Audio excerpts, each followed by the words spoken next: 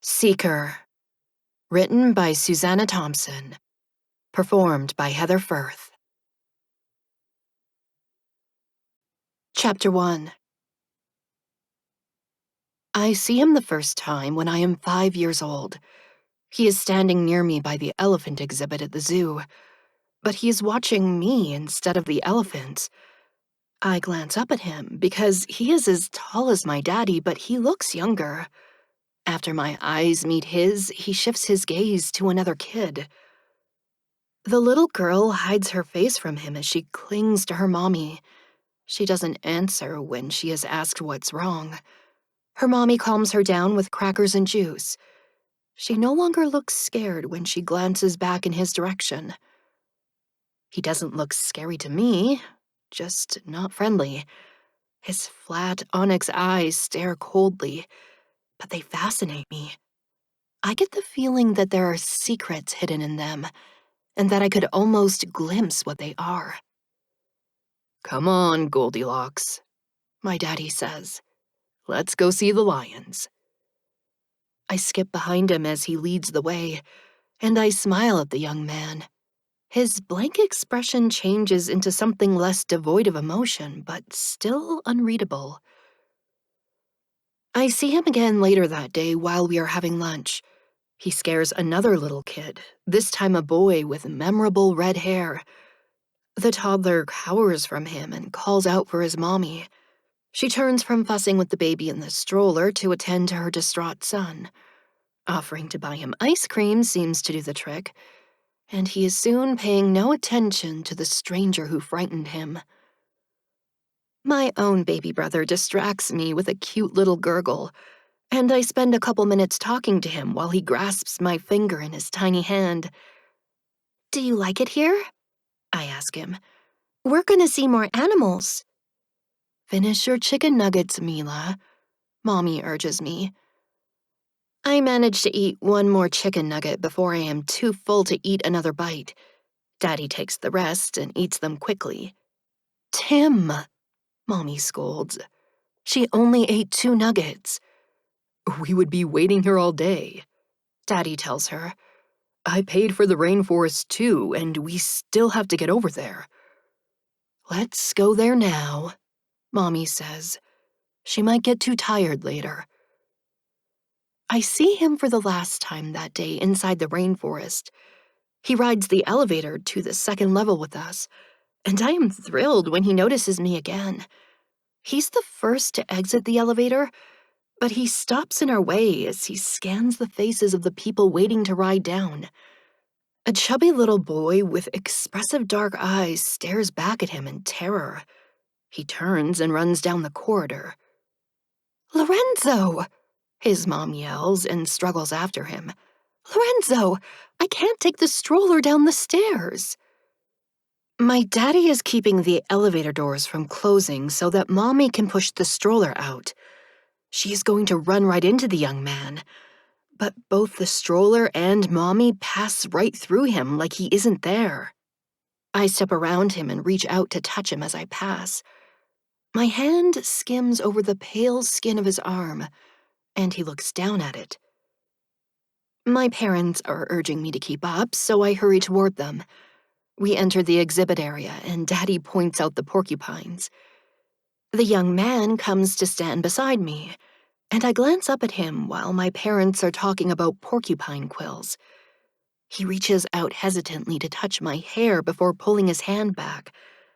Then he turns and walks back out into the corridor and out of my view.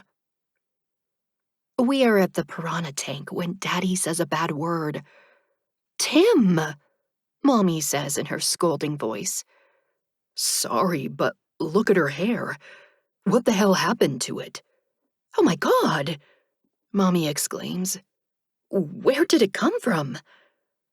I can't see what they're talking about, but they both look so upset that it worries me. "What, Mommy?" "Did somebody spill something on your hair?" Daddy asks me. "No," I answer. "I'll take her to the restroom," Mommy says. I see it in the mirror when she turns on the faucet. There's a small patch of black in my blonde hair. Mommy rubs water on it, but it doesn't wash off. We'll wash it out with shampoo when we get home, she tells me. The shampoo doesn't wash it off either. It must be dye, Daddy says. It'll fade away in a few weeks. I'd cut it off if it wasn't so high up on her head. Mommy sighs. I just can't imagine who would spill dye on her hair, and in such a small amount. There was no chemical smell either, so I guess it must be some kind of natural dye. I become bored with listening to them talk about my hair. There are more interesting things for me to think about, like the young man that people can walk through. I tell my mommy about that when she's tucking me into bed that night, but she thinks I'm pretending. I walked right through him, Mommy asks in her happy pretending voice. It's not pretend, I insist. He was really there. Yes, baby, she agrees, but I can tell that she doesn't mean it. Did you see him? I press. He was by the elephants too, and the porcupines. She frowns, and now she looks like she might believe me. What did he look like? His hair is this color. I point to where I know the patch of black is on my head. And his eyes, too. Her frown deepens. Was he holding anything? Like a bottle? No, I say. He wasn't holding anything. Did he say anything to you? Mommy asks. No, I reply. He just touched my hair. The expression on her face scares me. Touched it with what? With his hand? I tell her anxiously, worried that I did something wrong. Tim? She yells, and I begin to cry. It's okay, sweetie, she reassures me. We just want to know about the man. I'm too upset to go into all the details, so I don't say anything about him scaring the other kids. Everything except my hair goes back to normal over the course of the next week, until I see my parents looking anxious again. They ask me questions about how I'm feeling, if my throat hurts or if my tummy doesn't feel good. I tell them that nothing hurts, and they look relieved. Another week passes, and I happen to notice a familiar face in the newspaper. He was at the zoo, I exclaim excitedly, recognizing the boy with the red hair. Is he in a movie? Daddy folds the paper, and I can't see the picture anymore. He looks at Mommy. No, sweetie, she tells me. He's, sick. I wonder why he's in the newspaper if he's not in a movie. I've been sick before, and my picture wasn't in the newspaper. Then I think that maybe I didn't see it. Was my picture in there when I was sick? No, baby, Mommy replies, but her voice doesn't sound right. Then I see the tears in her eyes. It's okay. I don't care if my picture's not in there. Mommy feels really sad about it, though, because she begins to cry. It isn't until a few days later, when I hear my two teachers talking about it on the playground, that I realize the boy died. It looks like the third kid isn't going to make it either, my teacher says. I hope she pulls through, the other teacher says and sighs. It's so sad about the two boys, Lorenzo and the red-haired one. I always forget his name, poor little guy. The only connection they could find between the three of them is that they all went to the zoo on the same day. My niece was there that day too, and my sister is worried sick about her. I told her she would have been showing symptoms already. The kids that died were symptomatic within a week. What's so scary is that they don't know what it is, the other teacher declares loudly. Don't scare the children, my teacher admonishes. I drift back toward my friends on the monkey bars. They had all wanted to know why I had painted part of my hair black. I told them that it happened by magic. It wouldn't be until years later that I made the connection between everything that happened and the young man who had left his mark on me. The black patch in my hair never did wash out or fade. It had become a permanent part of me. What I didn't know was that I had also left my mark on him. Chapter 2. I see him again when I am 9 years old. My parents have left us with my grandmother while they are celebrating their anniversary over a long weekend. Justin is happily playing with Dad's old Hot Wheels cars on the living room floor, while I watch Wheel of Fortune with Grandma. I absently twirl a strand of my hair around my finger as I try to solve the puzzle on the TV screen. The black patch is something that nobody in my family talks about anymore. It spooks them, but they've had no choice but to settle into an uneasy acceptance of it. Mom did eventually try cutting it out after it failed to fade or even grow out. Although my hair grew longer, the dark patch remained on the exact same spot on my head. In desperation one day, Mom took the scissors to it and hurriedly threw it in the trash. "There," she said in relief. "It's gone." Dad came running into my room the next morning. When he heard Mom shrieking in horror, her hand shook as she pointed at my head in response to his panicked query about what was wrong. They both stood staring at my hair with fearful eyes, until I began to whimper in fear at seeing them so scared. "It's okay," Dad soothed as he moved to hug me. "You're okay." "Tim," Mom choked.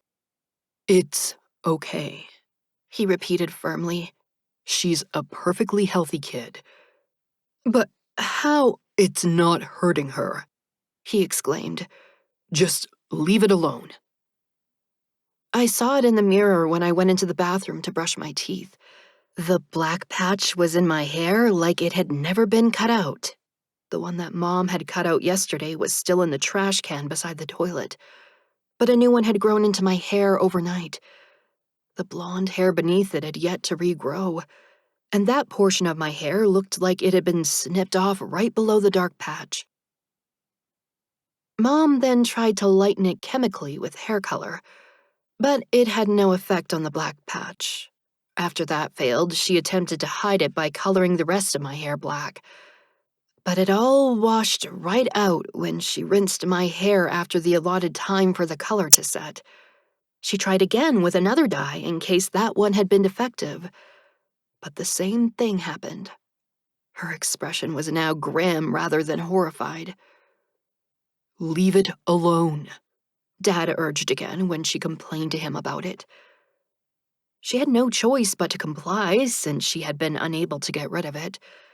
When people remarked on it, she just told them that I had wanted to do something unique and different with my hair. Unlike my parents, I liked the dark patch in my hair. Bullies made fun of me for it, but I thought it was cool. I'd also discovered that it was literally cool. We'd been sitting out in the sun watching Justin's t-ball game when I had found a cool spot as I touched my hot head. It was right there where the dark patch was. Knowing that the patch upset my parents, I didn't mention this new discovery to them. Their fear has faded over the years since the mysterious patch in my hair has had no effect on the rest of me. I'm a completely normal kid in every other way. Right now, I laugh in delight when Grandma's guess about the words in the puzzle turns out to be correct. "You should go on the show," I tell her, excited about the possibility of seeing my grandma on TV. "Too much trouble for these old bones," she says. "Can't be flying out to California. Not with this arthritis." I'm not sure what arthritis is, but it seems to prevent her from doing all kinds of fun things, like riding a bike and running around in the park. She walks slowly and has to sit down a lot. During this visit to her house, she seems to be even more tired than usual. A few minutes after our talk, I look over at her and see that she has fallen asleep. My little brother asks for juice, and I tell him that I'll get it for him. When I walk into the kitchen, I see the young man that I had seen one day at the zoo and never forgotten. My memory of him had been somewhat hazy, though. Seeing him before me again sharpens the details that had faded over time. His black eyes are still as impenetrable to scrutiny as complete darkness is to sight. They stare unblinkingly at my hair. My own eyes become transfixed by the sheen of his smooth black hair. I want to touch it and find out if it feels as silky as it looks. I am taller than the last time I saw him, but he still has to bend down so that I can reach his head as I lift up my hand to touch his hair. It is just as cool and silky as I had imagined, and I sigh at the luxurious feel of it. He straightens up and watches me with his expressionless eyes. I gaze at them searchingly, trying to glimpse the secrets hidden within them. The movement of his hand distracts me. As he raises his hand, my eyes travel over the length of his arm and notice a patch of color on his pale skin. It looks rosier and healthier than the rest of his pasty skin. He lightly runs his finger over the small hoop in my left ear. I got my ears pierced, I tell him. I was too little for earrings when you saw me before. He looks exactly the same as he did when I saw him at the zoo. He's even dressed the same as he was then, in black jeans and a black t-shirt. The boots he is wearing are also black. Is black your favorite color? I ask him. Mine is purple. I lift one foot to draw attention to my purple tennis shoes. I have a purple swimsuit, too. Do you like to go swimming? Mila? Grandma calls out before she enters the kitchen. Who are you talking to? She halts behind me, and I turn to see her staring at the young man. I trail off as I realize that I don't know his name. What's your name? I turn back and ask him. Leave her alone, Grandma demands in an anxious, panicked voice. He's not a stranger, I reassure her, because she's always warning me to stay away from strangers. I know him.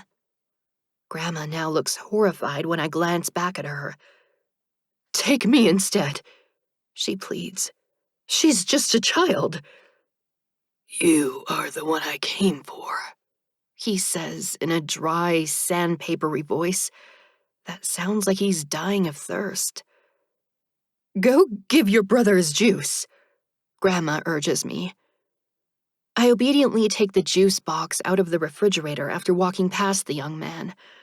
On the return trip, I try to walk through him, but I come up against a solid body. Why can't I walk through you? I ask in disappointment. Justin suddenly comes running into the kitchen and reaches effortlessly through the young man to grab the juice box out of my hand. It's not fair, I complain. Go back to the living room, kids, Grandma says in a tremulous voice. Justin hands the juice box back to me. Fix it. I puncture the container with a straw so that he can drink it. He takes a sip and rushes out of the kitchen with it. Mila, go. Grandma gasps, looking like she's about to collapse. Grandma! I hurry around the young man to help her over to a chair. She sits down heavily, clearly exhausted. Don't take me now, she pleads in a weak voice. They'll be alone. I'm not taking you anywhere, he rasps. With another inscrutable look at me, he turns and walks through the closed back door, disappearing into the darkness outside. After drinking the juice box I place in front of her, Grandma feels better. She's able to help Justin into his pajamas and tuck him into bed. Who is he? I ask her later as I'm getting ready for bed, too. The man in the kitchen. You don't know? Grandma questions me. You said you knew him. I then explain about seeing him at the zoo when I was little. She listens thoughtfully without getting upset about it like my parents did. Her eyes spark with understanding when I mention how he touched my hair. That's where it came from, she murmurs. But he didn't harm you. What does harm mean? I ask. Hurt, she tells me. It means hurt. No, he didn't harm me, I confirm, proud of saying the new word I had learned, but not thinking of the implications of her statement. His touch is...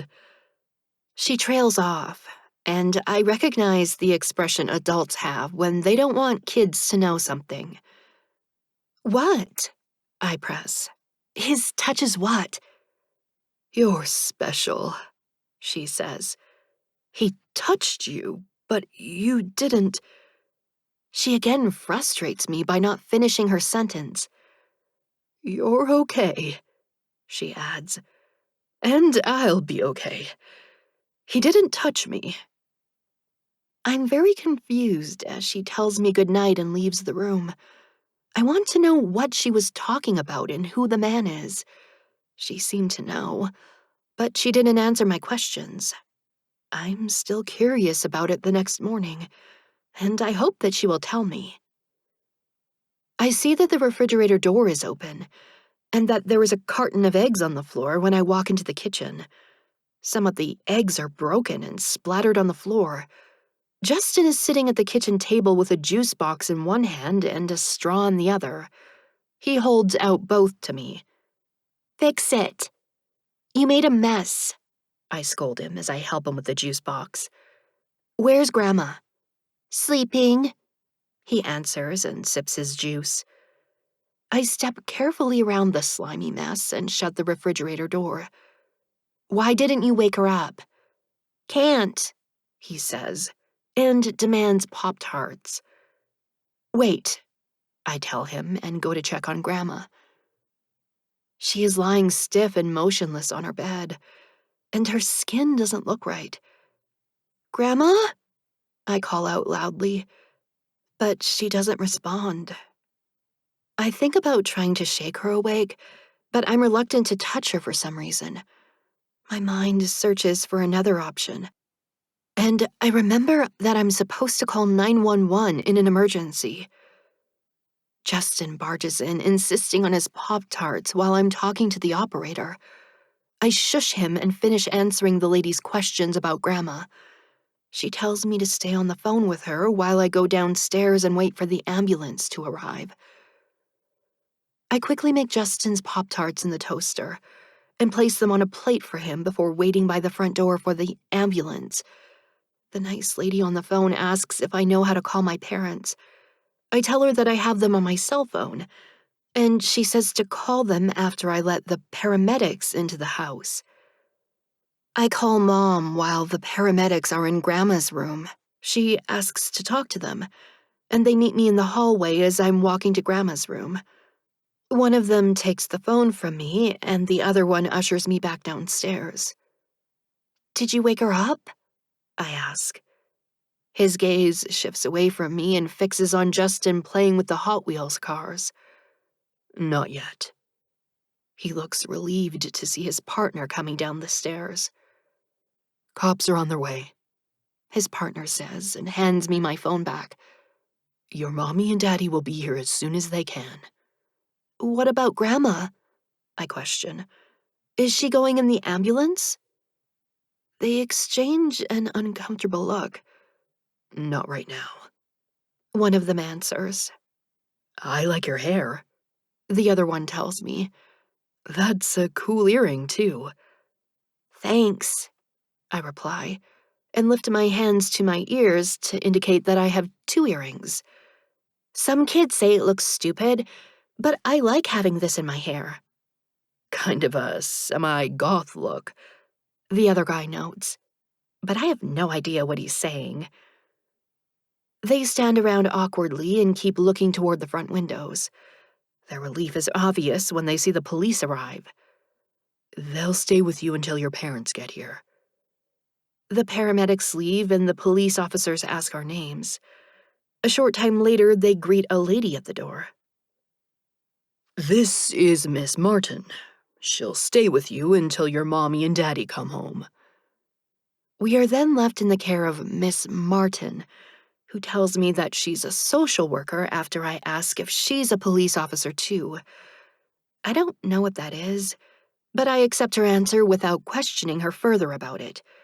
She's a warm and friendly person who smiles a lot at us.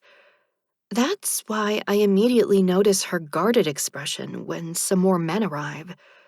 They're not dressed like paramedics, but they've brought a stretcher with them. She speaks quietly to them, then turns to us with a bright smile. I bet you haven't had breakfast yet. Let's go into the kitchen and I'll make you something to eat. Oh, I remember the mess in the kitchen. I forgot to clean it up. She coaxes Justin to come with her and follows me into the kitchen. I'll get it, she offers as I grab some paper towels. She crouches down and begins to mop up the broken eggs. What do you want for breakfast?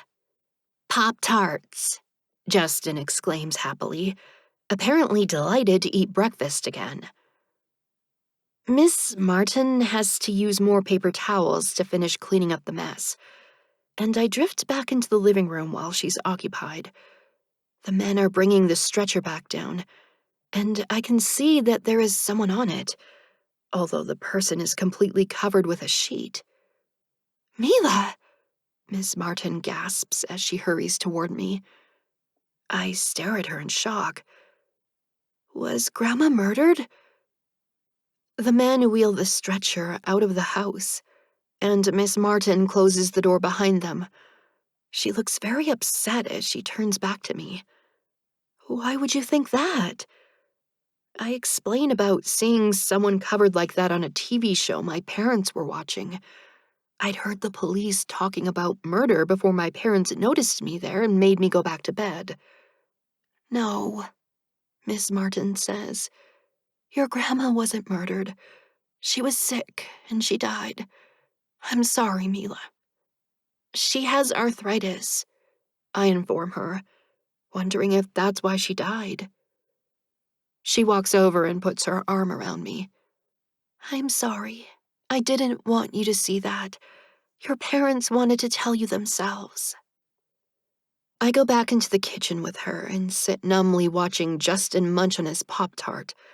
Miss Martin asks me what I want to eat, and I shrug.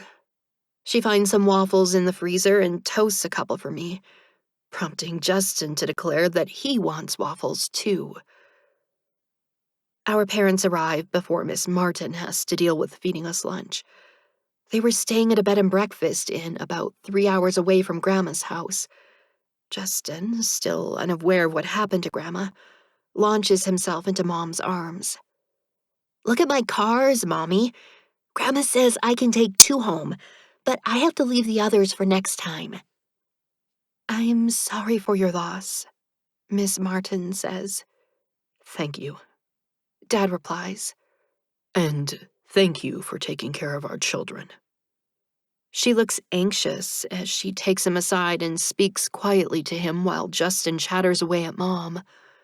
Dad glances at me as Miss Martin continues speaking to him. He nods somberly at her and says something to her in reply. We leave Grandma's house shortly after Miss Martin, and Justin is thrilled when we stop at a fast food restaurant for lunch. Most of our meal is eaten in silence until Mom notices my earring. Where'd you get that? She asks, pointing at my ear. I look questioningly at her. That earring, she says. Where's your other hoop? I'm still looking at her uncomprehendingly, and she gets up out of her seat and comes over to inspect my left earring. She takes it off and shows it to me. I reach out to feel the intricate black spiderweb design etched into the gold hoop, and I remember the young man touching my earring last night. "Where'd you get this?" Mom demands with a sharp edge to her voice. She's already upset, and I know that mentioning the young man will only upset her more. "I don't know," I tell her. "It was my regular earring when I went to sleep." She stares at me and then looks down at the earring in her hand. Then she pivots and drops it into her empty sandwich wrapper and crumples it. She's marching determinedly toward the trash can when I react. "No!" I yell and run after her. "Give it back!" She ignores me, and I begin to scream and carry on like I'm Justin's age. Dad jumps in to intervene, but she's already tossed it into the trash. "It's not fair," I shout. "Grandma said he didn't harm me." My rage withers instantly when I see the identical expressions of terror on my parents' faces. Justin breaks the creepy spell we're under. "I have to go pee, Mommy." Mom pulls herself together, but her voice breaks a little when she answers him. "Mommy will take you to the bathroom." Dad busies himself with cleaning up the rest of the trash from our table. "Grandma was old and sick," he tells me. "Arthritis," I say. "And other problems," he adds. Neither one of my parents ever asks me about what I said in the restaurant. When I am older, I realize that they didn't want to know. Grandma died without telling me what she knew about the man in her kitchen, so it would be a while before I found out who he was. Several days after Grandma died, I discovered that the earring was in my jewelry box. Whether it was the same one that Mom had thrown away or a magical replacement was something that I would never know. I knew better than to let Mom see it again, though, so I hid it in a sock at the back of my sock drawer. I'd often take it out and admire it when I was alone in my room. Unlike my dark patch of hair, the earring was not cool to the touch. Running my finger over the tiny, thin lines on the gold hoop caused my skin to tingle in an oddly pleasant way. Grandma had mentioned the young man's touch, and I wondered about it. Would his hand feel cool on my skin like the patch in my hair, or tingly like the earring? I hadn't thought about him that much after I saw him at the zoo. After his appearance at Grandma's house, though, he began to seep into my thoughts more often. Chapter 3. 5 more years pass before I see him again. I am 14 years old by then, and no longer a clueless child. Patterns are becoming clear in my mind, and the circumstances of our next meeting confirm them to me. We are visiting my uncle in the hospital after the removal of a tumor from his abdomen. Mom is very worried about her brother and about whether all his cancer is gone. I am deemed old enough to go see him with my parents. My little brother is on a playdate at a friend's house. He knows that Uncle Dave had an operation, but he doesn't know about the cancer. Uncle Dave smiles when we enter his room, but it's not his usual big, happy smile. He is normally an energetic man with a booming voice, but his illness has weakened him.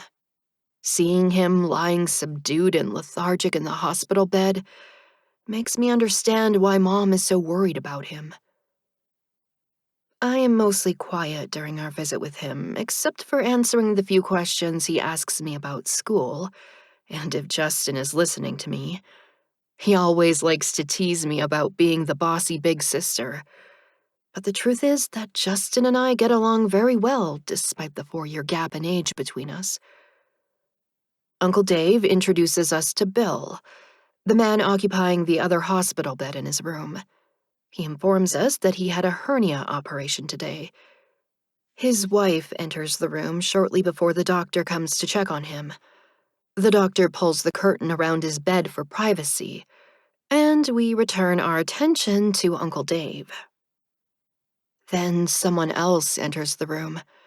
I recognize him immediately, and he also pauses to take a lingering look at me.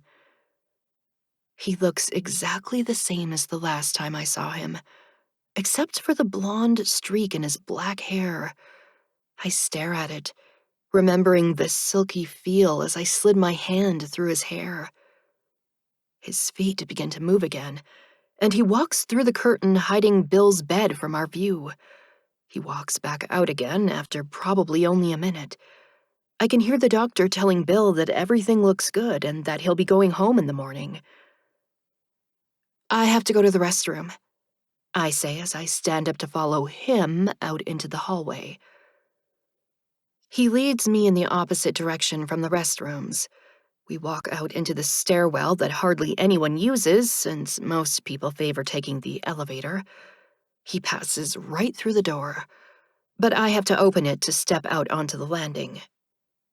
"Who are you?" I ask. He simply regards me in silence. "How did Grandma know who you are?" I question. "They always know," he replies in his horribly strained, parched voice. "Did you kill her?" I demand. "And those kids at the zoo? Is that why they were so scared of you?" "No," he answers. "It was their time."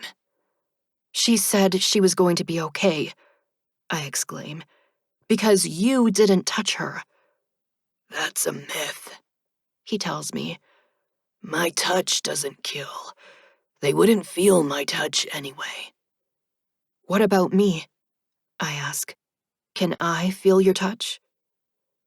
He begins to reach out toward me, but then lowers his hand. "I shouldn't." "Why not?"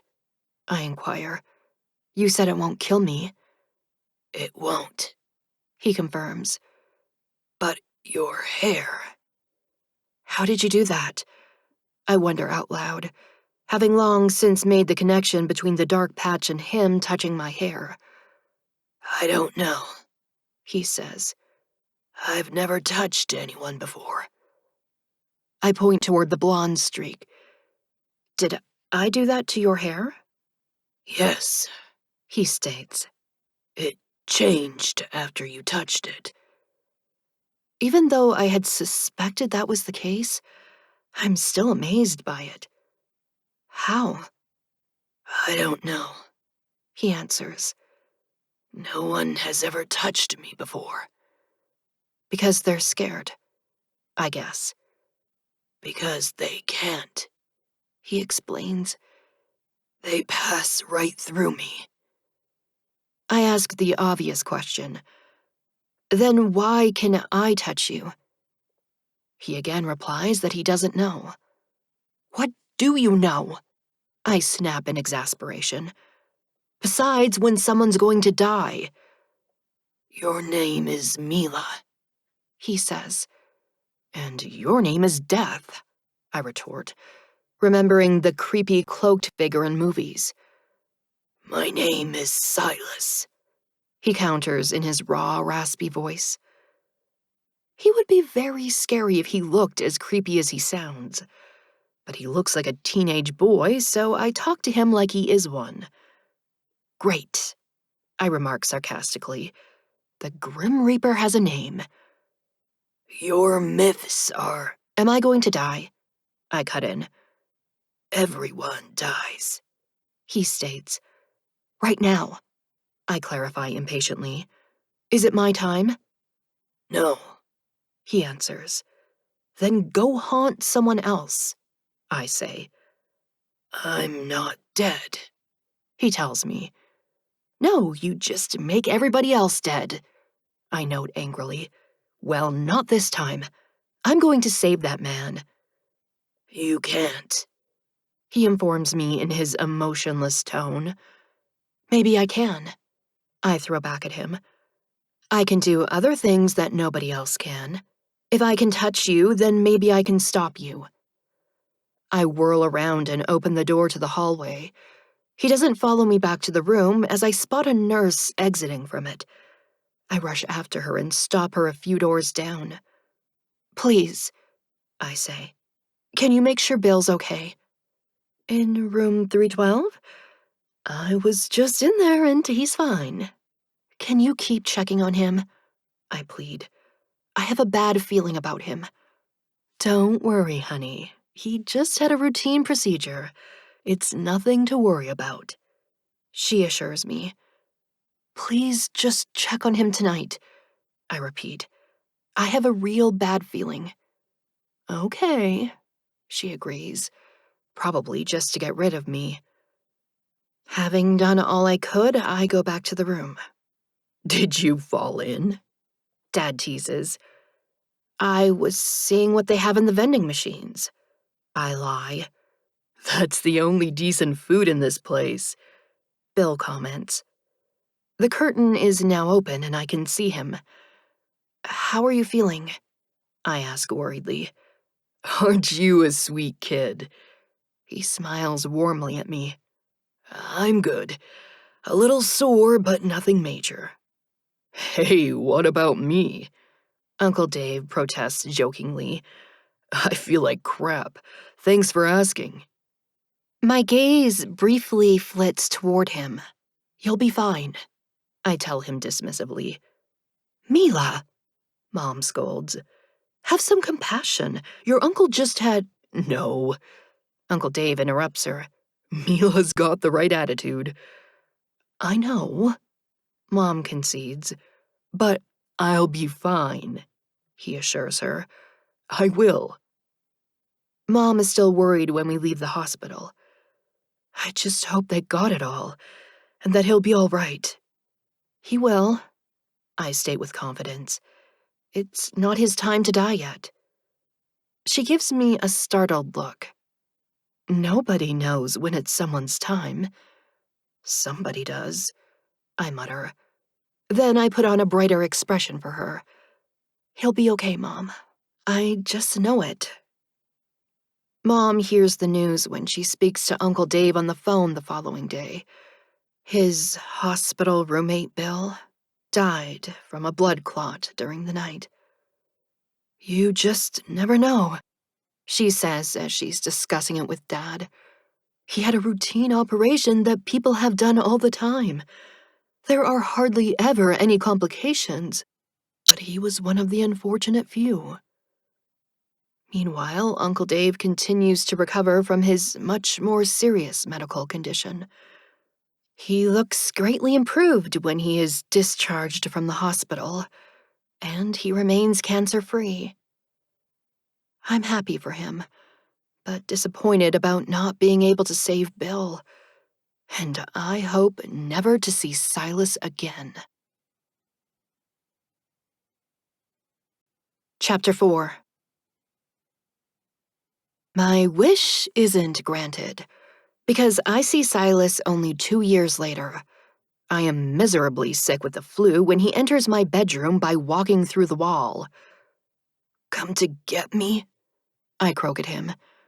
"I have no reason to be here," he says, his voice sounding even worse than mine. I am in no condition for sarcasm, but I make a weak attempt. "Just catching up. I got my driver's license last month. How have you been? Kill any more people?" "I don't kill people," he states. "They would die regardless of my presence." I gingerly wipe my nose with a tissue.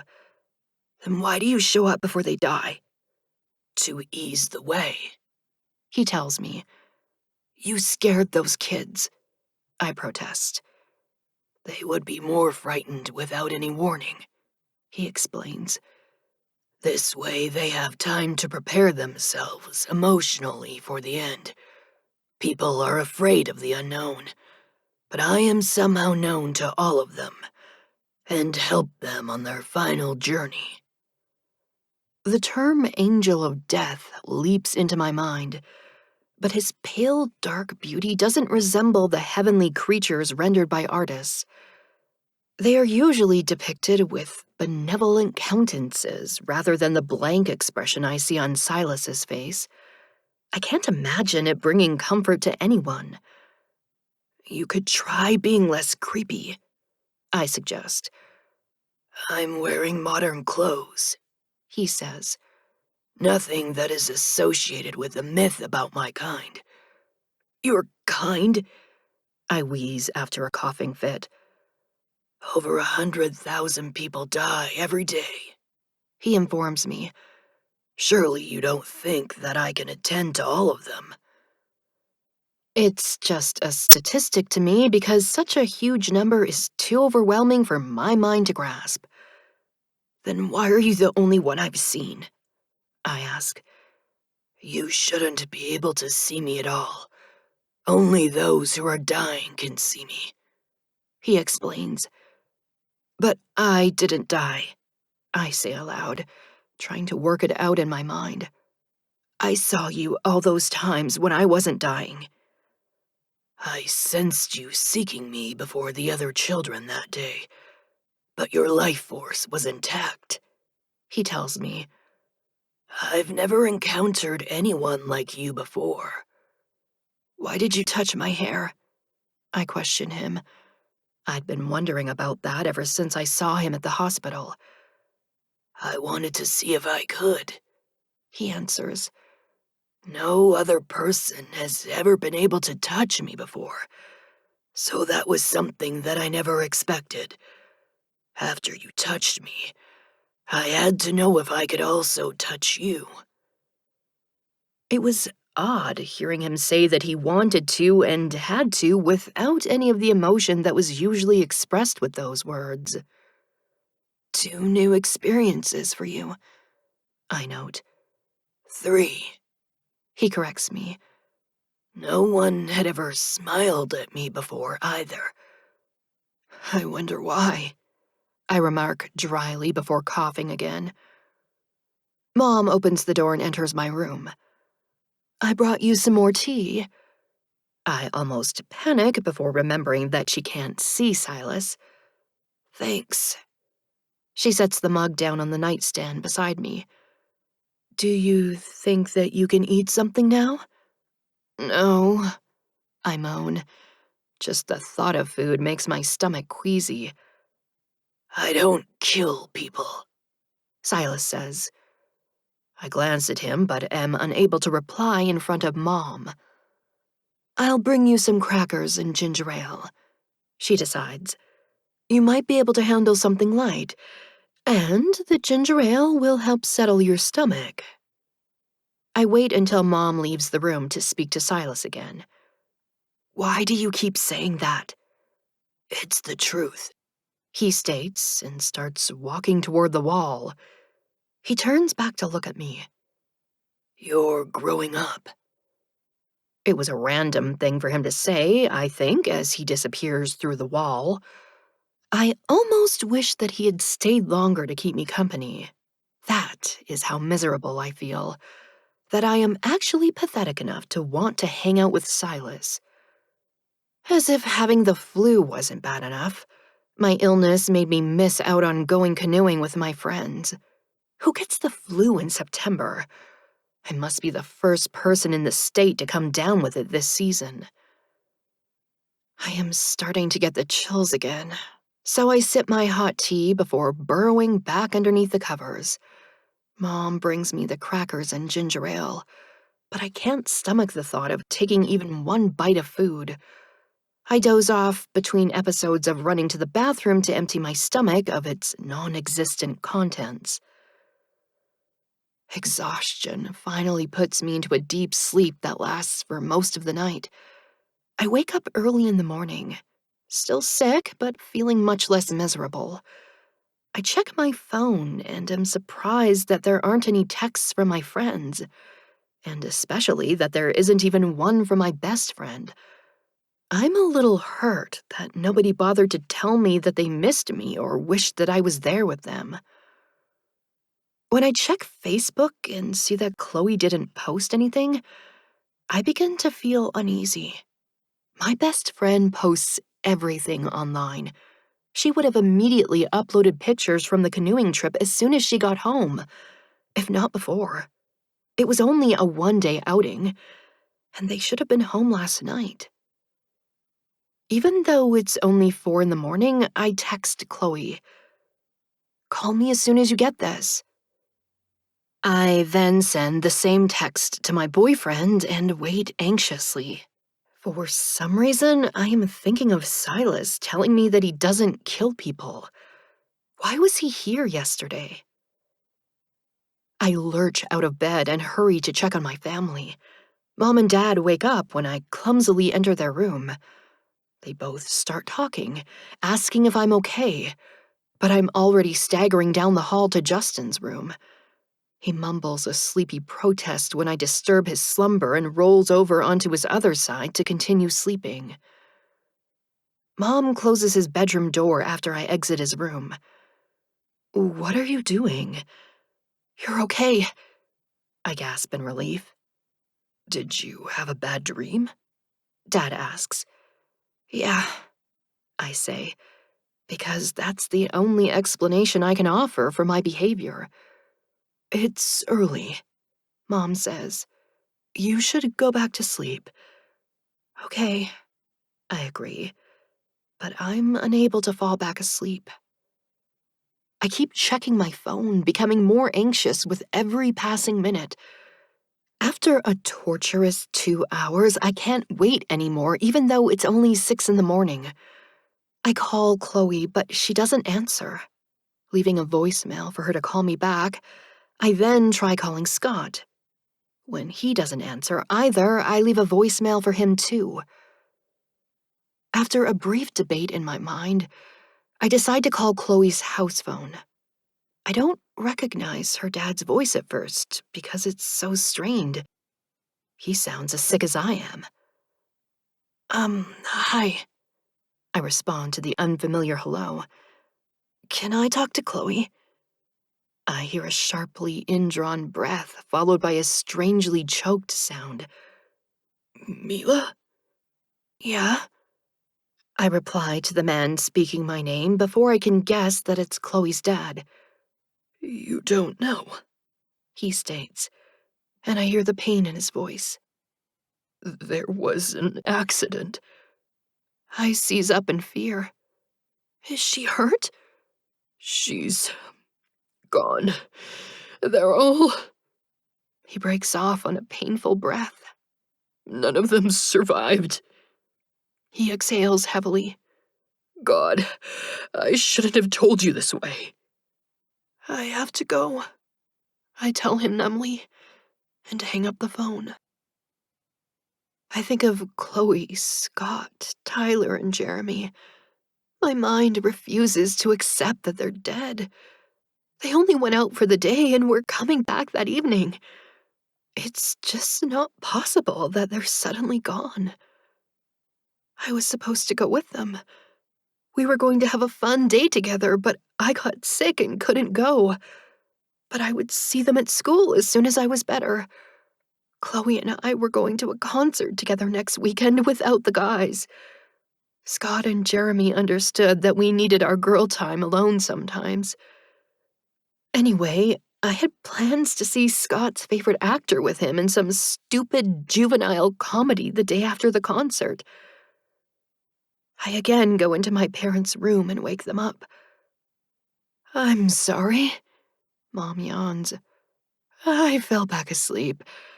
Do you want me to make you some breakfast?"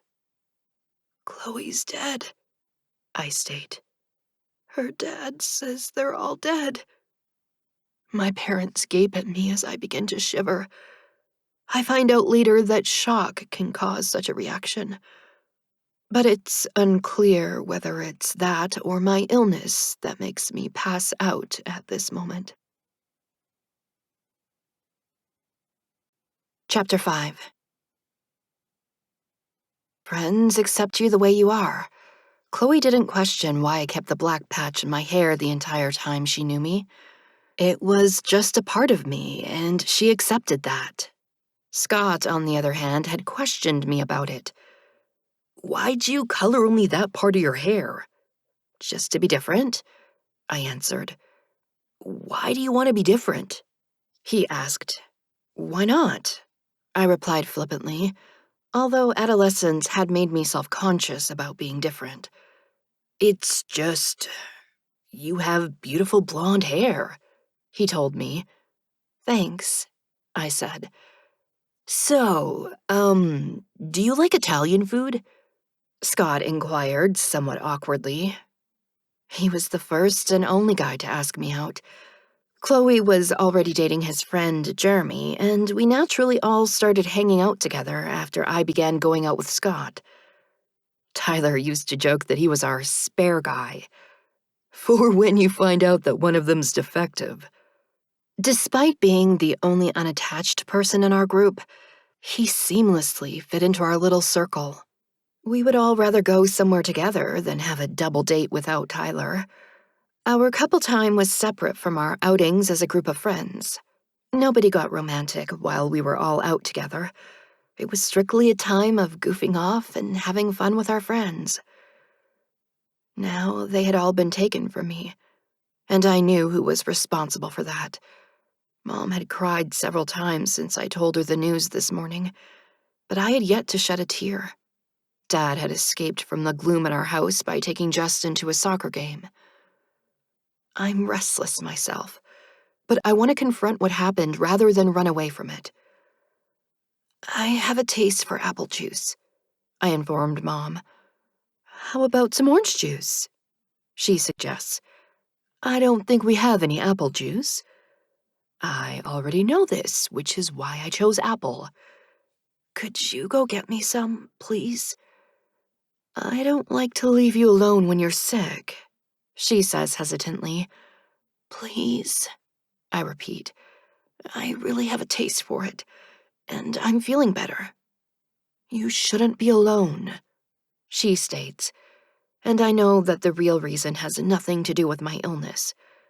Please, I beg. It won't take long, and I'll be fine until you get back. Please, Mom. She finally gives in. I'll be right back, she assures me. I listen as she goes downstairs and hurry into our parents' room after I hear the front door close. Watching through the window, I wait until I see her car pull out onto the street. Silas! I yell. Get your creepy ass over here. He walks into the room from the hallway. I am startled to see him since I hadn't really expected him to show up. His pale face looks different, somehow appearing to be sickly and haggard. Did you get the flu for me? I wonder. I don't get sick, he tells me. His voice always sounds horribly strained, so that's not a symptom of his illness. Dismissing his appearance, I explode in outrage. You killed my friends! I don't kill people, he says. I could have warned them, I exclaim. They got killed on the way back. I had found this out by reading about the accident on my computer. Their names weren't disclosed in the article, but I knew it was them. There was still time for me to warn them when you were here, but you didn't say anything. You knew they were going to die, and you didn't tell me. He doesn't deny it. It would make no difference, he states in his emotionless voice. If they avoided the accident, they would have died in some other way. It was their time. You don't know that, I insist. I could have tried to save them, but you didn't give me a chance. Those with premonitions of their deaths have tried to prevent them, he explains. A woman knew that she would drown, so she shunned swimming. When her time came, she drowned in her bathtub after a medical condition rendered her unconscious.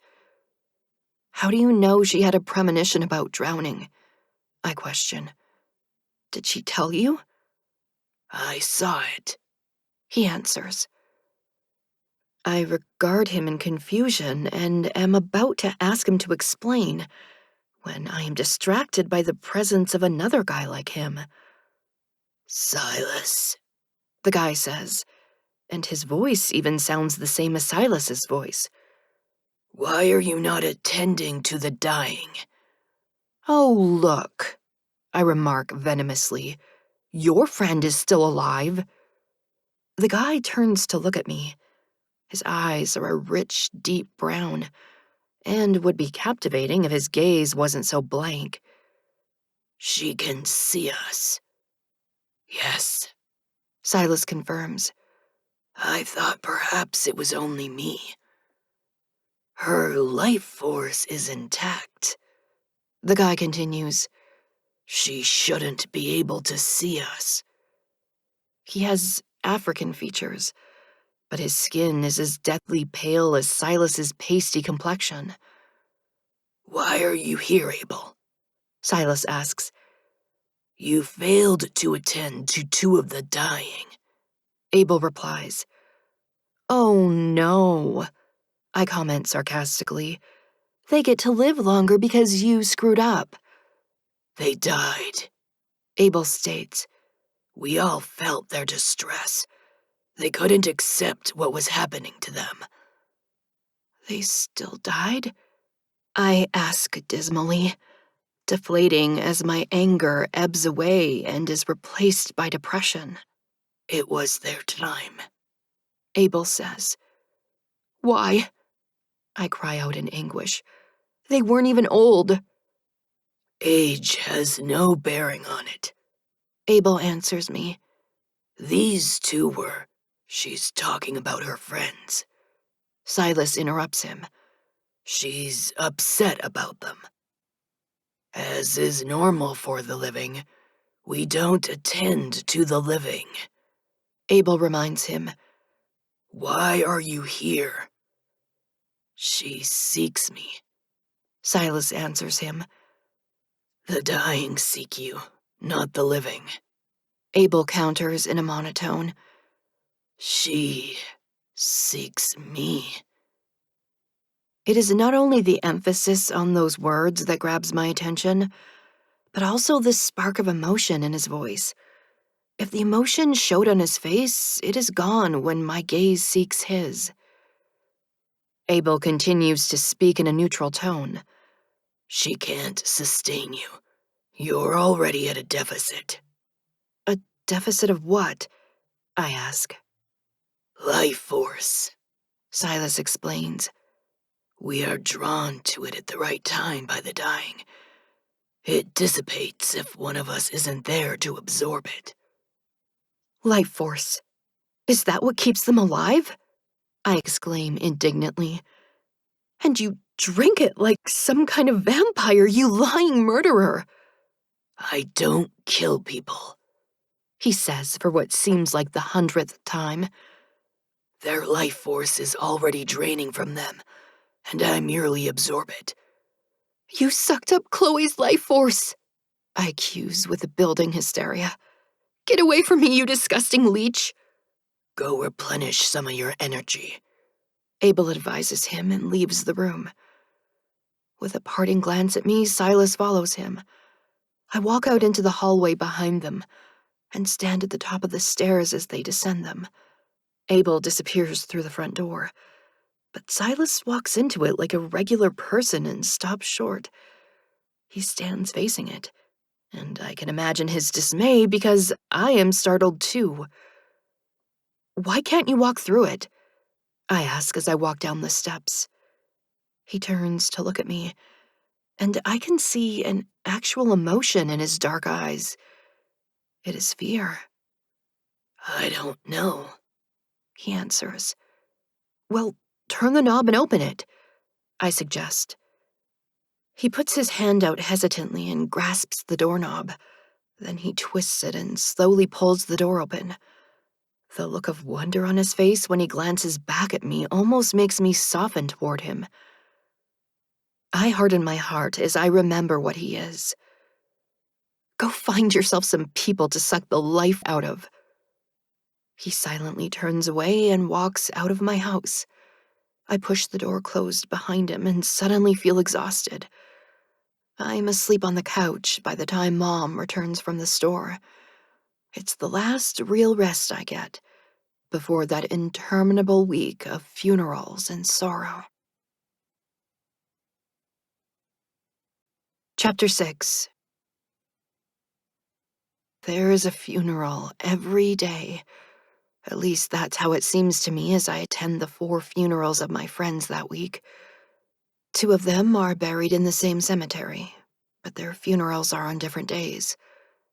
My tears flow freely now at this irrevocable proof that my friends are really dead. I missed the final time that I could have spent with them, and now I will never get another chance. The absolute worst part was losing Chloe. We had been friends since middle school, and I was closer to her than I had been with the guys. Scott was my boyfriend, but I didn't know him as well as I knew Chloe. Maybe it was just easier to connect with girls. Just the fact that we were female meant that we had common experiences in our lives.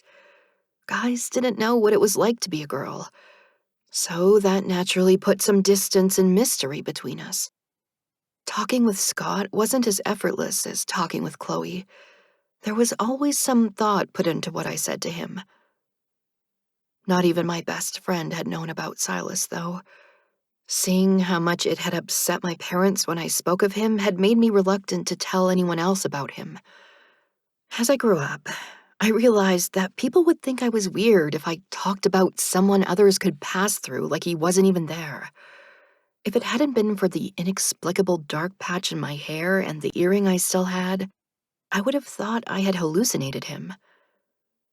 Now that I had seen another of his kind, and had more confirmation that only the dying were supposed to be able to see them, I wondered why I could see them at all. Mixed in with my grief and guilt over having escaped death while it had claimed my friends, was fear and worry over what made me different. Silas said that nobody had been able to touch him before. He wasn't human, and his touch had left a mark on me.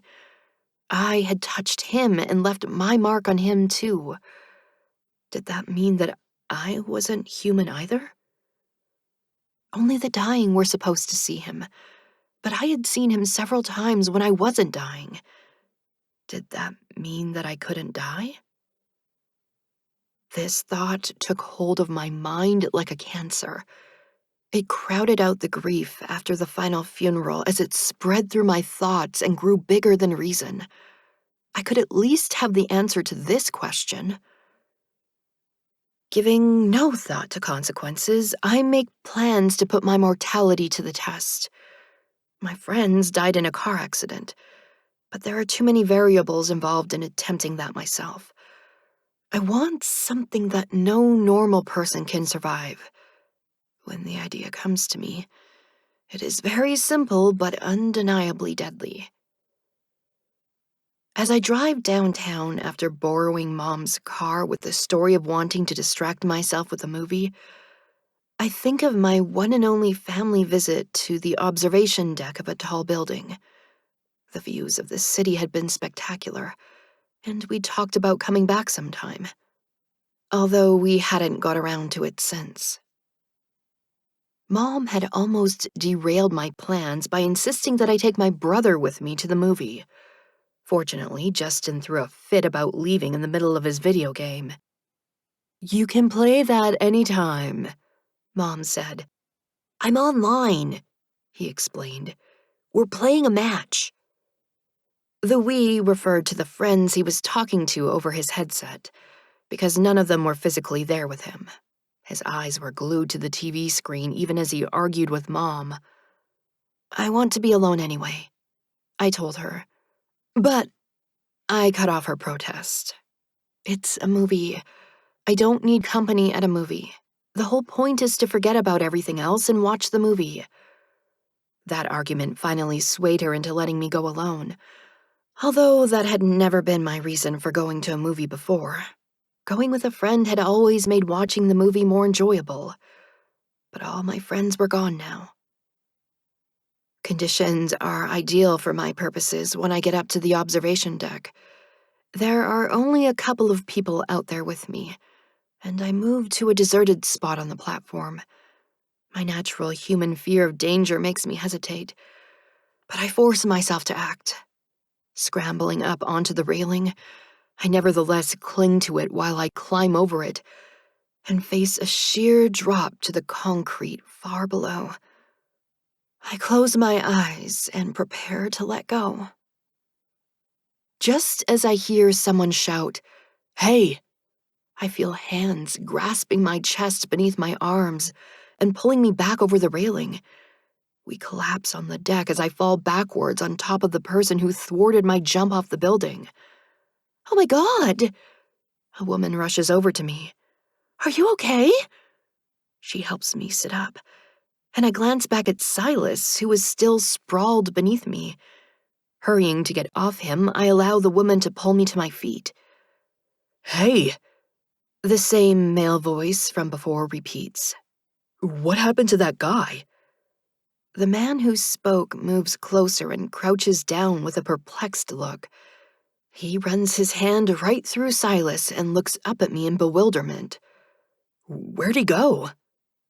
I realized that he must have seen Silas grab me, but he was unable to see him now. "He's a magician," I make up on the spot. "You mean that was all part of some magic trick?" the woman asks in outrage. "You scared me half to death. I thought you were going to jump." "Sorry," I tell her. "We were testing out a new act." "That was amazing," the man exclaims enthusiastically. "I still can't figure out how he disappeared like that." Silas is now standing beside me, so I begin to walk toward the entrance to the building. "Hey," the man calls after me. "I want to see your show. What's that guy's name?"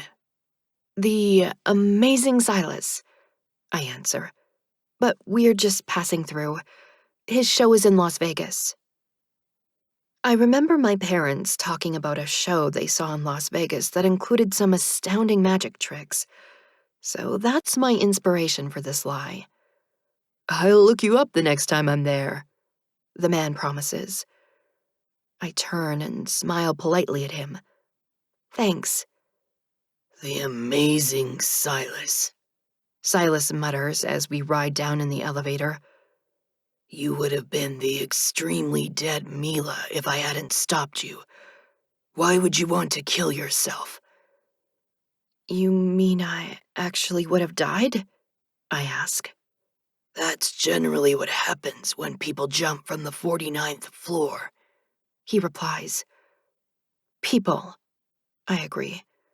"But am I a person?" Silas looks at me with what can only be described as a startled expression. What else would you be? "I don't know," I say. "But only the dying are supposed to see you. So I thought that maybe I can't die." So you decided to bet your life on that theory? He states angrily. The doors open and another person enters the elevator, preventing me from continuing the conversation with Silas.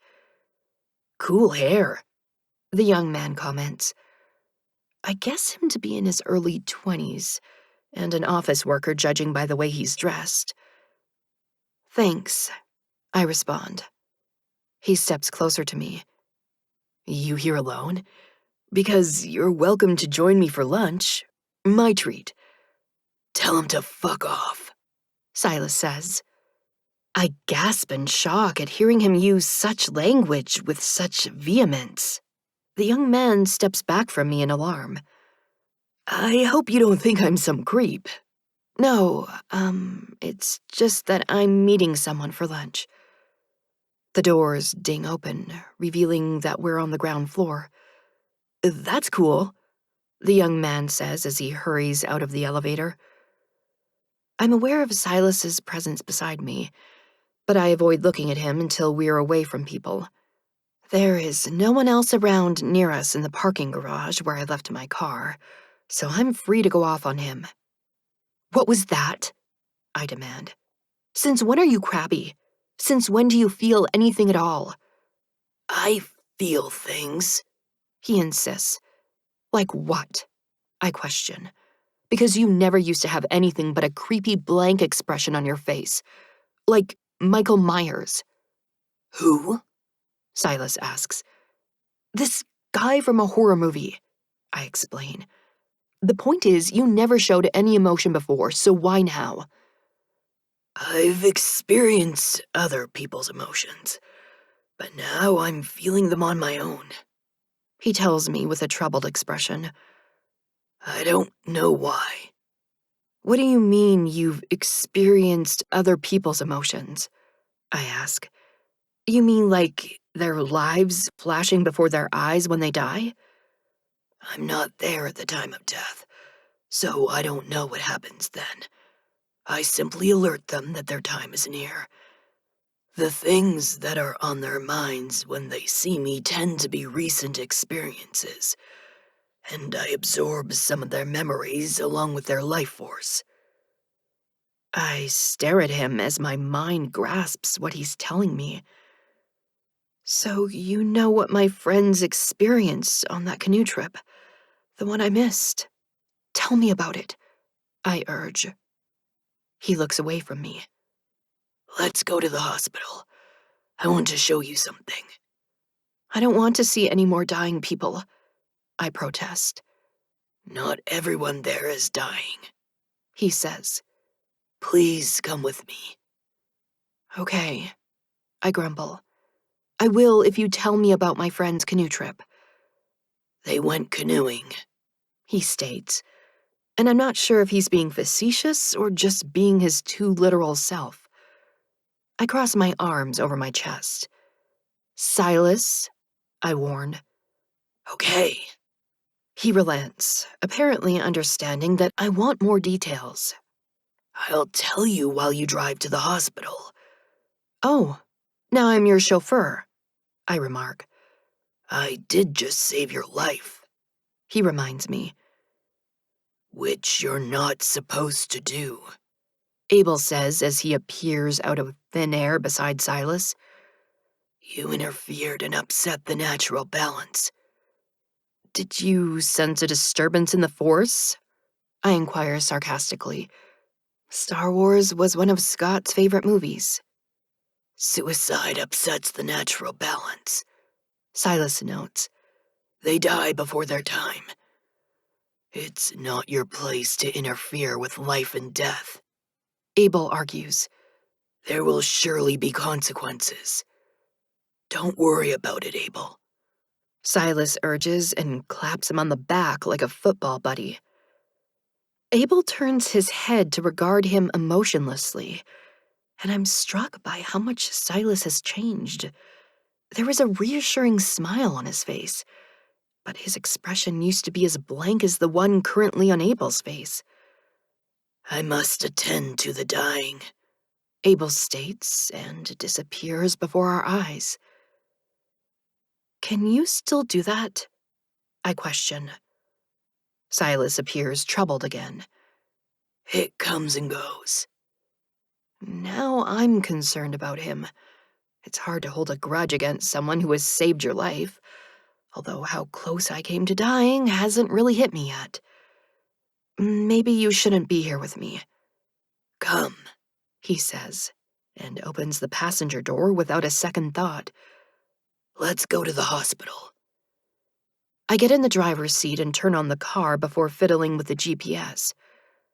I know where it is, Silas tells me. It must be one of your favorite hangouts, I comment, but I don't really feel like giving him a hard time anymore. So, tell me about my friends, I prompt. He begins to speak as I drive around the parking garage toward the exit. I listen as he describes the canoe floating down the river, the feel of the water when the canoe overturned, the warmth of the campfire, the taste of food and beer. He intersperses those descriptions with directions to the hospital. I didn't know you could feel everything like it was happening to you, I say after he finishes. That's what memories are, He notes. I thought it would be like watching a movie of someone else's life, I explain. I've never watched a movie, He says. His statement makes me realize how little I know about his life. What do you do when you're not, you know, doing your job? I'm not employed. He tells me. Stop being so literal, I admonish him. I mean, when you're not attending to the dying. You know, when you're taking a break. I'm always attending to the dying, He states. Always? I ask incredulously. Like, that's literally all you do? People are always dying. He says. Yeah, I agree glumly. Hearing about the fun my friends had on their last day was bittersweet, but the conversation has ended on a depressing note. Silas's entire existence seems to be depressing, and I wonder how he can stand it. We ride the rest of the way to the hospital in silence, until he directs me to turn from the main street onto the hospital access road and into the visitor parking lot. I follow him into the hospital, and he walks right through the revolving door while I have to walk slowly as it revolves me into the lobby. Then we stand inside doing nothing. I wish I could take you up there with me, but it's a secure wing. We'll have to wait here for them to come down. He glances at the clock on the wall behind the information desk. It shouldn't be long. Since there are people around, I can't respond to him or ask him any questions, so I wait impatiently to see what he wants to show me. Despite what he said, we wait a full 20 minutes before he points out a nurse pushing a woman in a wheelchair. I smile when I see the tiny newborn in her arms. People die every day, Silas says. but people are born every day too, Mila. This is the circle of life. I watch the mom and her baby until they are wheeled out the revolving door by the experienced nurse. When I look at Silas, he gestures for me to go out the same exit. This time I lead the way and catch another glimpse of the baby being put into a car seat by the dad. Silas then tells me to go home before he heads back into the hospital. I don't need to ask what he's going to do there now, and I turn resolutely away from him to return to my car. It's not until I get home that I realize something that should have registered right away. The man on the observation deck saw Silas for an instant, but he didn't react the way the dying usually do when they see him. I'm now desperate to know if the man was dying, or if he's someone like me. Chapter 7. I have no way of finding out who the man is or where he lives, and I don't have the option of going back to the observation deck every day on the slight chance I might encounter him there again. In desperation, I call out to Silas. I'm alone at home since I refused to go to church with my family. I didn't feel like praying to God after he took all my friends away. Mom had started to argue with me about it, but Dad had convinced her to give me more time. Like time would change anything. Time couldn't bring back my friends. Silas appears right in front of me after I call his name, and I jump when he scares me. Geez, give me a little warning next time, I snap at him. You called for me, He says. Yeah, I acknowledge. But you didn't have to pop out right in front of my face. I should approach you from behind? He questions. You're so damn literal, I complain. Never mind. I need to ask you something about the man on the observation deck yesterday. Do you remember him? Yes. He states. Was he dying? I ask. No. Silas replies. I smile in amusement at his one-word answers. Give me a chance to get a word in, I joke.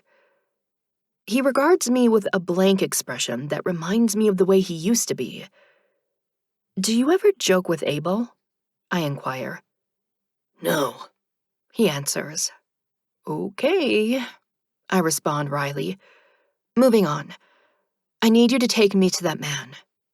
I can't, He says. Why not? I question. he's not dying. He tells me. Good, I remark. Then he's like me. I want to talk to him and find out if he knows anything about why we can see you. He's not like you. Silas states. But he saw you, I exclaim. Only for an instant. He reminds me. You always see me. I still want to talk to him. I insist stubbornly. Take me to him. I can't, He repeats. I don't know where he is, and I can't find him if he's not dying. But you always find me, I comment in disappointment. Somebody has to know something about this. I can't be the only one who's like me. Even you have someone who's like you, I have never met another like you. he says. That makes me wonder how old he is. He looks like a teenager, but he's looked that way since the first time I saw him. How long have you been around? When were you born? I don't remember. He replies. You don't remember when you were born? I question. I don't remember a time before man. He answers in his straightforward way, but his literal answer astounds me. You mean humans? I ask in disbelief. You're saying you've been here the whole time, since the beginning? Yes, He confirms. But what about your parents? I query, still unable to grasp the impossible thing he's telling me. I have no parents. He states. Everyone has parents, I exclaim in desperation and fear. I have a creator. He tells me, and I know he's talking about God. I did once imagine him as the angel of death, but I still can't accept this. No, I pace away from him in my agitation.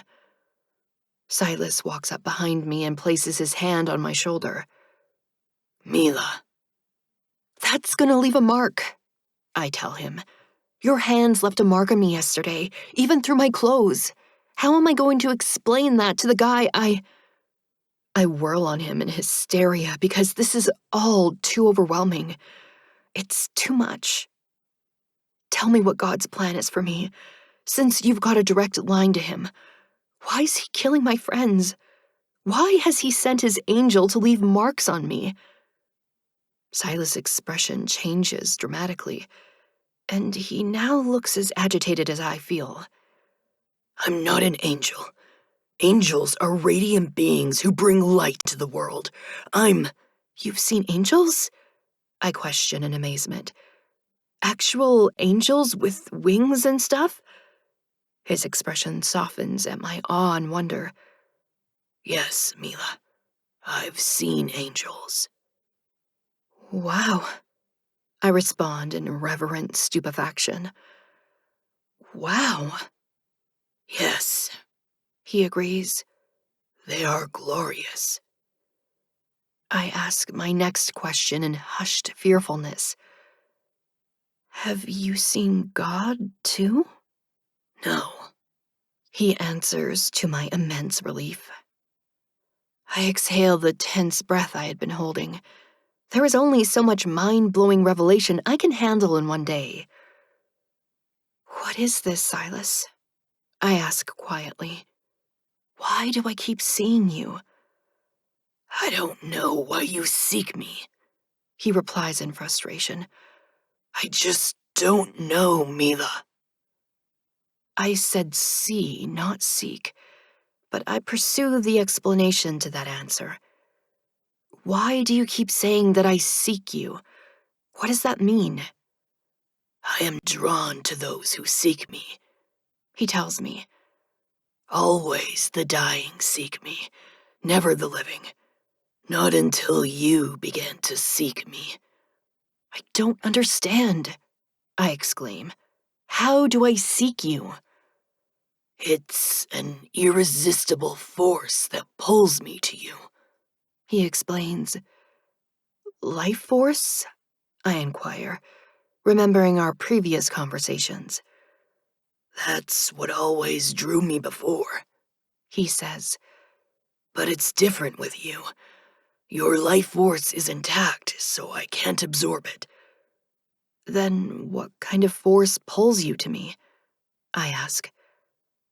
I don't know, He replies. but it's stronger than life force. I respond with a startled question.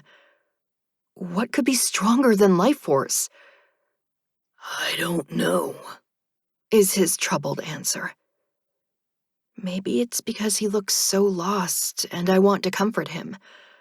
Or maybe I'm seeking comfort myself, and talking hasn't helped. Whatever my motivation is, I put out my arms and move closer to him. He stands unresponsive and uncomprehending until I direct him to give me a hug. His arms raise slowly, but I step into them without hesitation and wrap my arms around him. He feels solid and real and human in that moment, and I'm steadied by this seeming normalcy. It's a long, comforting hug that I finally end when I realize that Silas has never hugged anyone before, and has no clue about the normal duration of a hug. I gasp when I pull back and see his face. He follows me as I rush to look at my own face in a mirror. I grasp the bathroom sink as I sag in relief after staring at my reflection and seeing that I still look the same. Silas stands behind me and gazes at himself. He now has one blue eye that exactly matches the color of my blue eyes. How do you have a reflection? I inquire in a surprisingly normal voice. Wouldn't people see it? They don't see me. He states, seemingly unperturbed and unconcerned by his altered appearance. What is happening? I suddenly exclaim. I don't know. He answers calmly. You would think that someone who's been around as long as you would know something, I remark, and I'm on the edge of hysteria again. Silas makes me gasp again when he swiftly pulls up my shirt. No marks this time.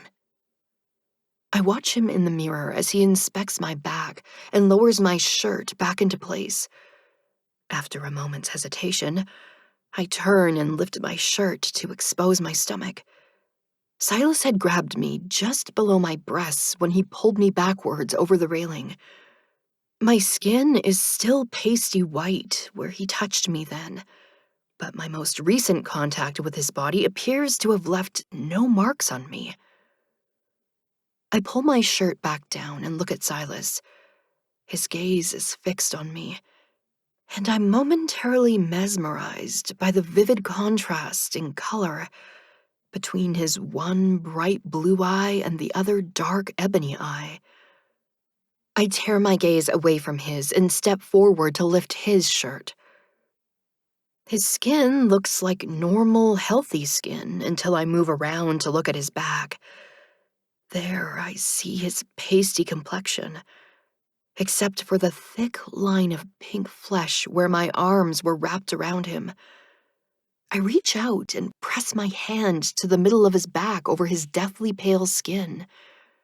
When I pull my hand back, there's a perfect handprint of healthy color left behind. I drop his shirt like it's a hot potato and back away from him.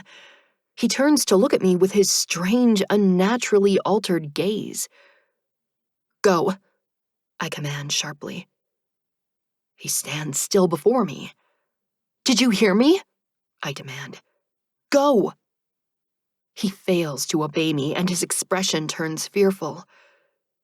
I can't, He tells me.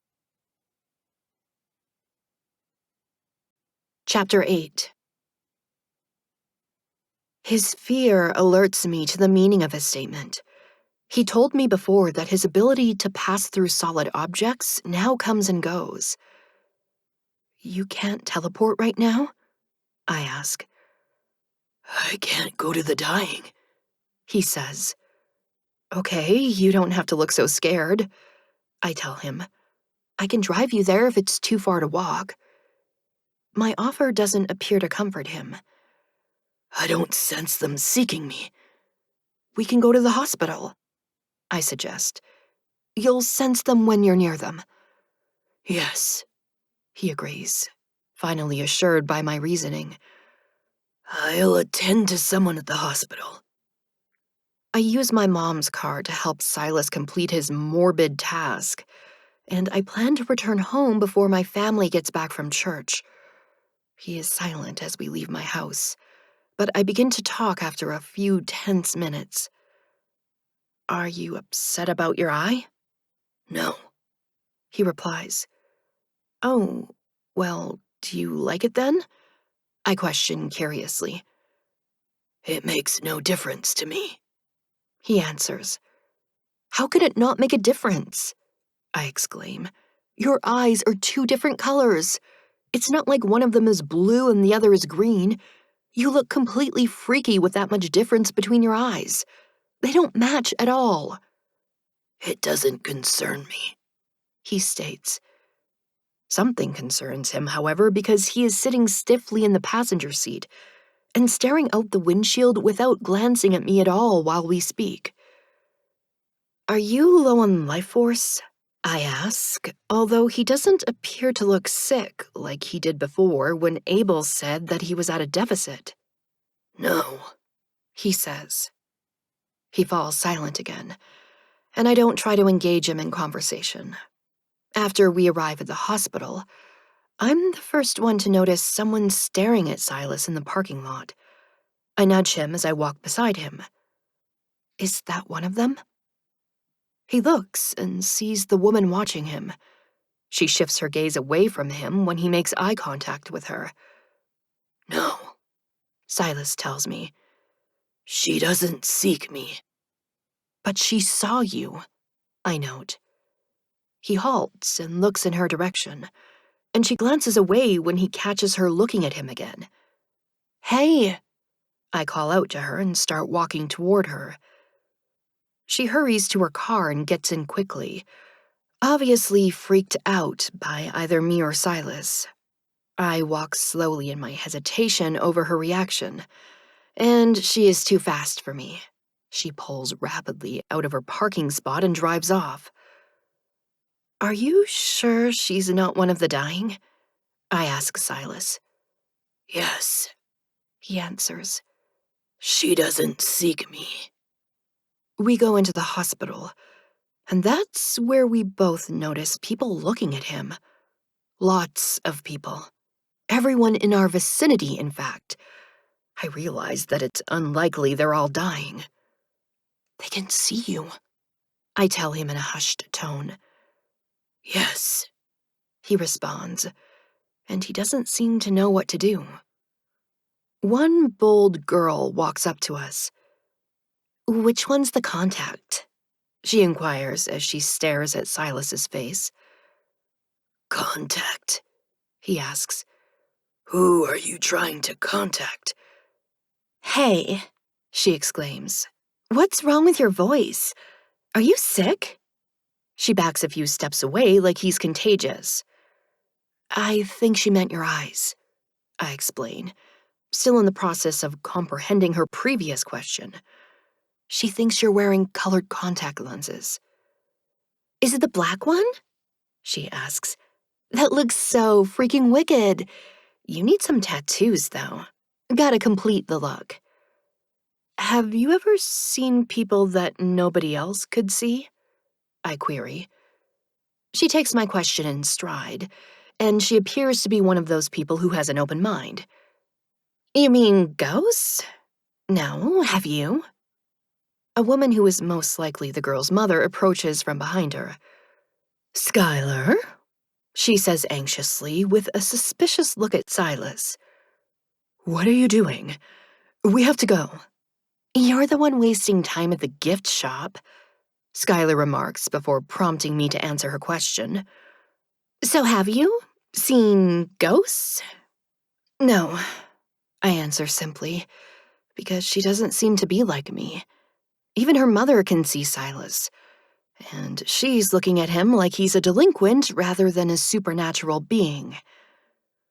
The woman guides her away from us, but Skylar has lost interest in us anyway. Why can everybody see you? I wonder as I glance at Silas. He's even more upset than he was at my house. I can't sense them seeking me. I step closer to him so I can speak quietly to him.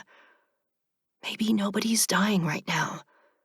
Somebody's always dying, He exclaims in a too loud voice that draws even more attention to him. I can't sense anyone anywhere. Keep your voice down, I command sharply, but he's already moving toward the exit. I follow him outside as he walks quickly until he comes to a stop beside my car before beginning to pace in agitation. Abel materializes in front of him, but Silas walks right through and ignores him. I told you there would be consequences, Abel says. What's happening to him? I ask. Is he low on life force? Who are you talking to? Silas questions as he approaches me from several feet away. It's Abel, I tell him. Can't you see him? Just then, Abel answers my question. His life force is intact. That's good, right? I query before gasping when I glance at Silas. What? Where's Abel?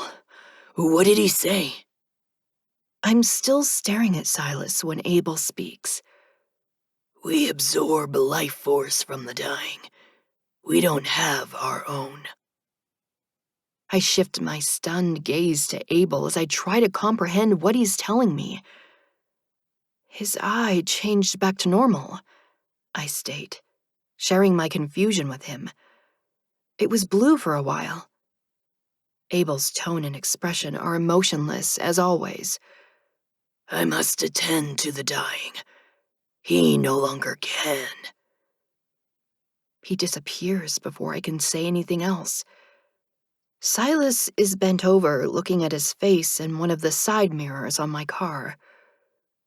It did change back, He notes as he straightens and turns toward me. I realize then that his voice sounds different. It's no longer dry and strained, but a deeper, more masculine voice.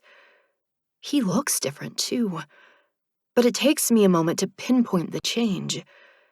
His face is no longer deathly pale, and he now looks like a normal guy. The blonde streak in his dark hair is gone, too. Ask Abel why I can't. He's gone. I cut in. What did he say?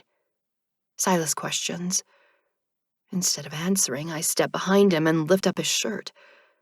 My handprint is gone, and the skin on his back is an unbroken, normal flesh color, instead of the pasty skin tone he previously had. I run my hand over it, but Silas flinches away from my touch. I lose my light grip on his shirt when he moves quickly forward and turns to look at me. Don't do that, he says. Did I hurt you? I ask worriedly. No, He replies. It, tickles. He shifts his gaze to the ground. The statement seems odd coming from him, but his behavior is unlike him too. I'm used to him looking directly at me when he speaks, but now he seems almost uncomfortable around me. What did Abel say? Maybe it's the voice that's throwing me. He sounds so different from his normal self that it's like listening to another person speak. It's like listening to... Oh my God, I exclaim. He now looks directly at me with concern. What? You're a guy, I say. You're a real guy. He stares at me with no comprehension of what I'm telling him. Abel said that your life force is intact, I explain. Now realization shows on his face. No, He protests in contradiction of his understanding. it can't be. That's why everybody can see you, I tell him with growing excitement. You're a real person now. He appears horrified rather than amazed by this discovery. That cannot happen. I'm not a person. You are, I insist. Abel told me you can't attend to the dying. How can this happen? Silas exclaims in agitation. He didn't tell me that, I reply. You know how Abel is. I hear my ringtone and pull my phone out of my purse. Mom, I inform Silas before answering it. I lie to her that I got hungry and drove to McDonald's. She yells at me for taking her car without permission and orders me to come home immediately. Sorry, I say to Silas after she angrily ends the call. I've got to go home. As he stands there silently looking at me, I realize the problem. What are you going to do now? He regards me with the most lost expression I've ever seen. I don't know. Chapter 9. He has no parents, no home, nowhere to go. Maybe you can go to a homeless shelter? I suggest. But I don't really want to leave him on his own. Yet what else can I do? I can't bring him home with me. I don't know how to live in this world, Silas says in despair. People will help you, I assure him. They take care of kids who don't have parents.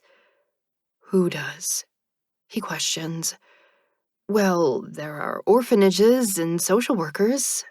Yeah, I say as I remember the social worker from when my grandma died. A social worker will help you. Where do I find one? He asks.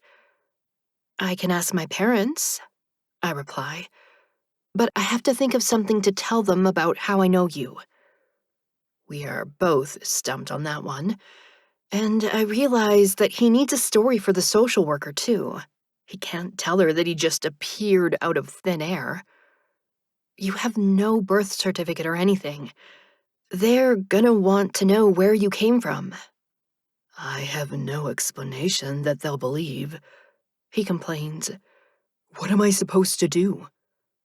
We'll figure out something, I tell him, although I have no idea what to do. Why has God done this to me? Silas exclaims. It's the same question I had when my friends died, and I have no answer. I try to make him look on the bright side. You're alive now. You'll get to do everything like you saw in those people's memories. They had people to share their lives with and create those memories, He states. I have no one. I think about how completely alone he is in the world, and I try to allay his fears. You'll meet people, and you have me.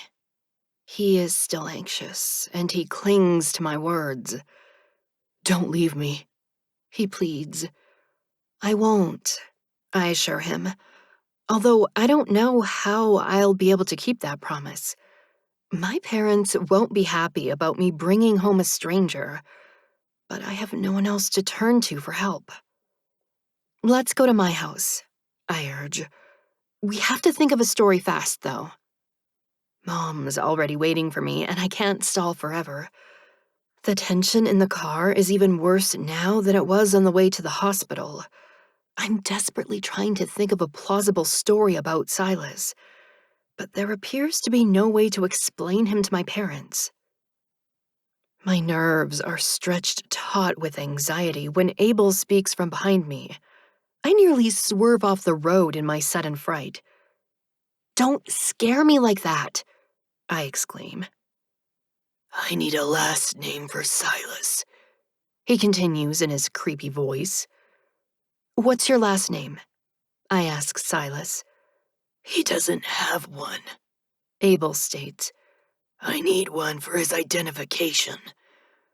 Has Abel returned? Silas questions. Yes, I say. He wants a last name for you. You get to pick your own. I realize in excitement. You can pick any name you want. Pick one for me, Silas says. Cullen, I state before I can stop myself. No, wait, Smith, I guess. Yeah, that's an easy, normal name. I'll return with the address of the location where you can get his identification. Abel tells me. He'll also receive an inheritance. How can he get an inheritance? I ask. He doesn't have parents. He has a benefactor. Abel replies. What is happening? Silas inquires in frustration. What are you saying about an inheritance? He can live at an academy. Abel says. A boarding school, I exclaim. Abel, you're a genius. His emotionless voice is unaffected by my praise. I'll return. What are you talking about? Silas demands in annoyance. Abel? I call out, but receive no response. I think he left. Anyway, he's getting you ID and a place to live. I answer in relief. How? Silas asks in bewilderment. He says you have a benefactor. I explain. Who? He questions in the same perplexed tone. I don't know, I answer. He says he'll be back with an address. We are silent as we both ponder the mystery of the unknown benefactor. I make a quick decision as I pull into my driveway. We don't need to ask for my parents' help now. I'll tell them that I know you from school. Just follow my lead. Okay, he agrees. But I need... What? I prompt as I pull the keys out of the ignition and turn to look at him. He exits the car quickly and paces stiffly back and forth, while I get out and walk around the vehicle toward him. I need to go to the bathroom, he blurts. Oh, I respond to something so mundane. Sure. I lead him up the driveway and unlock the front door. He follows me into the house where Mom is the first person we encounter. This is Silas. I begin immediately before she can question me. I know him from school. Bathroom, he says urgently. It's over here. I tell him and show him to the downstairs bathroom. He enters it and roughly shuts the door in his haste. I hear him peeing into the toilet as I start to walk away. Mom still hasn't moved from the spot she's standing in, and she stares at me as I return to her. It's gone, she states in wonder. What is? I ask, mystified by her failure to comment on Silas. She gestures toward my head as an amazed smile lights up her face. It's gone.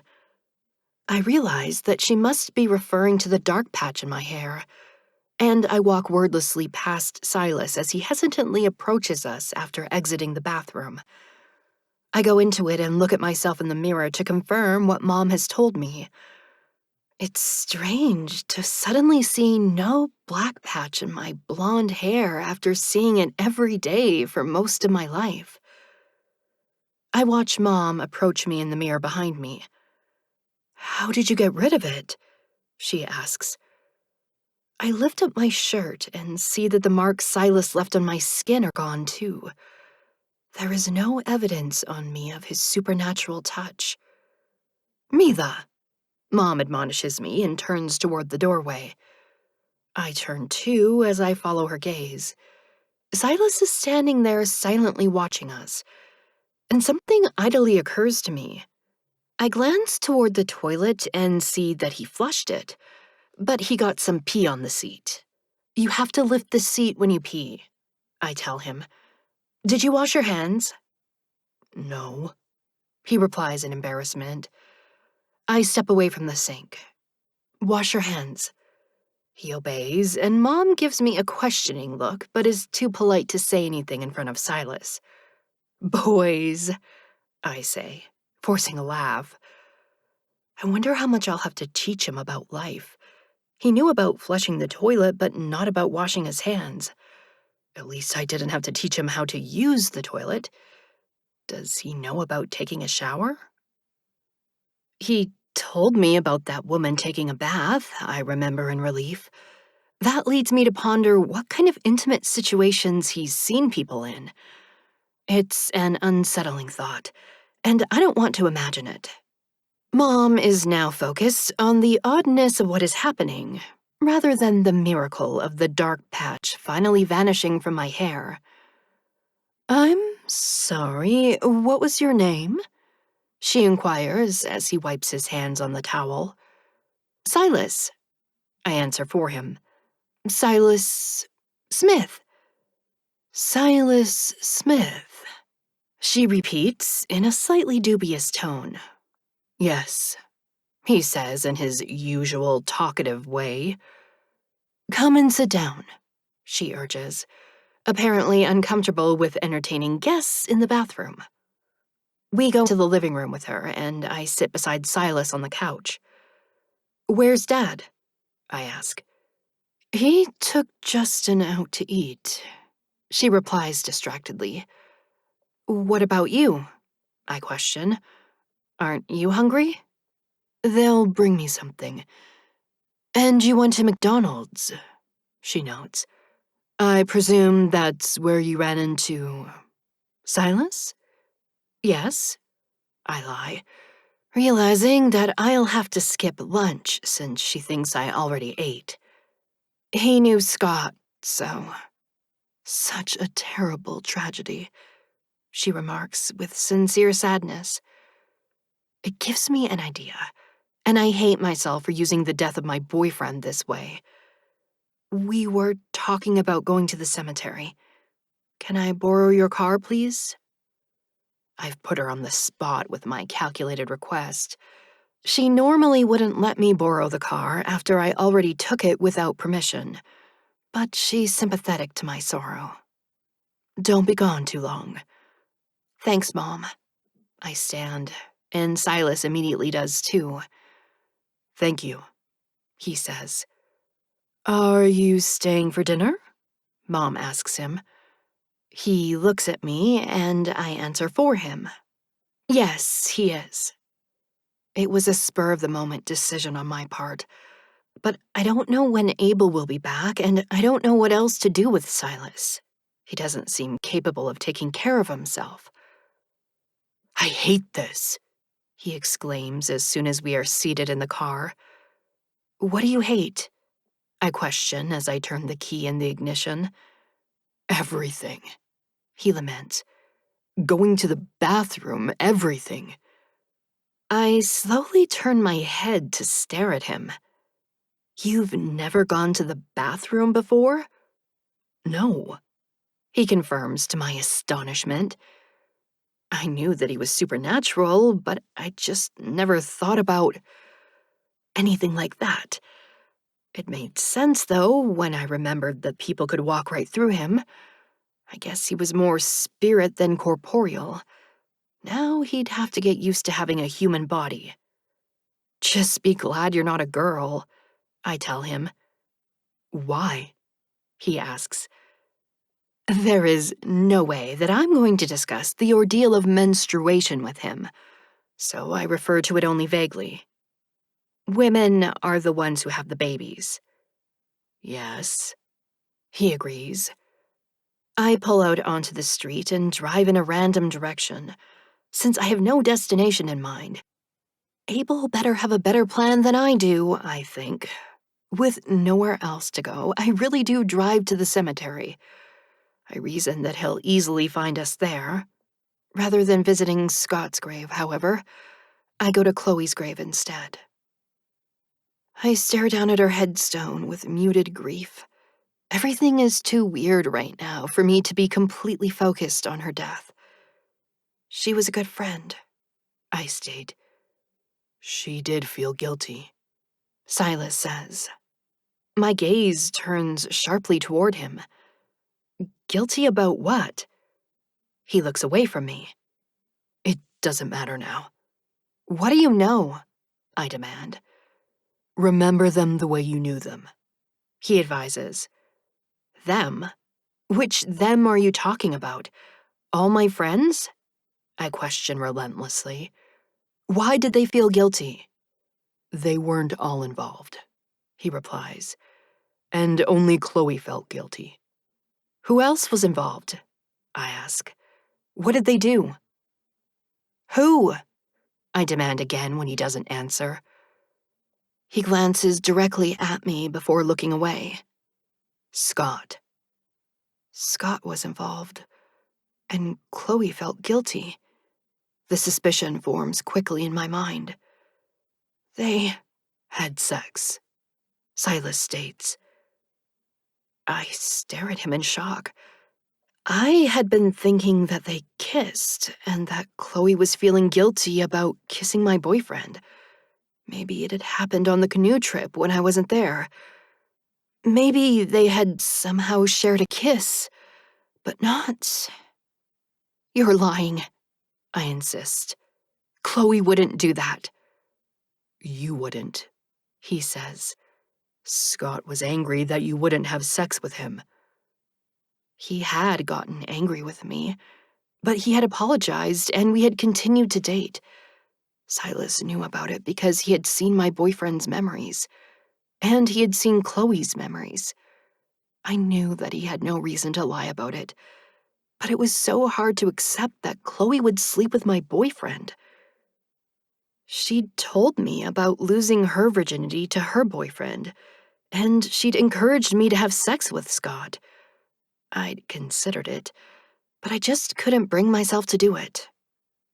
It's only scary the first time, Chloe had shared. It gets better after that.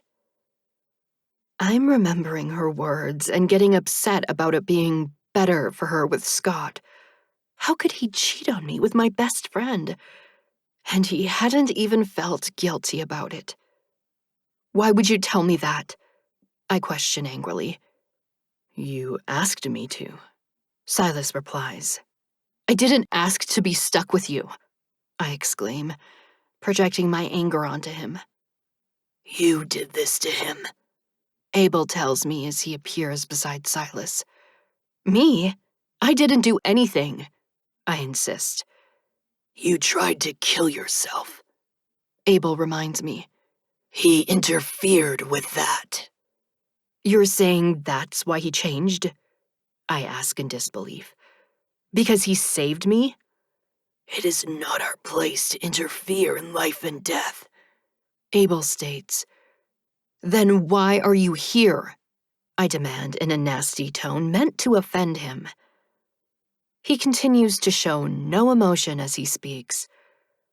I have the address for his identification, but it won't be ready until Tuesday. It's only Sunday, I complain. What's he supposed to do until then? Stay with you, Abel says. Silas speaks. Tell Abel I miss him. He can hear you himself, I snap. What do you mean, stay with me? He can't stay with me. I've seen teenage girls hide boys in their rooms, Abel informs me. You guys see a lot, I mutter. But Silas isn't my boyfriend. Abel ignores what I said and rattles off an address. Wait, I command in annoyance and pull out my phone to make a note of it. Say it again. He repeats it for me. Thank you, Abel, Silas says. Who is this benefactor? I inquire curiously. One of the dying, Abel replies. He wanted to do a good deed to get into heaven. How would he know about... I trail off in astonishment and stare at Abel's blank expression. You lied to him. I didn't lie, He responds. Good deeds are believed to be a way into heaven. You used your power to scam this guy into helping Silas. I crow in a mixture of grudging admiration and scandalous amusement. I didn't know you could think like that. Wow, that's devious. Goodbye. Abel states and disappears. I tell Silas that he's gone and relate what he said. Goodbye, old friend. Silas says sadly. I look at Chloe's grave. Goodbye. We walk back to the car, and I spend some time coaching Silas on what to say to my parents. Justin is playing a video game when we get back to the house, and Silas becomes engrossed in watching it. He makes it through dinner with my parents without having to answer too many questions. They are amused by watching him eat, because his enjoyment of food is so obvious. I get another private mental shock when I realize that this is his first time eating food. After dinner, I ask to borrow Mom's car one more time to drive him home. I take him to a store that's open 24 hours.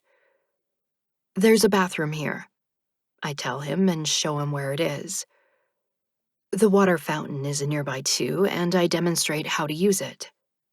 Stay in the store until I come back for you, I instruct him. I'll have to wait until my parents go to sleep. You'll come back? He asks uncertainly. I will, I promise. He stands watching me as I walk away from him, and it makes me feel like I'm deserting him. He'll be okay, I think, and I wonder why I even care. Chapter 10. Every trace of supernatural contact I had with Silas is gone. Even my special earring is now a plain gold hoop. For some inexplicable reason, I'm disappointed with the now ordinary nature of Silas's life. He was death, I remind myself. All he did was attend to the dying. His life will be so much better now. He'll actually get to live. He'll die, Abel tells me as he pops up out of nowhere. I drop the earring I'd been holding in my hand and gazing at. What? He's dying? You're all dying, He states. One day his time will run out. I settle back in relief. Someday, but not now, He would have lived until the end of time. Abel says. Aren't you bored?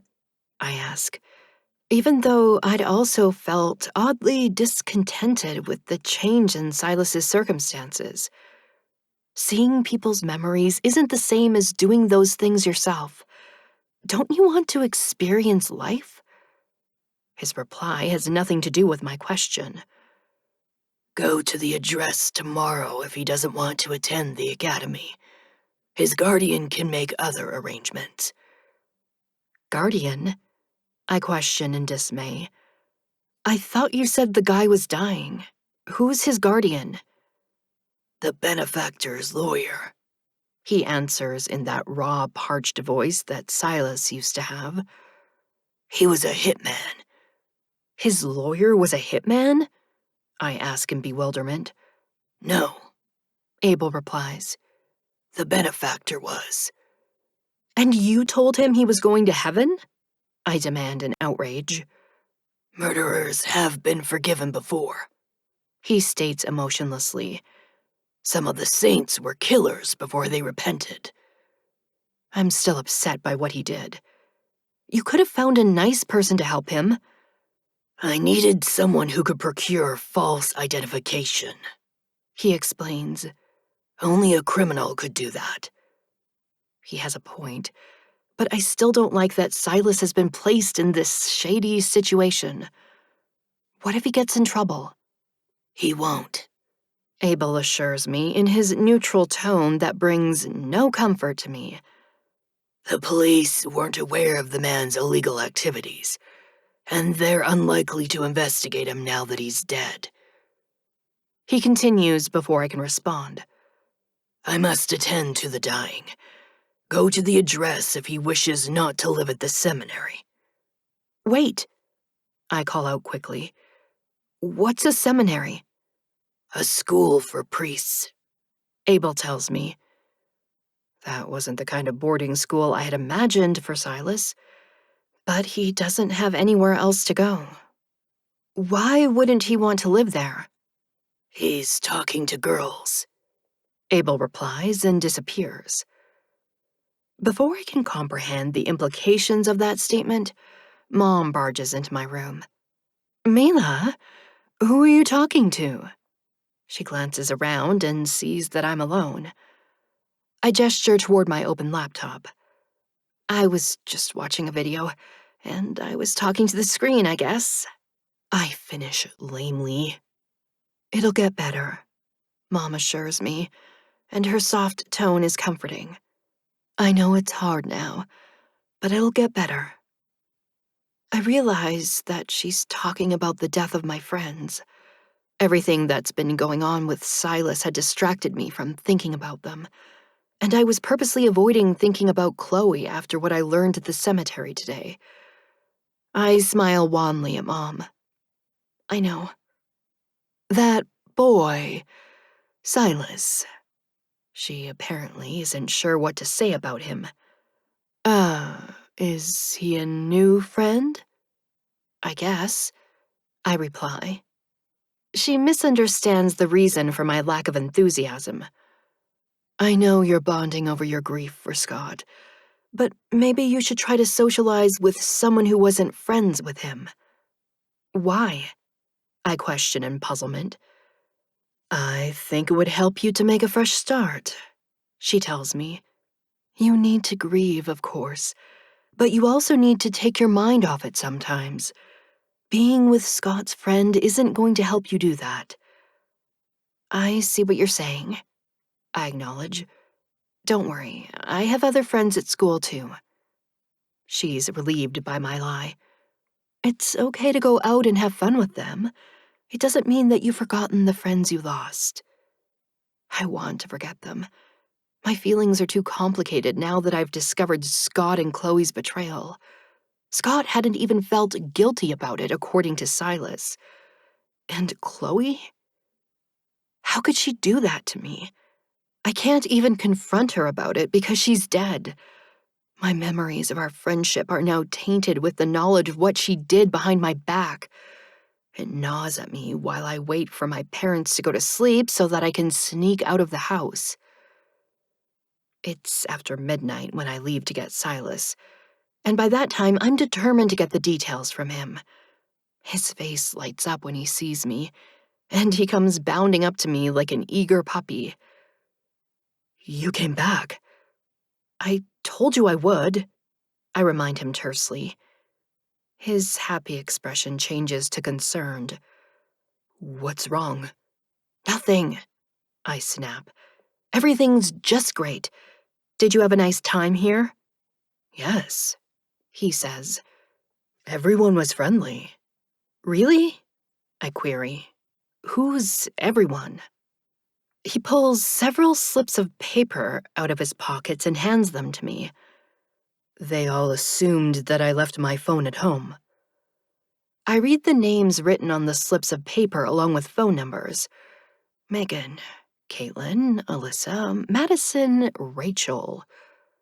Well, I remark, I guess you're a real guy. Yes, he agrees. Everyone can still see me. Well, I continue as I thrust the papers back at him. I can see why Abel doesn't think you want to be a priest. Abel? He exclaims eagerly. Is he here? No, I tell him. He came to my room. Let's get back before my parents wake up.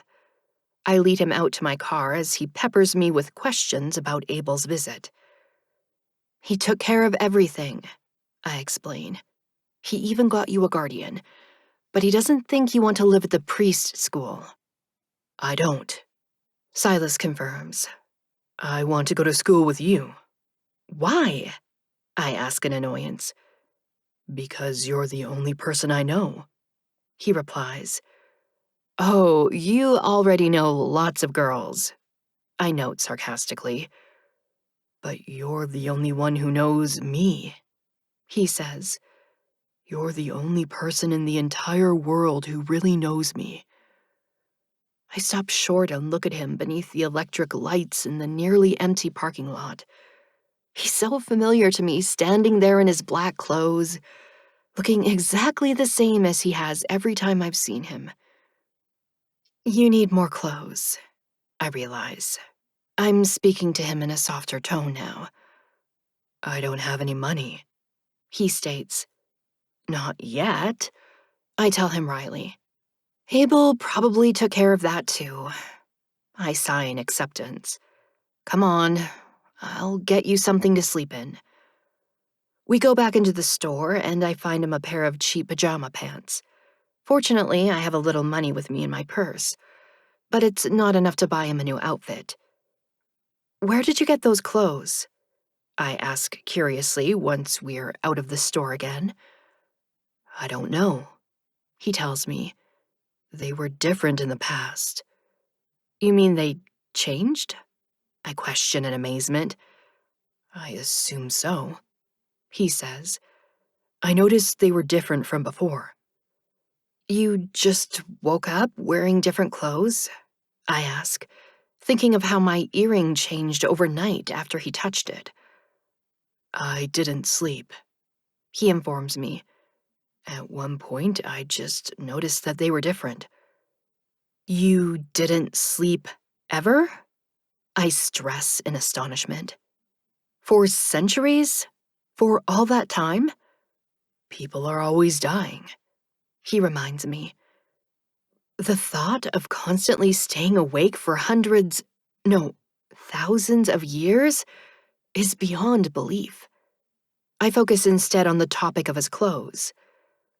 What were you wearing before? different pants and shirts, He answers. always in this color. I had a tunic in earlier times.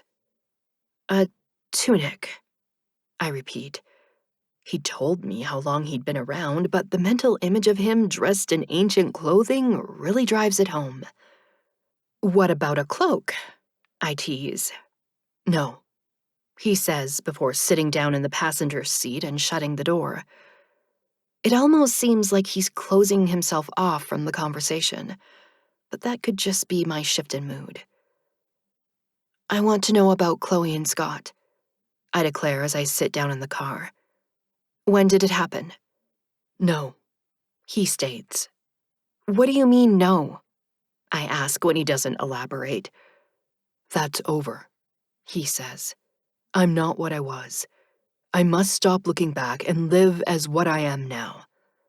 You don't have to forget who you were, I insist. You still have your memories. But you're not asking about my memories. He argues. Those memories should have died with them. I should never have spoken of them. That's not really what you're upset about, I tell him angrily. You wish that you'd let me die so that you could live forever. No, He repeats, but his entire manner has changed, and he speaks with an intensity I've never heard from him. don't ever think that, Mila. I've never been able to change anything before. I've seen other suicides, but I could do nothing to stop them. I've always been the messenger of death. He continues. Everyone who saw me was doomed. You're the only one who wasn't, and I'll never regret that. It's impossible for me to ask him about Chloe and Scott again after such a declaration. So I slowly place the key in the ignition and start the car. I pull out onto the street and begin to drive home. Tell me about when you saw an angel, I request softly. Despite what he said about not wanting to look back, he tells me the story. Many women used to die during childbirth, and I often attended to them. In this instance, the baby died first. Oh, I exclaim. How sad. Did the baby see you? No, He replies. it was stillborn, but I saw it alive in the angel's arms. The midwife held the dead baby, but it was alive in the arms of the angel. The baby's soul, I say in awe. It is believed that angels carry the souls of babies to heaven. Silas tells me. That's so beautiful, I sniff. Why are you crying? He asks in dismay. Because it's so beautiful, I wail. Humans get emotional, I reply after a shaky breath. Should I be crying too? He questions uncertainly. I laugh through my tears. We'll save that for later. Like when my dad finds you hiding in my room. I'm joking, since my dad is not a violent man. Then again, he's never discovered that a guy is spending the night in my bedroom. You'd better make sure that doesn't happen, I warn. Chapter 11. I tell Silas that we'll have to whisper once we're inside my house. I'm going to show you how the shower works, but you'll have to wait until my parents leave tomorrow morning to take a shower. Why can't you show me tomorrow? He asks. I'll be at school, I reply. I have to leave before they do. I want to go to school with you, He says. You will, I assure him, but we have to talk to your guardian first. He has to register you at my school. Now be quiet. He stands behind me as I unlock the door, and he follows me into the house. I carefully close the door, trying to make as little noise as possible. Remembering to set my mom's keys back on the entryway table, I lead Silas to the same downstairs bathroom he used earlier. Turning on the light, I ease the door shut and whisper instructions for the shower, as I point out how to turn it on and use the shampoo and body wash. We rarely use this shower, but it's stocked with bath supplies and towels. I realize that Silas has no other clothes to change into tomorrow. He'll have to make do with what he's got until we can buy him more. Hopefully his guardian will give him some money. I have to admit that Silas's situation would have been impossible without Abel's help. He would have had no way to explain who he was or where he came from. You got it? I whisper. Yes, Silas whispers back. You better go to the bathroom now, I advise him in the same hushed voice. You won't be able to leave my room until my parents are out of the house.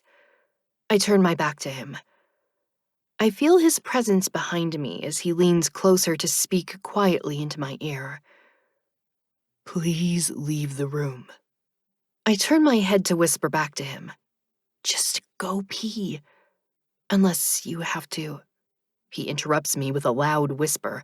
I don't. I just have to pee. Okay, I say in relief. Then do it. I don't want to keep opening and closing the door. I face forward again, and after some hesitation, I hear Silas peeing. When he flushes the toilet, I cautiously turn back to see that he's done, and already turning on the faucet to wash his hands. I also see that he remembered to lift the seat. I'm going to turn off the light before I open the door, I tell him as he's wiping his hands with the towel hanging beside the sink. I should walk up the stairs ahead of you, He suggests. I can get inside your room faster if your parents hear us. That's actually a good idea, and I'm glad to know that he was thinking about more than girls while he was waiting for me at the store. Okay, go hide under my bed as fast as you can if you hear them coming.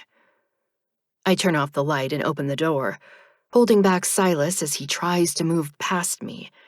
He halts obediently as I listen for my parents. When I don't hear anything, I remove my hand from his chest and allow him to pass in front of me. He walks down the hall in the dark toward the living room, where the dim light from the window helps us make out the dark shapes of the furniture.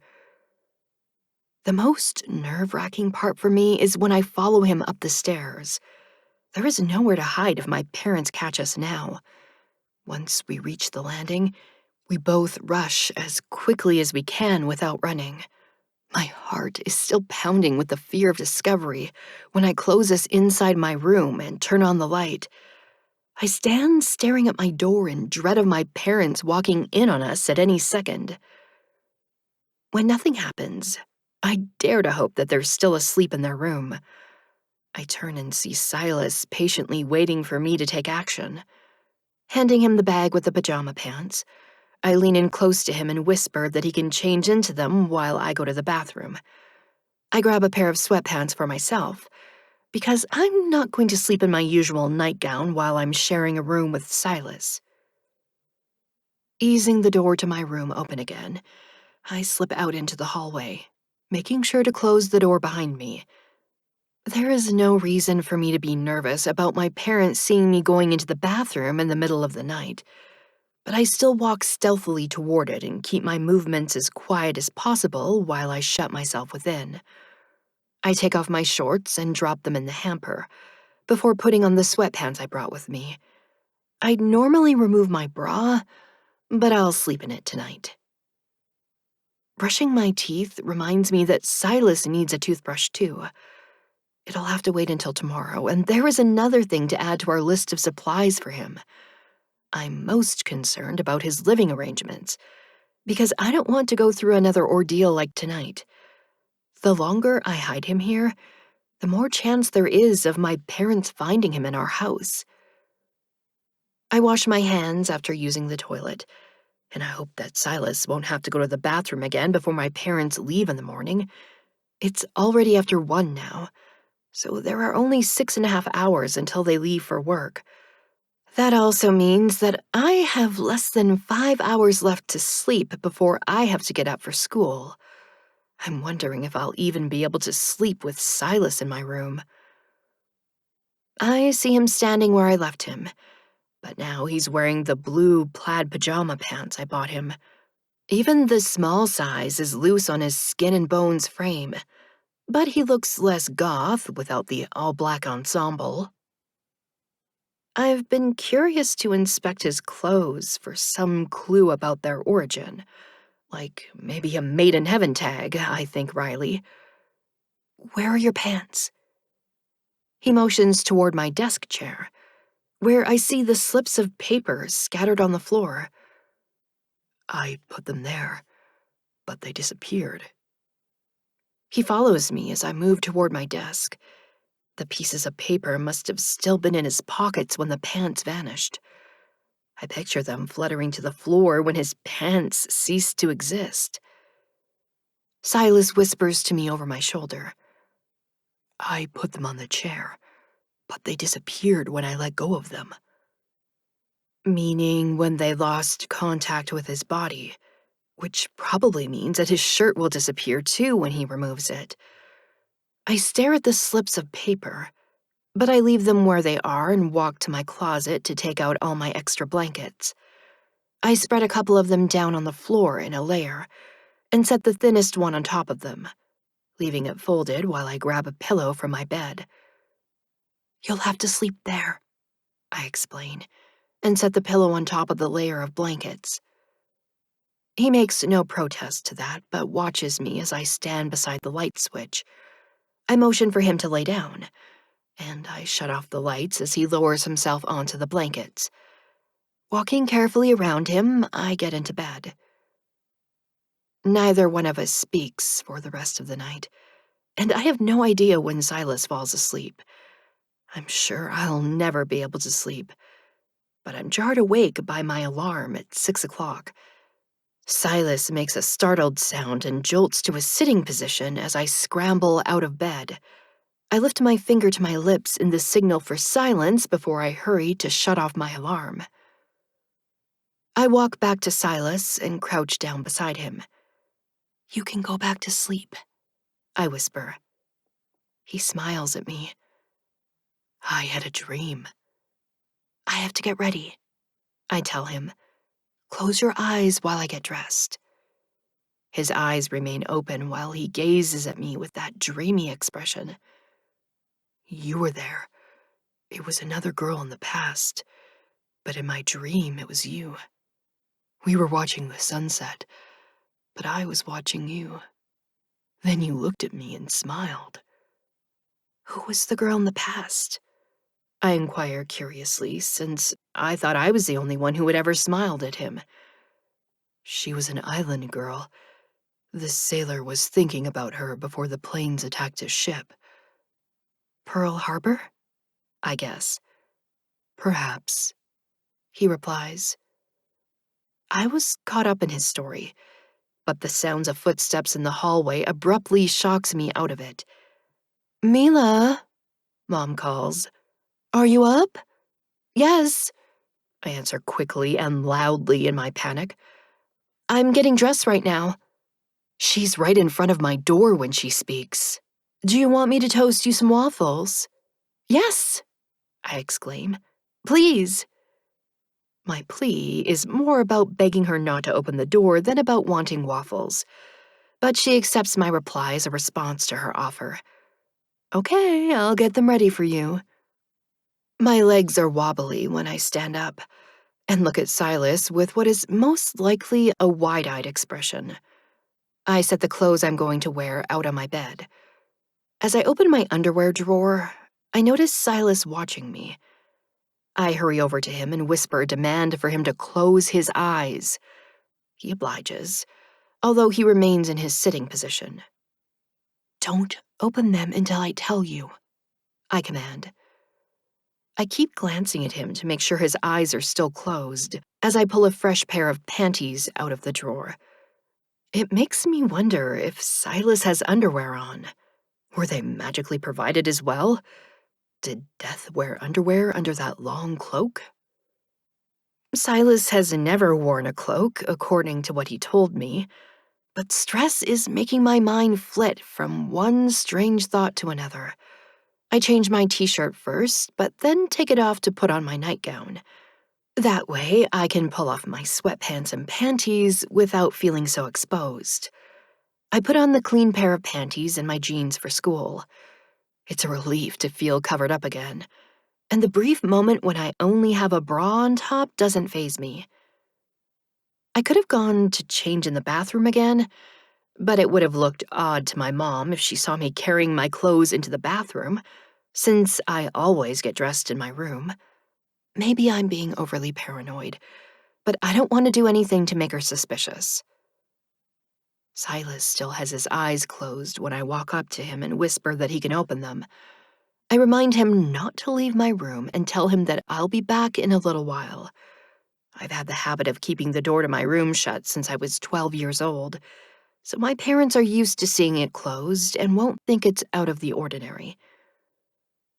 I'm still worried about the possibility of someone opening that door and finding Silas, but I try to behave normally during breakfast. Dad is taking a shower and Justin is still sleeping. I forgo the syrup and munch on a dry waffle as I contemplate the sailor's memory before he died. He was thinking of his girlfriend's smile. He wasn't thinking about the girl he'd cheated on her with. He wasn't like Scott. No syrup? Are you feeling okay? I focus on Mom to see her giving me a questioning look. A little queasy, I admit. There's nothing suspicious about that. Do you want me to call you off? She asks. She's apparently feeling sympathetic to me today, despite being angry about me taking her car yesterday. Since my friends died, she's been a pushover to my fragile emotional state, which is how I'd heard her describe it to my dad. I hate to take advantage of her sympathy, but her offer makes it easier for me to deal with Silas today. I'd been planning on cutting the last half of the day to help him with the lawyer, but this is even better. I set down my waffle like I can't take another bite. Would you please? Her concern makes me feel guilty. Go back to bed, she urges. I have to keep her out of my room. I think I'll feel more comfortable on the couch. I really don't want to lie down flat. It makes me feel worse. I'll make you some tea, she says. Thanks, Mom, I tell her gratefully. It's not hard to act sick, because my stomach is tied up in knots until my parents leave. I sit on the couch pretending to watch TV while I listen anxiously to my family's movements throughout the house. All I can think about is them stumbling upon Silas. so the tea does nothing to soothe my nerves. Justin protests the unfairness of having to go to school while I get to stay home. I relax slightly now that they are all downstairs preparing to leave. Mom fusses over me and tells me to call if I get worse. Just go, I think, but I hide my impatience. I will, I assure her. I stay seated as they exit the house, and I wait until I hear their cars running. After a few minutes, I cautiously peer out the window and see that the driveway is empty of cars. They're gone. I succeeded in hiding Silas from them, and the tension now drains from me. He is still there on the blankets where he slept when I go to check on him, and he glances up at me as I approach him. It only now occurs to me that I could have told him to move up onto my bed once I got up. "Did you sleep any more?" I ask, and it feels weird to be speaking to him in a normal volume again. "No," he replies. "I was just lying here." "Thinking about stuff?" I inquire. "Like your dream?" "It was a good dream," he says. "I've had much better dreams than that, I think, but don't say to him." "Yeah," I agree. "It was nice." Then it hits me that it was his first dream ever, and I was in it as the smiling girlfriend. It's not surprising that he would dream about me, since he spent more time with me than any other person on Earth. It's just surprising that he dreamed of us as a couple. Chapter 12. It's a relief not to have to babysit Silas in the bathroom, and I toast some waffles for him while he takes care of nature's call. "Want some syrup?" I ask when he joins me in the kitchen. He looks at the bottle I indicated. "I don't know," he replies. I realize that he's never tasted it before, so I slather butter on one waffle and pour syrup over it. "Okay, try it this way and see if you like it." He sits down at the table where I place the plate with his waffle. There is no hesitation this time when he picks up the knife and fork to cut the waffle into pieces. I noticed him watching us use the utensils at dinner yesterday before picking them up himself. If he didn't know how to use them before, he's apparently a fast learner. Thinking about that makes me wonder what else he needs to learn, especially if he's never been to school. "Do you know how to read?" "Yes," he answers before putting a piece of syrup-drenched waffle into his mouth. Since he doesn't make a look of distaste, I assume he likes it. "Who taught you to read?" I question in surprise. He's already stabbing his fork into the next piece of waffle. "I just know, just as I knew language from the start." "Do you know any other languages besides English?" I inquire. He chews and swallows the food in his mouth before replying. "All of them." I gape at him in disbelief. "You know all the languages? All of them in the whole world?" "Yes." He mumbles around the next piece of waffle he's shoved into his mouth. "How is that possible?" I exclaim.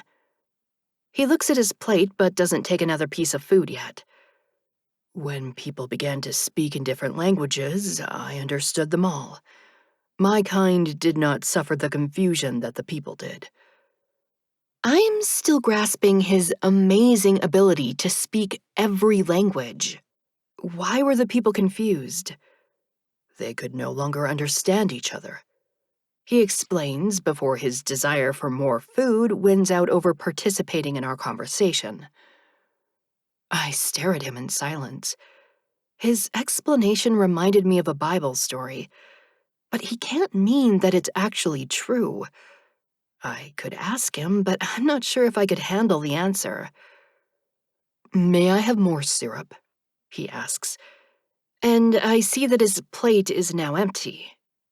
He even uses proper grammar, I note, as I get up and bring him the syrup and the other waffle I toasted. After he devours it, I toast him 2 more. He appears to be satisfied after he eats them and drinks the glass of milk I poured for him. "You've got to learn to do this stuff for yourself," I remark, but I'm still distracted by what he said. I push those thoughts to the back of my mind. Whether he was referring to the Bible story or not, that is in the distant past. It doesn't matter now, and I need to focus on what does. He can't go see his guardian in pajama pants, so I have to find him something else to wear. My brother's clothes won't fit him, because Silas is taller than Justin. He appears to be the same height as my dad, but he's much thinner. Since I have no other options, I raid Dad's closet and pull out a pair of dress pants and a belt to hold them up on Silas's skinny frame. He won't have a t-shirt anymore either after he removes it, so I pick out a dress shirt to go with the pants. If Silas has underwear, they won't exist after he takes them off to shower. I can't bring myself to rummage through my dad's underwear drawer, though, so Silas will have to do without them until he can buy his own. I carry the clothes I picked out for him into my room and set them down on my bed. "It'll be easier for you to get dressed in here," I explain. "You can use the shower up here, and I'll just wait downstairs until you're done." I lead him into the bathroom and repeat what I told him last night about how to use the shower. After giving him a couple of clean towels from the linen closet, I leave him on his own. My attempt to distract myself by watching TV is unsuccessful. I was too nervous about hiding him from my parents last night to really think about the magnitude of the situation. Silas is starting life from scratch. He may have been an ancient being, but now he is a person without even any clothes on his back. If it wasn't for me, well, if it wasn't for me, he wouldn't even be in this situation. He would be attending to the dying, as he calls it. I wonder if another of his kind has replaced him. Where would they even find anyone to replace him? Where did Silas come from in the first place? It's one of those incomprehensible mysteries, like the origin of the universe. I'm deep in thought until I see Silas approaching me in my dad's clothes. They are big on him, and he makes such a different impression in the gray dress pants and white dress shirt than in his all-black goth look. His wet hair also gives him a more vulnerable look. I see his bare feet, which escaped my notice when he was wearing the pajama pants. "Did your boots disappear too?" I ask. "Yes, when I took them off last night," he answers. The shoes could be a real problem if his feet are bigger than Dad's, but we're fortunate in that respect. Dad's shoes turn out to be a perfect fit. "Take them off," I instruct. "I'll go get you a pair of socks." I discover that one side of the dresser in my parents' room contains Mom's clothes, and the other side is Dad's stuff. I quickly close the top drawer on that side because I see Dad's underwear in there. The next one contains his socks, and I grab a pair for Silas. When I go back downstairs, I find him watching the TV I left on. "She doesn't know who the father of her baby is," he tells me. I pick up the remote control and turn off the TV. We have bigger problems. I call for a taxi since we don't have a car. While we wait for it to arrive, I tell Silas to let me do the talking when we see his guardian, although I'm not sure how I'll answer his questions about his sudden guardianship of a grown boy. I'm a little annoyed about using more of my limited funds on Silas, but I pay for the taxi when it deposits us at the address Abel gave me. It's a small office in a small office building, and seeing the unimpressive place makes me worry that Abel has no idea how much money Silas would need to survive. Maybe he has no knowledge of how much things cost in the modern world. We go inside and are greeted by a bored receptionist. "May I help you?" "We're here to see, um," I realize that I don't even know the man's name. Why didn't Abel mention his name? "Do you have an appointment?" the receptionist asks, with no real interest in us. I begin. "I'm here to see my guardian," Silas says. That sparks a bit of curiosity in her. "Is he one of our clients?" "He's a lawyer," he replies. "He's, the man who works here," I explain, hoping she won't question me about his name. "Jack is your guardian?" she asks dubiously. I try not to sound as desperate as I feel. "Can we see him, please?" She picks up a phone and presses a button before speaking into it. "Jack, some kid is here to see you. He says you're his guardian." After a moment, she murmurs okay and stands to open the door to his office. The man inside smiles at us and urges us to sit down in the chairs facing him. He is dressed in a business suit and looks better than most men his age. I guess him to be in his 50s, judging by his completely gray hair and the crow's feet by his eyes. But his trim physique could belong to a much younger man. "You must be Silas," he says. His glance shifts to me. "And you are?" "I'm Mila," I answer. "She's my friend," Silas adds. "Nice to meet you. I'm Jack Cole," he tells me. "I need to talk to Silas alone. If you could just wait outside in the reception area for a minute." "He needs me," I insist. "He's not used to talking to strangers." Jack's gaze sharpens. "I'm his guardian, so I'm hardly a stranger." "But he's never met you before," I exclaim. Jack is looking at me with suspicion in his eyes. "How long have you known Silas?" His demeanor is making me nervous. "A long time," I reply. "Since she was a child," Silas elaborates. Jack's gaze shifts to him. "And how long did you know Robert?" "Who's Robert?" Silas questions. "He was probably the benefactor," I tell him. "Mr. Cole was his lawyer." Jack Cole stands suddenly. "I don't know who you are, but you better leave." "No," I plead. "Please help us. I can't keep hiding him in my house. My parents will find out and throw him out, and he has nowhere to go. We can't even ask the police to help him because they'll want to know who he is." I open my purse and dig out my driver's license. "This is me." I thrust it in his face. "Silas doesn't have one because nobody even knows that he exists." Jack takes my license and studies it for a moment. He looks up from it and sweeps an intense gaze from me to Silas. "What kind of shit are you kids mixed up in?" "We can't tell you," I say, and take a gamble with my next statement. The police didn't know about Robert, and they don't know about Silas. Jack's eyes widen in shock. "Who the fuck are you?" "Why are you talking about the police?" Silas asks. "We haven't committed any crimes." "You set this whole thing up," Jack accuses me. "How do you know about Robert?" he demands with a threatening expression. "Are you a cop?" "I'm 16, I respond in desperation instead of being sensibly afraid of this suddenly scary man, who obviously knew that Robert was a hitman. How could I be a cop? If the police could help me, I'd be talking to them instead of you." "Abel said that he took care of this," I continue. "He told me that Robert wanted to do a good deed before he died, and that he would help Silas." "Who is Abel?" Jack questions in a less intimidating tone.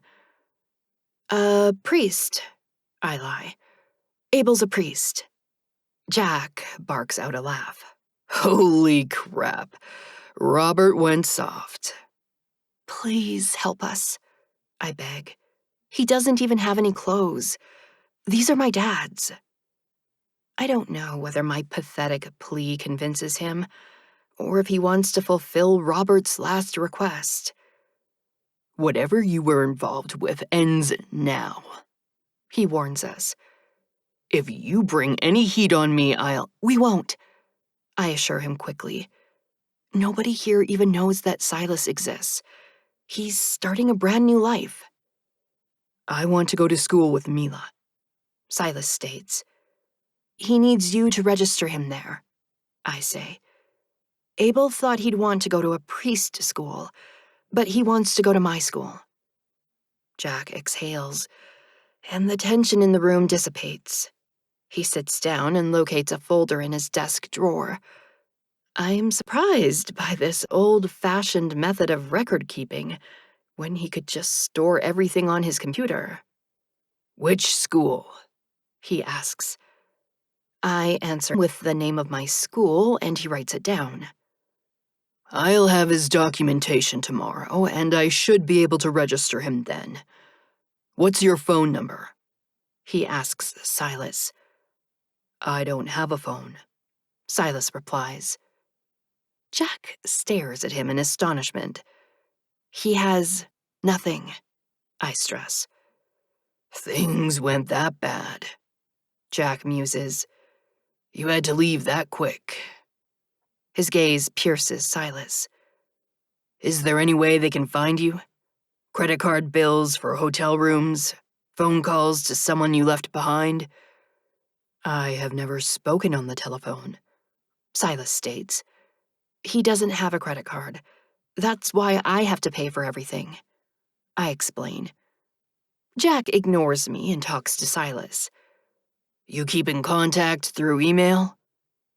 He doesn't have a computer, I declare in annoyance. I told you he doesn't have anything. I don't know how to use a computer, Silas says. You don't? I exclaim. Jack smiles approvingly at Silas. Smart guy. Everything you do on the computer can be traced back to you. I'll be going to school with Mila tomorrow? Silas questions. Probably the following day, Jack replies. I'll register you tomorrow. Where is he gonna live? I worry. I can't keep hiding him in my room. Jack glances at me with an altogether different smile. He grins at Silas. Smart boy. His remark pleases Silas. If I'm smart, I'll do well in school. Jack chuckles. You're a riot, kid. Where's he gonna live? I repeat.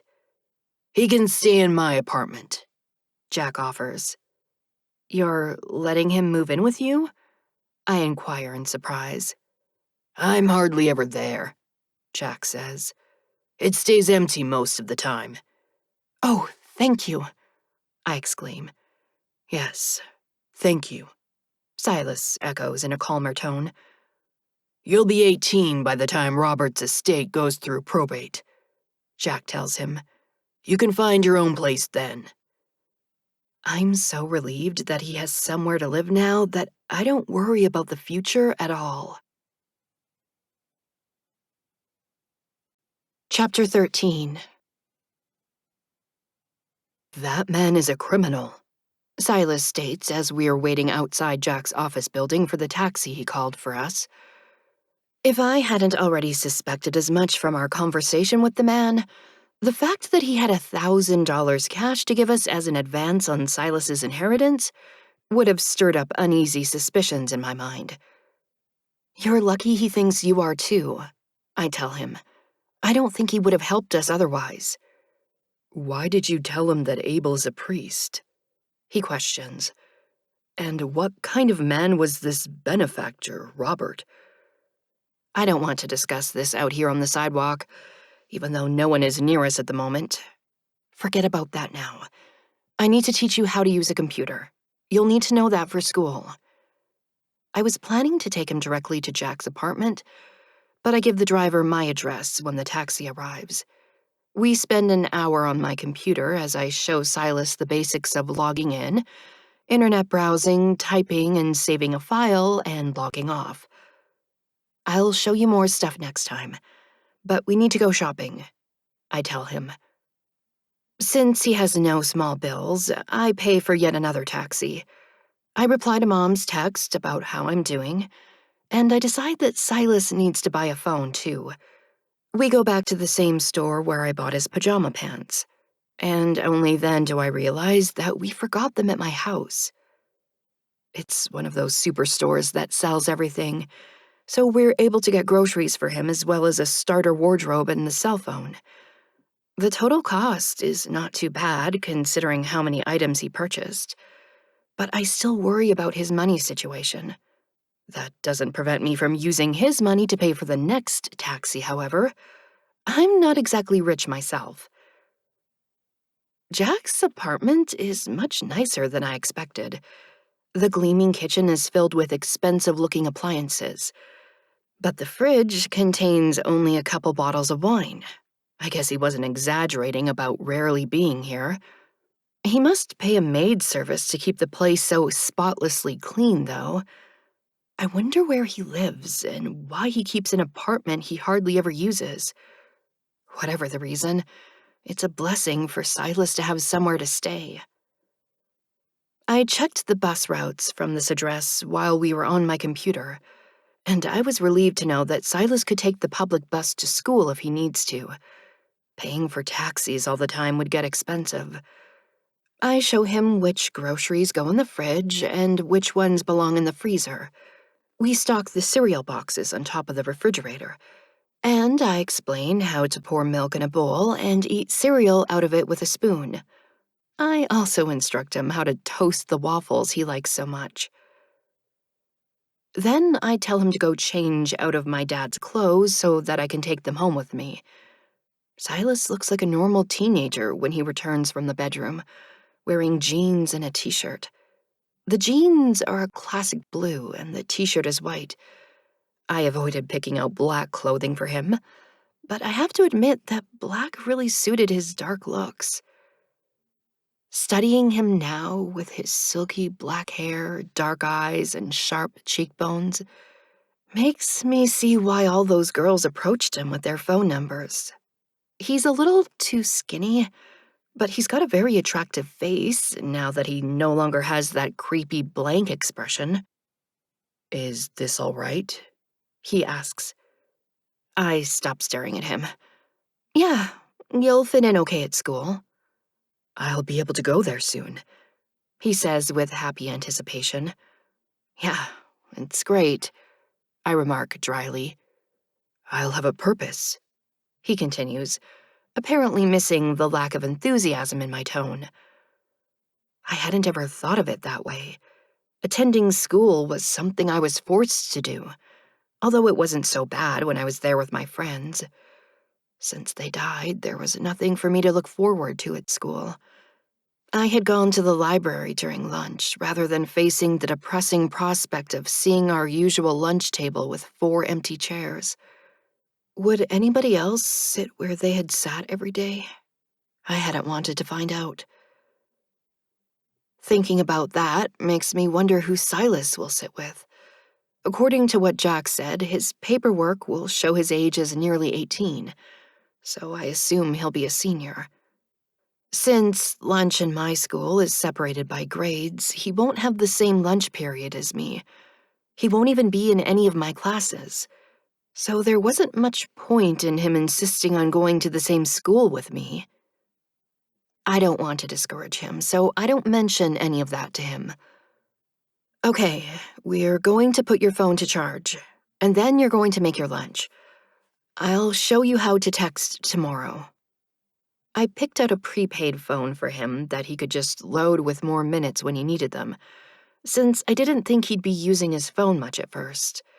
After taking out one of the frozen meals we bought at the store out of the freezer, I guide him step by step on heating it up in the microwave. The directions are on the back of the package in case you forget. When it's done, I have him put on an oven mitt to remove the hot container out of the microwave. Let that cool off for a minute. I lead him into the living room and teach him how to use the TV remote. Be careful not to drop any food on his couch if you eat in here. I pack my dad's clothes in one of the empty shopping bags from the store. I'll come over after school tomorrow and show you how to use the bus. Aren't you going to eat? He asks after I call for a taxi. I'm spending a fortune on them, but it should be the last one I'll need for a while. I have to go home, I reply. I'm supposed to be sick. He doesn't look as forlorn as yesterday when I left him at the store, but I'm still moved to reassure him. I'll leave you my number in case. You'll have to ask one of the neighbors to use their phone, but only call me if it's an emergency. I don't want him to mess with his phone because I want to make sure it's fully charged for tomorrow. There's no house phone in the apartment, so he can't call me that way.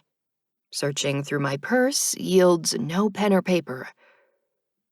We forgot to get you school supplies, I exclaim. I'll lend you some of mine until you can get your own. I pull my lipstick out of my purse and walk into the bedroom in search of a mirror on the dresser. Oddly, the headboard of the bed is also a mirror, and there is a mirrored ceiling above the bed. Weird, I remark and turn to write my phone number on the dresser mirror. Writing my phone number with lipstick makes me feel like a romantic character in a movie. But the feeling turns strange when I catch Silas's gaze in the mirror. I break eye contact as I spin toward the doorway and walk out of the room. Your food's probably cooled off enough to eat, I tell him as he walks behind me into the living room. I've got to get downstairs so I won't miss the taxi. I turn to face him then. Don't open the door to anyone except me. I demonstrate how to lock the deadbolt. Lock it behind me and stay here. You've got everything you need, so don't go anywhere.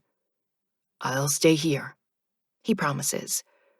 Okay, I'll see you tomorrow, I say and open the door to leave. He stands in the doorway and watches me as I step out into the hallway. I wave at him, and he waves back. When he makes no move to close the door, I tell him to do so. Make sure you lock it, I remind him. I wait until I hear the deadbolt click into place before heading toward the elevator. Silas was okay by himself in the store last night, so he should be fine behind a locked door. Maybe it's just our encounter with the shady Jack Cole that's got me so nervous. But he wouldn't do anything to Silas, I try to assure myself. I skip lunch, and I have no appetite for dinner. Mom worries that I'm still not feeling better. Maybe I should take you to the doctor tomorrow. No, I protest. I'm fine, really. I want to go back to school tomorrow. If only I had some way to contact Silas, I think. Just to know that he's okay. As nerve-wracking as last night was, this is worse. How will I get through the whole night not knowing if Silas is in danger? Jack had no problem associating with a hitman. What if he's a killer too? Abel, I say when I'm alone in my room. Do you know if Silas is okay? There is no response from Abel. He doesn't appear in my room to answer me, and I wonder if he's gone for good. It appears that he left Silas on his own after getting him involved in this mess. I pace around as I debate whether I should sneak out again tonight after my parents go to sleep. I'll just go check on Silas and come right back. But what if something's already happened to him? Terrible thoughts of finding him murdered run through my mind.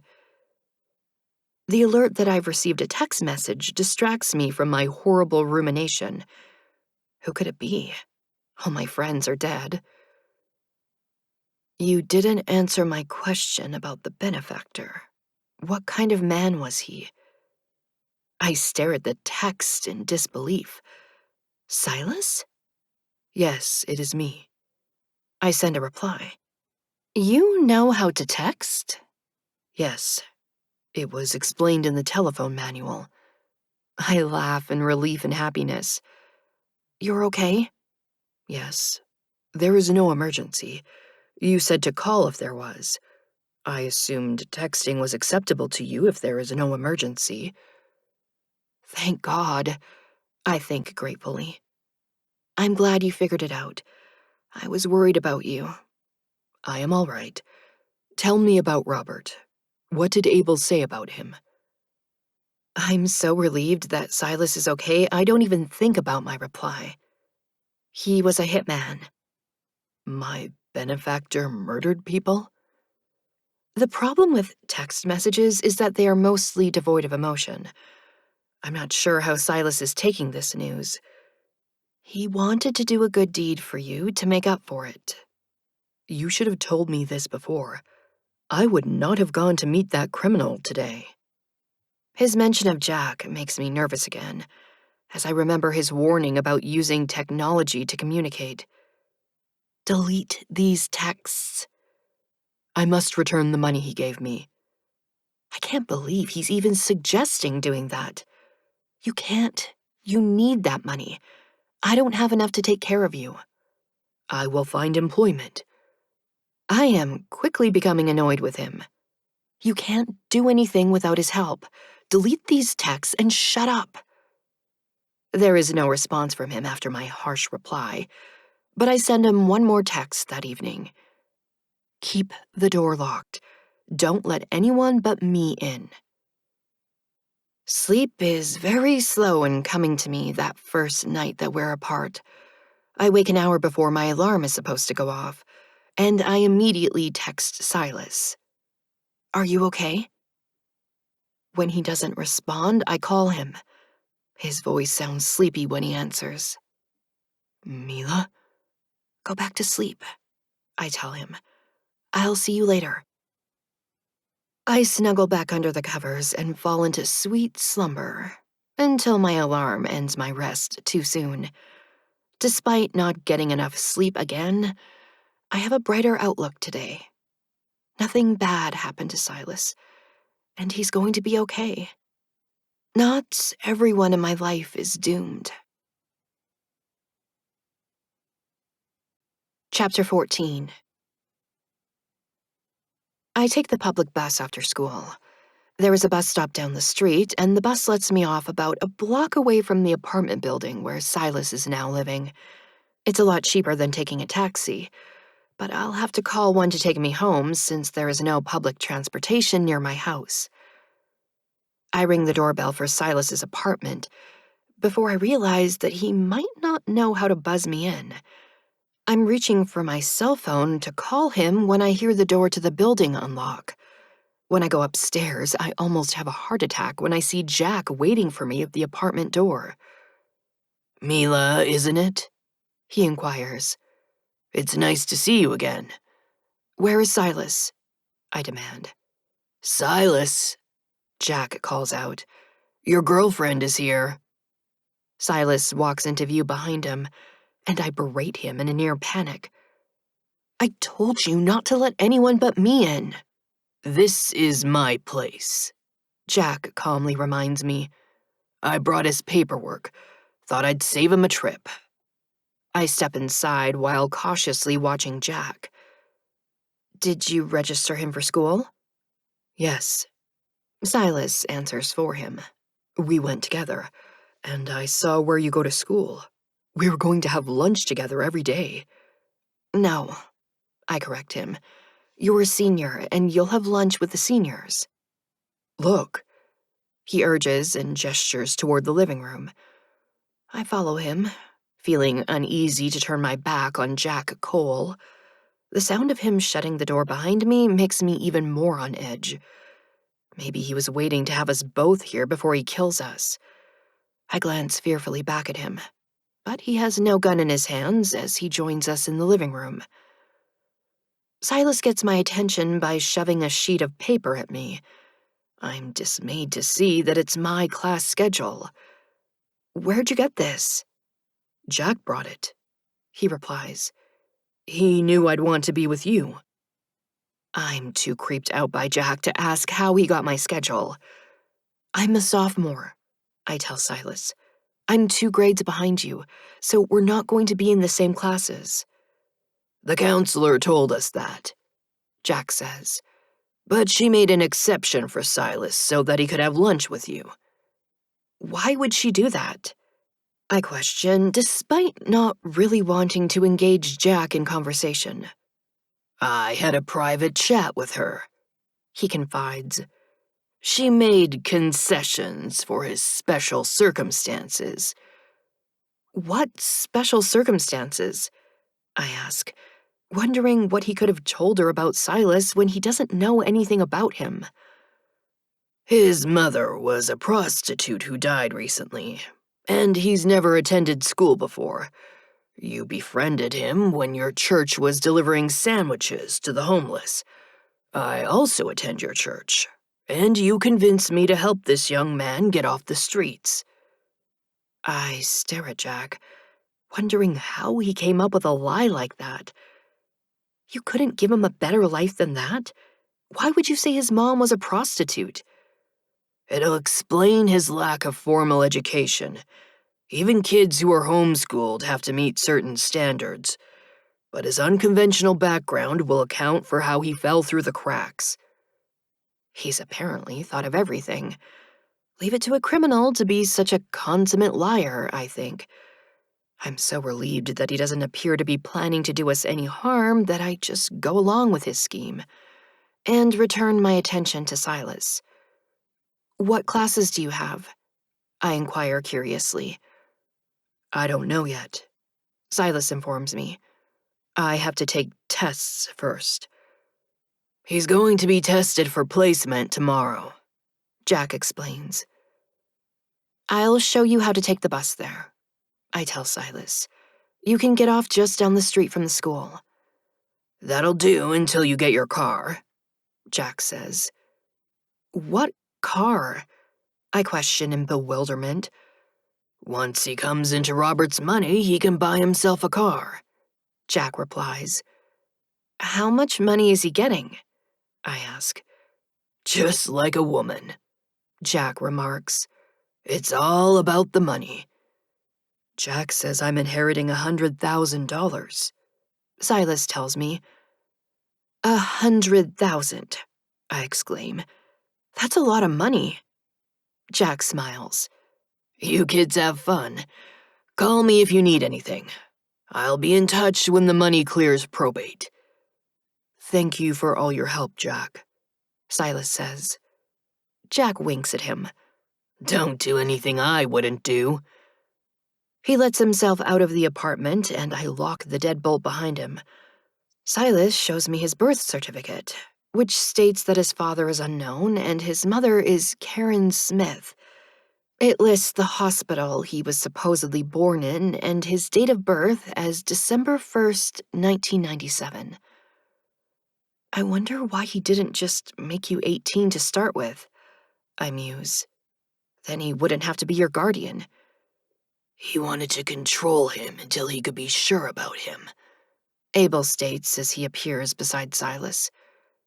Where were you last night? I demand. Why didn't you answer me when I asked if Silas was okay? I attend to the dying, Abel says. He wasn't dying, and neither were you. Are you speaking to Abel? Silas questions. Jack didn't kill us, so we're not dying now either, I retort to Abel. Why are you talking about Jack killing us? Silas asks. Is he a hitman too? He's a liar and a thief, Abel tells me.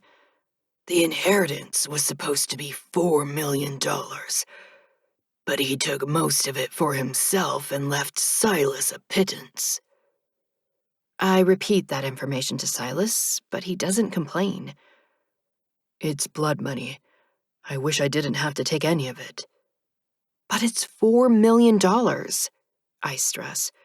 You could be set for life. I don't want it, he insists. He can keep it. Trying to fight Jack for the money doesn't appeal to me either, so I stop arguing about it. What did you mean when you said he wanted to be sure about him? I question Abel. He wanted to see if Silas was blackmailing the benefactor for money. He explains.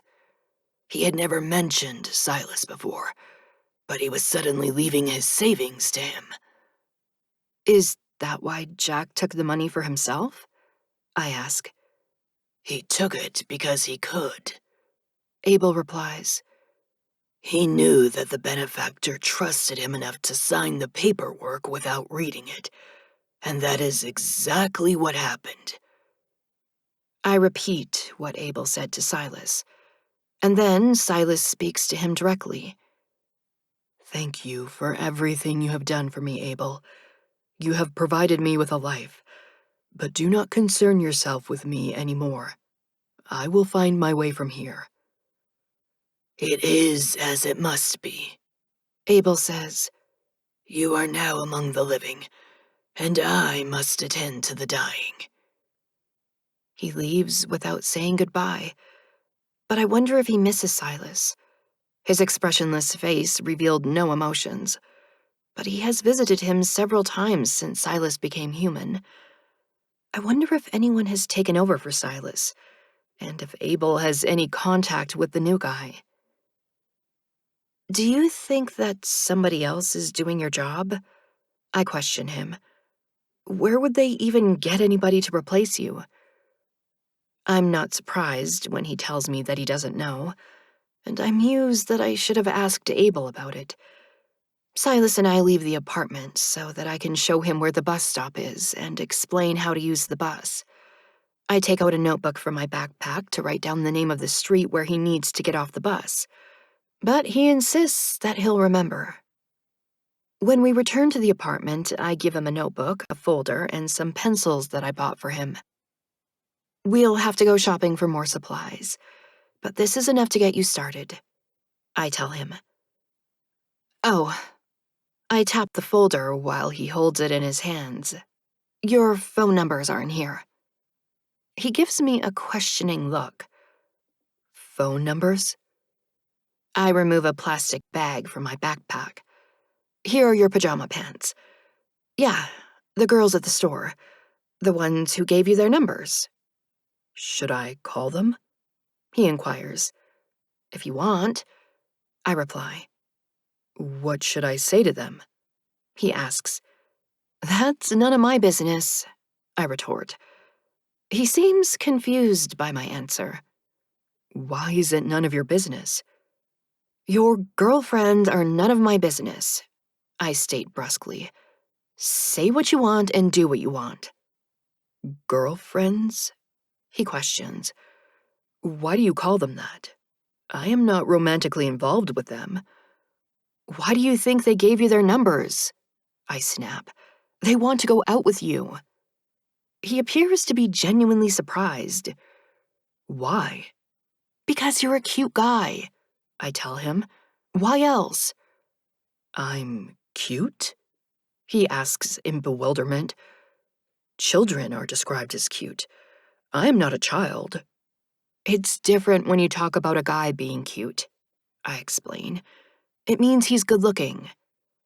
Rather than being flattered by the compliment, he contemplates it thoughtfully. People want to romance good-looking people. Yeah, I agree. But people our age don't talk like that. We say date or go out with. We don't say we want to romance people. Listen to how the people around you talk when you're at school. I will, He promises. I will learn to speak like they do. You will, I assure him. He's studying me as I speak. People want to date you too, He states. I had started to imagine him at school among other kids, but now my mind snaps back to the present moment as I realize what he's saying. He's telling me that I'm good-looking, but it's spoken more like a fact than a compliment. I respond with a careless quip. People don't give me their phone numbers at the store. You weren't there long enough, He suggests. We'll return there, and I'm certain they will. I drop the light tone as my mood turns serious. I don't want to go out with anyone. Neither do I, Silas tells me. His declaration surprises me since I expected him to want everything that most people want. Why not? He shrugs, and it's such a completely human gesture that it reawakens my awareness of the change in him. I have no interest in romance. I think about the dream he told me about, and I wonder how he perceives it if not in a romantic way. Maybe he's already forgotten about it. You'll fit right in as a guy, I tease, but I feel sorrow tug at my heart. I miss my friends, and I'd rather have them back than be here with Silas. Chloe betrayed me, but I still miss her. I wish for my old life before the accident. And I reflect some of that yearning onto Silas. Do you wish that you could go back to how it was before? He appears to consider my question at length before speaking. It was easier before. I knew my purpose, and I fulfilled it. I felt useful, needed. There was no doubt, no uncertainty. Now I feel like I've been set adrift in the open sea with no clear direction.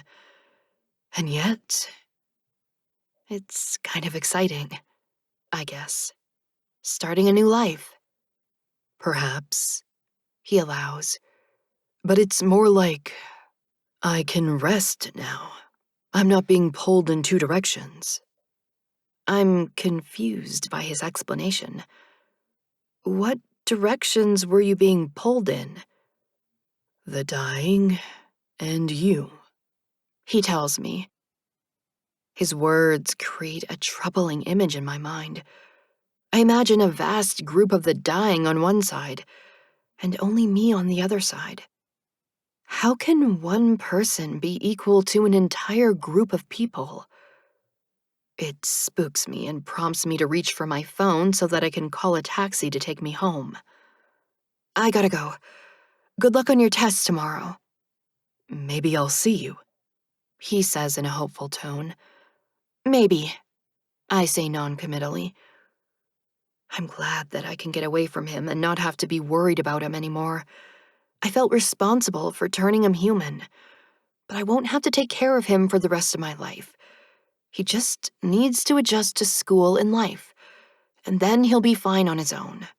Maybe this would have happened to him anyway, and I'm just supposed to be his guide into his new human life. That seems like a reasonable explanation, and it makes me feel better about the situation. It's not that he was drawn to me exactly, as much as he was being torn between his old existence and the pull of his newly emerging human side. He was in transition, and that was why I could see him and touch him, because he was in the process of coming over to my side. Perhaps I had some special ability to see him before most people could, but I couldn't be the only one in the world. There have to be others like me, but Silas just happened upon me first. It's not so strange and upsetting when I think of it that way. I'm not the one who pulled him away from the dying. Chapter 15. I get called down to the counselor's office right before lunch the next day. Silas is sitting in one of the chairs facing her desk, and he turns to look at me when she greets me as I hesitate in her doorway. She talks in a cheery tone of voice about how I can show Silas where the cafeteria is and have lunch with him. Okay, I agree as I evaluate his somber expression. He's silent as we walk out of her office and down the empty hallway. What's wrong? I ask him. I failed my tests. He replies dejectedly. You can't fail them, I explain. They're placement tests. They just help them figure out which classes to put you in. I'm not in the grade you told me I would be in, He says. I have to take remedial math. Really? I question in surprise. What grade are you in? He pulls a sheet of paper out of the folder I gave him yesterday and hands it to me. I scan his class schedule before my eyes go back to the top of the page and see that he's a sophomore. Looking back down his class list, I note the remedial math class, but I also notice that he's in advanced English. After saying that he's been placed in some random filler elective class, I turn back toward the counselor's office. Did you tell her that you know languages? I inquire as he follows me. She didn't ask, He replies. A language will look better on your college application, I tell him. Which one do you want to take? I already know them all. He reminds me. I need to study what I don't know. Trust me on this, I urge him. It'll help your grades. I barge back into the counselor's office. He wants to take Spanish. She looks uncertain about this request. Maybe next year. We don't want to overload his schedule this year. He already knows some Spanish, I tell her. He picked it up on the street. She appears to be very uncomfortable with me mentioning his personal situation, and she directs her question to Silas. Are you sure you want to take Spanish? It will mean extra homework, and you already have some challenging classes. I want to take Spanish, He confirms. Okay, She allows. I'll sign you up for it, but you can drop it if it's too much for you. He'll be their best student, I assure her. They'll probably want to put him in the advanced class. She smiles at me now, apparently pleased by my faith in him. I'm sure that he'll do fine. I will study in advance to the correct grade, Silas declares. It worked out, I tell him. You're in the same grade as me. I am behind the other students, He says in displeasure.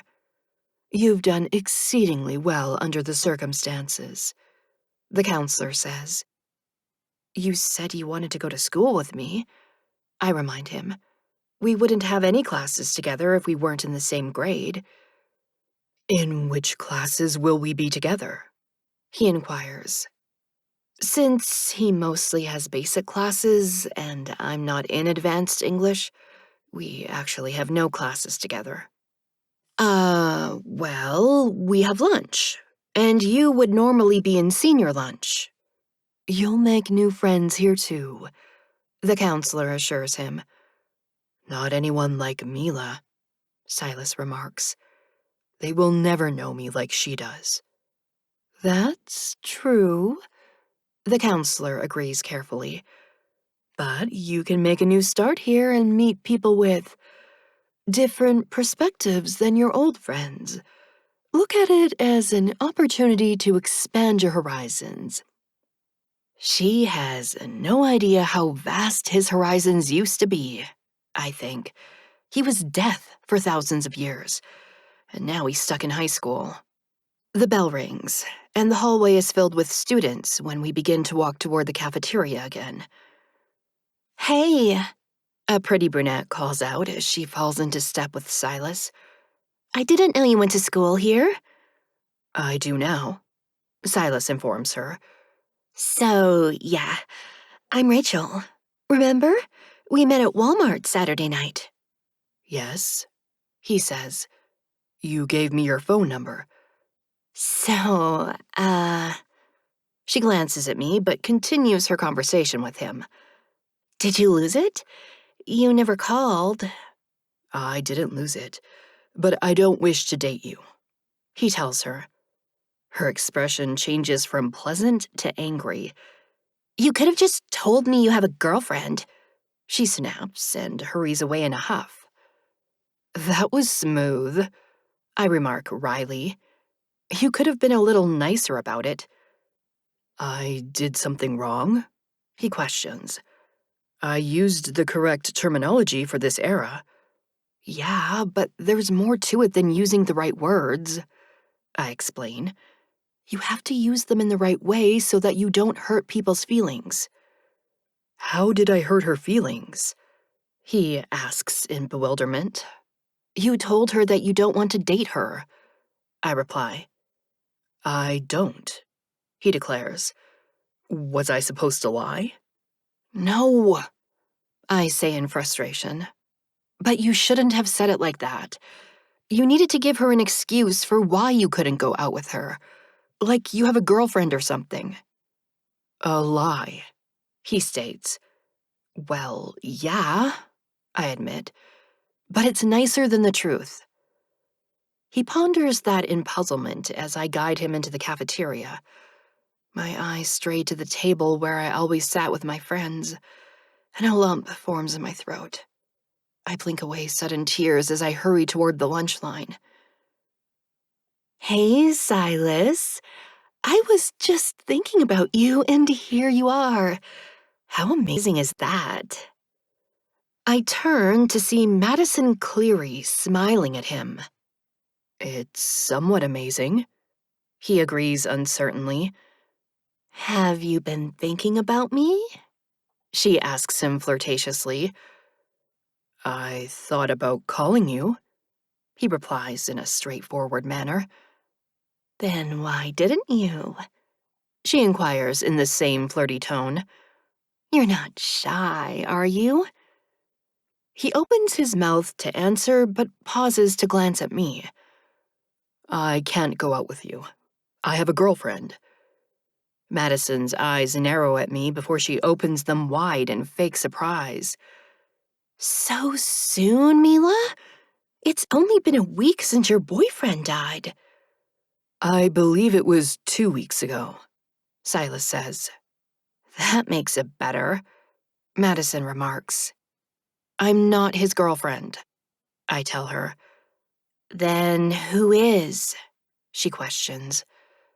Silas is no help, because he looks to be at a loss as to how to answer her. She's, I begin, but Madison cuts me off. I'm not judging you, she declares falsely. I've heard that people deal with grief in all kinds of ways. Comfort, sex, and all that. She's succeeded in her mission to make me look as bad as possible, and I flush in embarrassment as I notice people watching us. Escaping their stares, I rush from the cafeteria into the now empty hallway. I'm not even aware of Silas until he enters the restroom after me. You can't be in here, I tell him.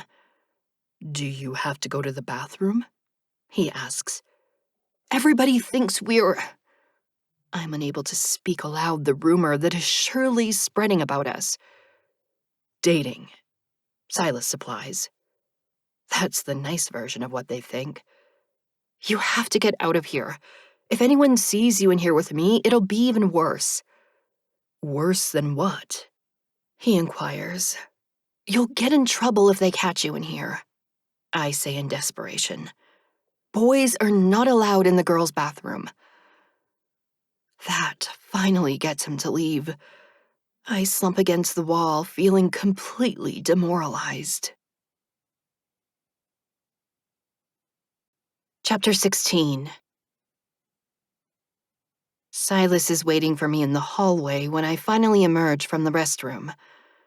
You're still here? I exclaim in dismay. Why didn't you go back to the cafeteria and eat? We're going to have lunch together, he states. I pull my cell phone out of my purse and look at the time display. You better hurry if you want to have time to eat. I try to urge him along. He takes my hand to pull me with him, but I resist. I'm not going back there. Why not? He asks. Aren't you going to eat? I'm not hungry, I answer truthfully, because my appetite is gone. Oh, he says. Then I'll go eat at home. You can't leave before school ends, I explain to him. I am done for the day, he tells me. My classes begin tomorrow. I just wanted to have lunch with you. Oh, I respond. Sorry about that. It is all right, he assures me. We will have lunch together tomorrow. The earnest expression on his face stops me from telling him that we shouldn't be seen together for a while. I wanted to say that he can sit with Madison, and that she'll help him fit in socially at school. But he seems to be clinging to me. It makes sense, since I'm the only link he has to his past, and I don't have the heart to drop him and leave him on his own. I'll have to pull away from him slowly after he gets settled into his new life. Well, I'll see you tomorrow. Yes, he replies. Have a good day. He beams at me like he's exceptionally happy. That's what people say, isn't it? Have a good day. Yeah, I agree in a more subdued tone. But people our age don't really say that. He appears to be confused. But the girl at the store was our age, and she told us to have a good day. I realize that he must be talking about the cashier. She was doing her job. They trained them to say that to customers. He mulls that over briefly. Then what do people our age say to each other in parting? See you, I reply, or just bye. Incomplete sentences, he remarks, apparently to himself. I see. Okay, bye, I say, putting my lesson into action and also prompting him to leave. Bye, he repeats, and looks to his right and then to his left. I point at the right side of the hallway. It's that way. Go to the end of the hall and turn left. You'll see the doors to get outside. Thank you, Mila, he says. Yeah, bye now. I prompt him again with the desire to get rid of him before anyone sees us together. I'm hoping that the damage in the cafeteria was minimal. Silas leaves, and I head to my next class since it's almost time for the bell to ring. I get several minutes of peace before the hallway outside the classroom fills with students. My hope for not being a source of gossip seems to have been fulfilled at first, and I'm reconsidering my promise to eat lunch with Silas tomorrow. It'll be best if he makes other friends right away. That'll help him adjust faster than relying on me for his social life. Mom's right that I need to make new friends, and Silas doesn't count. I need normal people, like the friends I used to have. My life can actually be normal now that the supernatural is no longer affecting me. What made you decide to change your hair? Patrick asks me suddenly. I turn to him in pleasant surprise that he's speaking to me. Although he sits beside me every day in this class, the only words he's spoken to me are condolences after the death of my friends. He's obviously a shy person, so his question is unusually bold for him. I want to be normal, I reply, continuing with the theme from my thoughts. Oh, he says in what sounds like disappointment. You don't think I should have changed it? I question curiously.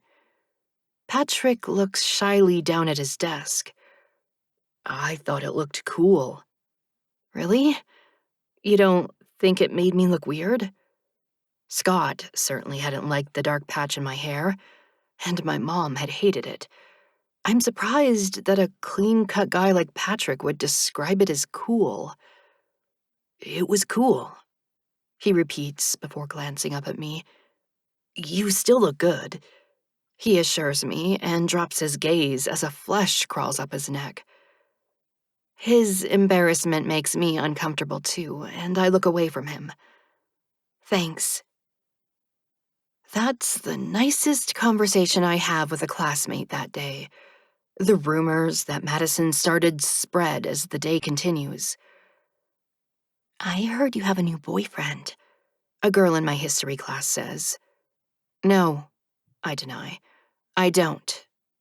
I heard he's an exchange student from Italy, another girl says.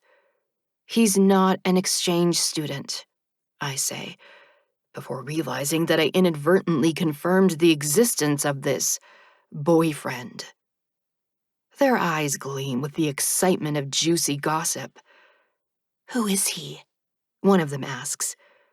He goes to my church, I tell them, using part of Jack's story in an effort to tone down what's circulating about us. I was showing him around because he's a new student here. "He told Madison that Mila's his girlfriend." The first girl confides to the other like I'm not part of the conversation. No, he told her that he has a girlfriend. I clarify. She just assumed that it's me. "Who is she?" The second girl asks. I don't know, I reply. I really don't know him that well.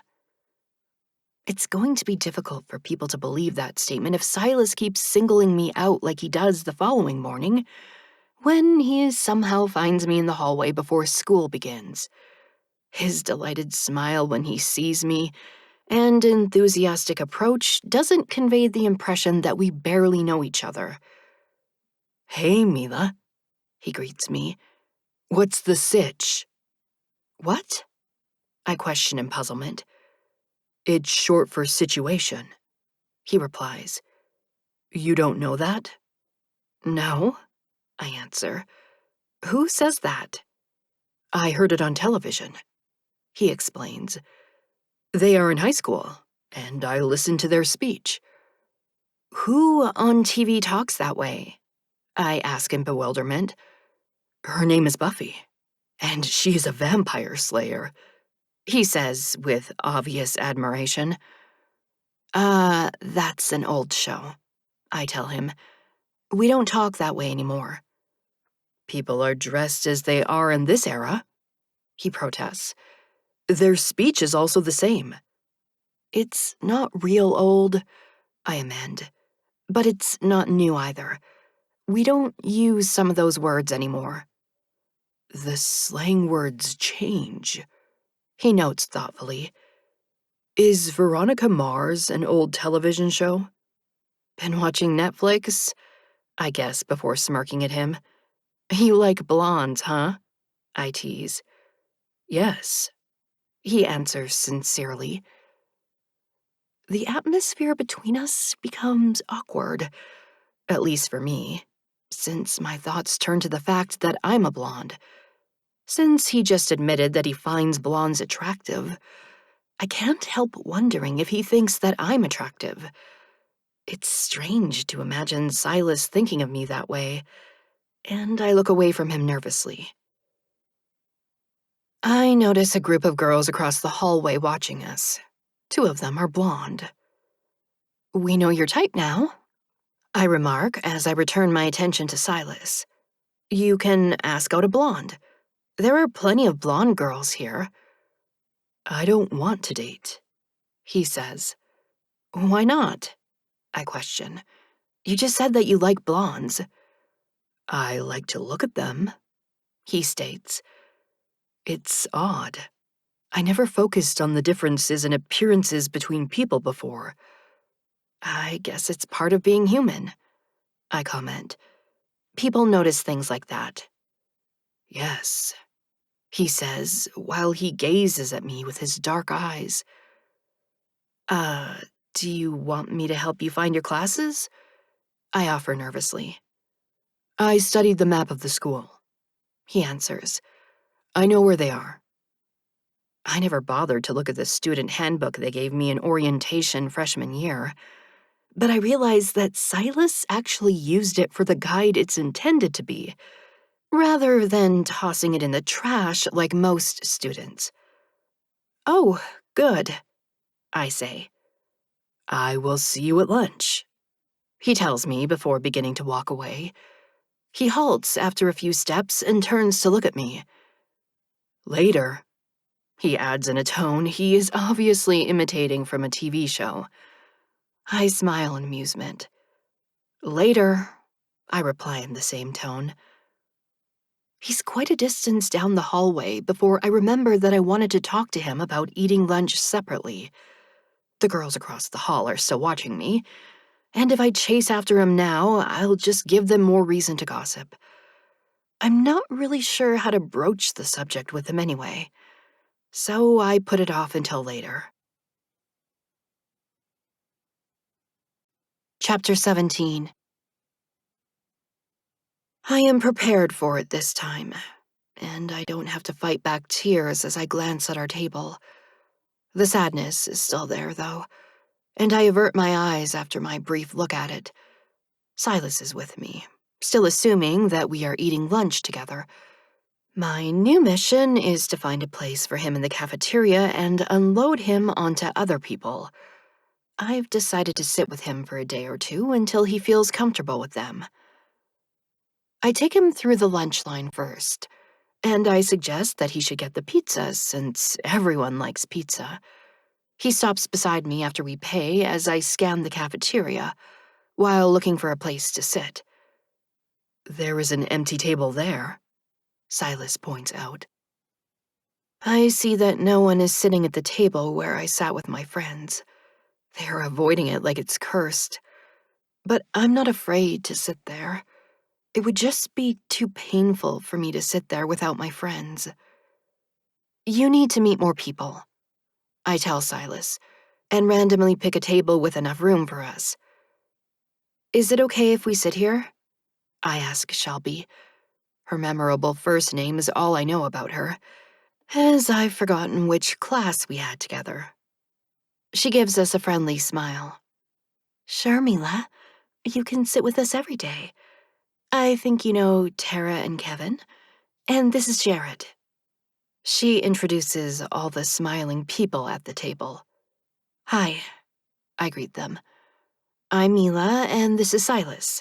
He's new here. Hi, they all respond as we set down our trays and sit down. Where are you from, Silas? Kevin asks amiably, and I'm immediately hopeful that they'll become friends. The city, Silas replies. My mother was a prostitute there, but she died. I gape at him in dismay. Silas! I hiss at him out of the corner of my mouth. He regards me with a questioning look. Yes, it's okay, Kevin says, recovering quickly from the shock of Silas's confession. It's nice to meet someone so honest. Yes, Shelby agrees. So many people lie to impress other people. It's wonderful that Silas doesn't. Have you ever been to church? Tara asks. It can ease your troubles, Silas. You can't find that kind of comfort anywhere else. Tara, Shelby admonishes her. We don't even know him yet. Don't pressure him to go to church. The faithful have comfort and tranquility, Silas states. They cling to their faith even as life is seeping from them, and they look upon death with acceptance. The others are looking at him with something akin to awe. You have a gift for preaching, Tara tells him. You should come speak at my church. Anyone can come forward and say something. I have to study, he tells her. I must learn math and catch up to my class. Nothing is more important than your relationship with God, Tara insists. You have to put him first in your life. We're not in church, Shelby comments uncomfortably. Let him eat his lunch. God has put me here with Mila, Silas says. He means he goes to my church, I add quickly. That's how I know him. Oh, that's so nice, Shelby remarks. See, Tara? He already goes to church. Well, we always welcome visitors at my church, Tara informs us. You might want to come sometime and see how you like it. I can give you the address if you want. Her invitation is clearly directed at Silas, and he realizes it too. I have a girlfriend. Tara looks as embarrassed as I feel. I know you're with Mila. I was just inviting you to worship. We're not dating, I say. That's a false rumor. Kevin is now the one attempting to shift the conversation to something neutral. So, Silas, how do you like going to school here? I like it, Silas answers. I've never spent time with the living before. They are much happier than the dying. Laughter erupts at a nearby table, and he glances in that direction with a smile. They laugh so often. Everyone at our table is staring at him, and I resist the urge to groan. It never occurred to me that he would need so much help with a simple conversation. He's seen some people die, I tell them. Drugs, Tara states with authority, like she knows what she's talking about. Prostitutes are addicted to drugs. Disease, murder, accidents, war. Silas begins to list. Tara nods in agreement. Gang wars. Godless people killing each other with no... But he's gotten away from that. Shelby interrupts her. You don't have to be afraid here, she assures Silas. Mila was afraid that Jack would kill us, but he only wants the hitman's money. Silas shares with them. I produce a laugh I hope is convincing. Stop saying stuff like that. People are gonna think you're serious. Come on, eat your food. That's what you're supposed to do at lunch. He complies with my suggestion and bites into his pizza. After chewing and swallowing that piece, he immediately takes another bite and becomes completely preoccupied with enjoying his food. The others resume eating their meals. And I take a few bites of mine while trying to think of something to say that will ease the awkwardness that Silas unwittingly created. Kevin asks him if he's interested in playing sports, and Silas replies that he's not. Jared, who has been silent until now, questions him curiously about what he does for fun. Silas answers that watching television is fun. Most of it is trash, Tara remarks. They promote sex and violence. You'd be better off joining our youth group. There is a pornography channel on the television, Silas states. I am now regretting not sitting alone with him at my old table. There are all kinds of channels on TV. Silas likes to watch old TV shows too. You watch pornography? Tara asks in disapproval. I saw it when I was looking for examples of how to speak in high school. But they were not in high school. I've seen other people aroused, but I've never been aroused before. He explains matter-of-factly. There is nothing I can do to salvage the conversation at this point, since it's a complete disaster. I'm just glad that Madison is not in the vicinity to hear this and spread it around school. The devil is tempting you to sin, Tara declares. You have to stop watching that trash. Which shows are best for learning the current high school slang words? He questions her. Don't let people pressure you into sin, Tara counsels him. Not all teenagers act like they portray us in the TV shows. Some of us follow the Bible and believe in saving ourselves for marriage. It's better to wait for marriage, Kevin agrees, to my surprise. There are so many diseases that you can pick up from the wrong person. You probably saw that for yourself when you were living in the city with your mom. He did, I tell them. And he doesn't like to talk about it. We have to go and, I stand up and grab my tray off the table. So we'll see you tomorrow, Shelby says as Silas also stands up. Come sit with us again. Okay, thanks. I like her, but I'm eager to get Silas away from them before he says anything else. After we throw away our garbage and set our trays aside, I lead him out of the cafeteria and down the hallway. Okay, I say as I stop and face him. You need to stop telling everybody everything. Some things are private, like watching porn and your mother being a prostitute. That is the story Jack told the counselor, he reminds me. And I heard other students discussing what they watched on television. Not porn, I tell him. They don't talk about watching porn and being aroused, I sputter. And speaking of Jack, don't go around telling people about hitmen. We don't need someone to call the police. Just act like a normal person, I continue in exasperation. Talk about normal things that people talk about. Like church? He questions. Yeah, that's not a good example, I comment. Tara seems like kind of a fanatic. Normal people like regular TV shows. Not porn, just normal TV shows. I'll show you some popular ones. You'll watch television with me?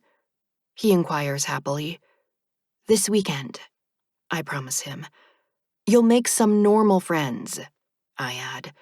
Just watch how other kids in your classes act.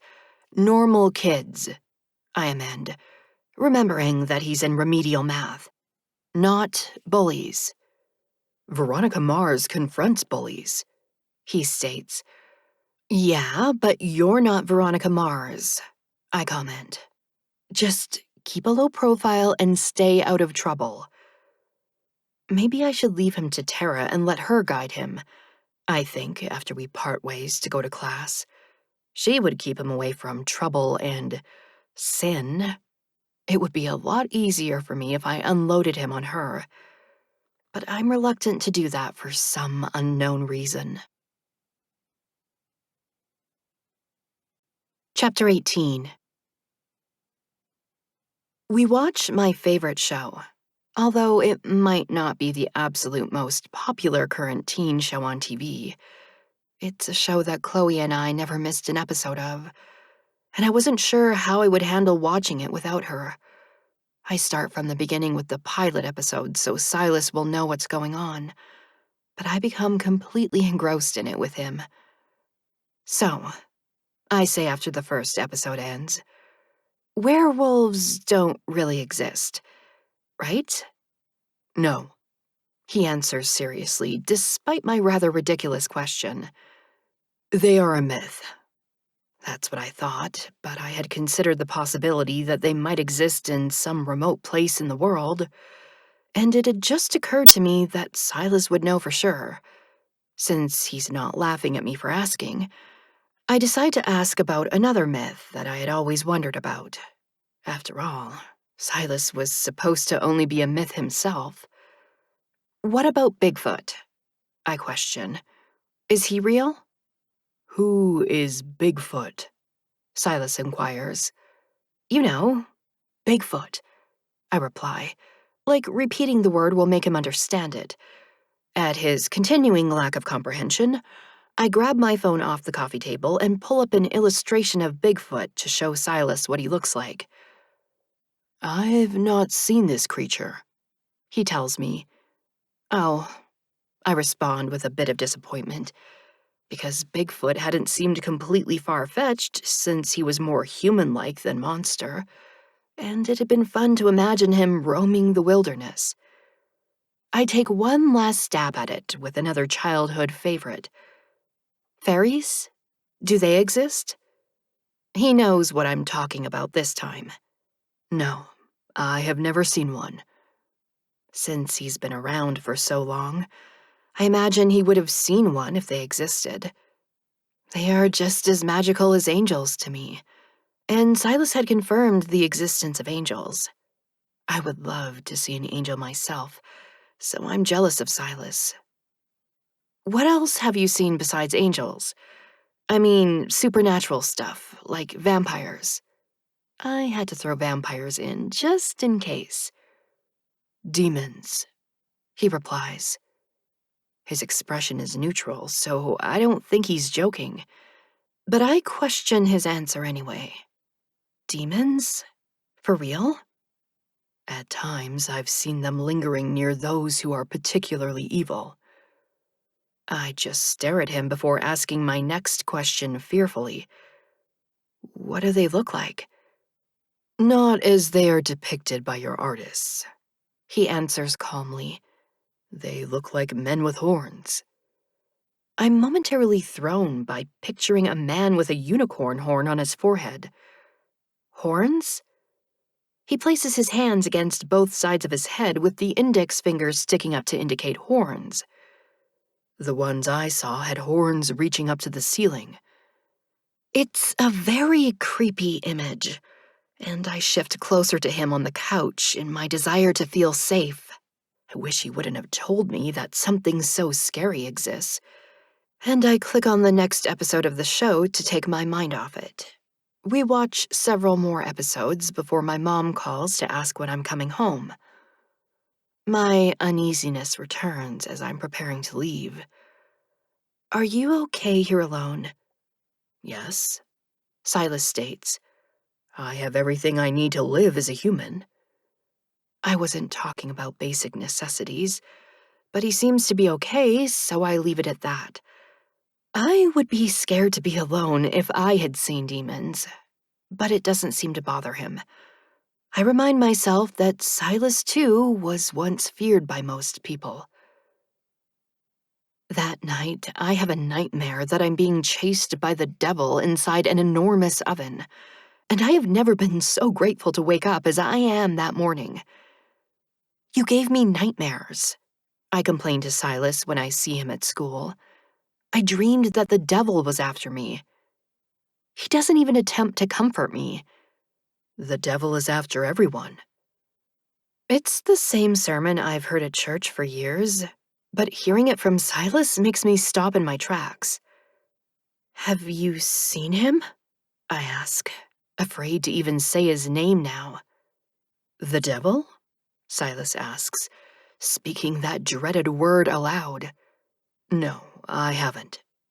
Good, I say and try to make light of it. You don't need to give Tara another reason to lecture you about going to church.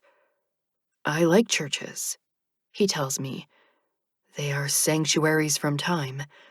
Even as the world changes, they remain what they have always been.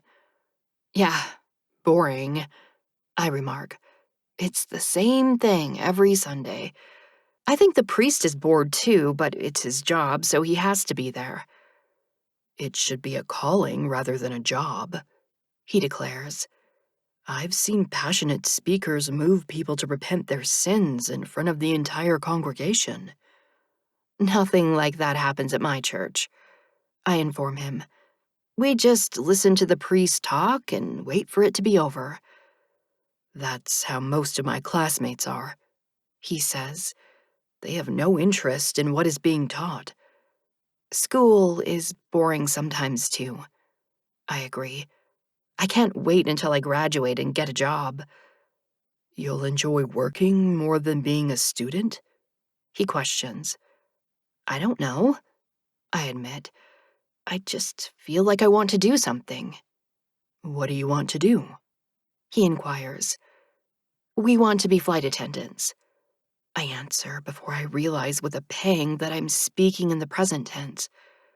Chloe and I wanted to. We were going to travel all over the world for free. Traveling is your passion? He asks. I shrug. It's something to do. I've got to do something, right? Dylan wants to be a rock star, He tells me. A guy in one of your classes? I guess. Yeah, that'll happen. How do you know? Silas questions. I was being sarcastic, I explain. Forget it. What about you? Do you have any idea about what you want to do? I want to get married, He declares. Okay, I remark. You want to get married, but you don't want to date. Do you see the problem with that? Who are you going to marry if you don't have a girlfriend? I'm going to marry you, He states. I am literally saved by the bell, because Silas hurries away after announcing that he must get to class. He has left me bewildered and baffled as to why he wants to marry me. There has never been anything remotely romantic between us at all. I have no chance to confront him about it at school, because there are too many people around at lunch. Silas isn't acting any different around me. Not like he's suddenly in love with me or anything, so I don't know why he made that declaration. Shelby waves us over to her table, and we sit with her group again. How was your weekend? I ask in an attempt to control the conversation. It was good, she replies. I went shopping for my homecoming dress. Wicked, disgusting music, Tara remarks in a disapproving tone. And you're going with a non-believer. You'll be surrounded by lewd behavior. I've heard what goes on at these dances, and I'm telling you that you're on a wicked path. The wicked mind thinks wicked thoughts, Silas says. It constantly schemes to indulge its own desires. Tara smiles at him. Tell her, Silas. She shouldn't go to that vile dance. He speaks to Shelby. If you have a wicked mind, you will do wicked things. Avoiding the dance won't save you. Silas, I admonish him. He just says these crazy things, I explain to her. Don't take it personally. No, she states. I think he made a good point. Going to a dance won't make me do anything that I don't want to do. I'll still be a Christian no matter where I am. I still think you're making a mistake, Tara comments with a sour face. Well, how was your weekend? Shelby asks me. She watched television with me, Silas volunteers. More television? Tara asks in distaste. Did you go to church? No, He answers. we were watching Teen Wolf. Shelby is trying not to laugh, but she's failing. I notice that Kevin looks sheepish, which makes me suspect that he watches the show too. Jared just looks plain amused, so it seems that Tara is the only one without a sense of humor. Teen Wolf? She says it like she's talking about something foul. What did you learn from watching that compared to what you learn in church?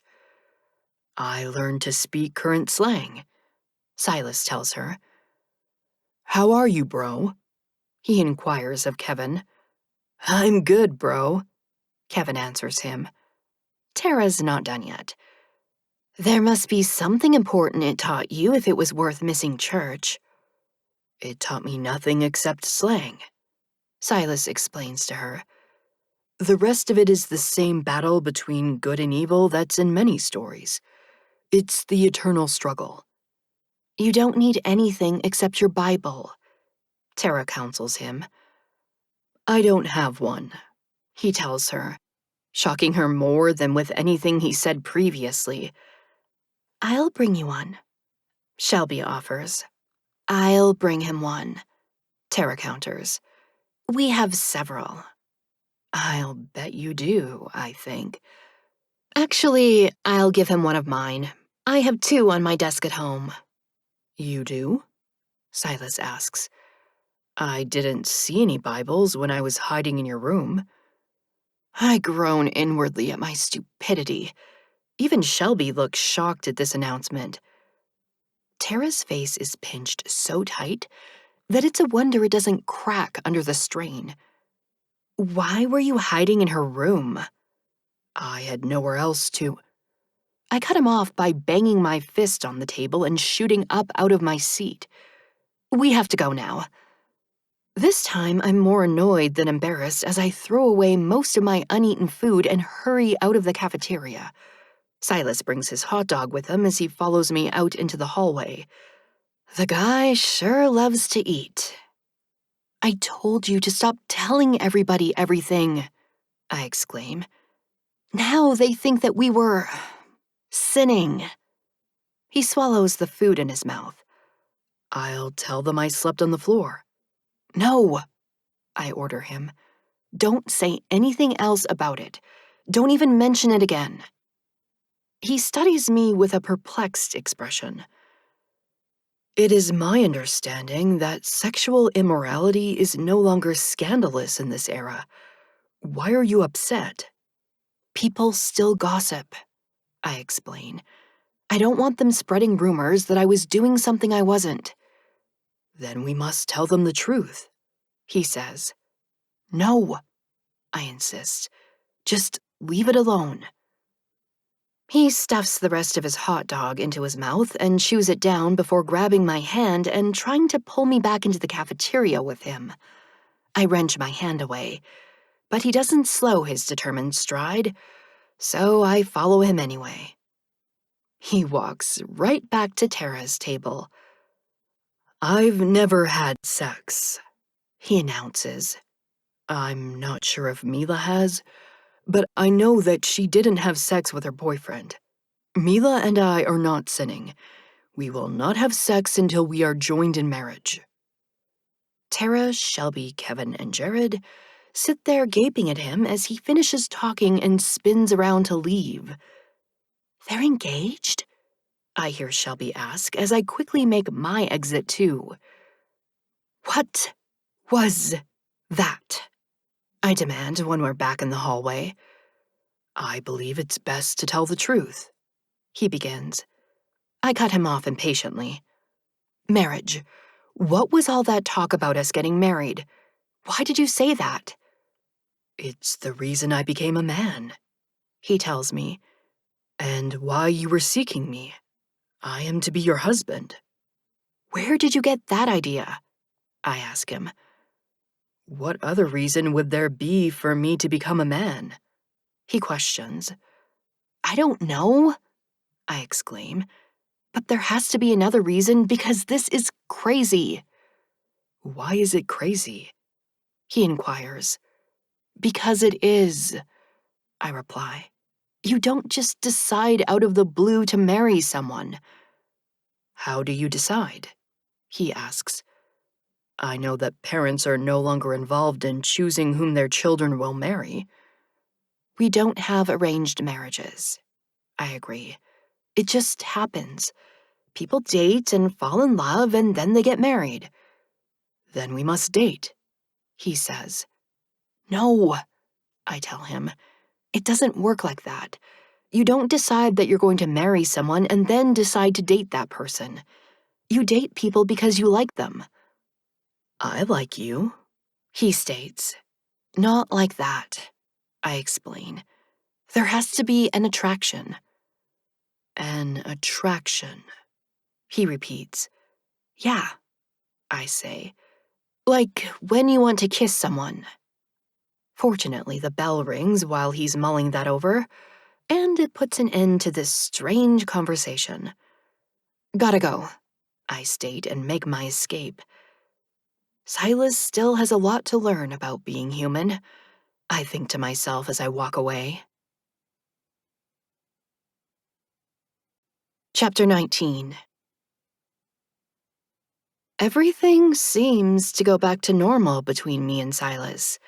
He doesn't bring up marriage again, and I'm surprised that no one else mentions it either. I guess Shelby's group doesn't spread gossip around school. We actually settle into a comfortable routine with them at lunch. Silas has finally stopped blurting out too much personal information. "I have to be like Scott," he tells me when I compliment him on knowing what needs to be kept private. "He has to keep his werewolf nature secret from the rest of the school." "That's right," I say. "It's just like on the show. You don't tell people all your secrets." "I only tell you," he says. "Only me," I agree. "What are your secrets?" he asks. "I don't really have any," I reply. "Except for seeing you back when you weren't human. I didn't have any other secrets." "I am your only secret," he states. "You were," I tell him. "But now I don't have to keep you a secret anymore." He smiles at me, and I'm struck by how nice he looks now compared to how creepy his blank expression used to be. He's attractive, but there is nothing conceited about him. I wonder what kind of person he would have been if he had been born human and grown up good-looking. "Will you go to homecoming with me?" he questions suddenly. Awkwardness again. "I thought we talked about this," I protest. "We're not dating." "As friends," he explains. I heard a guy ask the girl whose locker is beside mine if she would go to homecoming with him as friends. She said yes. He pauses as I hesitate. It's just that I've never been to a dance, he adds. Not as a participant. I've only been to attend to the dying. Heart attacks, aneurysms, drug overdoses. I quickly interrupt him before he can continue the list of fatalities. I get it. You never got to dance. No, he confirms. I contemplate it for a moment, but it just makes me terribly sad to think of going without Chloe. We were all going to get a limo together and go as a group. I'm sorry, Silas, but I'm just not in the mood to go to a dance right now. I don't feel like dancing when my friends are. You're still grieving. He finishes for me. I understand. Thanks, I say. I'd tell you to ask Shelby if she didn't already have a date. It's all right, he assures me. There will be other dances. Yeah, I agree, but a melancholy mood has come over me. My friends assumed that they'd be at this dance. They didn't expect to die so young and so suddenly. I think about how Chloe betrayed me by sleeping with my boyfriend, but she still didn't deserve to die for that. It makes me angry at God again for taking her away. Do you want to go to Tara's church with me this Sunday? Silas asks. No, I state vehemently. I don't want to go to church. All right, he concedes. I know you find church boring. Maybe you'd like to go on an outing with the youth group. Tara said they do things like bowling. I visited a bowling alley once before the entire building burned down. It was a flash fire created by a lightning strike. Almost everyone inside— Stop, I plead. I don't want to hear about any more people dying. I know it's your past, but I just can't deal with that right now. I'm sorry. He apologizes. I didn't mean to upset you. It's okay, I tell him. I'm just— The bell interrupts me. Well, I say after it stops ringing, we'd better get to class. Yeah, he says. Later, Mila. That coaxes a small smile from me. Later, Silas. He turns and walks away, and I watch him for a moment. His easy gait lacks any male posturing or attitude. He is just simply walking to his destination without noticing the glances of the girls he passes. I feel a warm affection for him now as I turn to go to my own class. Who knew that Death would turn out to be such a nice guy? I've forgiven Silas for his part in the death of my friends, because he couldn't have stopped them from dying. God could have, though. God controls everything, so he could have kept them alive. My grandma was old, so I don't begrudge him that as much. But my friends were too young to die.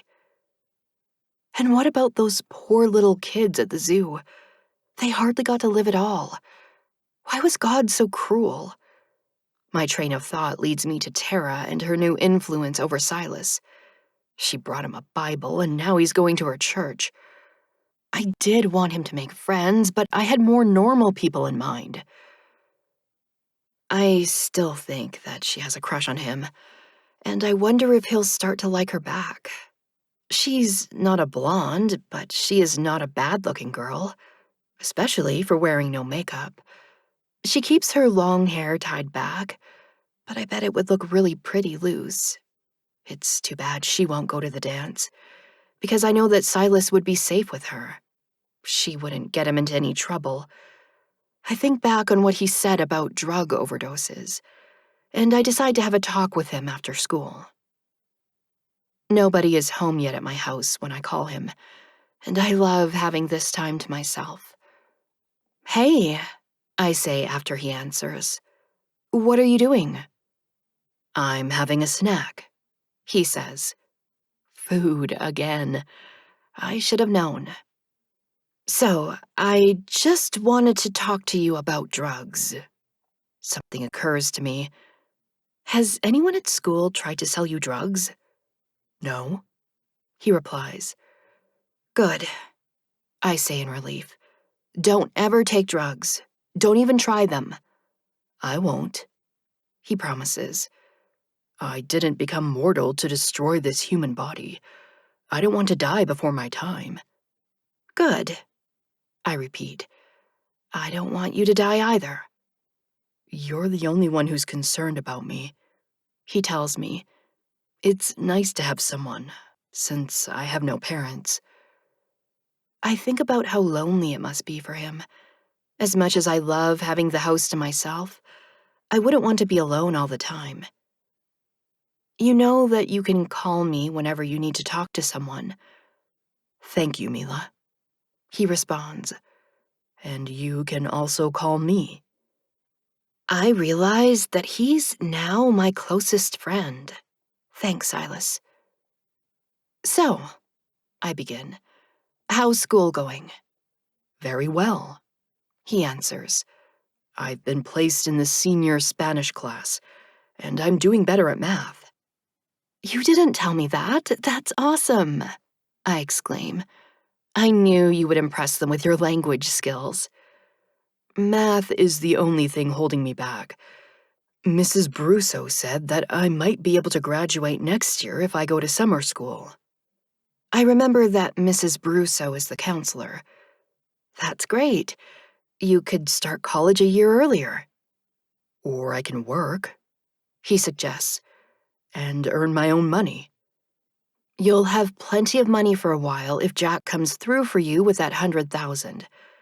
Have you heard from him? No, he answers. He said it would take some time. Yeah. I try not to worry about what will happen if Jack doesn't give Silas the money. What will he do once the $1,000 that Jack gave him runs out? Even with a place to stay, he still needs to buy food. He could get a job, I guess, but that will cut into his homework time. He's just starting to get adjusted at school, and it might overwhelm him with a job on top of it. I'm attracted to you. My thoughts screech to a stop. What? His voice comes out steady over the phone. You said that being attracted is wanting to kiss someone.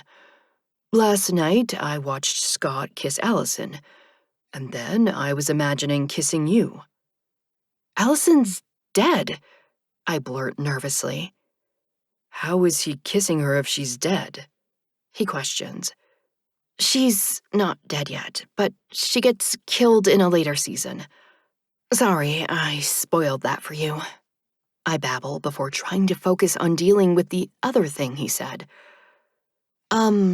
Look, it's natural to imagine yourself doing something you see on TV, but that's imagination. It's not real life.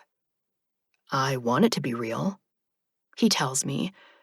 I was thinking about it in class, too. What can I possibly say to that? Have you thought about kissing me? He asks. No, I answer. I'm sorry, Silas, but I haven't. Use your imagination, he instructs. I stifle a nervous laugh. I'm sorry, but I just don't think of you that way. I didn't think of you that way either until last night, he says. It just happened, like you said it would. Maybe it will happen that way for you too.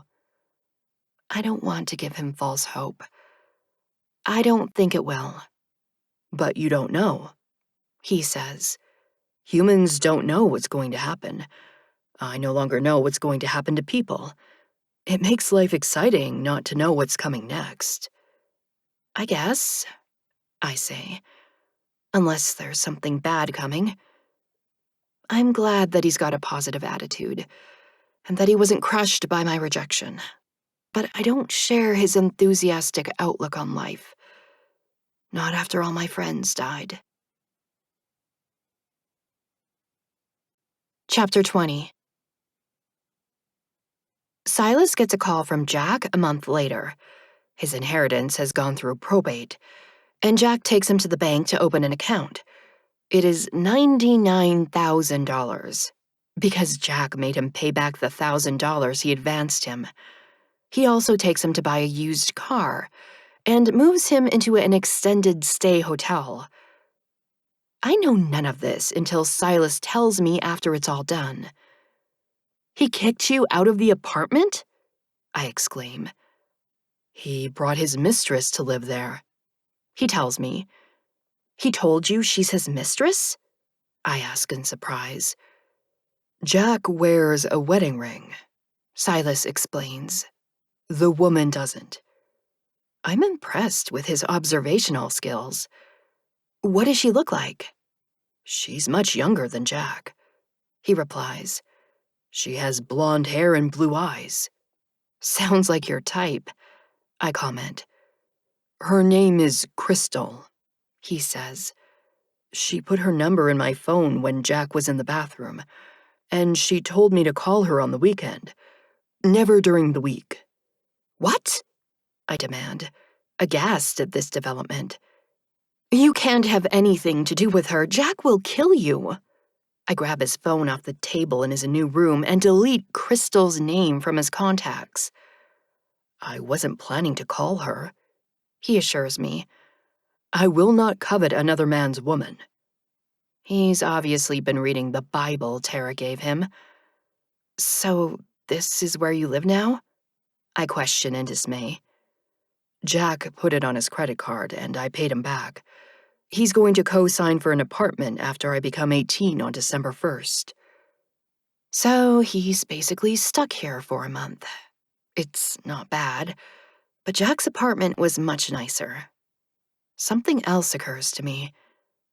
"You don't have a driver's license. How are you going to drive your car?" "Jack said to ask you to help me learn to drive," he says. "He said I should take taxis to school until I get my license." I sigh. Come on, we better get started right away. The school parking lot is empty on the weekend, so I drive Silas's car there and have him practice driving around it. "I'll bring you my booklet to study the traffic laws. You'll have to call Jack and see when he can take you to the license bureau to get your learner's permit. You can't drive on the road until you have it. You'll have to sign up for a parking pass at school, too." I continue. "Thank you for helping me, Mila," he says. "I would not know any of this without you." "It's okay," I assure him. "We all have to learn this stuff. You're doing great for only being human a short time." Despite the unexpected change in living arrangements, I'm relieved for Silas. Now he won't have to worry about money, and Jack has even promised to help him with getting his own apartment. He'd kept his promises so far, so I wasn't as worried this time that he would go back on his word. The guy was shady, but apparently he wasn't all bad. Still, I was glad that he was mostly keeping his distance. "God has provided for me," Silas states. I can't ignore the truth of his words. It's almost miraculous how well things have turned out for him. He basically appeared out of thin air, and now he has a car and a bank account. And he didn't have to work for any of it. Yet I'm not jealous of his good fortune, but I actually feel a sense of contentment about it. At least something is turning out the way it's supposed to, I think. Silas's enthusiasm for life has increased, while mine is lukewarm at best. Watching him delight in new experiences does lift my spirits, though. He spent Halloween at my house helping me pass out candy, and I laughingly told him to stop dumping entire handfuls of it into the children's bags. "We'll run out before trick-or-treating is over," I told him. "They're so excited," he said, displaying an inordinate amount of excitement himself. "Especially the wee ones. They are running to the next house." They are cute, I agreed. It's impossible not to smile when you see adorable little kids. After Silas gets his temporary permit, he talks me into going bowling with Tara's youth group. I need to practice driving, and I need a licensed driver in the car with me. I'm surprised by how warmly everyone greets him, but I guess they've gotten to know him since he's been to their church several times. Tara is less pleased to see me, so she apparently didn't know I was coming. Silas introduces me to the rest of them as his friend, Mila. He is bewildered when we tell him that we have to change into bowling shoes. I try to give him some tips on playing the game, but he throws a gutter ball on his first try. You'll get the hang of it, I assure him. He's thrilled when he knocks over 2 pins on his next attempt. I actually get into the game with him and have fun. The group chips in for pizza, but Silas is so wrapped up in playing that he hardly eats anything. That's the first time I've seen you ignore food, I tell him. I have to get a strike, he insists distractedly, watching the moves of every player. It's your first time bowling, I remind him. Don't put so much pressure on yourself. You're supposed to be having fun. I am having fun, he says. I like bowling. We'll come back here again, Tara promises him. We rotate the activities we do, one of the guys explains.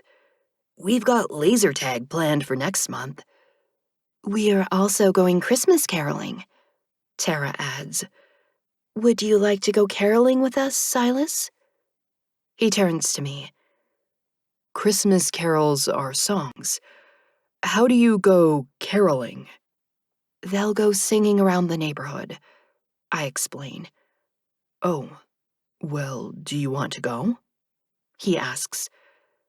I know that Tara wasn't including me in her invitation, and I'm not keen on walking around singing in the cold. No thanks. You go ahead and go. He takes my hand and gazes at me. I would like you to be there as well.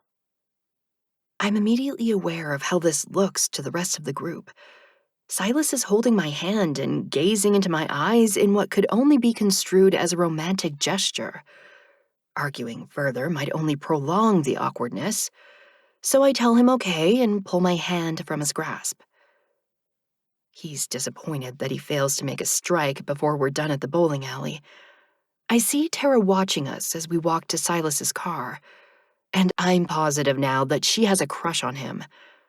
After debating whether I should tell him, I decide not to. I'm going on the assumption that it will either just happen for them on its own or it won't. For Silas's birthday, I take him to the bowling alley, and we have our own private game.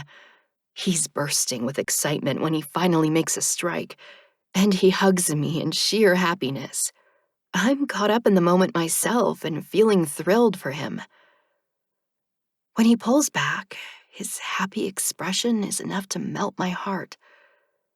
Thank you, Mila, he says with the enthusiasm of a little kid. It's endearing how little it takes to make him happy. Happy birthday, Silas, I tell him, because it does now feel like it's his actual birthday. I drove, although he has his license now. Come on, I say. Let's go celebrate with some food. Yes, he agrees with enthusiasm. We go to a restaurant, and I sneak off to secretly talk to the waitress after telling Silas that I'm going to the restroom. I request for a small cake to be brought out after the meal. Several of the waitstaff come out to sing him a little song and clap for his birthday as they set a cake with 1 candle before him. It actually is your first birthday, I muse after they leave. Make a wish and blow out the candle. I wish to marry Mila, he says, and blows out the candle with 1 breath. You weren't supposed to say it out loud, I respond automatically. It's supposed to be a secret. Why? He asks. It's a superstition, I answer, avoiding the topic of his actual wish. I had hoped that he had given up on that idea. They say it won't come true if you tell it. Wishing something won't make it happen, he states. Neither will rituals. The pagans had all kinds of rituals for a good harvest and victory in war, but it had no effect on the outcome of anything. I'm relieved that he's not discussing his wish. It's just a birthday tradition. We don't really take it seriously. I stand up and remove the candle from the cake before grabbing the knife to cut it. Silas watches me as I place a piece on a plate for him. He digs in as soon as I set it before him. I serve myself a small piece, and he's already cutting himself another piece as I'm settling back in my seat. I guess you like cake, I note with a smile. Yes, He confirms as he digs into a second piece. It's much thicker than the piece I cut for him.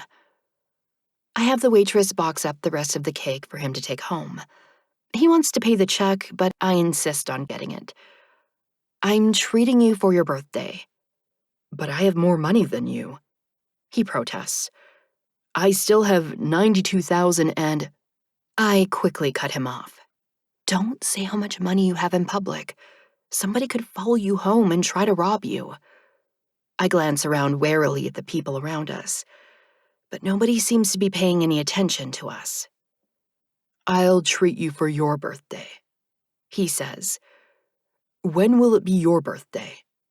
In June, I reply. I will pay for dinner, He states. Do you also want to go bowling? I laugh. Maybe. We'll see. His enthusiasm also extends to laser tag once he experiences that at the next youth group outing. I'm not quite as into it as he is, but I still hesitate when Tara asks me to sit the next game out with her. We'll get some slushies and cool down, she offers. That sounds tempting, so I agree to a slushie. The cold drink is refreshing, and I sip it gratefully as we sit down at a table. We rest in silence for a while, and I'm hoping that we won't have to talk. Silas says that you don't like going to church. No such luck. No, I respond. I really don't. But you used to go to church, she says. Yes, I reply. My parents haven't made me go since your friends died, she guesses. It kind of seems pointless, I tell her bitterly. Chloe went to church almost every Sunday, and it didn't save her. But it did, Tara insists. It saved her soul. That's not much consolation, I confess honestly. Why did she have to die so young? And Scott, Tyler, and Jeremy, all of them gone, just like that. We can't understand God's will, she begins. Please spare me the sermon, I exclaim. You don't know how I feel, so I understand how it feels to lose someone close to you, she tells me. My twin sister died when I was a child. I was only 4, but I remember her. I've missed having a sister so much over the years. Now she has gained my sympathy. I'm sorry. Was it an accident too? She got a virus. They never did find out what it was. Several children died from it. I stare at her in astonishment. The kids at the zoo? You know about that? She asks in surprise. You must have been just a child yourself. I was there that day, I explain. So was I, she says sadly. But my sister was the one who got sick. My mind is reeling from this revelation. I guess it's not such an unusual coincidence that we would have been at the zoo on that particular day. Since we both live in the vicinity, it still seems incredible that I would be talking by chance to the sister of one of the victims that fateful day when I first saw Silas. What does it mean? I used to think you were strange, she admits, with that punk patch in your hair. Goth, I correct her. But you seem to be a nice girl, she continues. Don't turn your back on God because of what happened. You need him now more than ever. Well, thanks for the advice, I respond awkwardly, more sensitive to her now that I know the tragedy in her past. I'm not coming back to school after Christmas vacation, she tells me. I'm going to be homeschooled from now on. You're switching over in the middle of the year? I ask in dismay. Why? I asked Silas to marry me, she states. I gape at her. He turned me down, she says. He likes you, Mila. I knew as much, but I still hoped. I stir from my shock. Aren't you 16? How can you get married? My parents would have signed their permission, she says. They know that it's better to wed than to live in passion. Passion? I question. You mean you and Silas? No, she interrupts quickly. The passion I have for him. My thoughts about kissing him. She blushes bright red. That's normal when you like someone, I assure her. My sinful thoughts are distracting me from my focus on God. I can't be around Silas anymore. I can't believe that she's leaving school just to avoid seeing a guy she likes. What about stuff like this? I'll stay home, she replies. I can only imagine how little fun there is in her life already. She shouldn't have to give up her youth group activities. I'll talk to Silas. He can join the youth group at my church instead. Thank you, she says gratefully. What about the caroling? I ask. She hesitates. I invited him. We're not gonna ruin Christmas for you, I decide. We're canceling on the caroling. Thank you, she says again. I have lived with envy in my heart over you. I'm sorry, Mila. My entire view of Tara has changed. I had thought that she was self-righteous and annoying, but now she has shown me the real person beneath all this sermonizing. You're human. People get jealous sometimes. I need to be content with what the Lord has given me, she states with conviction. How can you have so much faith in him after he took your sister away? I ask her. Our loved ones are not gone, she replies. They've just gone on ahead of us. We will see them again. This is a temporary place, but they are waiting for us in our eternal home. I think about my grandma, and I can definitely imagine her in heaven. I hope that Tara is right and that I'll be able to see her again. Silas has seen angels, I'm moved to share, because it's something that I know Tara will appreciate. Her eyes are shining with wonder, and she looks so pretty right now. I knew that he was one of God's special people.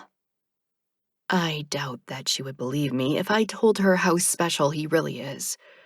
He looks like an ordinary teenage boy when he emerges beaming from a game of laser tag with the rest of the group. Tara and I join them for the final game, and it actually feels a little bittersweet to know that we won't be getting together with her anymore. I had just started to like her. We give each other a hug in parting, although we'll still see each other for another week at school before Christmas vacation. She gets picked up by her mom, and Silas and I walk out into the parking lot together. We drove separately this time, but he walks me to my mom's car. Maybe we can come to laser tag for your birthday, he suggests. I laugh. So you like it better than bowling? It is more exciting, he confirms. My smile fades. Why didn't you tell me that Tara asked you to marry her? I didn't say yes, he answers. There is no news of marriage. I guess in his mind there was nothing to tell. She proposed to you. That's a pretty big deal. We are not betrothed, he states, still missing the magnitude of what happened. Yep, I say. You're a guy. He gives me a quizzical look. Did you think that I was a girl? I snort with laughter.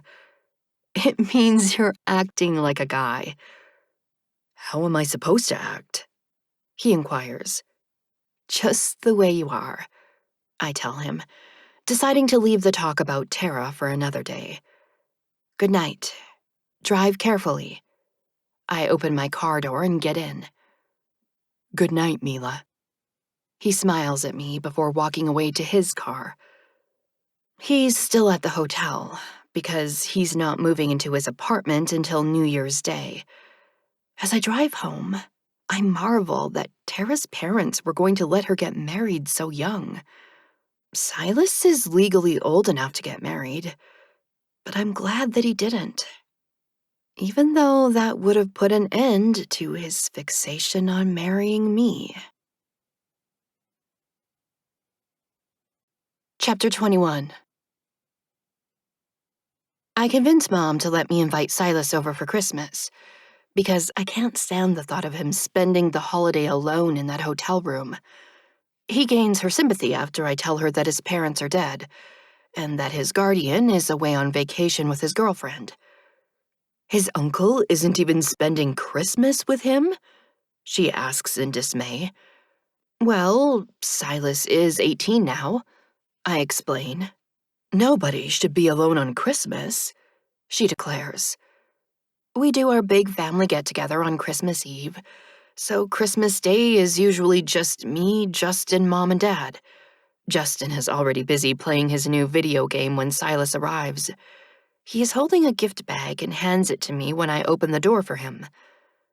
Merry Christmas, Mila. Merry Christmas, Silas, I respond with a smile. He enters the house, and my mom rushes over to greet him too. Are you hungry? She asks. Would you like me to fix you a plate?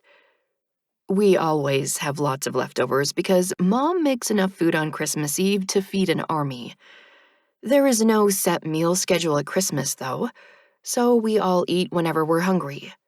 It's only 11 o'clock, but Silas is apparently ready to eat immediately. Yes, he replies eagerly to my mom's offer. She invites him into the kitchen and begins to fill a plate with stuffing, mashed potatoes, and green bean casserole before putting it to heat in the microwave. She also takes several slices of turkey and ham out of the fridge and places them on another plate for Silas. I ask him what he wants to drink, and he answers water.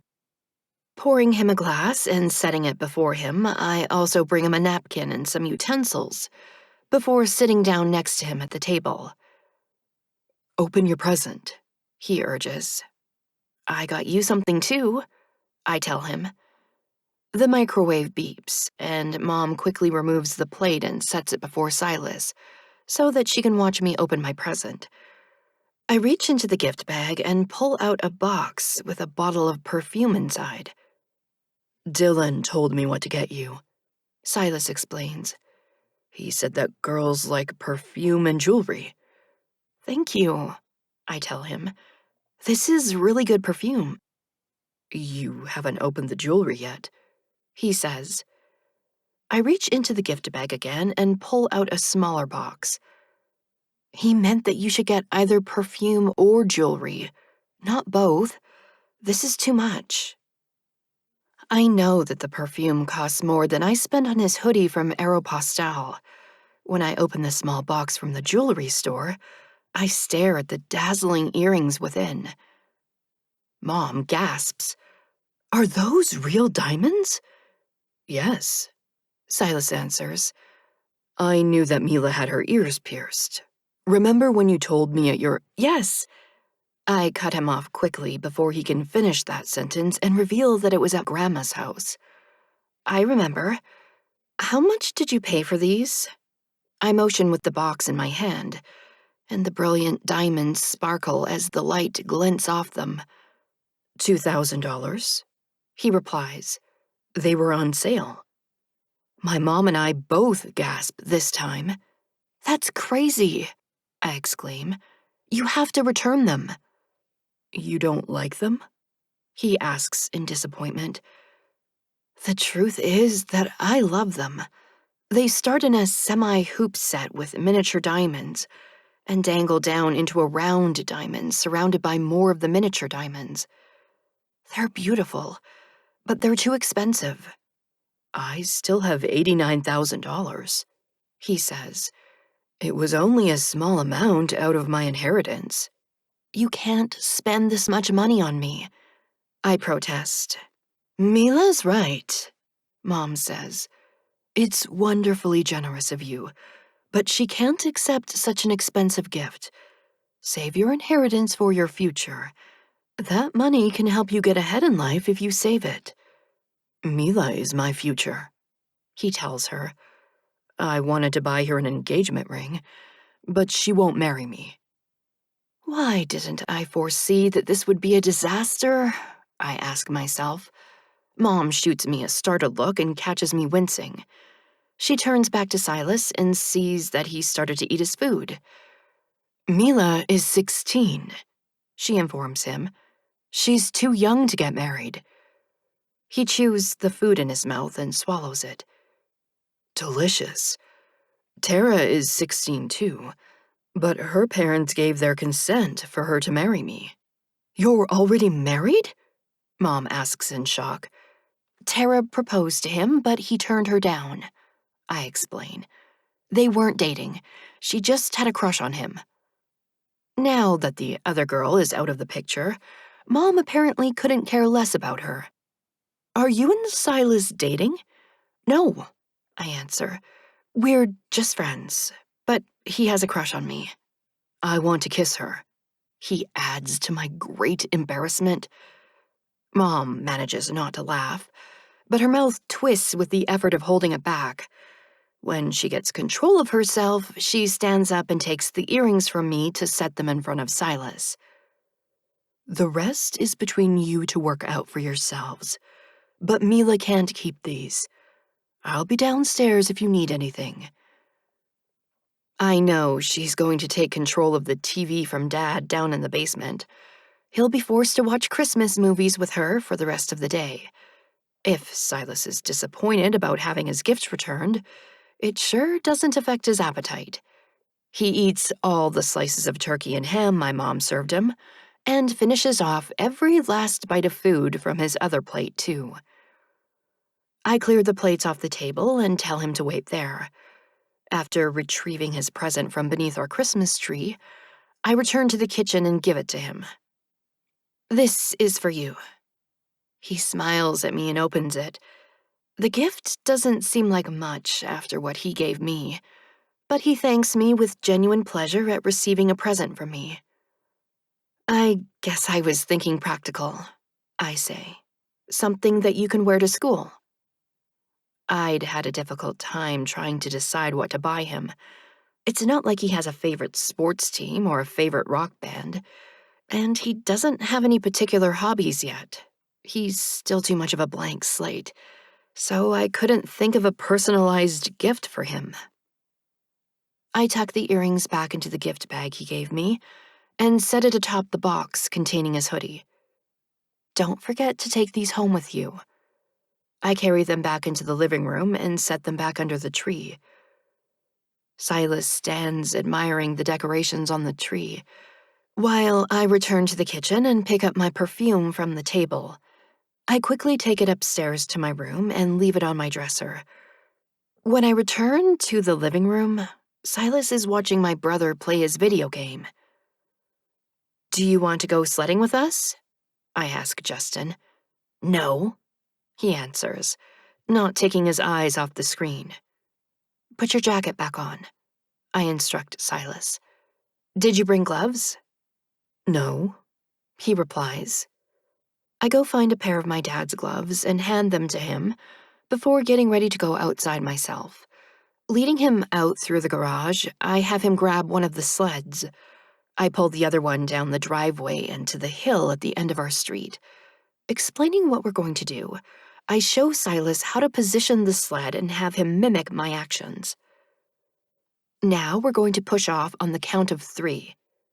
I count down, and we go sledding down the hill. Everyone else must be inside with guests, because we have the hill to ourselves.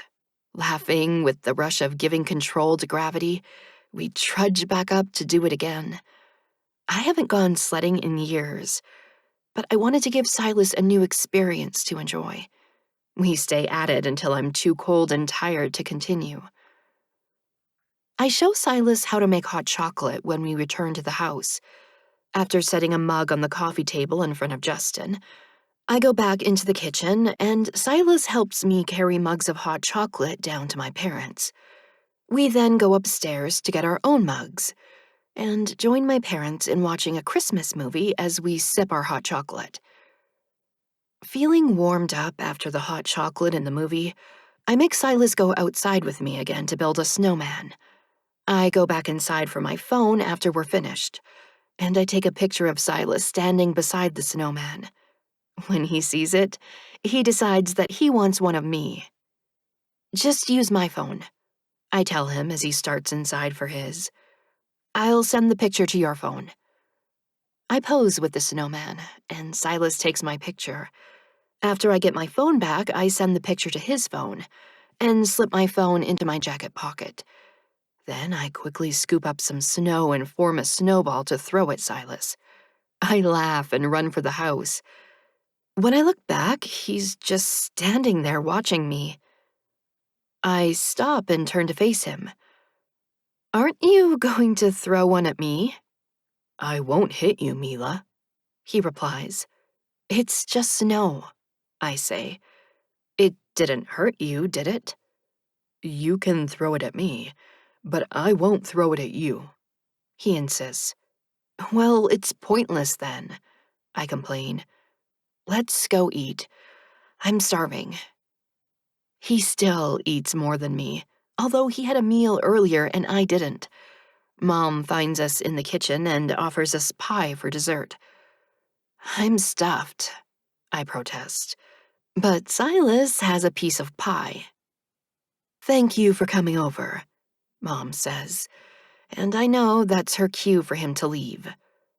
Thank you for inviting me, he replies politely. I stand up, and Silas follows my lead like usual. I'll get your present, I offer.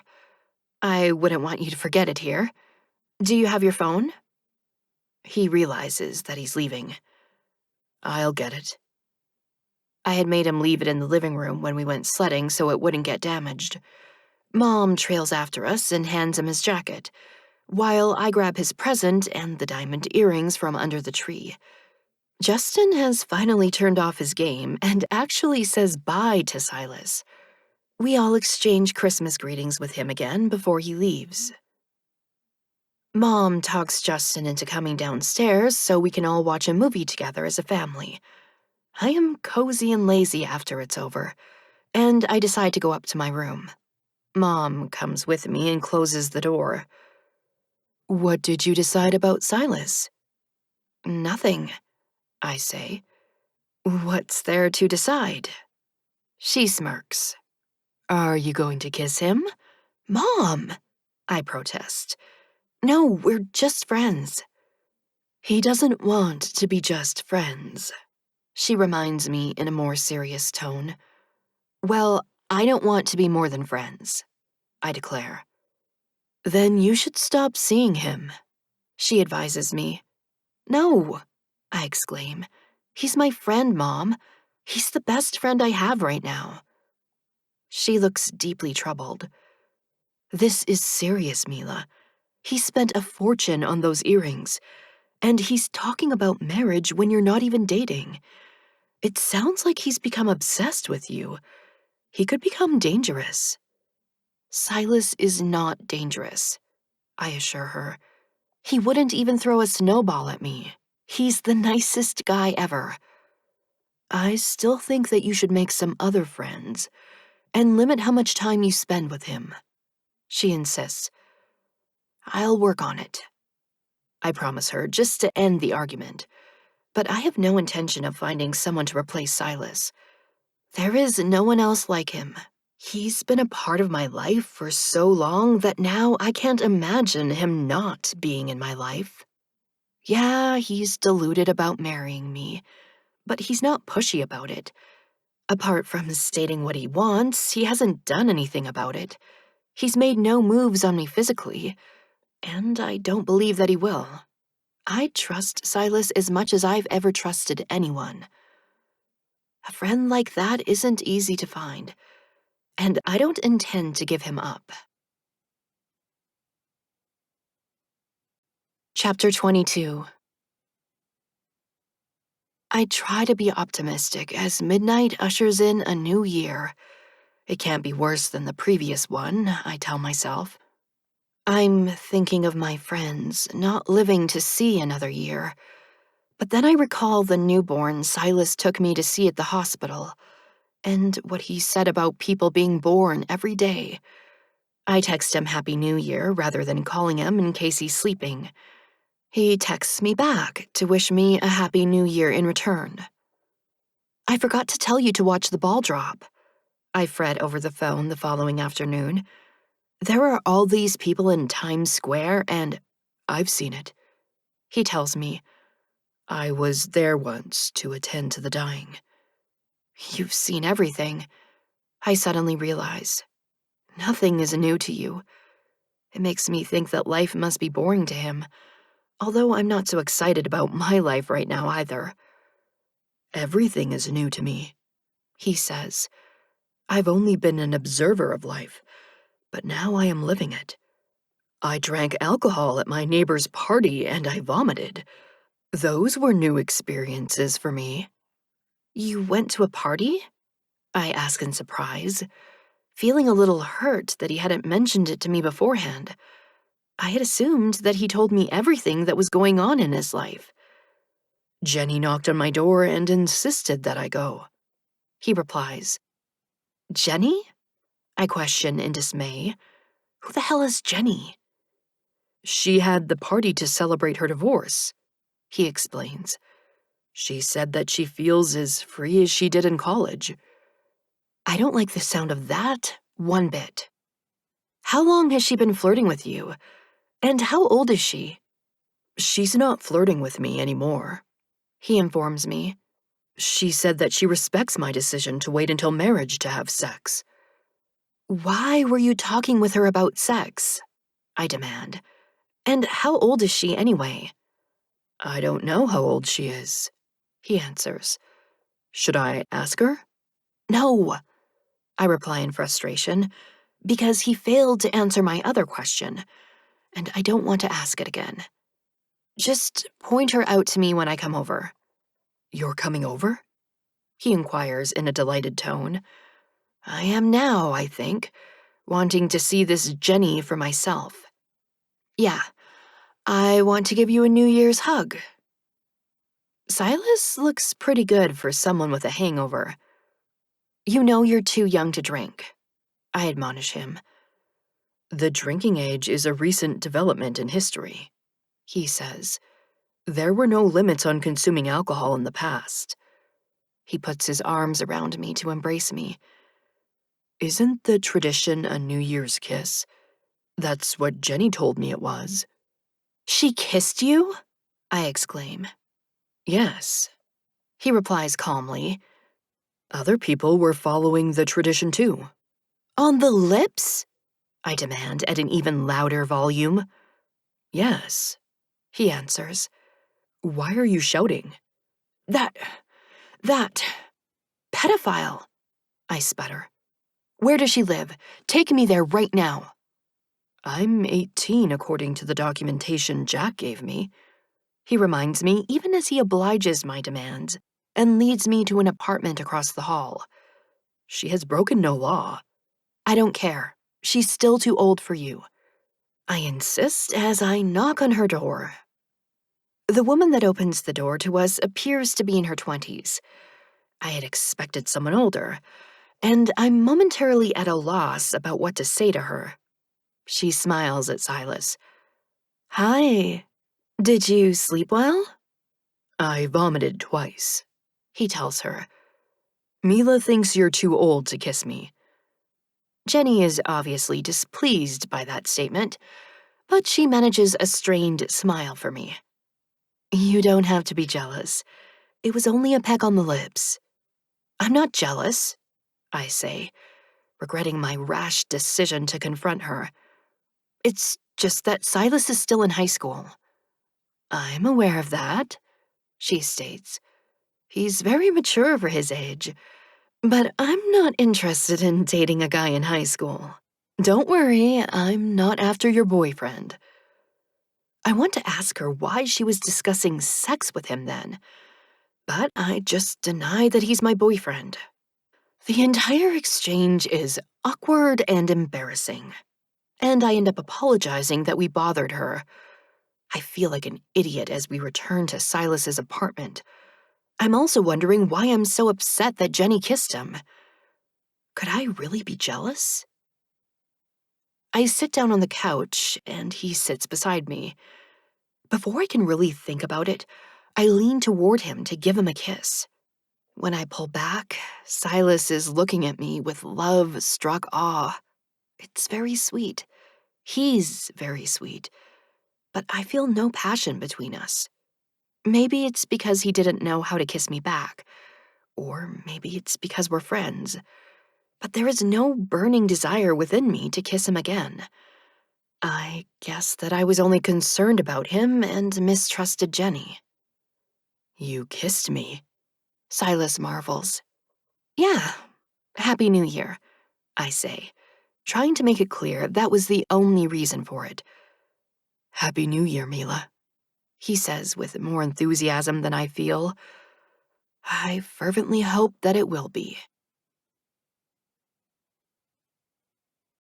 Chapter 23. Silas tries to kiss me again a week after the first time.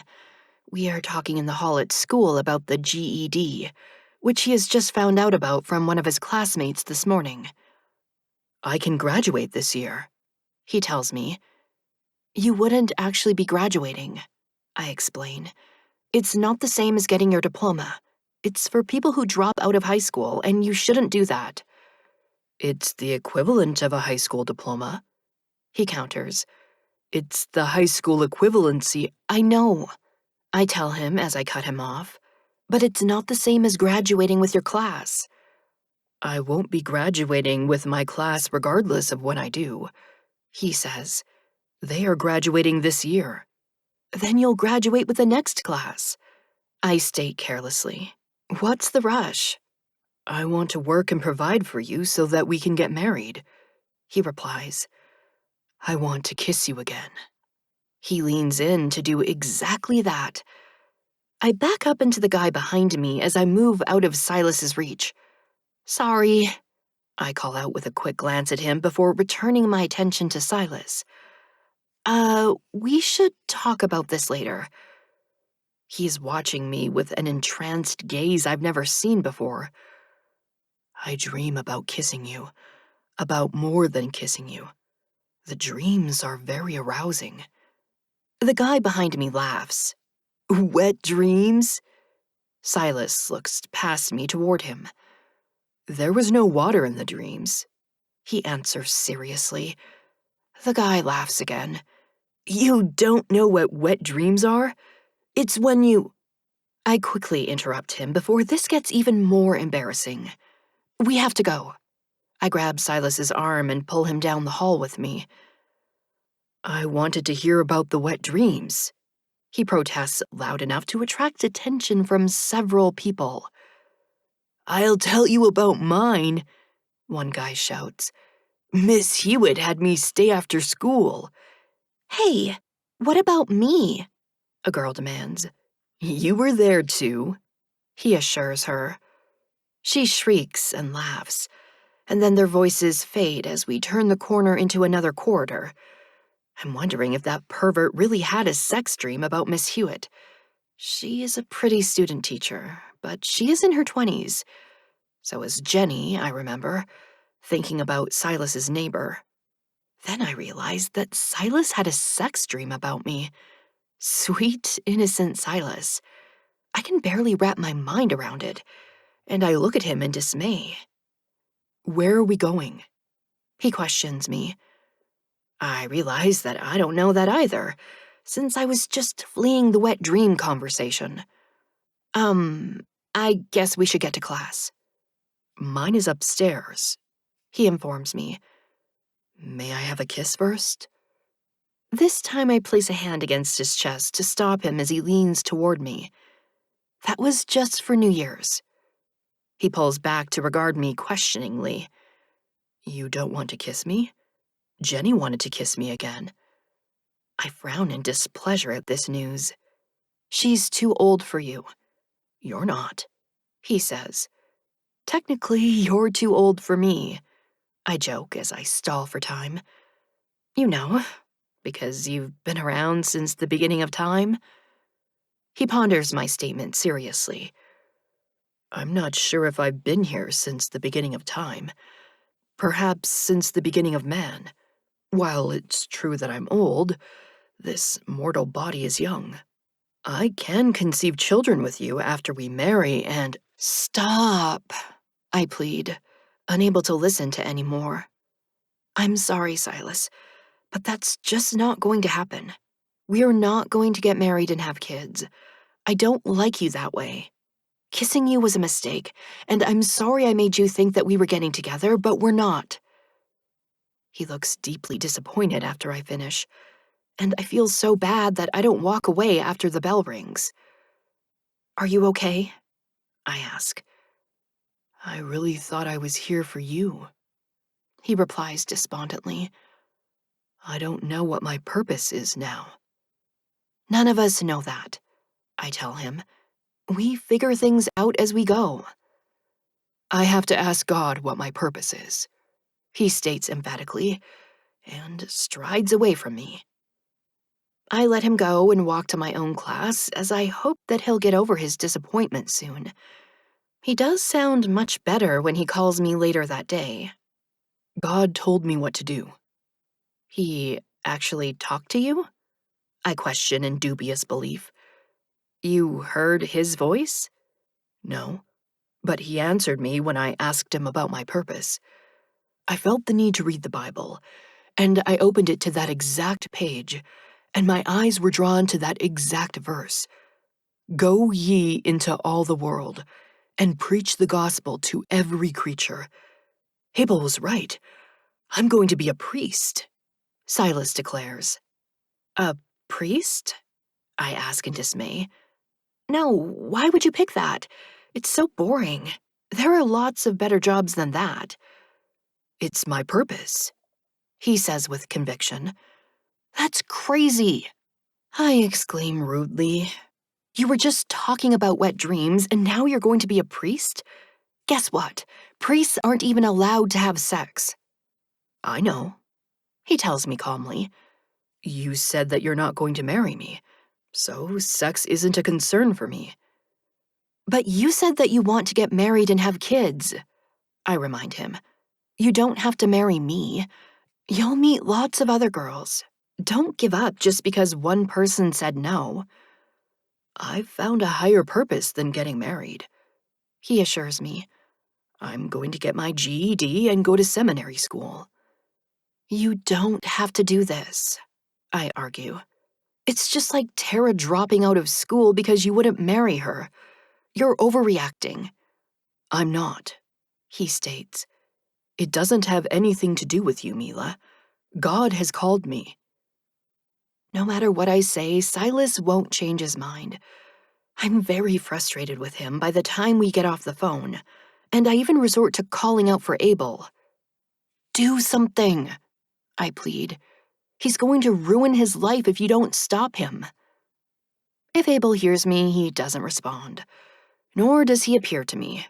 And I become upset with him, too. Why did you put that stupid idea in his head? He could have been anything he wanted to be.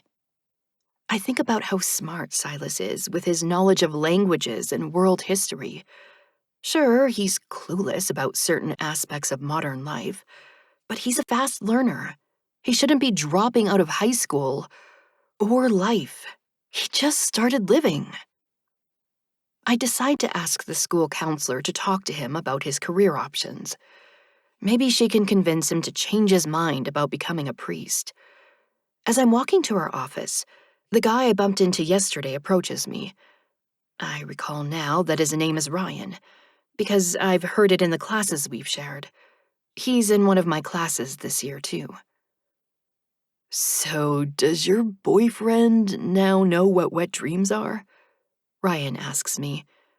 "He's not my boyfriend," I reply, wishing that nobody would ever mention wet dreams again. "He's not?" Ryan questions. "Then he shouldn't be telling you about those dreams." I notice his dimples when he smiles, and I respond with a smile of my own. He really shouldn't. "Want me to beat him up?" he inquires in a mild tone. That lets me know he's not serious about the offer. "No," I answer. "Silas is harmless." Ryan flashes me that smile, and it looks flirtatious now.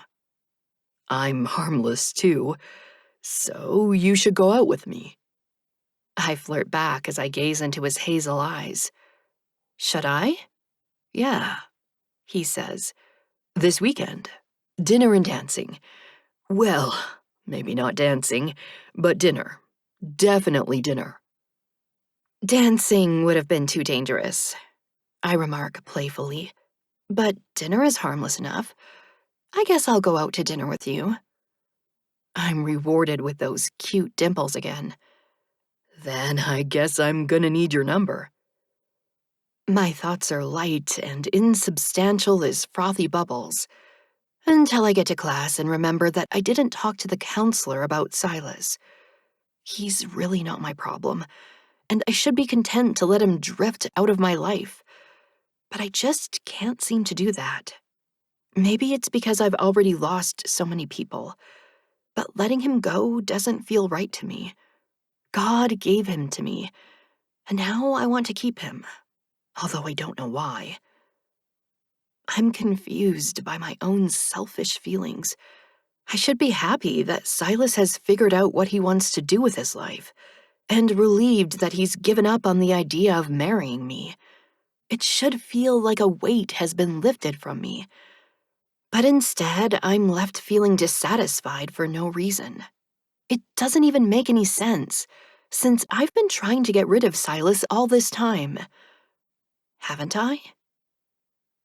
I remember him saying that I was seeking him, but I wasn't. I would have known if I was seeking him, wouldn't I? Why would I be seeking him anyway? There seems to be no purpose to it.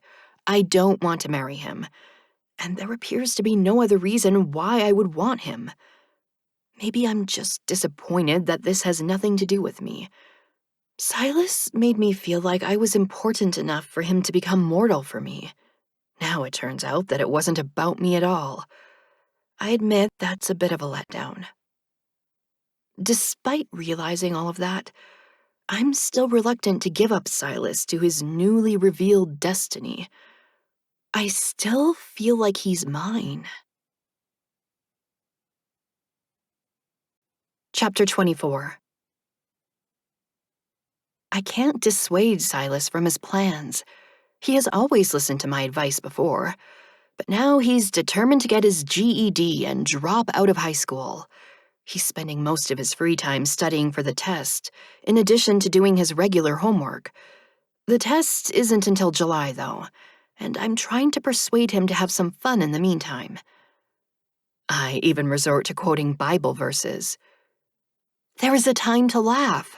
See, God wants you to have fun."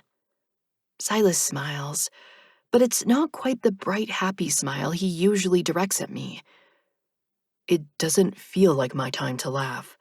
I am burdened by troubling emotions, and I'm having difficulty ridding myself of them. I think it's best to limit how much time I spend with you.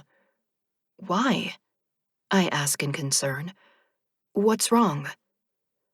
I am experiencing jealousy over you dating Ryan Burke, He replies. Oh, I say. You know about that?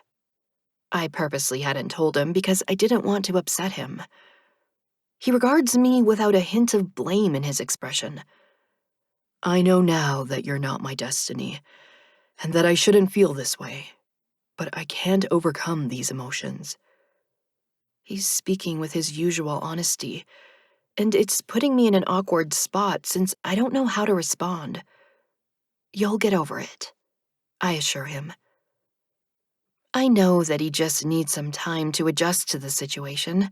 He had his mind set on marrying me, and now he has to deal with completely letting go of that. Not only is he not going to be with me, but he's having to accept that someone else will. I understand all too well the difficulty of dealing with an entirely different future than the one you had planned. I'm finally adjusting to living my life without Chloe. I mourned for the rest of my friends, too, but not having Chloe around was what affected me the most. I'm slowly filling the gap she left in my life, but I haven't found another girl to become my best friend.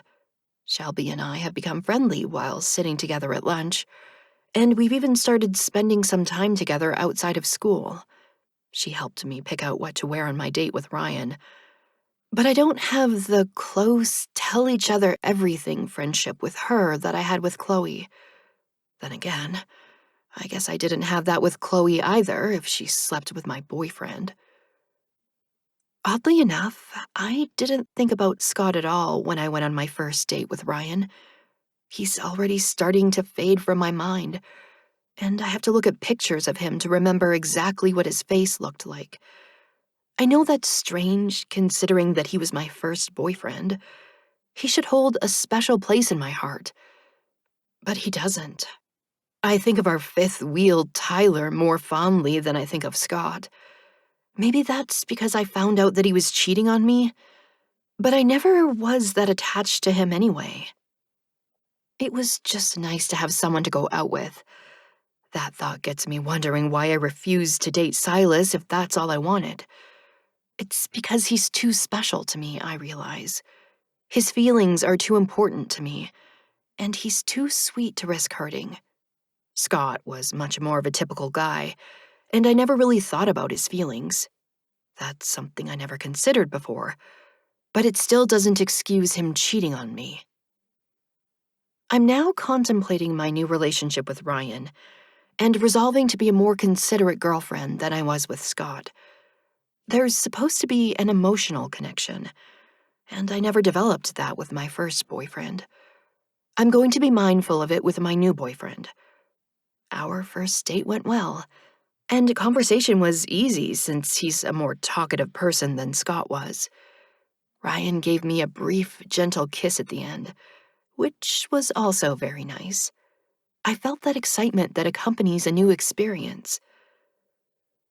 After all the progress I've made with coping with my life without my friends, it's a small thing that brings the grief crashing down on me again. I pick up my phone one morning to check for text messages, and it hits me that I'll never have another one from Chloe. We'll never fall asleep while talking to each other half the night over the phone. I'll never hear Chloe's voice again, and we'll never laugh like crazy over some ridiculous thing. I feel too empty to even cry. I gaze at the phone in my hand and wonder what the point is of even having it. There is nobody to talk to and nothing to say. I've been left behind to carry on this bleak existence. Right now, it seems like everything good is in the past, and that I'll never be truly happy again. The sudden sound of my phone startles me out of my melancholy contemplation. Silas is calling me. Will you drive me to school? He asks as soon as I answer. My car won't start. Your new car won't start? I question Riley. I left the lights on and drained the battery. He explains in an agitated tone. I don't want to miss school. I'll drive you, I tell him. I just have to get dressed first. I already ate breakfast, so I brush my teeth before changing out of my pajamas and into a pair of jeans and a sweater. I throw on my winter coat and step out into the cold January morning. Chloe hated the cold. She would always talk about moving to a warmer climate once we finished high school. The airline would be our ticket out of here, she would quip. Get it? Plane ticket? I would laugh, because I laughed a lot for no reason with Chloe. I get it. Her eyes would shine with excitement. Just think of all the places we'll go. Only she hadn't gotten to go to any of those places. My own eyes sting with the unshed tears that well up at the memory. A new feeling surges within me and breaks through my depression. I'm going to do it, I promise softly, speaking to Chloe. I'm able to smile at Silas when I arrive at his apartment building. I understand it now. It feels so much better to have a plan. He listens to me explain my decision to become a flight attendant after high school. I understand how you feel about becoming a priest, I tell him with the acceptance I had lacked before. It's not the same thing, He says. I was called by God to do this. You are making your own decisions. Well, God doesn't seem to care about my life, I remark with a note of bitterness. Have you asked him to show you the way? Silas questions. What way? I demand angrily. His way is all death and pain. Don't you remember? That was your purpose. I showed you the cycle of life, He begins. Yeah, I interrupt. We're born so we can die. What's the point of that? We all have a purpose, Silas declares with the conviction of a true believer. Yeah? Then what was Chloe's purpose? I challenge him. What was the purpose of her dying at 16? I don't know, He replies. Only God. Oh, I say in a malicious tone. You mean you know as much as I do? With your close connection to God, I thought you'd know a little more about his purpose. You can be just as close to him if you open your heart to him. Silas counsels me patiently. I can see that he's been completely brainwashed by that Bible Tara gave him. I guess you drank Tara's Kool-Aid. Jonestown, I elaborate as he looks at me with a quizzical expression. The cult that drank the poisoned Kool-Aid. At his blank look, I feign astonishment. Don't tell me that you missed out on that death party. You didn't get invited? What happened? God didn't think you were cool enough? You're angry, He states. He's so calm that it pisses me off, and I careen into a random parking spot. Yeah, I'm angry. Why aren't you? Why do you just accept everything? Why don't you ever do anything that you want to do? My words have had an effect on him, and his expression is intense now. He stares at me before swiftly closing the gap between us to kiss me. His passion overwhelms me, and I kiss him back instinctively without thought to what is happening. The blare of a horn breaks us apart. I glance at the driver who is honking at me to get out of his parking spot, and I begin to slowly back out. My concentration is on completing the task, but my focus returns to Silas after I drive to my designated parking spot. I turn off the car and peek at him to see if he intends to kiss me again. His tormented expression catches my full attention. What's wrong? I ask in concern. I kissed you, He says. I actually blush at the reminder. Yeah? I'm not supposed to, He agonizes. Belatedly, I remembered that I now have a boyfriend. Oh, Ryan. Silas appears to be momentarily startled, like he's forgotten about him too. Then his expression settles into despair. Another sin. I covet another man's woman, and now I have touched her and forsaken my vow to God. Hold up, I admonish him. I'm not married to Ryan. We've only gone on one date. And you're not a priest yet. You haven't made any vows to God. I have, he exclaimed. I vowed to preach his gospel. You still can, I assure him. The priest in Chloe's church is married. You don't have to be a Catholic priest. You can still be a priest in another religion. That seems to help calm him down. Are you saying that you will marry me? He asks quietly. The question puts my thoughts in turmoil. I don't know, Silas. Why do you have to rush into everything? Slow down. Unexpectedly, he smiles in response to my complaints. You didn't say no. I fight my own smile. If I didn't know better, I'd think you manipulated me to get your way. His smile dissolves into a troubled expression. I have been feeling things that a righteous man shouldn't feel. His confession excites me, because I know that he's referring to what he's been feeling about me. My sudden feelings for him are new and confusing. I haven't sorted my thoughts out past what just happened between us, but I know that it has changed things for sure. Chapter 25. My elation over this exciting new thing between me and Silas crashes when I see Ryan's smiling face. I just cheated on him, and I was happy about it. What kind of person am I? I wonder if it was this easy for Scott to cheat on me. And Chloe. Had it been this exciting for her to go behind my back with Scott? There is no way that I can live with myself if I continued cheating on Ryan, nor would I do that to Silas. So I immediately tell Ryan the truth. We have to break up. His smile falters uncertainly, like he's waiting for the punchline. When he sees that I'm serious, he looks questioning rather than upset. Why? Telling him the reason is the hard part, because I'm the bad guy in this situation. Things have changed, and there's someone else. Ryan appears confused by my vague explanation at first, until he realizes exactly what I'm saying. You like someone else? My fair skin reveals more than my words as heat creeps over my face at the memory of that passionate kiss with Silas, and Ryan questions me in astonishment. Did you fucking cheat on me? Yes, I admit shamefully. I didn't expect it to happen, but... He interrupts me with a leer. I wouldn't have waited if I knew you wanted sex. You act so innocent, but it's hot to know that you're really not like you seem. Who was it? The wet dream guy?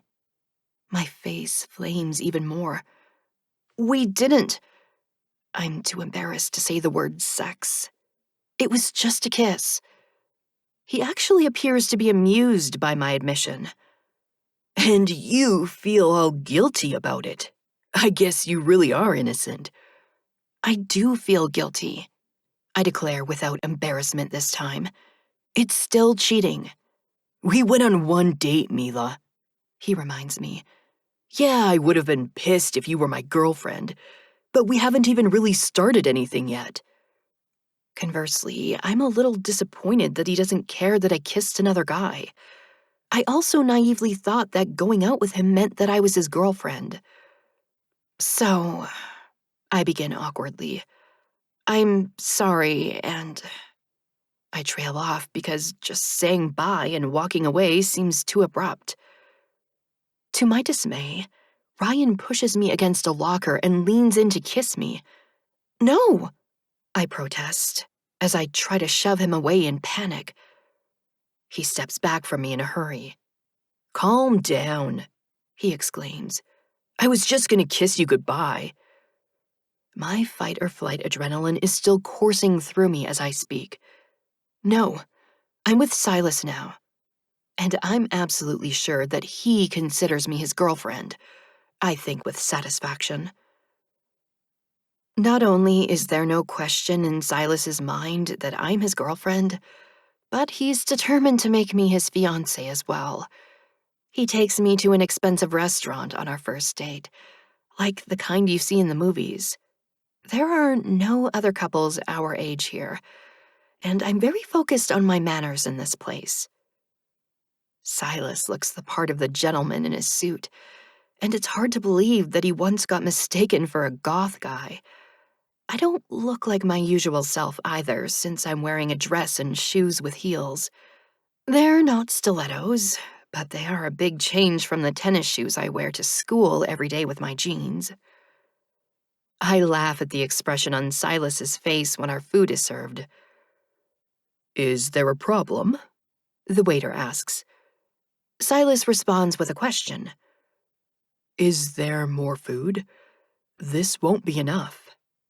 It'll be enough for me, I assure the waiter. He then looks at Silas. "Would you like anything else, sir?" Yes, he replies. "I would like more potatoes and more meat." "Shall I bring you another entree?" The waiter inquires. "Yes, please," Silas answers. You'll have to pay for another meal, I warn him. "They didn't put enough food on this plate," he complains. That's because it makes a better presentation, I say, admiring the artful way the food was placed on my plate. It looks so nice. "Food is for eating," he remarks. "It doesn't matter what it looks like, only what it tastes like." I take a dainty bite of my filet mignon, which is something that I've never tried before. Oh my gosh, so good! Silas convinces me to get dessert while we're waiting for his second meal. The cheesecake I order is so rich and decadent that I can eat only half of it before I've had my fill. Silas finishes it for me and also eats every last bite of his second meal. When the waiter clears his empty plates, a violinist approaches our table as Silas gets down on one knee before me to propose. I'm aware of all the other diners watching us, and I'm unable to refuse him in front of all those people. When I say yes, Silas leaps to his feet and kisses me as everyone claps for us. He slips the engagement ring onto my finger, and the waiter congratulates us as he brings the bill. I'm swept up in the romance of the moment and disregard reality for the time being. Silas produces a credit card I didn't know he had and hands it to the waiter. He comes back with a to-go bag containing 2 pieces of complimentary cheesecake for us. Everything is wonderful until we leave the restaurant, and I'm forced to end the lovely fantasy. You know I can't get married, I tell him. I'm only 16 and we're still in high school. "I know we can't get married yet," He agrees. "but we're engaged." We can't be engaged either. I know I said yes, but it was because you asked me in front of the whole restaurant. I flash my ring at him. My mom would never let me keep this. You heard what she said at Christmas. "Then don't tell her," He advises. "Hide the ring from her." I smile at his suggestion because it reminds me of the earring I hid from her, the one Silas had changed with his touch. I share that memory with him now and tell him how I wish I still had that special earring. "I have nothing from my past," He says. "except you. That's all I want anyway. Will you keep my ring, Mila? You can return it later if you don't wish to marry me." What can I say to that? I'm not sure if I want to marry him, but I'm not sure that I don't either. Since I can always return the ring to him, I decide to keep it for now. I'll have to keep it hidden, but keeping secrets involving Silas is nothing new to me. I've been doing that for most of my life. Chapter 26. I sit alone in my room and stare at the ring on my hand as I realize that I just got engaged on my first date with Silas. If Chloe was here, she'd tell me that I'm crazy. I wonder if I am, because what I'm doing isn't rational. We haven't even had time to develop a romantic relationship yet, and we're already engaged. Yet none of this feels as strange as it should. I've already accepted it just as easily as I accepted Silas into my life when I was a child. That thought makes me consider more carefully his claim that he's my destiny, and I'm distressed by it. If we were destined to be together, then what choice do I have in the matter? It's like an arranged marriage in which love is irrelevant. What do I even feel for Silas? What does he feel for me? I know that I care about him, but why do I care about him? He saved my life, but I know it's more than that. He's always been nice to me since he became human. But I know other nice guys too. None of them used to be death. So why didn't I choose a normal... I realize something that should be astounding to me, but it isn't. Silas has never seemed unnatural to me, even when he wasn't human. I should have been creeped out by him, but I had no fear about touching him or talking to him. I'm not a fearless person. I'm scared by the same things that scare everyone else, except for Silas. His existence was natural to me, even when it wasn't to anyone else.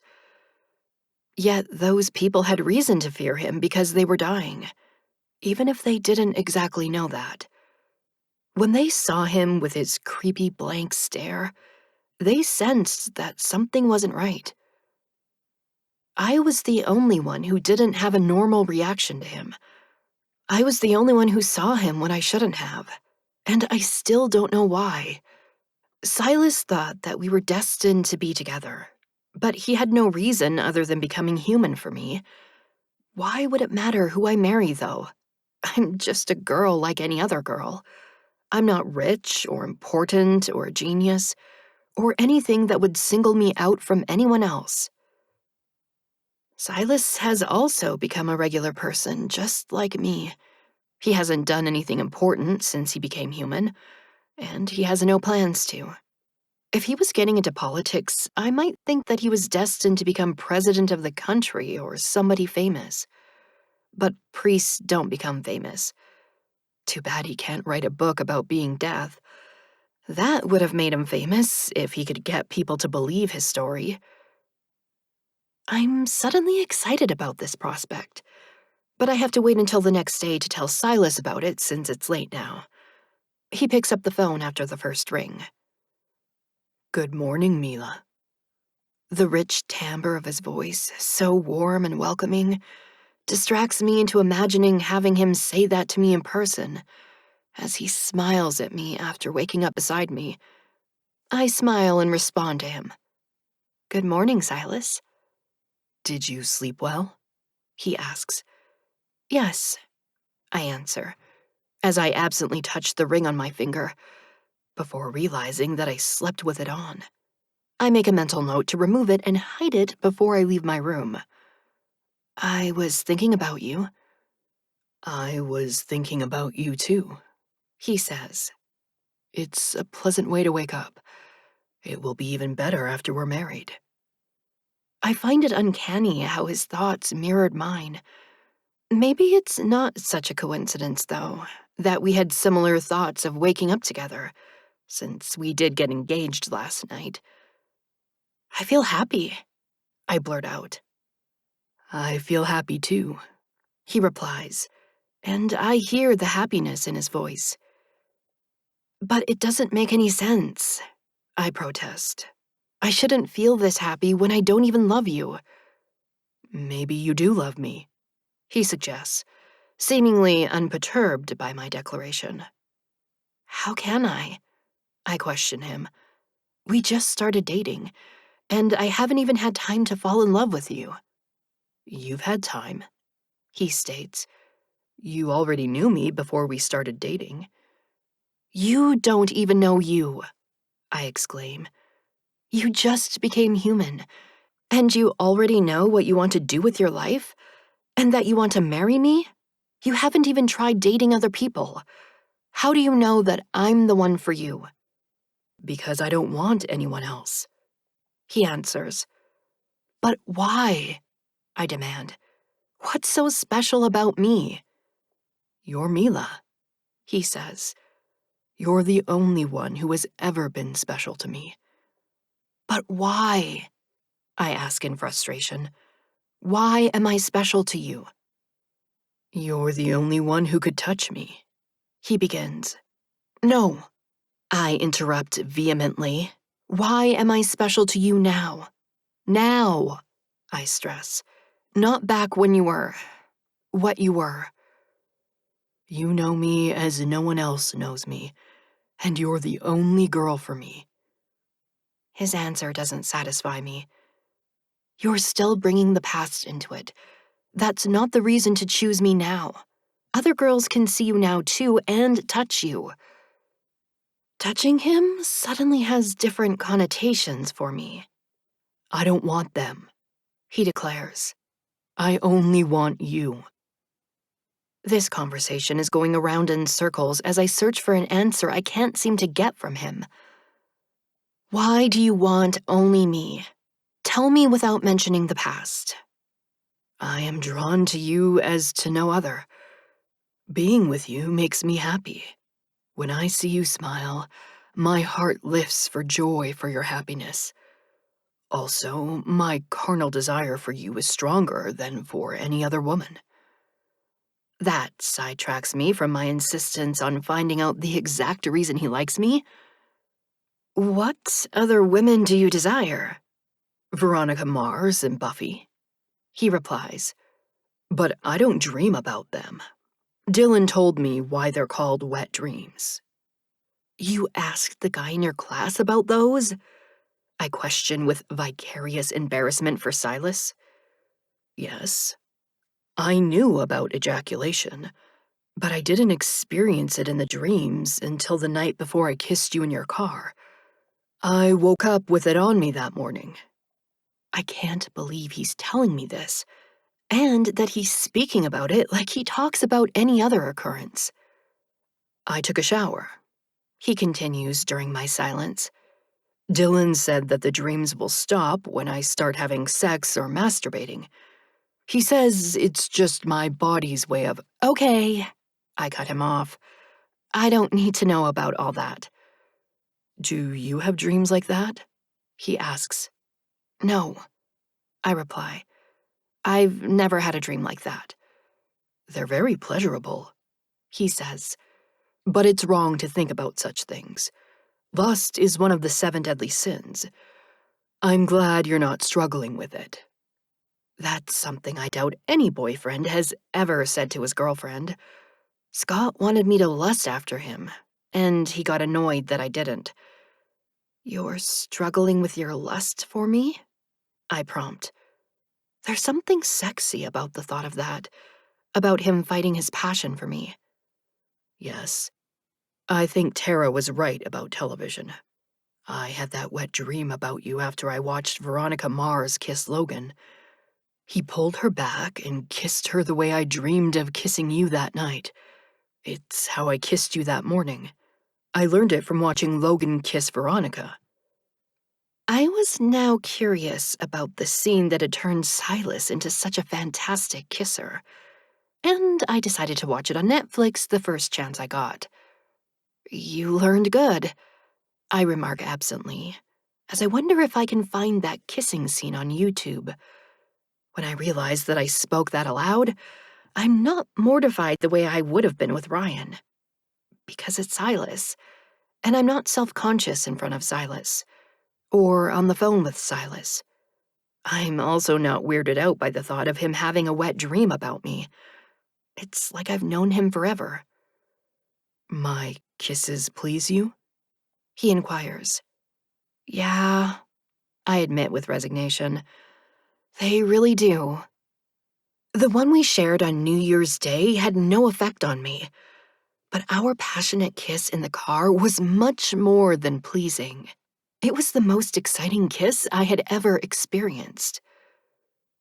Silas wants me, and now I want him too. Does it matter if destiny is the only thing that brought us together? This is what we both want, so why shouldn't it happen? I think about the phrase I've heard in movies. If anyone can show just cause why these two should not be joined in matrimony. At least there isn't a reason why we shouldn't eventually get married, even if there is no real clear answer on why we should. Why'd you marry Dad? I ask Mom as soon as I step in the kitchen. Gee, thanks, Dad remarks sarcastically. Why'd you marry Mom? I question him. He regards me with a quizzical expression. Because I love her? Why are you asking us about this all of a sudden? Oh my God, Mom exclaims. Where did you get that ring? I look down at my hand and see that I forgot to remove my engagement ring. Crap. It's too late to hide it now. Silas gave it to me last night. You accepted an engagement ring from him? Mom demands. Why would you think we would allow that? I didn't, I admit. But it was just so romantic. He got down on one knee and asked me in front of the whole restaurant. Are you pregnant? Dad asks. Justin, who had appeared not to be paying attention to the conversation, spits his milk out and stares at me with huge eyes. You're pregnant? Justin! Mom exclaims in admonishment of the mess he made. No, I reply loudly. I'm not pregnant. Silas and I just started dating, geez. Then why are you engaged? Did he intimidate you into going out with him and taking that ring? Mom questioned sharply. No, I have never been scared of Silas, ever. She has no idea how significant that statement is. We are not really engaged. He just wants me to keep the ring. He said I can give it back to him later. Well, later is now, Mom insists. You're not keeping an engagement ring. Silas is disappointed that I have to return his ring, and so am I. I'll save it for you for later, He promises. I still have your earrings, too. You can wear them on our wedding day. The idea that I easily dismissed not that long ago has become a possibility in my mind, and it's a bright, happy image. My depression has lifted with unexpected ease when I only recently felt like it never would. I embrace the reprieve from my grief, because I don't know how long it will last. I'm learning that emotions are wildly uncontrollable things that can come at you from all sides and knock you down or pick you up when you least expect it. Feelings can sneak up on you, or they can hit you like lightning. You just can't predict how anything will happen in your life. Even if you know your destiny, you don't know how it will all happen or how you'll feel about it. Chapter 27. You should write a book, I suggest to Silas. It's what I wanted to talk about when I called him the morning after we got engaged, but I got sidetracked with other topics. About being deaf, I continue. You'd have to pretend like it's fiction, but I bet it would be a bestseller. I'm getting really excited by the idea now. Who would want to read about people dying? Silas asks. Think about it, I exclaim. You have a perspective that nobody else does. All the places you've been, all the things you've seen. Thousands of years. You must have tons of stories. Why don't you ever talk to me about any of that? I suddenly complain. Because it upsets you, He replies. You hated what I was, and you blamed me for people dying. That was before I knew it wasn't your fault, I insist. Besides, I never hated you. I just didn't want people to die. You're not death anymore anyway, so you can tell me about it now. No, I can't, he states. It would upset you to hear about the carnage on the battlefields, the families who died from disease, mothers dying in childbirth before their babies could be born, all the people who were murdered, and especially all the fatal accidents. He is gazing at me intently as he speaks, and I'm surprised by how mature he seems at this moment. Silas has often been clueless since he became human, but he has always been sincere. He has that complete honesty that children have, and that has made him seem more innocent than other people his age. Yet he's not really his human age, and he's seen more than I can imagine. I'm also realizing that he knows me better than I thought. It would upset me to hear about all those things. I don't want to hear about people dying, I admit. But a lot of people would be interested in a book like that. You could put it out as horror, make death all creepy and stuff. I bet they would even make a movie about it. You'd probably get rich off of it. That's not my purpose here. I know better than most how temporary this existence is. That's why I've been called to preach and convince people to think beyond this life. But how do you know there's anything beyond this life? I question, voicing my doubt for the first time. I'd been raised as a Christian, but I wasn't sure how much I actually believed in God. You've never died yourself, so how do you know what happens after people die?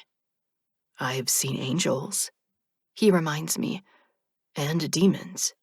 That gives credence to what is written in the Bible. I've also experienced the miracle of becoming human. I was not born as other men were.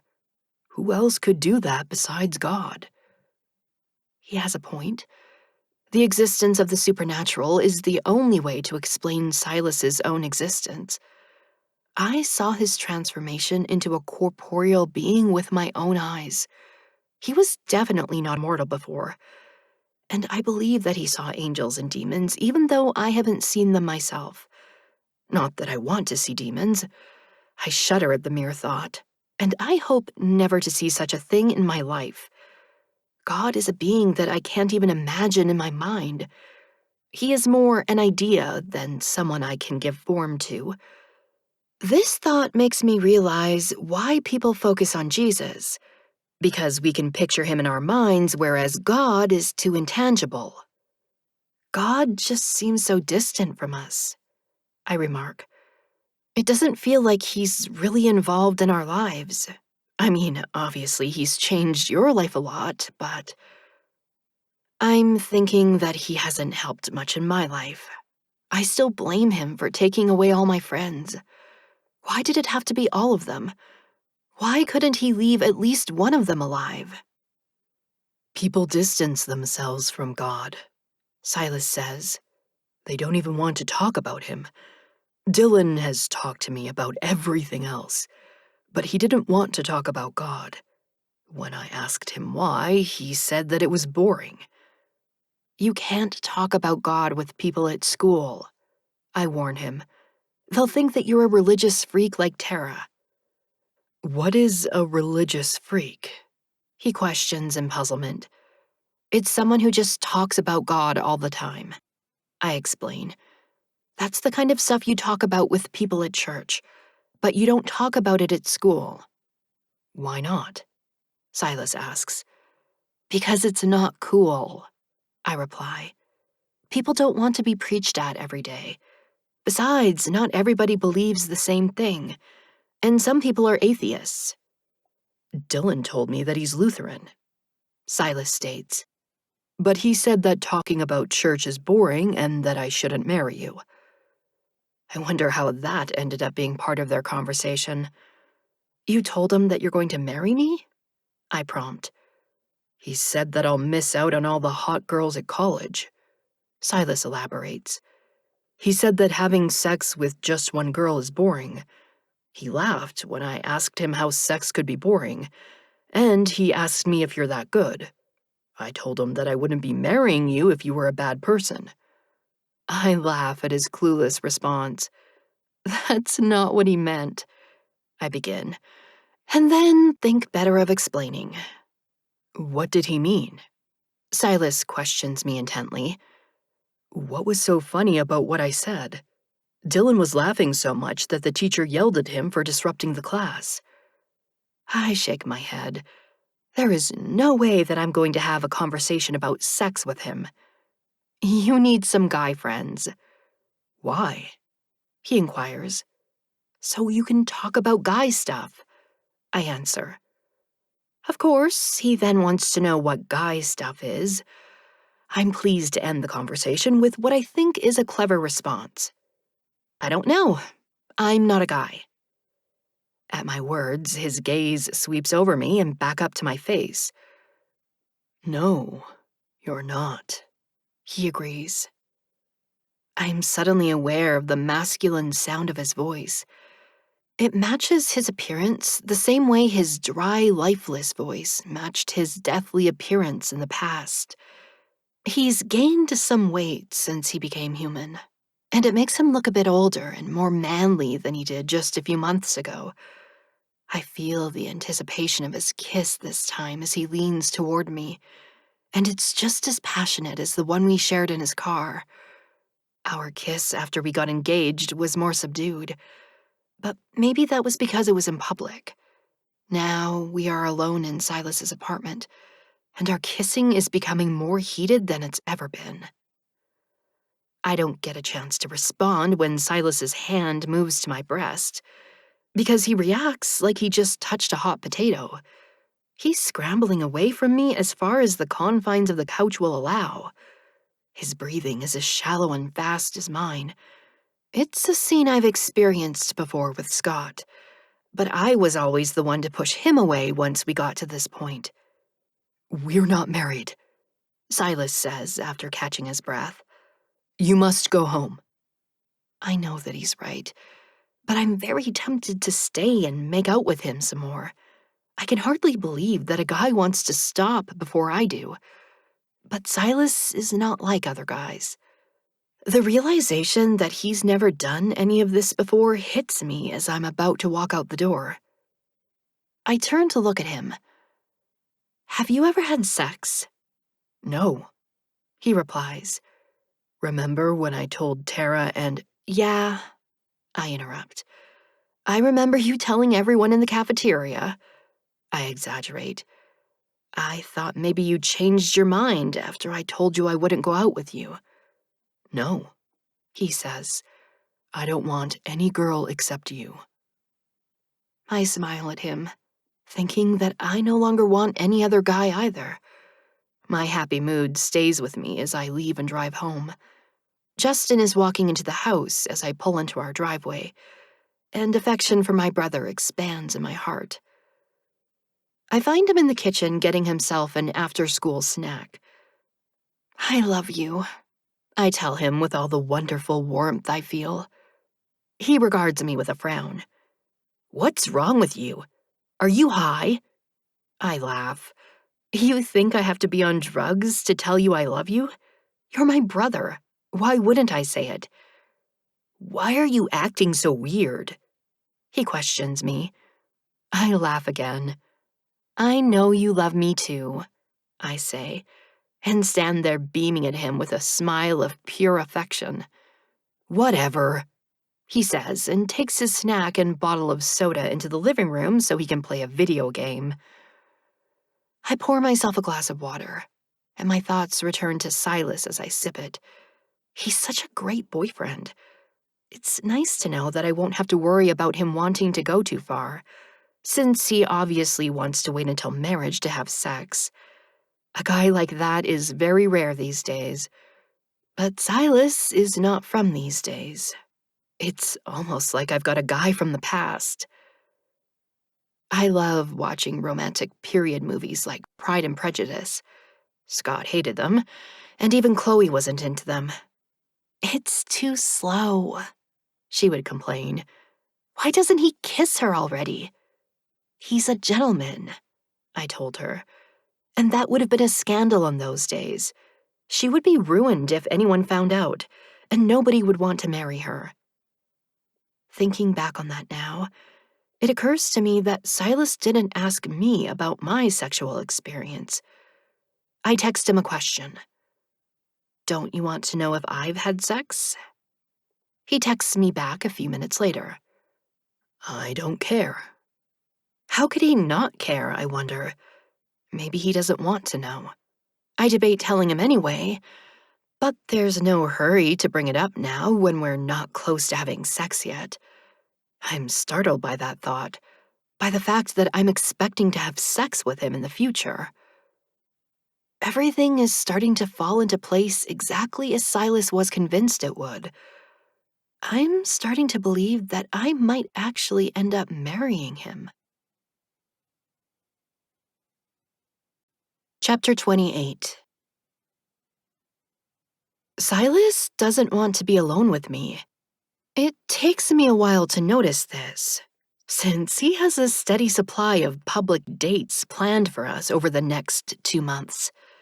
We go out to dinner, to the movies, bowling, play laser tag, and even go to a concert. I now know what kind of music he likes. Classical. It's an orchestra concert. And I feel underdressed in my jeans. At least I wore a pretty top with them. We should have dressed up, I say with a look around at the well-dressed people. Silas is also wearing jeans, and we seem to be the only ones that are. These clothes are not suitable? He asks. Not for this kind of concert, I reply. They'd be okay for a rock concert. Should we go home and change into different clothes? He questions. No, I answer. We'll miss the show if we do. I wouldn't mind missing part of the show, but it will be too much of a hassle to leave and come back. I'll sit through this boring concert for his sake. Dylan said that I should take you to a concert. He tells me. Have you ever been to one before? I'm thinking Dylan meant a different kind of concert, but I don't say that. Yeah, once in elementary school. They brought us here on a field trip.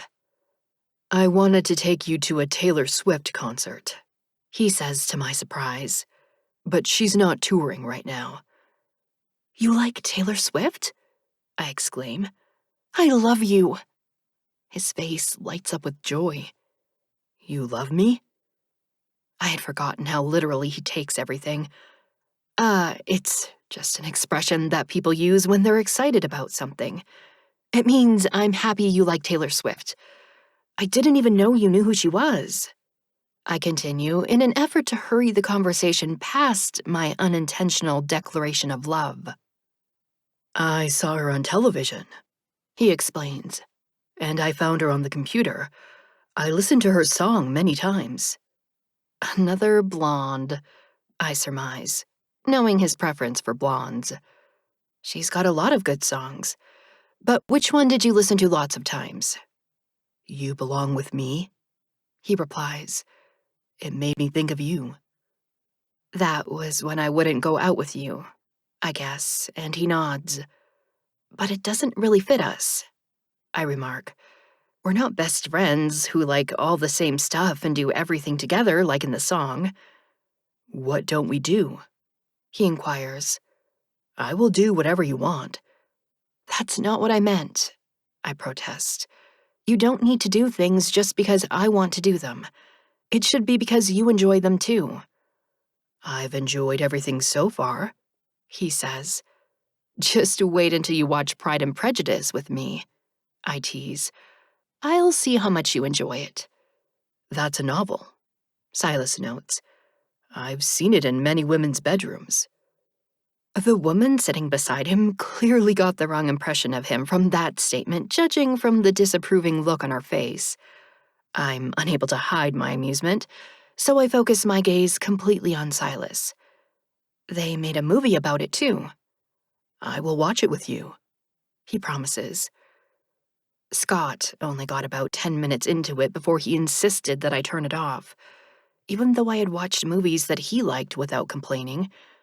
I already know that Silas will sit through the whole thing with me, whether he likes the movie or not.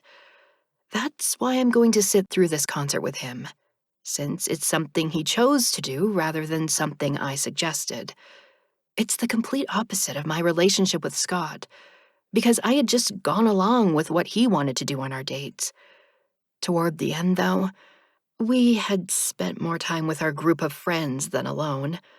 I had enjoyed our group outings more than our solo dates anyway, so it hadn't occurred to me to question him about our scarce alone time. Now that I know he was cheating on me, it's clear why he lost interest in being with me. The concert turns out to be better than I remember from elementary school. Maybe I'm just mature enough to appreciate classical music now. Some of it is familiar to me from hearing it in movies, and those livelier pieces hold my interest the most. It's not as fun as a rock concert, but it's not as boring as I had anticipated. Silas holds my hand as we walk out of the hall for intermission. Is this your favorite kind of music? I ask him. I like Taylor Swift songs more, he replies. I smile at him in delight as someone near us makes a sound of disgust. We're going to see her the next time she's here, I promise Silas. I'm gonna get us the best tickets I can. I will pay for them, he begins. No, I insist, even though I know he can afford better seats than I can. I'm taking you to your first concert. This is not a concert? He inquires. This is culture, I tell him. It's a concert, I amend, but you ain't seen nothing yet. Such as people dancing, singing, screaming, and throwing articles of clothing onto the stage? He questions. Disappointment replaces my enthusiasm. You've already been to a concert. Not to see the performances, he says. My time at concerts was brief, and I didn't enjoy music as I do now. I'm somewhat mollified by the fact that going to the concert with me will be different than how he experienced concerts in the past. But it's also a reminder that he has morbid memories of just about every human experience. People died at the concerts he went to. Every celebration he saw was overshadowed by someone's impending death. No wonder he enjoys everything now, because even boredom is better than death. That thought makes me appreciate the fact that I have time to be bored. I'm more aware of everything as we return to our seats after using the restrooms, and I pay more attention to the impressive architecture of the hall and the soaring music that fills it. How easy it is not to appreciate nice surroundings and to take time spent pleasantly for granted. How easy it is to take time itself for granted. You never think that it will run out before the event you're at ends. I shiver involuntarily at the thought. Are you cold? Silas asks. No, I answer. Someone just walked over my grave.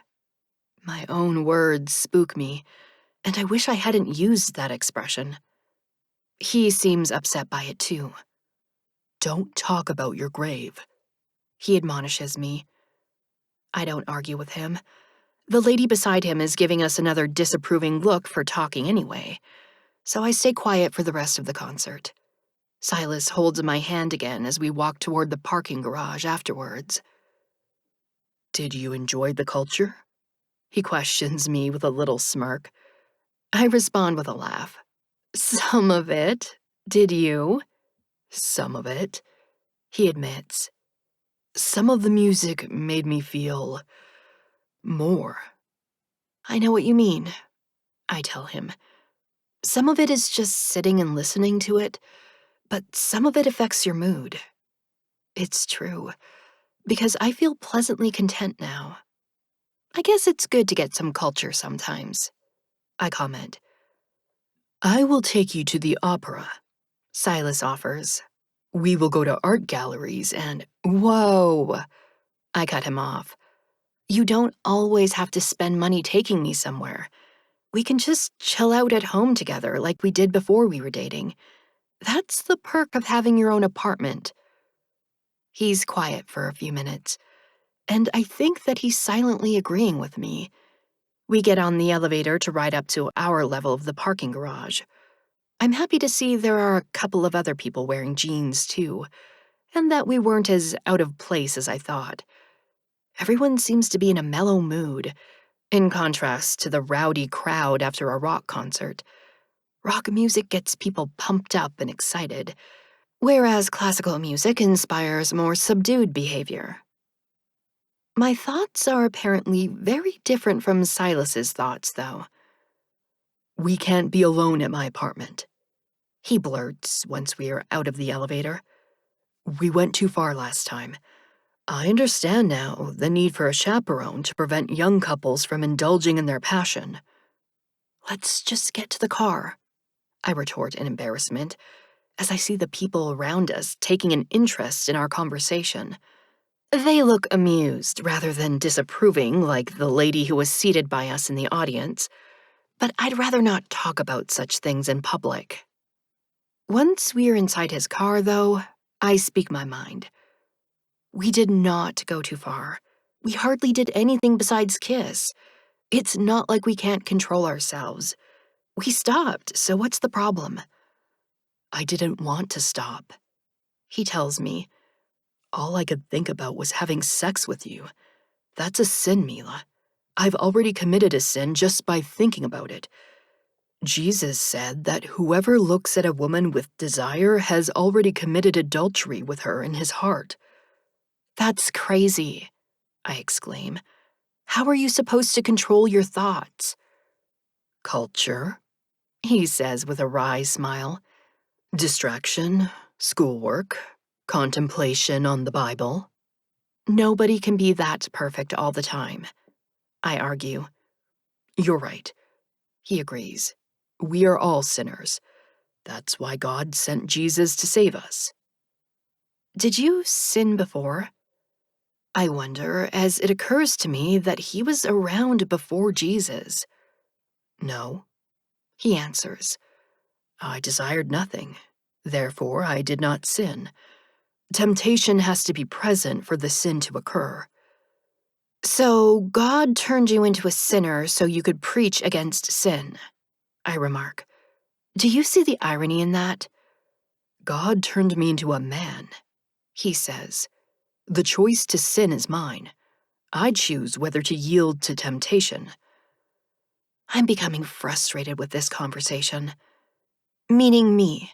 I'm your temptation. You kept asking me to be your girlfriend, and now that I am, you're saying that we can't even be alone together anymore. That sucks. Why are you upset? He asks. We can still be together without being alone. That's a good question. He's behaving the way a boyfriend should by taking me out on dates without the expectation of sex. I can find no argument against that other than it's different from the norm. You're right, I concede. Being together is what matters. He smiles that sincere smile that always makes me feel so much warm affection for him. He's so open and uncomplicated, and being with him is so easy. That thought coincides with some of the lyrics from that Taylor Swift song, and I decide that it might fit us a little better than I had previously thought. I relax and settle back into contentment again. Chapter 29. My relationship with Silas is great for the next 3 months. It's so easy to be happy with him when he never does anything to upset me. We discuss anything that I want to talk about, because Silas doesn't appear to be bored by any topic of conversation.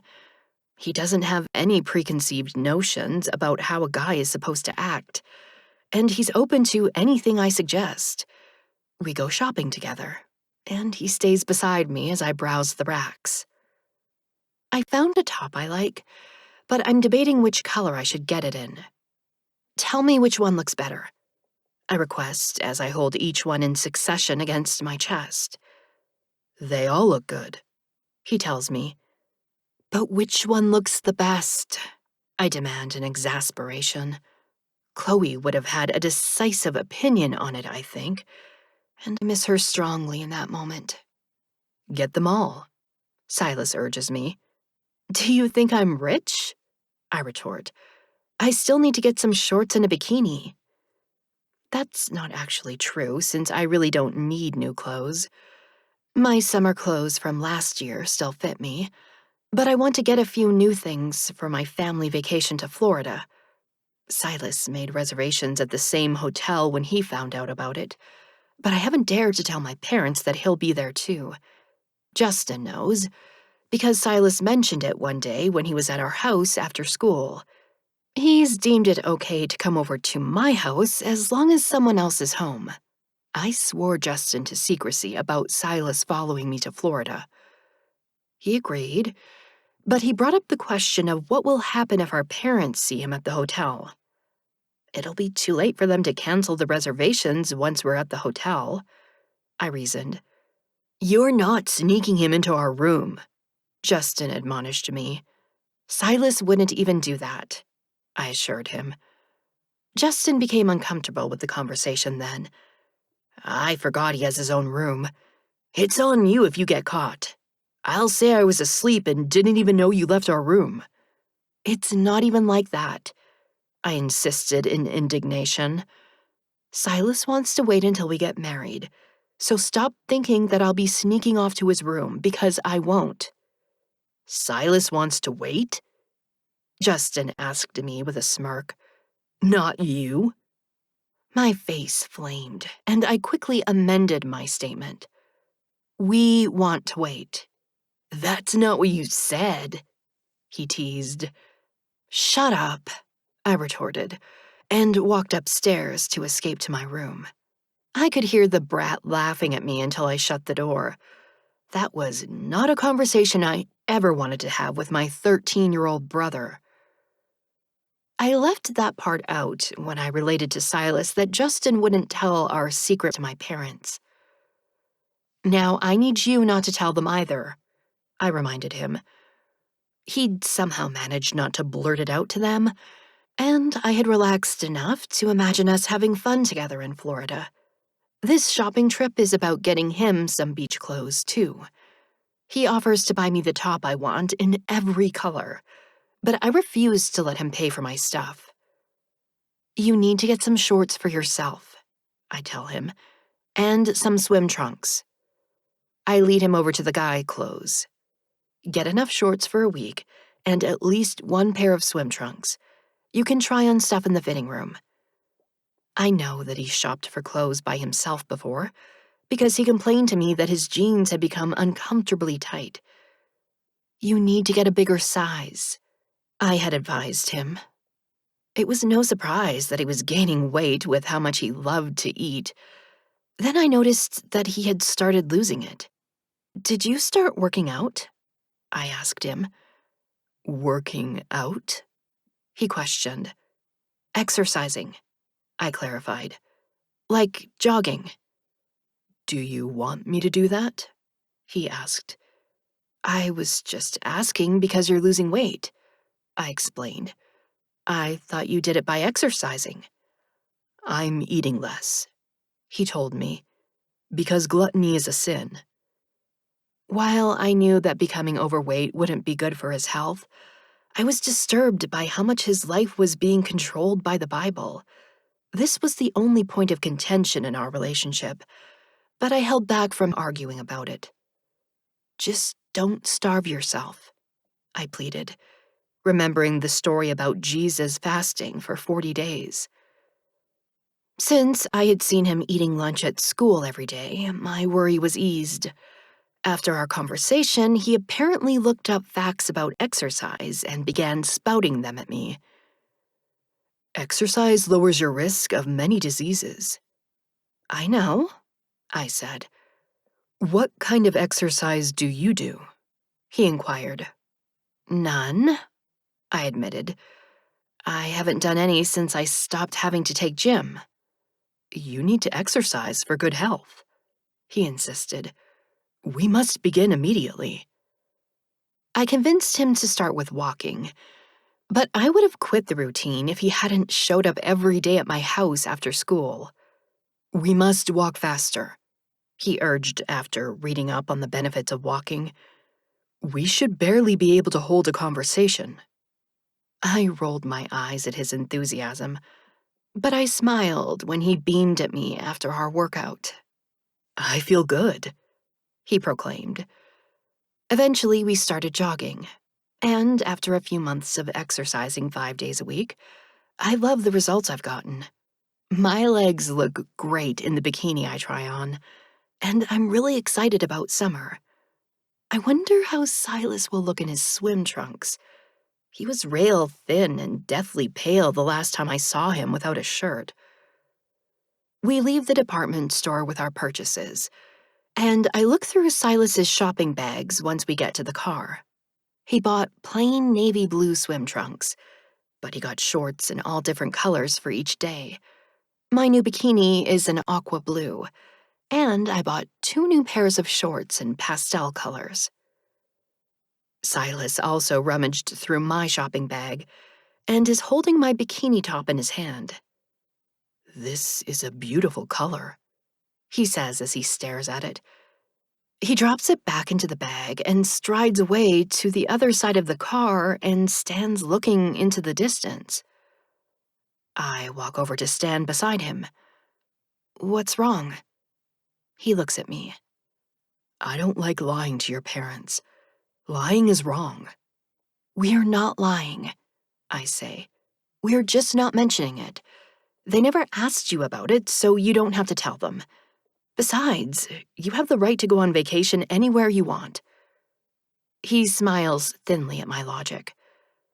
Then why can't I tell them about it? I just think it's better to wait, I insist.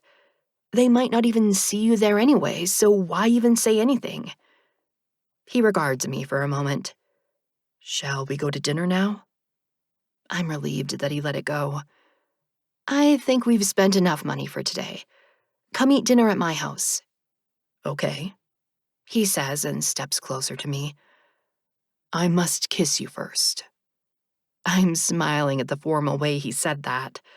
I almost expected him to call me Miss Albrecht. Yes, Mr. Smith, I reply.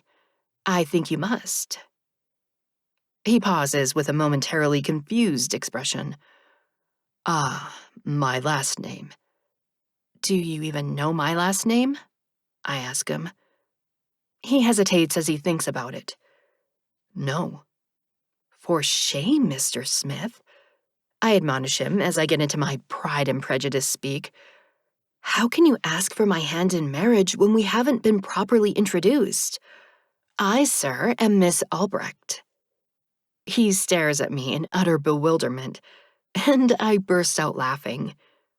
It's how they talk in Pride and Prejudice, I explain. Which you still haven't watched with me, by the way. Anyway, my last name is Albrecht. He smiles. May I kiss you now, Miss Albrecht? You may, I answer in my best formal voice. I remember how he towered over me when I was a child, but now he doesn't have to lean down very far to kiss me. I have the thought that he was waiting for me to catch up to him before he turned human. Then thought gives way to sensation as I feel his lips on mine. Kissing him feels so good that I often wonder how it was possible for me not to feel this way the first time we kissed. Our kisses now instantly spark passion, and I don't even realize that Silas had pressed me against the car until he leaves me leaning against it when he tears himself away from me. He stands several feet away, catching his breath, but jerks out of the way when a woman honks at him so that she can pull into the parking spot he was blocking. Let's go before you get run over, I tease him a bit breathlessly. We have calmed down by the time we arrive at my house, but Silas destroys my calm mood as soon as he speaks to my parents. I'm staying at the same hotel you are in Florida. Justin gapes at him from where he is seated at the kitchen table. Dad turns to look at Silas after carefully setting down the roast he has pulled from the oven. Mom pauses in her task of setting another 2 plates on the table for us. She catches my guilty look as she glances at me. You're going at the same time as us? She questions Silas. Yes, he replies. I can't lie to you, even though Mila says it's not lying not to tell you. Mom and Dad both fix stern looks on me, And Justin laughs at the predicament Silas has put me in. It's not like he's going with us, I begin. Are you trying to tell us that it's a coincidence? Dad demands. No, Silas answers for me. I made the reservation after Mila told me where she was going. Mom glares at me. And you were planning to sneak away and see him every night? No, I exclaim. We just wanted to spend some time together at the pool. I bought swim trunks, Silas confirms. Mom ignores our explanations. I can't believe you would do this behind our backs. What kind of example are you setting for your brother? Where were you going to tell him you were going in the middle of the night? She won't be seeing me in the middle of the night, Silas assures her. You're damned straight she won't, Dad declares. She'll be staying with her mother, and I'll be with Justin. I don't need a babysitter, I plead. I promise I'll stay with Justin. Are you concerned that we'll have sex? Silas inquires, to my absolute mortification. We make sure that we're never alone so that we can avoid temptation. That's why I never take her to my apartment anymore. It's true, Justin confirms. Mila told me that Silas wants to wait until they get married. He grins at me after adding to my humiliation. Mom and Dad don't know how to react to what Justin just said, and I can't even speak. I've never been so embarrassed in my life as I am in this moment. I just want to spend as much time with Mila as I can before I leave for Bible college, Silas says. I don't want to do anything without your approval, so I won't go to Florida if you don't want me to. I'm distracted enough to overlook my embarrassment. You're still dropping out? I thought you changed your mind after we started dating. I will get my GED this summer and go to Bible college in the fall, he states.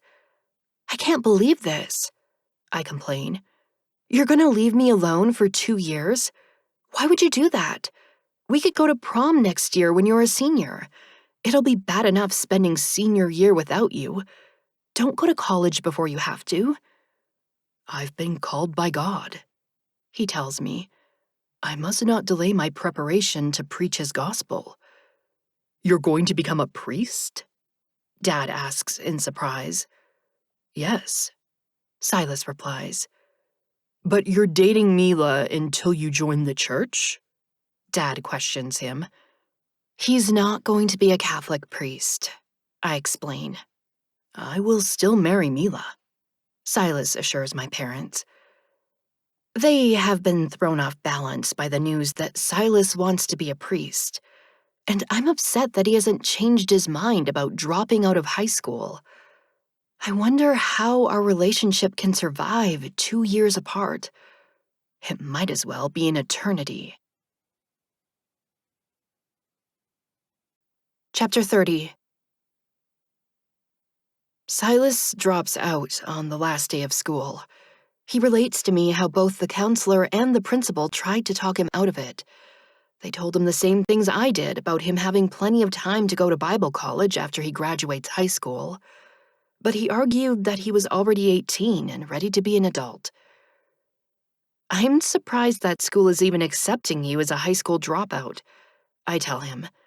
Most colleges want you to have a good academic record. It's a small Bible college with very few students, he explains. Their only requirement was the SAT test. I'll also have my GED, and Jack told me that I can do what I want. You talked to Jack? I ask in alarm. I had thought that shady character was out of his life for good. The principal called him, He replies. The school still had him listed as my guardian, but he told them that I live on my own now. He wished me luck, and I thanked him for all his help. We said goodbye. I breathe a sigh of relief. It sounds like Jack has completely cut ties with Silas, and that we won't have to worry about him anymore. He was a big help to Silas, but he always scared me. Silas tells everyone at our lunch table that he won't be back to school next year. He explains about going to Bible college. Hey, bro, Kevin says and stands up. Give me a hug. Silas stands up to oblige him and tries to hug him the way he hugs me, but Kevin guides him into a man hug. This is how guys hug. He instructs him. God be with you. You've got my Facebook, so don't be a stranger. I cannot be a stranger when you already know me, Silas remarks in confusion. Kevin laughs. I'm gonna miss you, bro. Shelby and Jared also say heartfelt goodbyes to Silas, and I think that he should have made more of an effort to become closer friends with them. Maybe he wouldn't be leaving now if he had established stronger ties with them. He's also leaving me, though, and he's closer to me than he is to anyone else. The college is only an hour and a half away, but he's moving into an apartment near the school and giving up the one he has now. He has assured me that he'll visit me often. I'll stay in a hotel when I come back.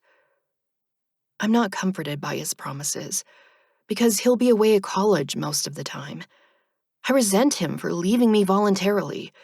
It would be different if he was graduating high school this year. Then he'd have to leave for college, and I would understand it and accept it.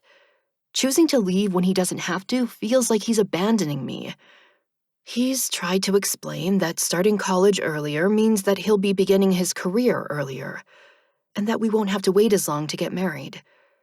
It all seems too far in the future for me. What about now? I had demanded. We're gonna miss out on everything right now. I'll come back and go to prom with you, he had promised.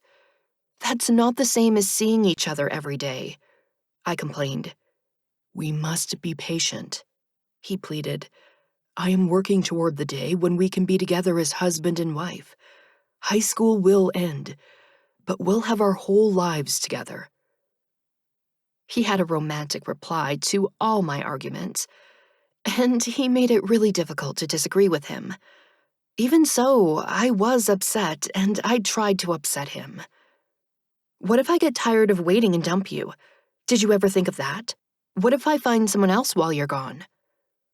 He wasn't quite unaffected by my questions, but he replied calmly, I have faith. That was the same day when he had spilled our secret to my parents, and I was still angry at him about that when I walked him out to his car after dinner. Finding out that he was still planning to drop out of high school had antagonized me even more. His calm demeanor was the final straw. Well, I don't have faith, I retorted. I have feelings. Do you know what those are, you cold, unfeeling freak? They are things like being embarrassed when someone talks about my sex life in front of my whole family, and wanting to be with my boyfriend and feeling sad that he wants to leave me. I was overwhelmed by too many emotions, and tears stung my eyes. Emotion broke through on Silas's face as I began to cry, and he immediately embraced me. After a few moments, I became aware of his sniffles. I pulled back to look at him. You're crying too? I marveled. His face crumpled. I don't want you to find someone else. He sobbed like a little kid. Hey, I comforted him.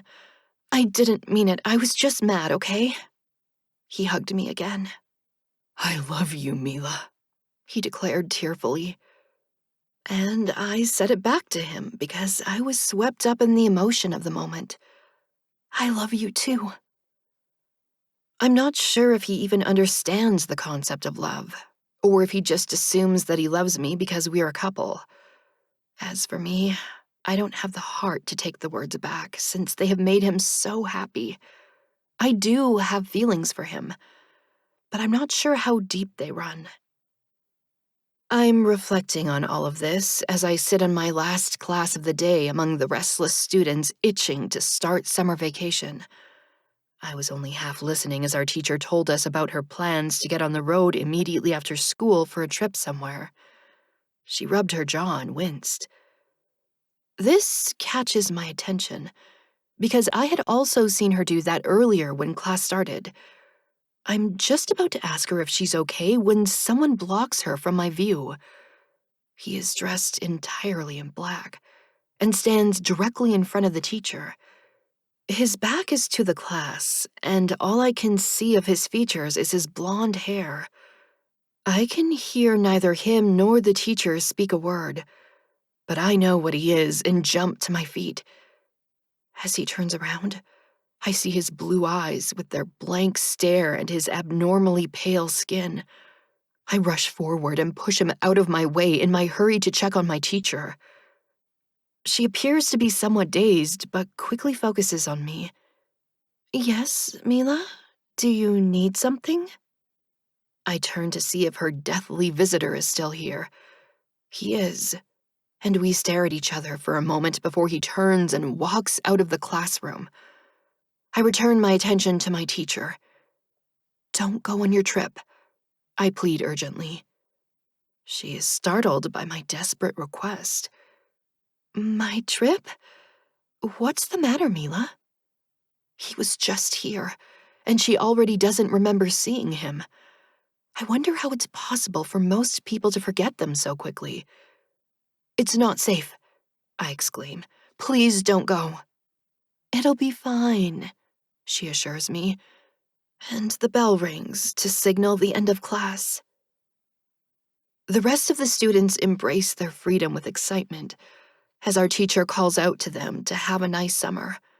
They answer her in passing, but they are barely sparing her a second glance since they are unaware of her doom. Thoughts of summer vacation are far from my mind, though, as I remain in the classroom with my teacher.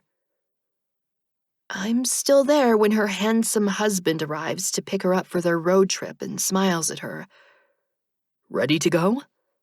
She is concerned about me, even as she speaks lightly. Mila thinks we should postpone our trip. She gestures toward me. When I couldn't convince her to cancel her trip, I changed tactics and pleaded with her to postpone it for just one day. It's too dangerous to go today, I tell him, knowing how ridiculous that sounds. Just trust me on this, please. Why not? He states indifferently. We can wait one more day. Sure, she says and smiles at me. We'll postpone it until tomorrow. Have a nice summer, Mila. I saw the look he gave her, signaling that she should just humor me to get rid of me, and I'm about to beg her again not to go on the trip right now. She collapses to the ground before I get a chance to speak. Her husband rushes toward her, and I use my phone to call for an ambulance, even as I know that it won't save her. Chapter 31. My teacher had a fatal heart attack, even though she was only 35. I left for the closest hospital as soon as the paramedics arrived, and I fidgeted anxiously in the emergency waiting room. Silas called me to question where I was, since I was supposed to meet him at an ice cream shop after school in celebration of summer vacation. When I told him what happened, leaving out the part about the visit from death, he joined me at the hospital. When my teacher's husband walked out of the emergency room, his shell-shocked expression confirmed the worst. I wanted to ask him about the cause of death, but I couldn't question him in that moment. I knew what it was like to lose someone so suddenly without warning. Do you need me to drive you anywhere? I offered. I left my car at the school, he answered distractedly, with the shock still evident on his face. I'll drive you there, I said. I'll drive there as well. Silas stated. I had almost forgotten that he was here, but I was now worried that he might blurt out something insensitive in his clueless way. That's okay. I'll just call you when I get home. He said nothing in reply as we walked out into the hospital parking lot.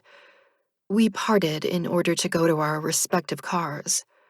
I was now left with a grief-stricken stranger, and I had no idea what to say to him. The silence weighed heavily on me, but it was even more difficult to hear the pain in his voice. "She's never had any health problems," he said. "There was no sign of anything being wrong with her heart. She's not even 40. People over 40 have heart attacks. I just can't believe." "I'm sorry," I told him after he trailed off in misery. I couldn't think of anything else to say after that. Once we arrived at the school, his lone car in the parking lot seemed to emphasize how alone he was now. My sorrow for him increased when he stood beside his car, looking like he didn't know what to do next. "Do you have any family?" I asked. "Can you call someone to be with you?" "Emily's family?" he exclaimed in anguish. "Oh God, they don't even know." Silas arrived as I stood there helplessly. "Have you contacted his family?" he questioned me. "Not yet," I replied. "We must call them," he declared. "Humans gather their kin when one of them dies." His statement was true, even if it was stated in a bizarre way. "Who can we call for you?" I gently inquired of Emily's husband. I hadn't known her first name before he had spoken it, and knowing it now made me feel more intimately connected to her death. Last names were more formal, but first names were reserved for closer relationships. I was suddenly involved in her personal life, and she had become Emily to me. "John," her husband answered me. "My brother." Appearing to be galvanized by an action he could take, he pulled his phone out of his pocket and called his brother. "John," he said into the phone, "Emily's dead."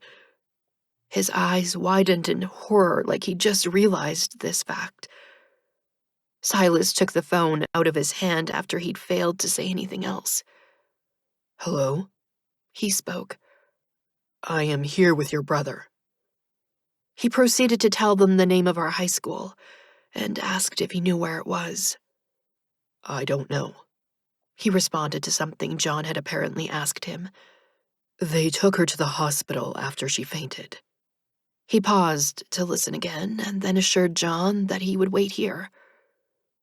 "Your brother is coming," he told the man I only knew as Emily's husband. The poor guy slouched against his car and stared into space as we waited silently with him. Once his brother arrived, emotion burst through his nearly catatonic stupor. I felt so bad for him, but I was relieved to be freed from the situation. "Do you still want to go to the ice cream shop?" Silas asked me quietly as I stepped toward my car. "Yeah," I decided. "Meet me there." "Let's eat outside in the car," I suggested after I saw how packed the ice cream shop was. Silas followed me to my car after we got our cold treats. That's when I told him about the guy I saw approach Emily in the classroom. "I never knew that death could be blonde," I quipped. But there was no real humor in it. "We are," he began, and then corrected himself. "They are as varied as humans." "But why do I keep seeing them?" I complained. "I thought it'd be over after you turned human." "You still saw Abel after I no longer could," he reminded me. "I thought that was just so he could help me with your new life," I said. "I didn't see him anymore after everything was settled." "Am I always gonna know when people are dying?" I exclaimed as Silas pondered my previous statement. It appears so, he said. No, I protested. I don't want to know that. Why would God do this to me? I don't know, Silas admitted. I cannot guess the purpose of it. Oh, I remarked snidely. You mean you can't explain God's purpose either? Did you ever think that there is no purpose? Maybe he just kills people for the hell of it. Mila, don't say such things. He was horrified by my blasphemous remarks, but I felt a growing resentment toward God. He seemed to be targeting all the people around me and taunting me with the knowledge that I couldn't do anything about it. When I looked up information about heart attacks, I found out that the signs were much less obvious in women and could easily be overlooked. They often had no chest pains, but jaw pain was one of the listed symptoms. I remembered noticing this very thing, but I hadn't known that it could be anything serious. Maybe I could have saved her if I'd known to call the ambulance when I saw her wince in pain at the beginning of class. I know everything now when it's too late to change anything. I know that she was yet another person in my life who died too young. Her age is on the memorial card I got from the funeral home when Silas and I went to pay our last respects. I stare at the years printed on it showing this span of her life as I contemplate the fact that I keep seeing death, but I'm never the one who dies. Despite what Silas told me when I tried to kill myself, I'm starting to have a real fear that I'll always be the one left behind as those around me die. Chapter 32. My birthday is 2 days after the funeral. I wouldn't feel like celebrating even if I hadn't been dealing with a recent death, because Chloe isn't here to celebrate it with me. She would have shared my excitement about turning 17, and she would have forced me to have a party. I would have protested but given in to her, because she made everything more fun and gave me the social confidence I lacked on my own. Without the security of my little group of friends, I can't deal with a gathering of people who were only acquaintances to me. Shelby, Kevin, and Jared are nice, but I'm not as comfortable and familiar with them as I was with Chloe, Scott, Tyler, and Jeremy. I know that I haven't been making much effort to become closer friends with them, and only socialize with Shelby a fraction of the time as I could. She has invited me to do stuff with her outside of school numerous times, but I've only gone to her house twice, and only had her over the one time before my date with Ryan. I went shopping with her once, but that just made me miss doing girly stuff with Chloe too much. So the few other times I hung out with her were at a coffee shop, which is something Chloe and I never did, because she wasn't into having polite conversations and sipping coffee. She was spontaneous, and we got silly and laughed too loud. I don't think I'll ever again feel that happy and carefree. My mom still gets me a cake, and my family sings happy birthday to me. I serve Silas a piece of cake when he comes over later that afternoon. He's learned not to buy me any more jewelry, so his gift is a Taylor Swift concert t-shirt and a Bible.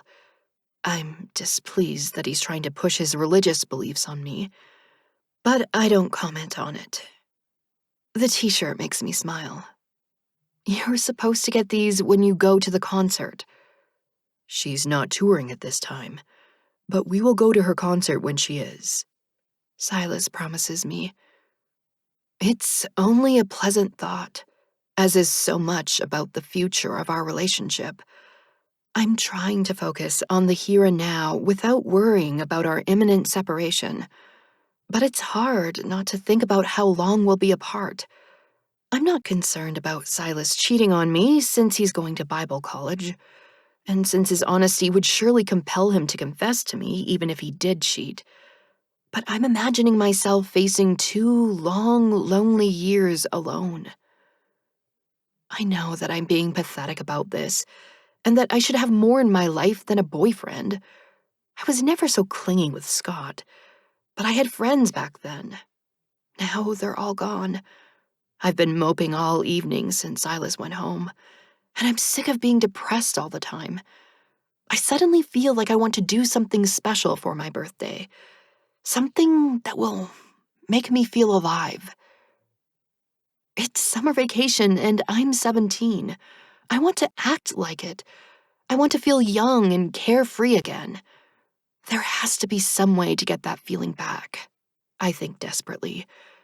My mind recalls how it was when I felt that way in the past, and I have a vivid image of laughing with Chloe. She's not here, but I call Shelby before I can get depressed again. I need to do something fun, I tell her. She already wished me happy birthday earlier, since she knew about it from Facebook. I logged in to accept her as a friend after she told me about her friend request, but I haven't been using my account. Shelby had offered to take me out to lunch, but I had told her that my mom was making a special meal at home. Okay, she says now. It's already 10, but I guess we could go bowling or something. I want to go skinny dipping, I decide on a whim. Shelby responds with a palpable silence. Are you there? I ask, although I know she is. Yeah, but nobody will see us, I assure her, though I have no way of guaranteeing that. Why, um, why would you want to do that? She asks with an obvious lack of enthusiasm. It was Chloe's idea last summer, but I chickened out and prevented us from doing it. I never thought I would regret it, but I never thought that Chloe wouldn't see another summer either. I relate none of this to Shelby as I answer her. Haven't you ever wanted to do something crazy? Not really, she replies. Come on, I cajole. You're only young once. It's my birthday, I add. Please? I can tell that I've put her in a tough spot, and that she feels bad to refuse me. I just can't, she tells me in a pleading tone. Oh, I respond in disappointment. I guess I'll go by myself. We can go in our bathing suits, she offers. I'll go with you, Mila. I just can't do that, she insists, like I've suggested something horrible. Okay, I agree. I'll pick you up soon. After briefly considering putting on a bathing suit, I go with my original plan.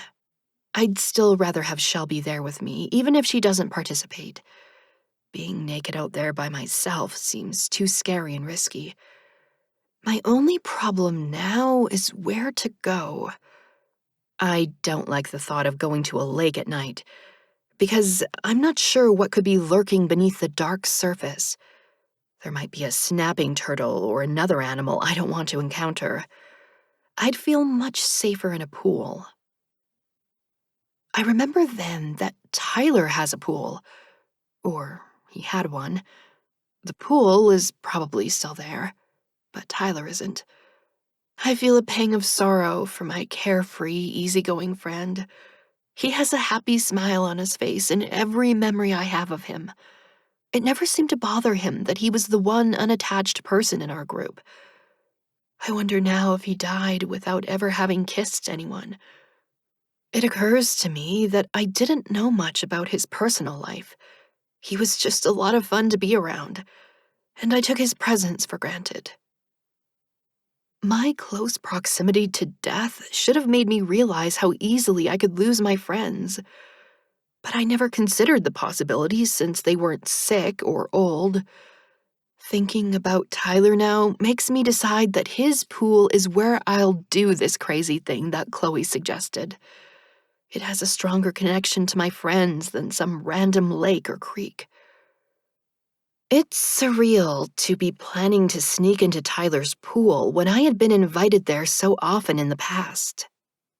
I'm heartened by the thought that Tyler would get a kick out of it if he were here. Shelby is predictably less enthusiastic about the idea. We could get arrested, she protests in worried agitation. That's someone's private property. I don't think his parents would call the police on me, I tell her. But I'll take you back home if you want. You don't have to do this with me. Can't we do something else? She tries to persuade me, obviously caring enough about me not to want me to go alone. We could go bowling or...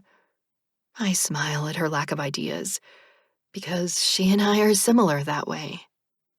This was Chloe's idea, I admit. She wanted us to do something wild, but I was too scared to try it. Now she'll never get the chance, I add with regret.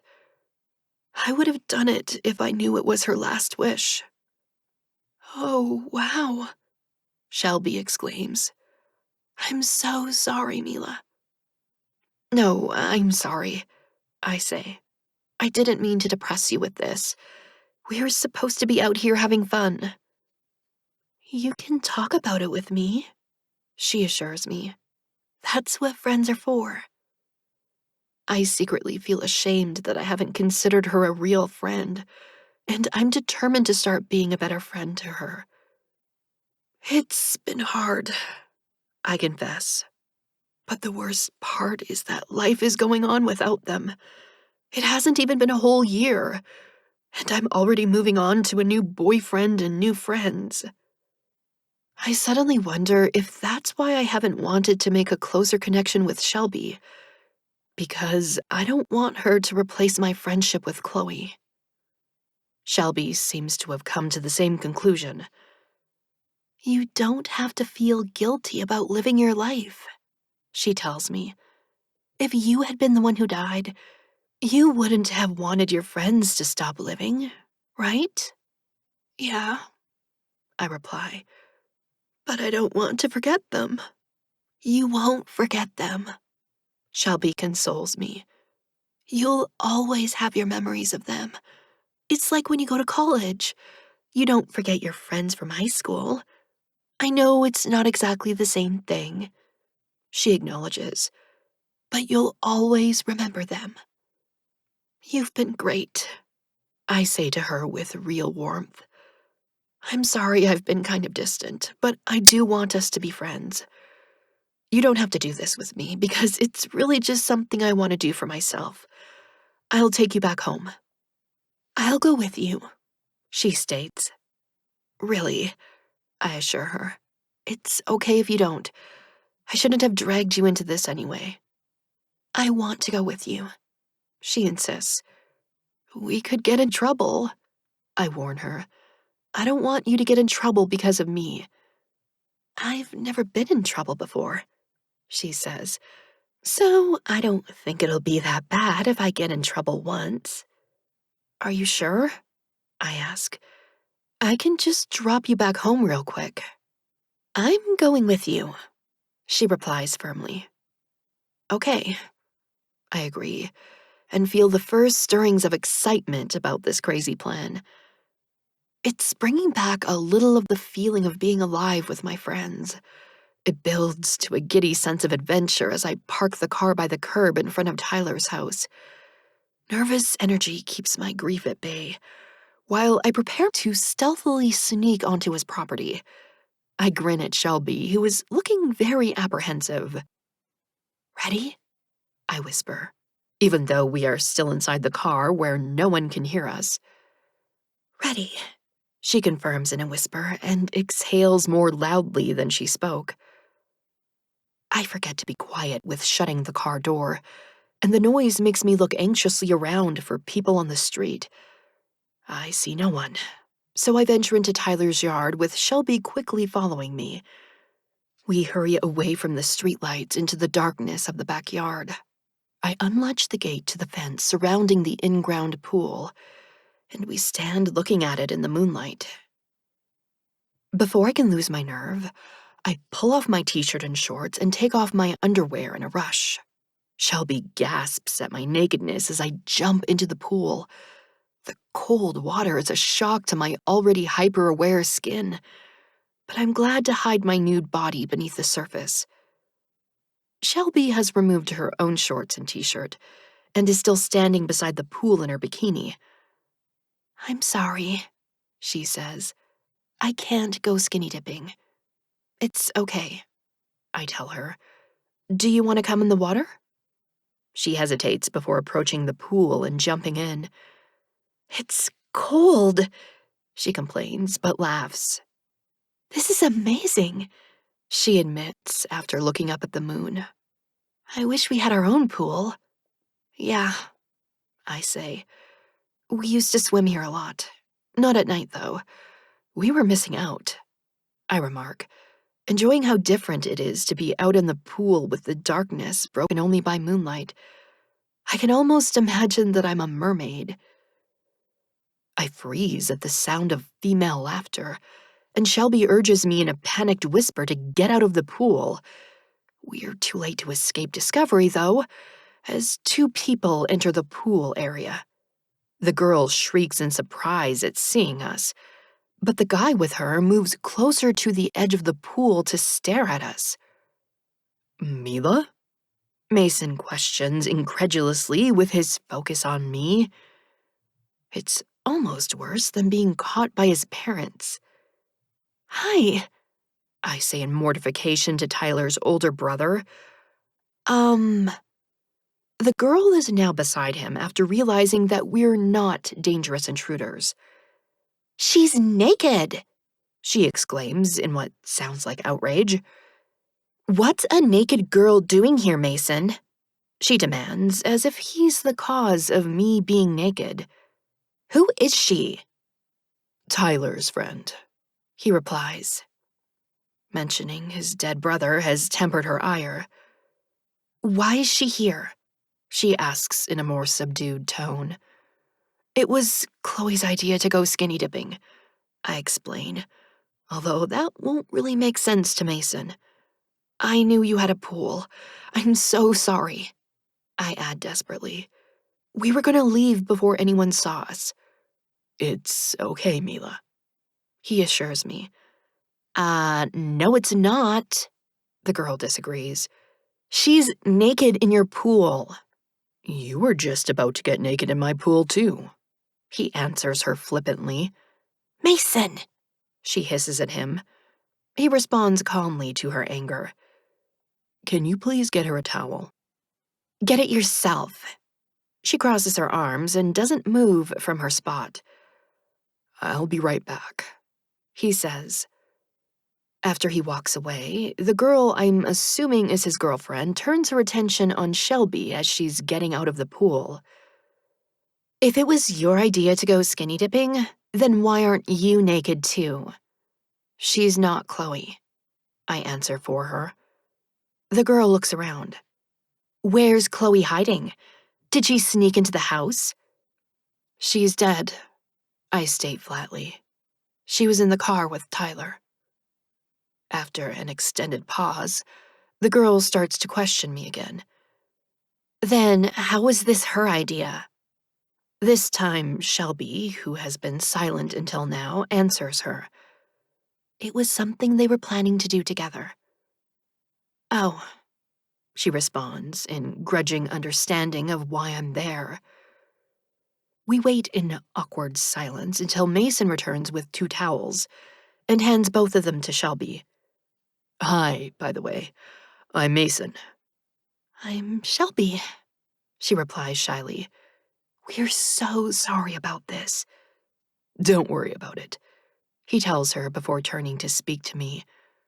"Come inside after you get dressed. We'll be in the kitchen." Since I'm well aware of his girlfriend's displeasure with my presence, I try to decline his invitation. "We should go." "Come on," he cajoles. "I never see you anymore. You used to be here all summer." I don't want it to seem like I don't want to be around him, so I tell him okay. His girlfriend follows him as he walks away to give me some privacy while I get out of the pool. Shelby is waiting to hand me one of the towels. She suddenly laughs as I wrap it around me in relief to cover my nakedness. "I didn't know there would be a cute guy here," she says in a spontaneous burst of giddiness. "And his girlfriend," I remind her. She ignores that statement. "It's like something that happens in a movie. He wasn't even mad at us. And he wants us to stay." I towel off and begin to put my clothes on, still reluctant to go meet Mason and his girlfriend in the kitchen. I'm not sure what we'll talk about now that Tyler is gone. I knew him through Tyler, and we have nothing else in common except our memories of Tyler. As for the girlfriend, I don't even know her name. Mason introduces her to us as soon as we enter the kitchen. "Hey girls, this is Amber." "Hi." I greet her politely. "I'm Mila, and this is Shelby." After her bad first impression of me, she apparently doesn't like me any better with my clothes on. "Hey," she responds in a dismal tone. Mason urges us to sit down and pulls a couple of cans of Coke out of the fridge for us. "So, what kind of trouble have you been getting into?" The familiar question teases a smile from me. It's the same thing he's asked me every time I came over. "None until now," I tell him. "Well, I'm glad you're being safe about the trouble you're getting into," he remarks. "If you're going to go skinny dipping, this is the safest place to do it." His words sound sincere now, but I continue in a playful manner. "Even if your parents caught me?" He smiles sadly. "They wouldn't even notice. There aren't really any rules around here anymore." I'm not sure how to take what he's telling me. No rules sounds like a teenager's dream, but Mason obviously isn't ecstatic about it. "Oh," I respond with careful neutrality. He shrugs. "I'm leaving for college soon anyway." "That's right," I say. "I forgot you were graduating this year. Congratulations." "Thanks. So you'll be a junior this fall. And are you in the same grade as Mila?" he asks Shelby. "Yes," she replies, apparently still overwhelmed with shyness around him. "My brother Tyler was too," he tells her. "He was in love with Mila." I gape at him. "What?" "It's true," he states with a pained expression. "He wanted to ask you out, but I told him to wait." "But I was with Scott," I protest as my mind struggles with this bombshell Mason has just thrown at me. His gaze shifts away from mine, causing suspicion to surface in my mind. Did he know that Scott was cheating on me? Shelby gasps at this information, but the look on Mason's face confirms that he knew about it. "How long have you known?" he questions me. "I found out about it after he died," I answer. "I can't believe Tyler didn't tell me," I exclaim, feeling hurt about the betrayal of his silence. "He wanted to tell you as soon as he found out, but I talked him out of it," Mason explains. "You know, the whole shoot the messenger thing. I told him that it would look like he was just trying to break you up so he could go out with you himself. I told him he had lots of time to get with you," he continues, with anguish evident both in his tone and his expression. "He should have had lots of time." "Yeah," I agree softly on a weary sigh. It seems that no matter what I do, I can't escape the reminder that death is cutting time short for those around me. Chapter 33. I don't tell Silas about my skinny dipping adventure. It's something new and different that I've done in my life, and I like that it feels separate from everything else. It may have been prompted by an idea Chloe had, but I carried it out on my own. I was never the leader in any of our escapades, so it was a whole new experience for me to be the daring one this time. I'm realizing that my mom was right about me needing a friendship that isn't linked to my deceased friends. I also now understand that I don't have to worry about Shelby replacing Chloe in my life. Shelby is a different person from Chloe, and our friendship will never be the same as the one I had with Chloe. I'm okay with that, and it actually makes it easier to be friends with her when there is nothing about her that reminds me of Chloe. Shelby has provided me with something I couldn't find with Silas: a fresh start. She has no connection to my past, and that makes it simple to remain focused on the present with her. I didn't feel this way until she accompanied me on my crazy quest to go skinny dipping, but it's like I shed my reserve toward her along with my clothes. I guess being naked with someone breaks the ice like nothing else. I was the only one who was naked, but it did make us both loosen up with each other. There was an easy, comfortable atmosphere between us when I drove her home. "Mason is so nice," she marveled. "Yeah," I agreed. "He's always been that way." Her mirth poured out in laughter. "Did you see the look on his girlfriend's face? Priceless." I smirked. I don't think she likes me very much. I can't imagine why. "Just because her boyfriend saw you naked," Shelby remarked in amusement. "I don't know why she would mind that." "He didn't see me naked," I said. "It was dark and I was in the water, so he couldn't really see anything." "You keep telling yourself that," she urged in a teasing manner. "If he didn't see anything, then why were his eyes practically popping out of his head?" I flushed as I recalled him staring at me. How much of my body had been visible to him in the moonlight?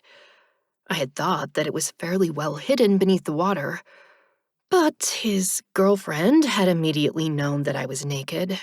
I hoped that was only because she had seen no bikini straps on my exposed shoulders. "It's too bad he has a girlfriend," Shelby continued. "He's really cute." "He's going away to college anyway," I reminded her, and then remembered that Silas was too. "I wouldn't mind waiting for him," she declared. "He's so nice, too," she repeated. "So is Silas," I contemplated silently. A guy with those good qualities was worth waiting for. That thought led to what Mason had said about telling Tyler to wait before admitting his feelings for me. But I quickly cut short that line of thinking. I didn't want to dwell on that revelation, because it was too much to process right now. I was finding out all these secrets about my friends when it was too late for me to respond to them. There was nothing that I could do with this information now, except carry it in my thoughts in vain. Playing what if in my mind is useless, but I can't stop myself from doing exactly that the next evening. What if Tyler had told me that he liked me as more than a friend? What would I have done? If he had told me about Scott cheating on me, I would have broken up with Scott for sure. I vaguely imagine a confrontation with Chloe, but I can't picture that as clearly as breaking up with Scott. My thoughts segue into imagining Tyler asking me out. I think about how much fun he was to be around, and how I always thought he'd be a great boyfriend for someone. Now that I'm specifically considering if I would have wanted him to be my boyfriend, I can see the potential for something romantic between us. It would have possibly been something lasting, because I absolutely adored him as a friend. I feel even more bereft now that I know what could have been, and I momentarily resent Mason for depriving us of it. Tyler wouldn't have left me to go to Bible college. He would have made the rest of high school even better for me as my boyfriend. We would have gone to prom together, and he would have been here for graduation. My daydreaming comes to a sudden end as I realize that he wouldn't have been here regardless if he was my boyfriend. He still would have died in that car crash with the rest of my friends. Oh, but no, he wouldn't have. Not if he had stopped being friends with Scott after revealing that Scott was cheating on me and asking me out himself. And Chloe and Jeremy would most likely have broken up too if Jeremy had found out that Chloe had cheated on him with Scott. Would anyone have told Jeremy? I've been suppressing my anger at Chloe due to my grief. But now I'm trying to imagine how I would have reacted if I found out about her betrayal while she was still alive. I might have been angry enough to tell him, although I wasn't that attached to Scott, judging by how little time I've spent grieving him specifically. Finding out about him cheating on me really didn't hit me as hard as discovering that Chloe was the one he cheated with. I realized that all my hurt and anger is directed toward her. She knew that I wasn't in love with him, but he was still my boyfriend. I would never even have kissed her boyfriend, regardless of whether she loved him or not. As best friends, we knew about each other's sex lives. She knew that Scott was frustrated with me for not wanting to have sex with him, and I knew that she had lost her virginity to Jeremy and found sex to be disappointing. This was after her initial talk about it getting better after the first time. Her enthusiasm for it had faded after a few months. "It's not as good as everyone says it is," she told me. "I wish I hadn't started doing it with him, because now he expects it. Don't let Scott talk you into it, because it's not worth it." Yet she had let Scott talk her into it. I remembered Silas telling me that she felt guilty about it. How had she let Scott seduce her, after claiming that she didn't even like sex with her boyfriend? Did she like it better with my boyfriend? All these questions are surfacing in my mind now. It's really hard to separate missing her from the rest of my feelings about this. My anger has been muted by grief, but I try to picture it happening while they were all still alive. I imagine Tyler being uncharacteristically serious while saying that he has something to tell me. First, he would tell me that Scott was cheating on me, and at this point, I'm not sure if he knew that it was with Chloe. But I need that information to piece together the scenario in my head. I called Tyler's house phone in the hopes of getting hold of Mason. His mom answers the phone, and I ask for him. She tells me to hold on, and I hear her calling out for Mason.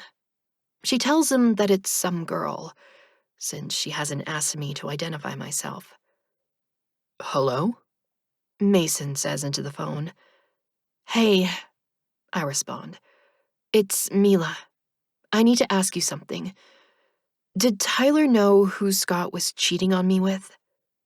Mila, he pleads, don't do this to yourself. "I already know who she is, but I just need to know if he knew," I explain. Who do you think it was? He questions evasively. "Chloe," I answer impatiently. "Did Tyler know that?" How did you, uh, who told you it was Chloe?" he asks. "I found out from a friend," I reply. "Did Tyler—" What kind of friend would tell you that? he demands heatedly. "It doesn't matter," I state in frustration from not getting my question answered. Was it that girl who was here with you last night?" Mason asks in an angry tone. I don't know what reason she had to tell you that, but she's not your friend. Maybe she's jealous of you and is trying to upset you. "It's not her," I reply. "And why would she be jealous of me?" He clears his throat. Since you had the confidence to take your clothes off and she didn't, I think you know." His unexpected comment makes my face flame with embarrassment. It's only the distance provided by the phone that enables me to continue the conversation. "Did you, see, I saw enough to know why she's jealous." He answers my incomplete question. The thought of Mason looking at me that way is too much to handle at the moment. Shelby called him cute, but that's not really the word to describe this older, soon-to-be-in-college guy. The word hot comes to mind, and this hot guy is talking about my naked body. My flustered mind desperately throws the focus onto Shelby, who would surely kill me if she could hear me. Shelby thinks you're cute. She says she would wait for you if you didn't have a girlfriend. Wait for me? He inquires. How would she wait for me, Mila? Why did that question sound so sexual? Geez, how did this conversation get so turned around? For you to get out of college. Or, for her to get out of high school, because she's still got 2 years of high school. Oh, he says. That's how she would wait. The hint of amusement in his tone reveals that he knows exactly where my thoughts were. He always did have that mischievous streak, and I'm happy to know it survived the tragedy despite my embarrassment. Forget it, I tell him in a playful tone. Shelby's too nice for you. I'm not nice? He asks in mock surprise. I think you underestimate how nice I can be, Mila. Stop that, I exclaim.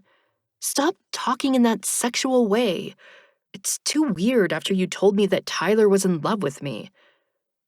Yeah, he agrees, instantly sounding different, even in speaking that one word. Did he know about Chloe? I question insistently. Tell me first who told you. He demands with obstinate stubbornness. You don't know him, I reply. Just tell me if him? Mason interrupts, making me want to scream with how difficult he's being. A guy told you about them? Who is he? His name is Silas, I answer. Now, he cuts me off again. Who is he? My boyfriend, I state in annoyance. Now stop interrupting me and tell me if Tyler knew about Chloe and Scott. Your boyfriend, he repeats in derision. You're telling me that's how he got with you? That's fucked up, Mila. No, I deny. That's not how he got with me. I knew him way before that. But he waited until they died to tell you about them cheating on you. When you were the most vulnerable, he adds. Mason is in full Big Brother mode now, and I'm about to defend Silas when I realize that Mason isn't surprised about Chloe. You knew it was her, I state. Tyler knew Scott cheated on me with Chloe. I hear his exhale before he speaks. That's part of the reason I talked him out of telling you, he admits. You wouldn't only lose your boyfriend, you'd lose your best friend too. I lost them anyway, I say.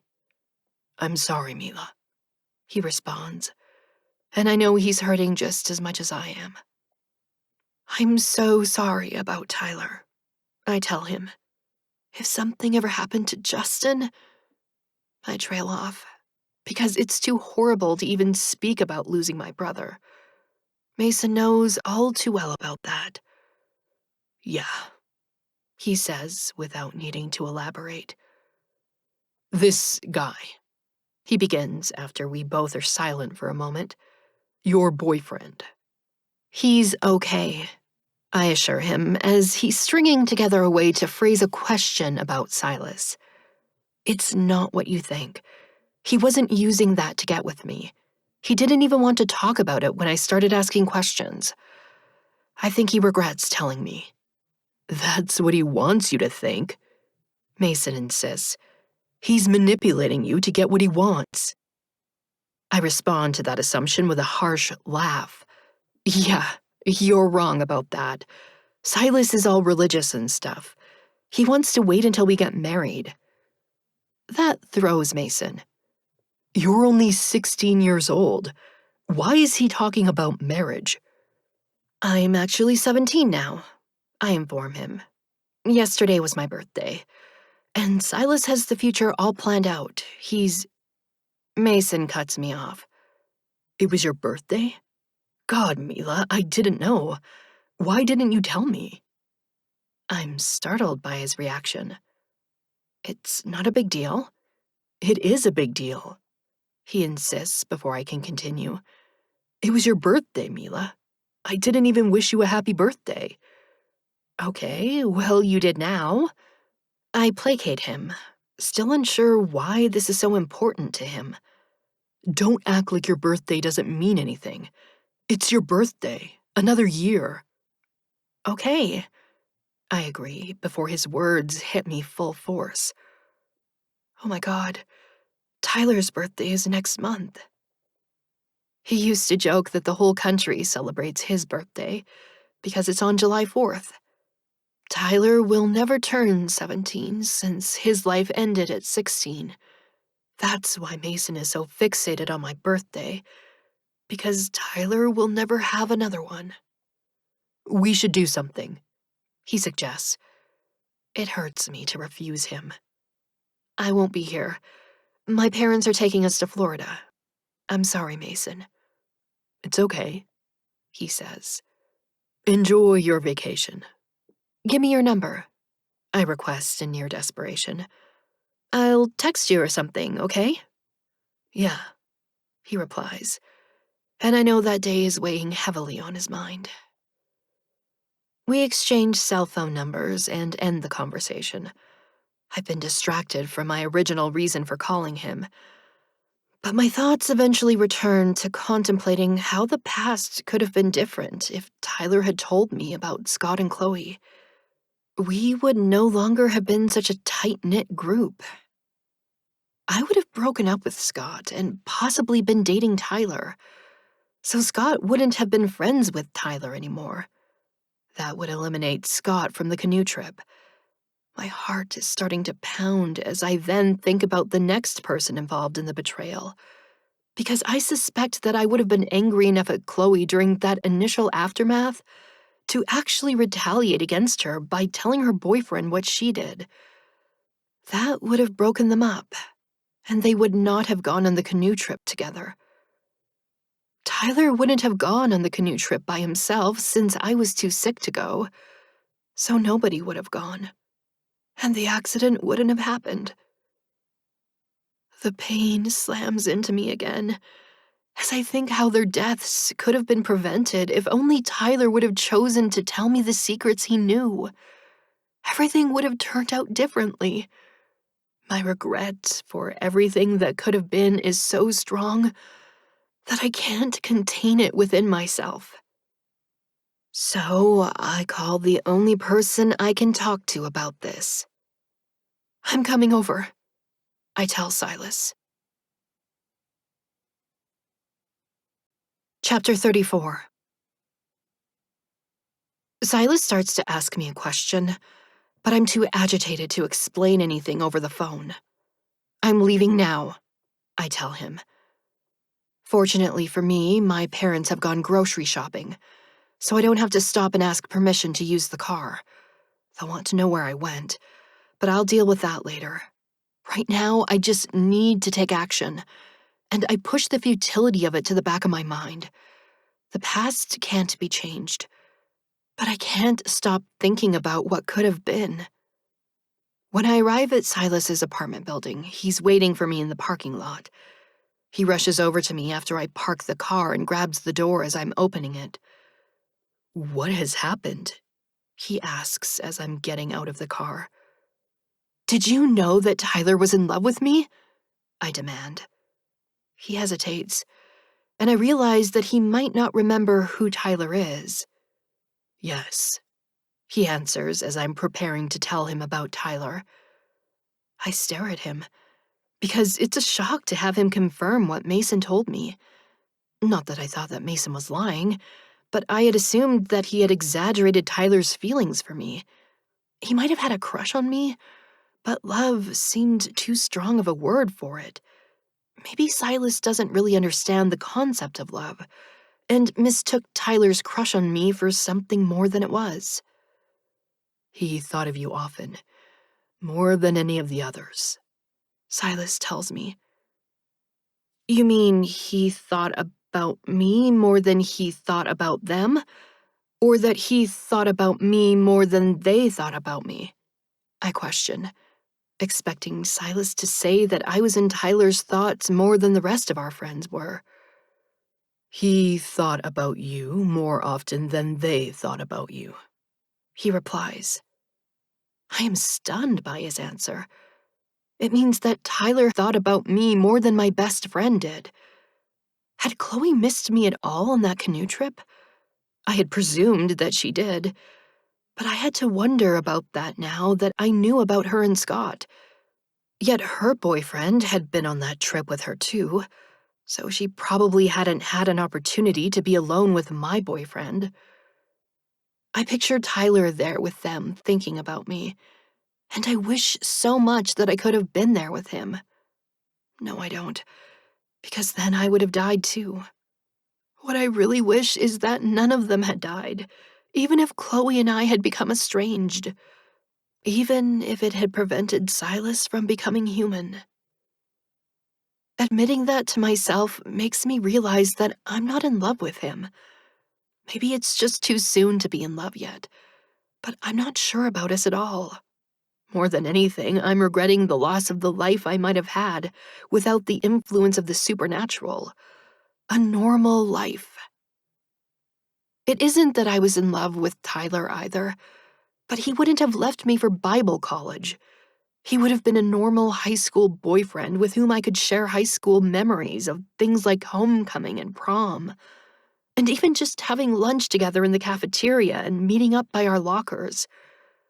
I'll have very little of those type of memories involving Silas, and I feel like I'm already losing him too. What was the point of him becoming my boyfriend if he was just going to leave me? Why can't I have anything that lasts? Why are you asking me about Tyler's love for you? Silas questions. Why have you not asked about him until now? Because I didn't know about it until now, I answer. I just talked to his brother the other day, and he told me. And you wanted to confirm the truth of it? Silas surmises. Yes, it is true. Why didn't you tell me? I demand in unreasonable anger. He's dead, Silas replies. There was no purpose in telling you. It will change nothing. It would have changed everything if Tyler had told me, I exclaim. I would have been with him instead of Scott, and they would all still be alive. They would still have died. Silas contradicts me somberly. It was their time. All of them, I question with scorn. You're telling me all of them would have died on the same day, even if they hadn't been together? That they all would have just dropped dead in their houses? I don't believe it, I declare obstinately. It was their time, he insists. No man can escape the day of his death. That's not true, I argue. What about the people who didn't get on the airplane because they had a bad feeling? I've read about people like that. Then the plane crashed, but they didn't die because they weren't on it. It wasn't their time, he states. And that is why they had the bad feeling that prevented them from getting on the airplane. But you said the lady that knew she was going to drown still died, I remind him. So why did she have that premonition if she was going to die anyway? And why couldn't I save my teacher when I had that warning of death? Because those were premonitions of death, and the others were warnings of danger, he tells me. That is the difference. One prepares the person for death, and the other prevents them from dying before their time. I see the logic in the distinction he's making between the two, but I am still clinging to the other life I could have had. You wouldn't have become human, I muse as I picture a different past. I wouldn't have tried to jump off that building, and you wouldn't have broken the rules by saving me. I probably wouldn't have seen you again until I was old. I could imagine no other messenger of death visiting me in the end except Silas. It would have had to be him. But now I don't know who I'll be seeing when my time comes. How will I even know death is there for me when I keep seeing him come for other people? I'm struck by another thought. Who will come for Silas? Abel, I decide. Surely it would have to be Abel. I wonder if he misses Silas as much as I miss my friends.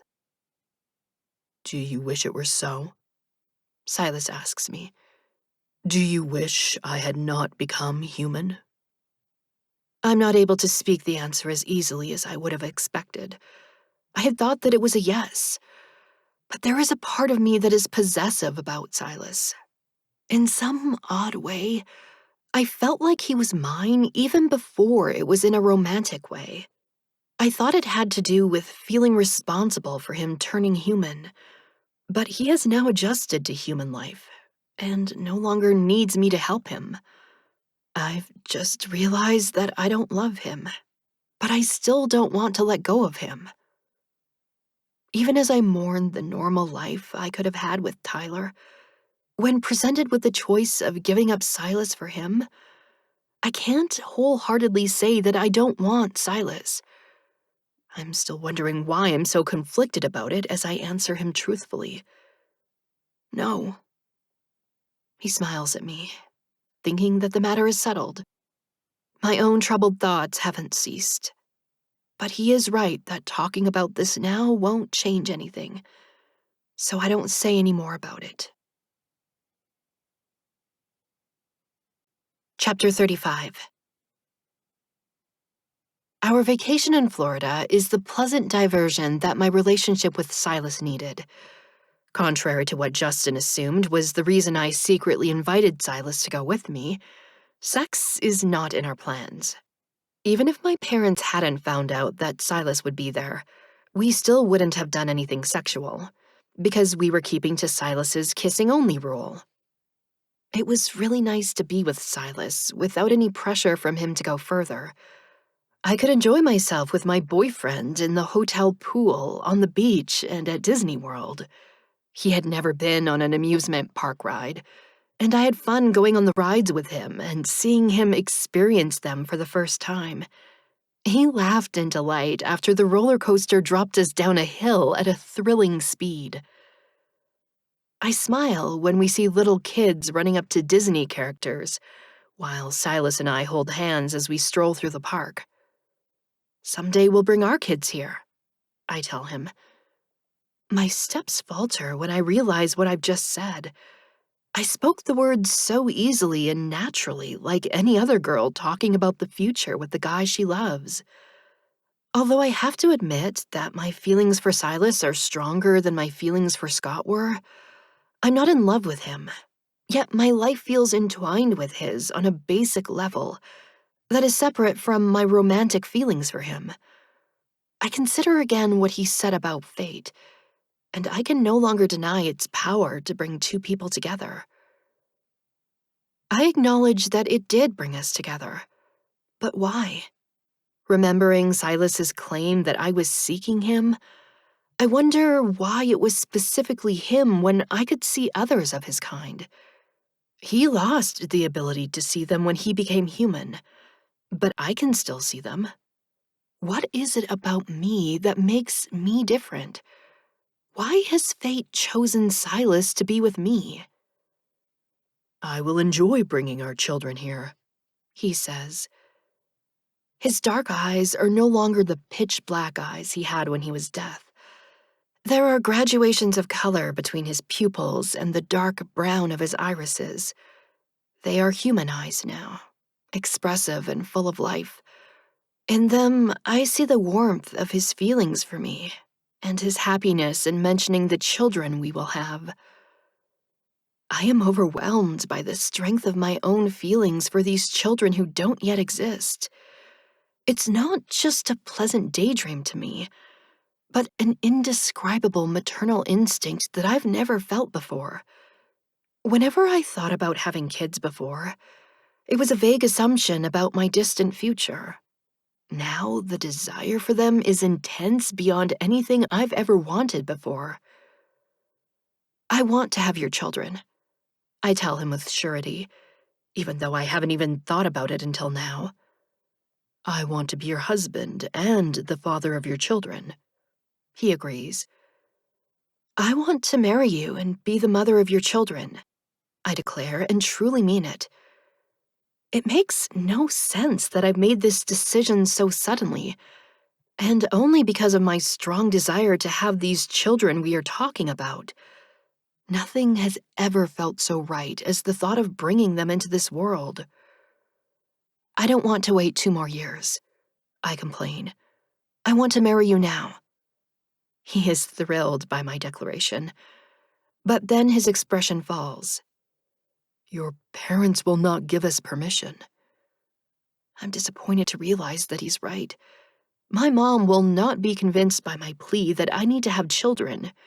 She'll insist that I have to finish high school first and be an adult before I can get married.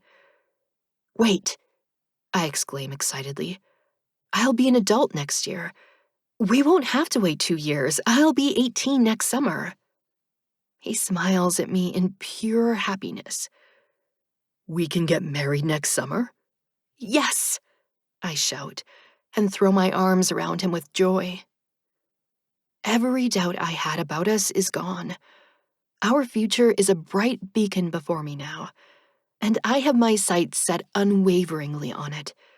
I'm certain that nothing will affect it, and that we'll be together as fate intended. Chapter 36. The separation from Silas when he goes away to Bible college is not as difficult for me as I had anticipated, now that I have plans for our future together. For the first time since we began dating, I have faith in our relationship. The summer I spent with him was carefree and fun, without all the angst I had previously been feeling about us. I taught Silas how to ride a bike and how to swim. His swimming skills are very basic, but he knows enough to keep from drowning in deep water. He had his first taste of ice cream and felt the heat of the sun on his skin as he never has before. I got caught up in the excitement of all his firsts and brainstormed things for him to experience. We went on a picnic, and I promised him that we would go camping together after we were married. I laughed as juice dribbled down his chin after he took his first bite of watermelon. On impulse, I kissed him before he could bite into it again. The kiss tasted as sweet to me as the watermelon, and the fruit was soon forgotten by both of us as passion flared like a summer heat wave. There was a sticky residue on my shirt and bra from where Silas touched me with his hands coated with watermelon juice. He pulled away and apologized to me, but I reminded him that he was going to be my husband soon. Not soon enough, he replied in a wry tone. Ah, Mila, it's good that I will be away at college for most of the time before we get married. It will be easier to resist temptation. Although I'm not quite ready to go all the way, I don't see any harm in making out, and I told him that. Why do you have to resist when we're going to get married anyway? We must be married first, he insisted. I didn't argue, since it's not time for us to have children yet. I do want to be married before I get pregnant, mostly because I don't want to look pregnant in my wedding dress. My views on sin are not as strict as Silas's views on it. I'm against the big ones like murder, and I believe in the golden rule of treating others how you want to be treated. When it comes to sex, I believe in monogamy. Cheating is something I feel I don't have to worry about with Silas, and I certainly don't want to cheat on him. My resolve on this matter is put to the test several times in the next few months when guys at school ask me out. To my surprise, the first one to do so is Patrick, my shy classmate who told me the dark patch in my hair was cool. I'm sorry, I tell him, but I have a boyfriend. Did you hear about the new guy, Silas, last year? Yeah, he answers. I heard he dropped out. He did. I confirm. But he got his GED, I add, because I could hear the disapproval in Patrick's voice. He's going to Bible college now. That surprises him. Why didn't he just wait and graduate from high school first? He felt the calling to be a priest, I explain, even as I don't understand Silas's devotion to God myself. It's really important to him. He's going to be a priest?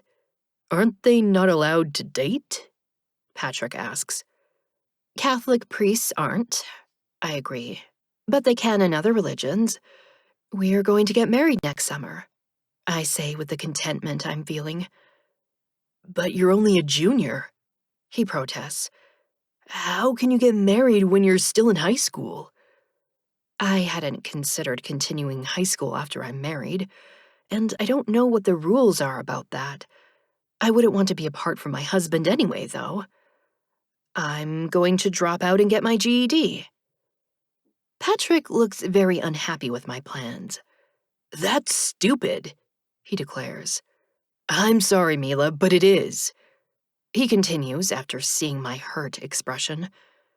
What are you going to do without a high school education? You'll be stuck in minimum wage jobs. I'll have my GED, I reiterate. That's equivalent to a high school diploma. My words don't change his opinion since they appear not to lessen his disapproval. What about college? He demands. Don't you want to go to college? Not really, I reply. I wanted to be a flight attendant and travel the world. After you marry a priest? He criticizes me. You're gonna take off and leave him behind? I told him what I had wanted to do, but I wasn't sure what I wanted now, besides marrying Silas and having his children.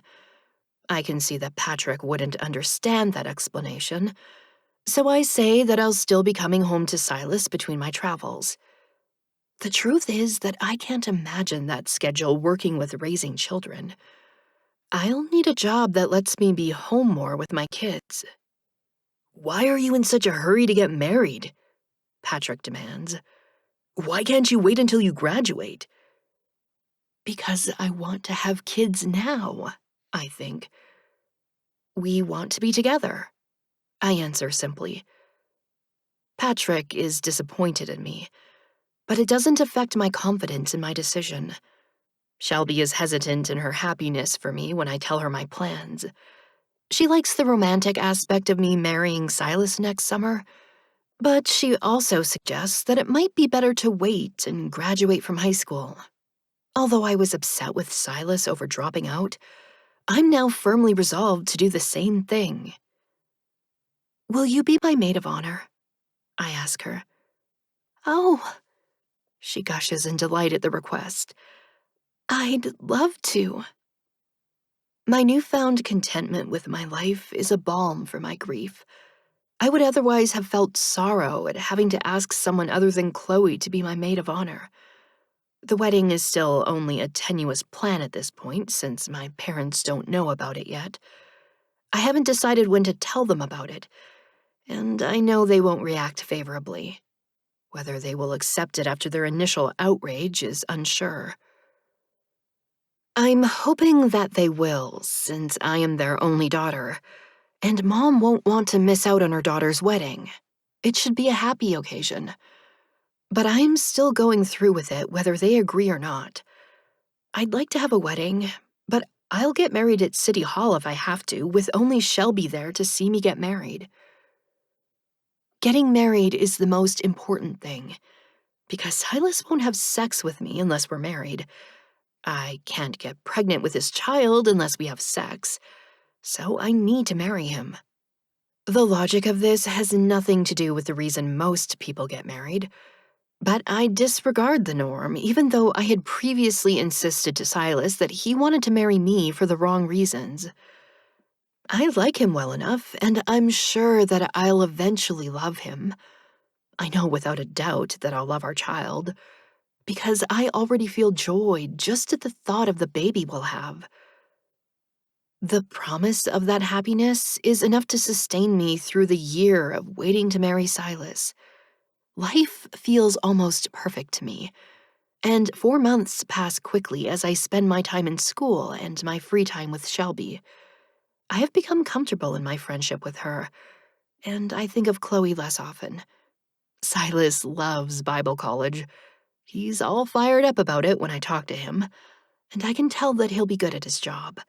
He's so enthusiastic that I know he won't be droning on at the pulpit and boring people. He makes the famous names from the Bible sound like people he knows. Seeing him in person is kind of frustrating, though, because he barely even wants to kiss me anymore. When we are married, he always begins as he keeps his physical distance from me. If he were any other guy, I'd be worried that he didn't want me anymore. But I know that he's just being Silas. We decide to announce our plans to my parents over Christmas break, but after Christmas, so we won't spoil the holiday for them if they are upset about our news. Silas comes over the day after Christmas, and I tell my parents that we need to talk to them. Justin doesn't leave the room, but I shrug it off since he should know about it too. Silas stands beside me as I speak. We are getting married next summer after I turn 18. I put the reminder of my impending status as an adult to prevent them from trying to forbid the marriage. They both stare at me in shock until Mom questions if I'm pregnant. No, Silas answers before I do. We are virgins. Justin laughs at this statement, and Silas insists to him that it's true. I believe you, Justin assures him. It's just funny. Why is it funny? Silas asks. I glare at Justin in annoyance. It doesn't matter, I say. I'm not pregnant, I continue as I return my attention to our parents. We just want to get married. I understand that, Mom tells me. But you're too young to get married. After you finish college, I'm not going to college, I interrupt her. Oh, yes, you are, Dad exclaims. You're not going to get very far in life without a college education. Not everybody has to go to college, I argue. What kind of job do you expect to get without a college degree? He demands. You should start working a minimum wage job now and get a taste of what it will be like. Then tell me that you don't want to go to college. You can't get married before you finish high school, Mom insists, still fixated on my marriage announcement. I'm not, I agree. I'm going to drop out and get my GED. Absolutely not, Dad yells. You've lost your mind if you think we'll let you quit school. You can't stop me, I retort. I'll be 18. I will take care of Mila, Silas assures them. You're just a kid yourself, Mom tells him. Why are you rushing into marriage? Because we want to have kids, I answer for him. You have plenty of time to have kids, Mom says. But I feel like there isn't. I feel like I need to have kids as soon as possible. And it does feel like an actual need rather than just a desire. Our baby needs to be born. Dad's irate outburst distracts me from my thoughts. I'm not listening to another word of this. You are not seeing this guy anymore, and you're grounded starting today. We are taking away your cell phone privileges, too. If you want a cell phone, you'll have to get a job and pay for it yourself. He shifts his focus from me to Silas. Get out of my house, and I better not see you here again. Yes, sir, Silas responds. I'm sorry. It was not my intention to upset you. I will pray for harmony in your family. Our family was fine until you started filling my daughter's head with these fantasies, Dad retorts. You haven't got a clue what kind of responsibilities you're talking about and how expensive it is to raise kids. Neither one of you even has a job. My inheritance will. Dad cut Silas off angrily. You'll blow through that money, and then what? Get your head out of the clouds and think realistically. No. He stays Silas as he opens his mouth to reply. Go think on your own time. I mean it. Get out of my house. Silas nods. Yes, sir. He looks at me with a regretful expression and turns to leave. No, stay here, Mila. Dad orders me as I start to follow Silas. I glare at him before calling out loudly to Silas. I'll see you next summer on my birthday. Dad looks like he's going to explode in anger, but his expression hardens as stubbornly as mine has. I know that our standoff won't end anytime soon, and neither will the parental house arrest he's enforced. I really won't be able to see Silas again until next summer, but I'm still going to marry him then.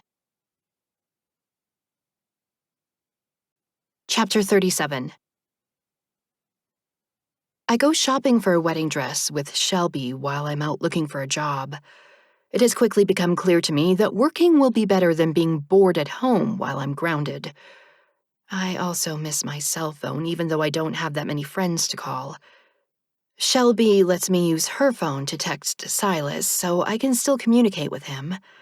He has told me to pick out a dress and that he'll pay for it. He's also offered to pay for Shelby's bridesmaid dress, so she's shopping too. Silas has insisted on a church wedding, but we're not having a reception since my parents won't be involved.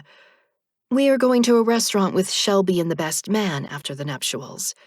Silas's new friend Michael from Bible college is going to be his best man.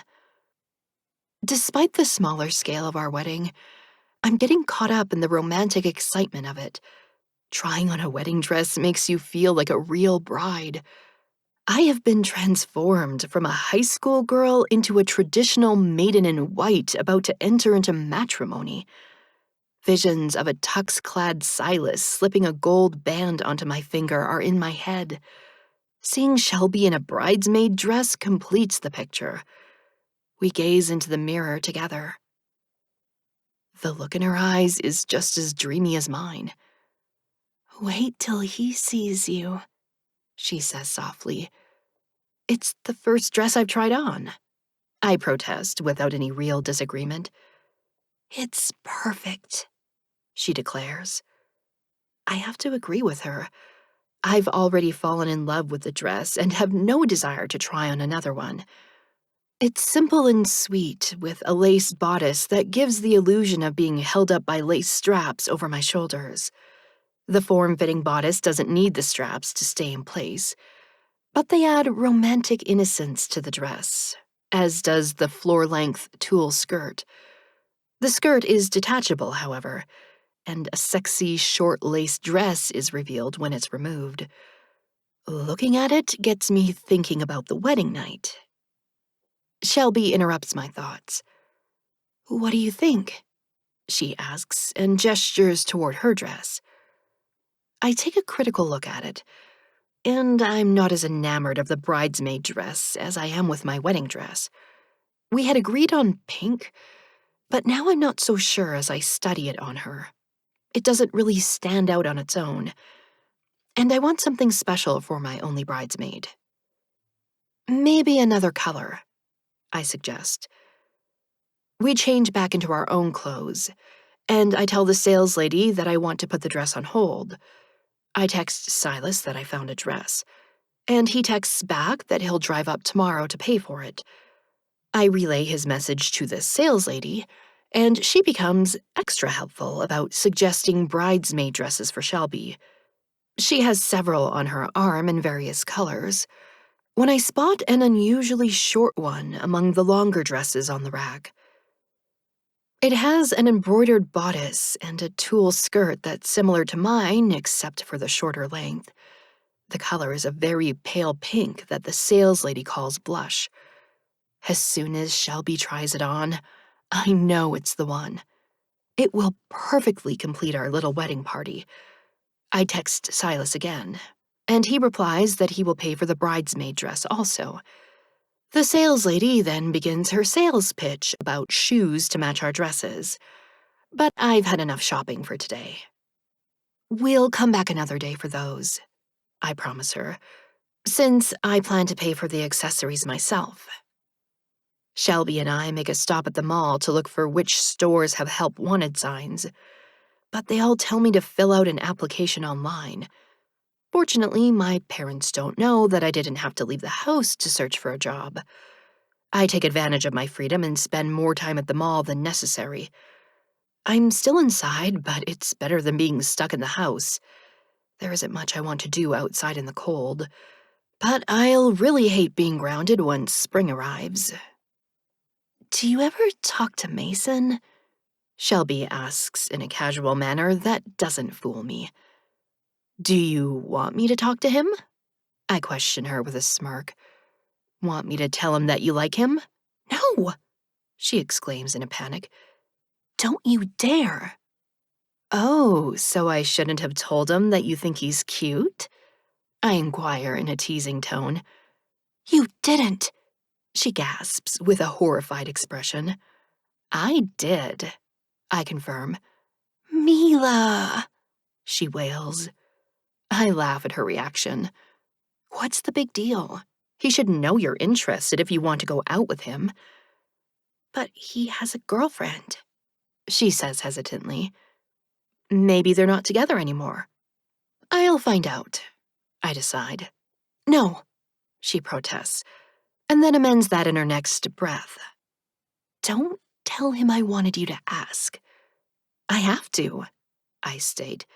We don't want him to think I'm the one who's interested in him. Just say it's a friend, she suggests, but don't tell him it's me. Okay, I agree, as I'm thinking that he'll know it's her since she's the only one of my friends he's met. She might be a little too sweet for Mason, I muse. He's a nice guy, but he does have that mischievous streak that's a bit wicked. Hey, what happened to that guy you went to homecoming with? I ask, as I recall Tara's disapproval of him. Oh, him, Shelby replies. He was nice, but there was just no spark. When he kissed me, she explained shyly. I'm remembering that I felt the same way the first time Silas kissed me, but I don't tell her that. Yeah, I know what you mean, I say. She smiles wryly. It's kind of funny that Tara thought he was going to lead me to sin, but I wasn't even tempted. I wonder how she is, I ponder after her mention of Tara. She would be so jealous that you're marrying Silas, Shelby remarks. She would deny it, but I could tell she had a crush on him. She apparently doesn't know why Tara switched to being homeschooled. Okay, I'm going to tell you something, but you have to promise not to tell anyone. I admonish her. I'm serious, I stress, not liking the thought of spreading rumors. I promise, she swears. We are walking toward the exit of the mall, and I wait until we're seated in my mom's car before telling her about Tara proposing to Silas. Shelby gapes at me in astonishment, and she looks completely flabbergasted when I explain that Tara decided to leave school because of her sinful thoughts about Silas. Wow, she shakes her head. That's... I nod in agreement at her speechlessness in describing Tara's actions. I know. My gaze drifts toward the windshield, and I stare out in silence for a minute. They would kind of make a good pair, I admit. Silas is religious too, but I'm really not. I believe in God and everything, but I'm not that big on going to church. You better get used to it, Shelby teases. You are marrying a priest. It'll look kind of weird if his wife never comes to church. That's the thing, I confess. Why would fate put us together when he'd be a better match with Tara? I don't know, she says. God works in mysterious ways. He sure does. I agree. You should try to make up with your parents, she suggests after another minute of silence. When I saw you in your dress, it was just so beautiful, and they should be there when you get married. I'll try, I promise, because I would like to have them there too. As I drive Shelby home, I'm wondering if my dad will get on my case for being out most of the day when I'm supposed to be grounded. I'm surprised to find no one home when I arrive at my house. Maybe they went out to dinner without me since they couldn't contact me to tell me. It's their fault for taking away my cell phone, I think in annoyance at being left out. Dad probably wouldn't have let me go with him anyway, since he's the one who grounded me. I notice the blinking light on the answering machine when I wander back into the kitchen after walking through the rest of the house in search of my family. I'm surprised to see there are 9 new messages. The phone rings again before I can listen to them, and the caller ID shows Mom's cell phone calling. "Mila!" she exclaims when I answer. The desperate tone of her voice makes me feel guilty for making her worry. I'm okay, I assure her. "Mila!" she repeats in the same frantic tone. "Come to the hospital." I instantly become frantic myself at hearing those words. "What happened?" "Justin's been in an accident," she cries out in anguish. I don't wait to ask anymore. "I'm coming," I say and drop the phone to the floor with a clatter in my rush to get to my little brother. "He's okay," I repeat to myself over and over as I drive to the hospital. He has to be okay. Chapter 38. Mom is waiting for me inside the entrance of the hospital. She grabs my hand and begins to walk toward the elevators. Her words are as hurried as her footsteps. "It's a head injury. They don't know how severe it is yet, but he's in a coma." A coma? It doesn't make any sense to me how my little brother can be in a coma. I just saw him playing a video game earlier today. "What happened?" I exclaim. "He went snowboarding," she says in anguish. "I should never have let him go." He's been snowboarding plenty of times, and he's always come home fine without any injuries. It's his favorite thing to do in the winter, and our parents have always been glad to see him do something more active than playing video games. As often as I've seen him lounging on the couch, I can't imagine him lying motionless in a coma. "Did he have on his helmet?" I ask, preparing to be upset with him for being careless. "Yes," Mom replies. "The doctor said he probably wouldn't have survived without it." The elevator arrives as I think of how close Justin came to death. If he hadn't worn his helmet, he might have been dead instead of in a coma. Mom's phone rings, and the jarring noise increases my anxiety. She answers it and starts to inform the person who called her that I'm here. She cuts short her words as she listens, and tears spring to her eyes. "We'll be right there," she says before telling me that they're taking Justin into surgery. "They have to relieve the swelling of his brain." My fear spikes with this serious development. A coma is bad enough, but brain swelling leaves no doubt that this is a severe injury. The thought that my brother might die seems impossible, yet my heart is pounding in terror. We arrive in time to see him being wheeled out of his room, and seeing this stricken look on my dad's face makes the possibility of Justin's death all too real. I have never seen this kind of emotion on my dad's face before, and it almost breaks me. There appears to be very little hope if my dad is so close to despair, but I cling to whatever is left within me.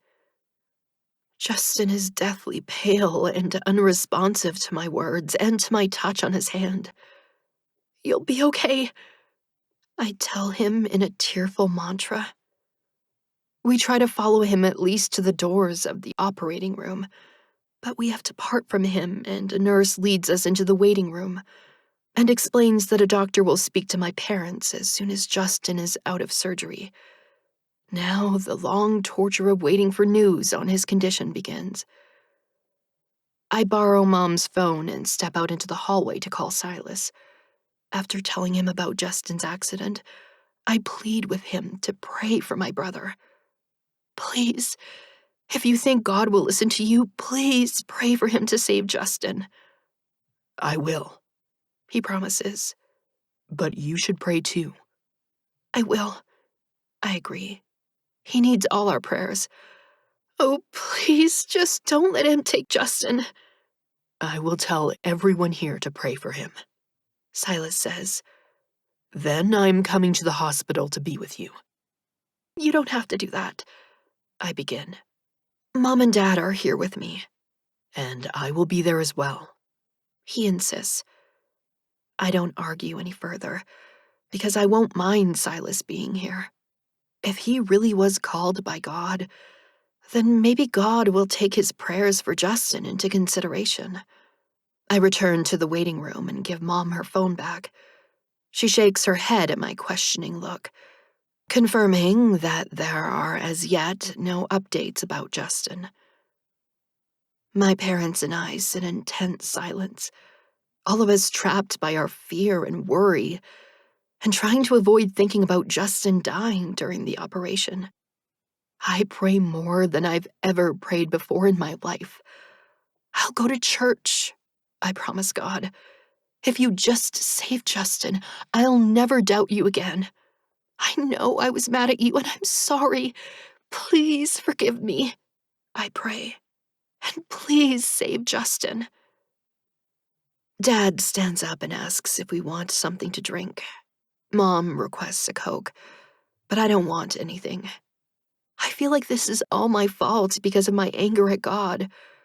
I even tried to talk Silas out of becoming a priest, and God is probably holding that against me too. After all the proof I've had of the existence of the supernatural, I should have had more faith than most people. Instead, I argued with Silas over his faith and dedicating his life to God. I'll change, I pray with renewed vigor. I'll dedicate my life to you too if you'll only save Justin. Please save my little brother, I pray over and over. I'm so focused on praying that I'm startled when Mom and Dad both stand up and walk quickly across the room. I didn't even hear the doctor call their names. "He's out of surgery," the doctor says. "It went well." I notice that he's not smiling, though, after delivering that good news. His request to speak further to my parents confirms my suspicions that Justin isn't out of danger yet. When he tells me to wait here when I begin to follow my parents, I know that he has upsetting things to tell them. "We'll be right back," he tries to soothe me. I watch my parents follow him into the area behind the door where I'm not allowed to go. There is nothing to see after the door closes, so I drift slowly back to my seat. But I'm too anxious to sit down. He survived the surgery, and I comfort myself and remember to thank God. Silas walks into the waiting room then, and I immediately seek comfort in his arms. "How is he?" he asks as he embraces me. I pull back out of the hug. He just got out of surgery. The doctor is talking to my parents, so I don't know yet. He said the surgery went well, though. "Praise God," Silas exclaims. "Our prayers have been answered." Yes, praise God, I agree. But we have to keep praying, I caution. "Of course," he replies. "We will pray for his recovery." I'm grateful now that Silas chose to go to Bible college, and that he enlisted everyone there to pray for Justin. My brother needs a miracle, I think, before I even find out how true that is. Mom is crying when they emerge from speaking with the doctor, and Dad has a look of despair. He doesn't even protest Silas being here when he sees him. Mom tries to rally for my sake, although her tears haven't stopped. We'll be able to see him soon. Is he awake? I ask hopefully, despite the sorrow on my parents' faces. No, Dad chokes out. he's still in a coma. The surgery didn't help? I question in dismay. It saved his life. Mom answers before more tears flood her eyes. But Dad puts an arm around her and guides her out of the waiting room and into the hallway for more privacy. Silas holds my hand as we walk behind them. What did the doctor say? I demand anxiously, needing to know about Justin's condition. When is he going to wake up? I pull Silas with me as I hurry past my parents and stand facing them. Dad's expression is full of despair as he answers me. they don't know. And if he comes out of the coma, he'll most likely have brain damage. My horror at his words nearly short-circuits my own brain. My little brother can't have brain damage. Not Justin. Not my baby brother. Mila. Silas is in front of me now, and he gives me a shake as he says my name again. He'll be okay. I realize that I'm repeating that phrase aloud, and it's keeping me tethered to my sanity. He'll be okay. Mila. Mom's face comes into view as she speaks my name. Silas's hands drop from my shoulders as I propel myself into my mom's arms, and we cry our hearts out together. Chapter 39. Seeing Justin looking so weak and broken in that hospital bed makes me realize how tenuous our hold on life really is. We take every breath for granted most of the time, but even the next minute is not guaranteed. I understand for the first time why we describe God as almighty. Justin can't make it out of that bed without him. The rest of us are helpless to change his situation. Mom cries again when she sees Justin's head covered in gauze, but I let go of everything else except my focus on praying for him to get better. I pray with my whole heart for God to heal Justin completely. It's hard not to lose hope when my brother remains unresponsive to us the entire time we are in the room with him. He looks so near to death that I keep glancing at the monitor to make sure his heart is still beating. Mom refuses to leave her child when visiting hours are over that evening. The nurse allows her to stay overnight with him, but Dad and I have to go. I had been lulled into a calm state by the long and tedious hours of sitting by Justin's bedside. But now I'm afraid that I might never see him again after I leave this room. I lean down to gently kiss his cheek. Stay strong, I whisper, although he doesn't look like he has an ounce of strength left. I'm startled to see Silas when Dad and I descend to the lobby.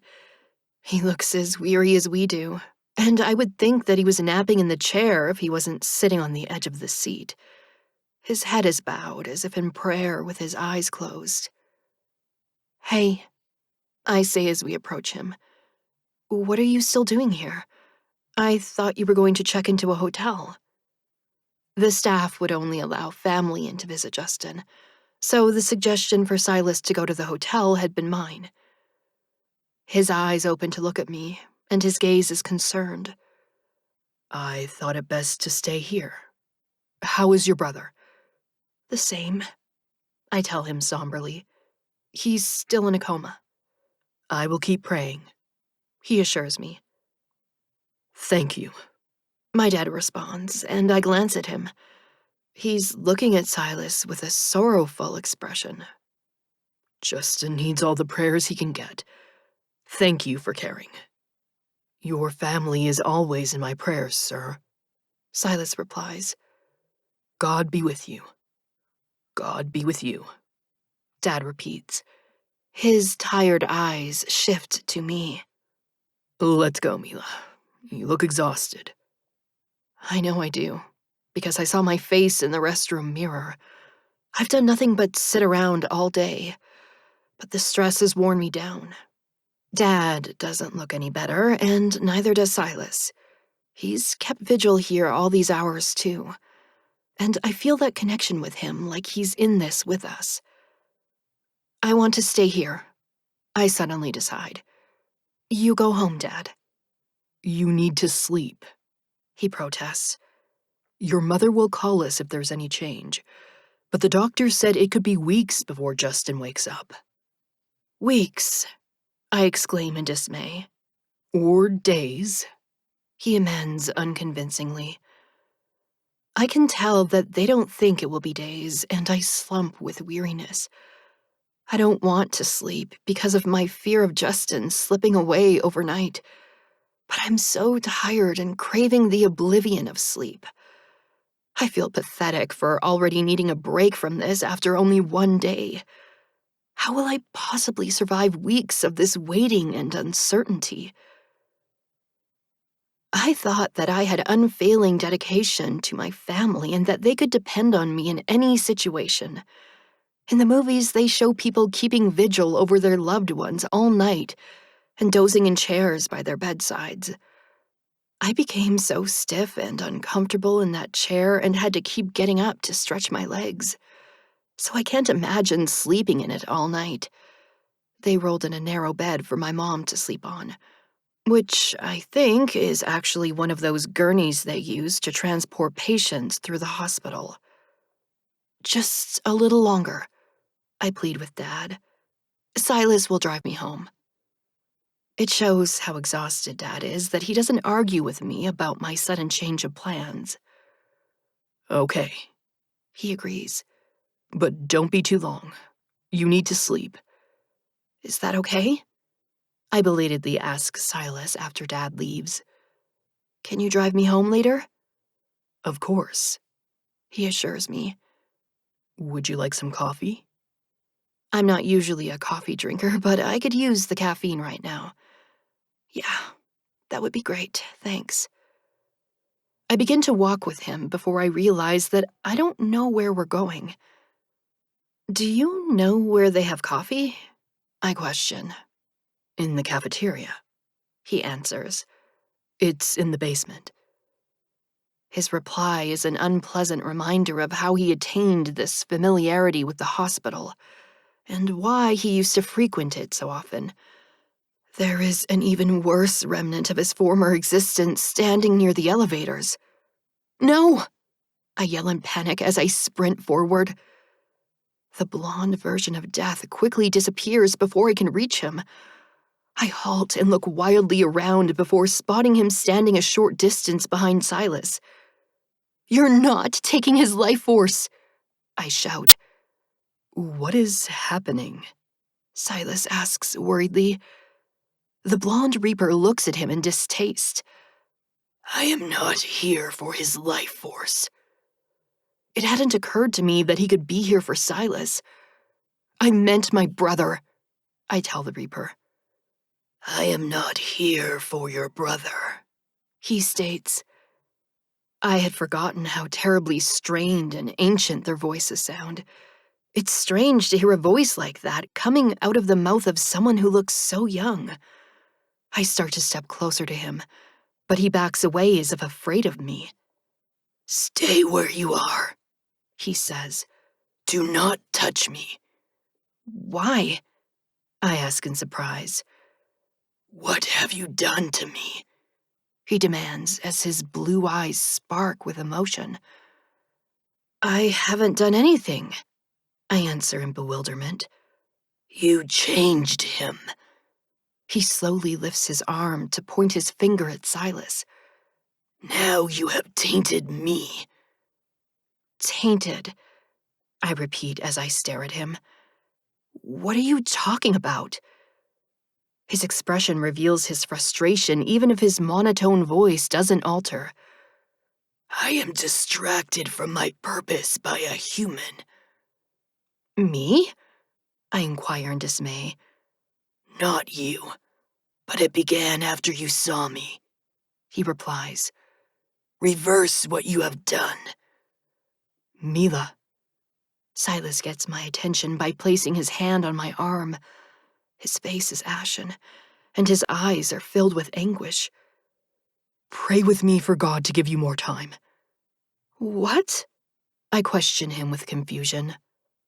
Tell him you are not dying, The Reaper says. I realize that Silas has misunderstood what he heard from my side of the conversation with the Reaper. I'm not dying. That's not why he's here. I return my attention to the blonde Reaper. Why are you here? Stop the change you have begun in me. He insists, with the force of his angry gaze making up for the strength lacking in his dry, cracked voice. I respond in wonder to the realization that has eluded me until now. You're becoming human.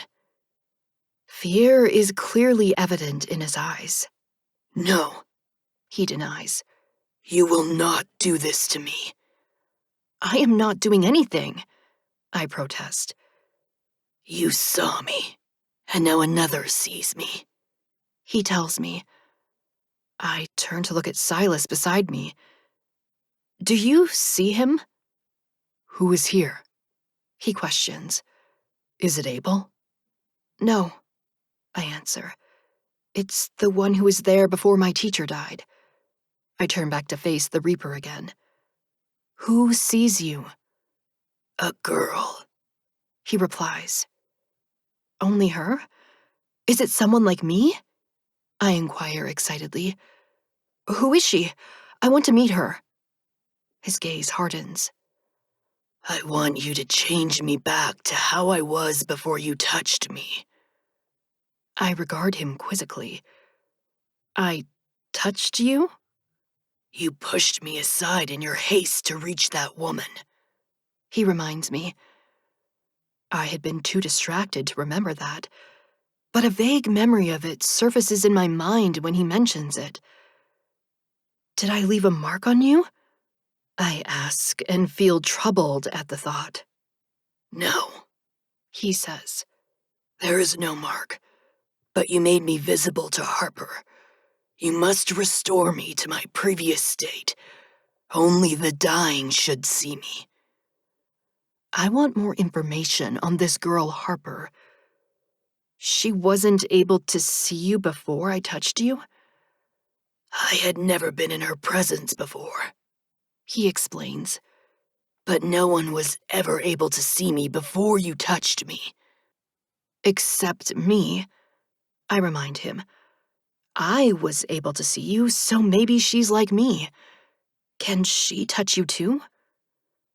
The look in his eyes changes, and he shifts his gaze away from me. She can. My excitement builds over this development. She must be like me. Did her touch leave a mark on your skin?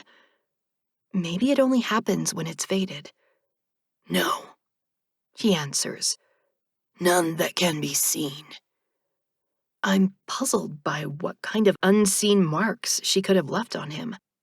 But I'm much more interested in finding another person like me. What's her last name? Where does she live?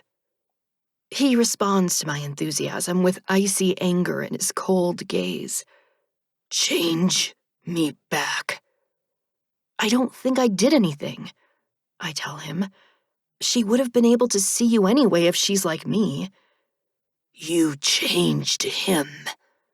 He jerks his head in Silas's direction. I'm still not sure how that happened and if it was my doing, but I hazard a guess about what is happening to this Reaper.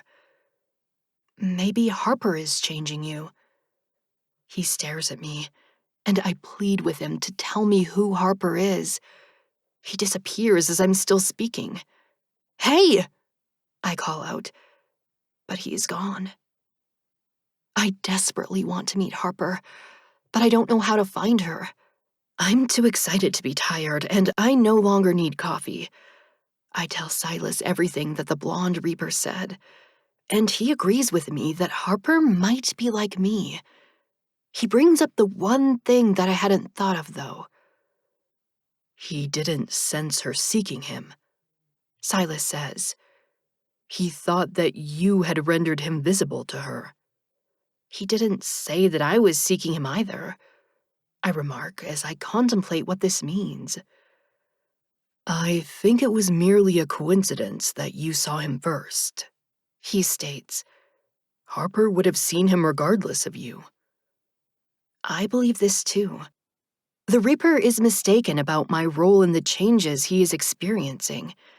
None of it has anything to do with me, but I would still like to meet Harper since she is the only person I know of who is like me. My thoughts return to Justin as soon as a nurse steps out of the elevator. The Reaper had distracted me from what was most important. I can't believe that I forgot about my brother even for a moment. I quickly check my phone, but Mom didn't call me. That means there has been no change, which is a relief in one way, but it also means that there has been no improvement in Justin's condition. All the excitement that I just experienced fades away. What does it matter if I've discovered another person like me? It can't help Justin. What difference does it make if I can see the supernatural if I can't save my brother? I know that only God can save him, and I surrender everything to him. If you just heal Justin, I pray, I will follow you for the rest of my life. Just give me back my brother. It's a simple prayer, but I pray with complete sincerity. My ringtone jolts me out of my peaceful prayers, and I grab my phone to see Mom calling me. My heart is pounding as I answer. Mila, she exclaims. It's a miracle. Chapter 40. God has healed Justin. That is the only explanation for his remarkably lucid condition. The doctors thought that he would have brain damage, but my brother is completely himself. Mom is laughing through tears of happiness as she tells me how the first words he spoke were, "Where's my phone?" He then panicked and asked her if he broke anything. She had to keep him from getting out of bed before the staff could examine him. When she pushed the button for the nurse, she also called me. Thinking that I was with Dad, I immediately called him when I hung up with Mom to tell him that Justin was awake. "What time is it?" Justin had demanded in the meantime. "When can I get out of here? And where's my phone? Did I drop it in the snow?" The nurse had asked him if he knew his name, and he had impatiently answered that it was Justin. Albrecht, he replied when she quizzed him on his last name. After answering questions on what year it was and who our president is, he had remarked sarcastically that he thought he was in a hospital, not school. Then he accusingly asked the nurse if she had hidden his phone so he couldn't look up any answers. Justin is scowling while Mom tells me this story. He had rolled his eyes during my emotional response to seeing him awake, apparently having no idea how bad his condition had been. Even his face has regained its healthy color. If it wasn't for the bandages around his head, I wouldn't be able to tell that he had been injured. "I lost my phone," he complains. "Somebody probably took it by now." "We'll get you a new phone," Mom consoles him. "The phone can be replaced," she adds, with a tearful look at him that says he can't. Justin's scowl deepens. "I need my phone." "I'll go buy you one tomorrow as soon as the store opens," Mom promises him. He is obviously not appeased by that assurance, so I reassure him that nobody else can use his phone if they don't know his password. Mom adds that she'll also cancel the service to his phone. I'll lose all my contacts, he says, revealing why he's so upset. We can retrieve your contacts from the website, Mom tells him. His demeanor immediately brightens. You can? I'm struck with a surreal realization that we're discussing cell phones with someone who was in a critical coma only a short time ago. Thank God, I exclaim gratefully.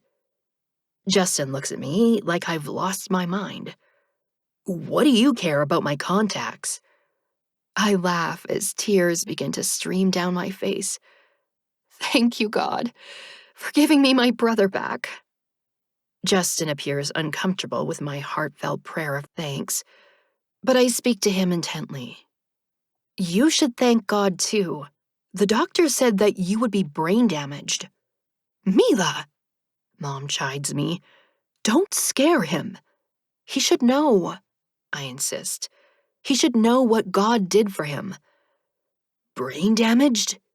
Justin questions with a wide-eyed look. They were worried that you might be, Mom explains, trying to soften the truth. They weren't just worried, I contradict her. They told you he would most likely have brain damage. I repeat the words Dad had spoken in despair. Dad said that it would be weeks before he came out of his coma, and he came out of it in 1 day, and he's not brain damaged. You said yourself that it was a miracle. It is, she agrees. Justin is looking shaken up by this information, but I feel that it's important for him to know how God saved him.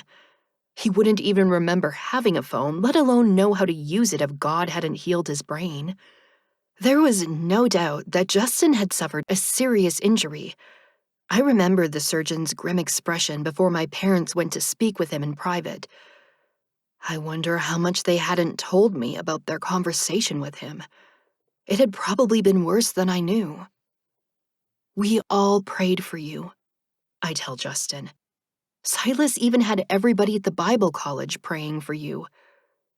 Well, thanks, he responds awkwardly. Justin. Mom and I turn as Dad rushes into the room. He must have broken every speed limit to get here so fast. Justin greets him with a casual, Hey, Dad. I don't remember ever seeing my dad cry before, but the tears are spilling unchecked down his face now. Justin, he exclaims again. My boy. He springs forward but halts in hesitation by Justin's bedside like he's afraid to touch him. He settles for placing his hand on Justin's shoulder. My brother is clearly uncomfortable with Dad's display of emotion. I'm okay, he assures him. Thank God, Dad says. I think about how often we say that when we are relieved about something. Many of us say it automatically, without even thinking about the words we are speaking.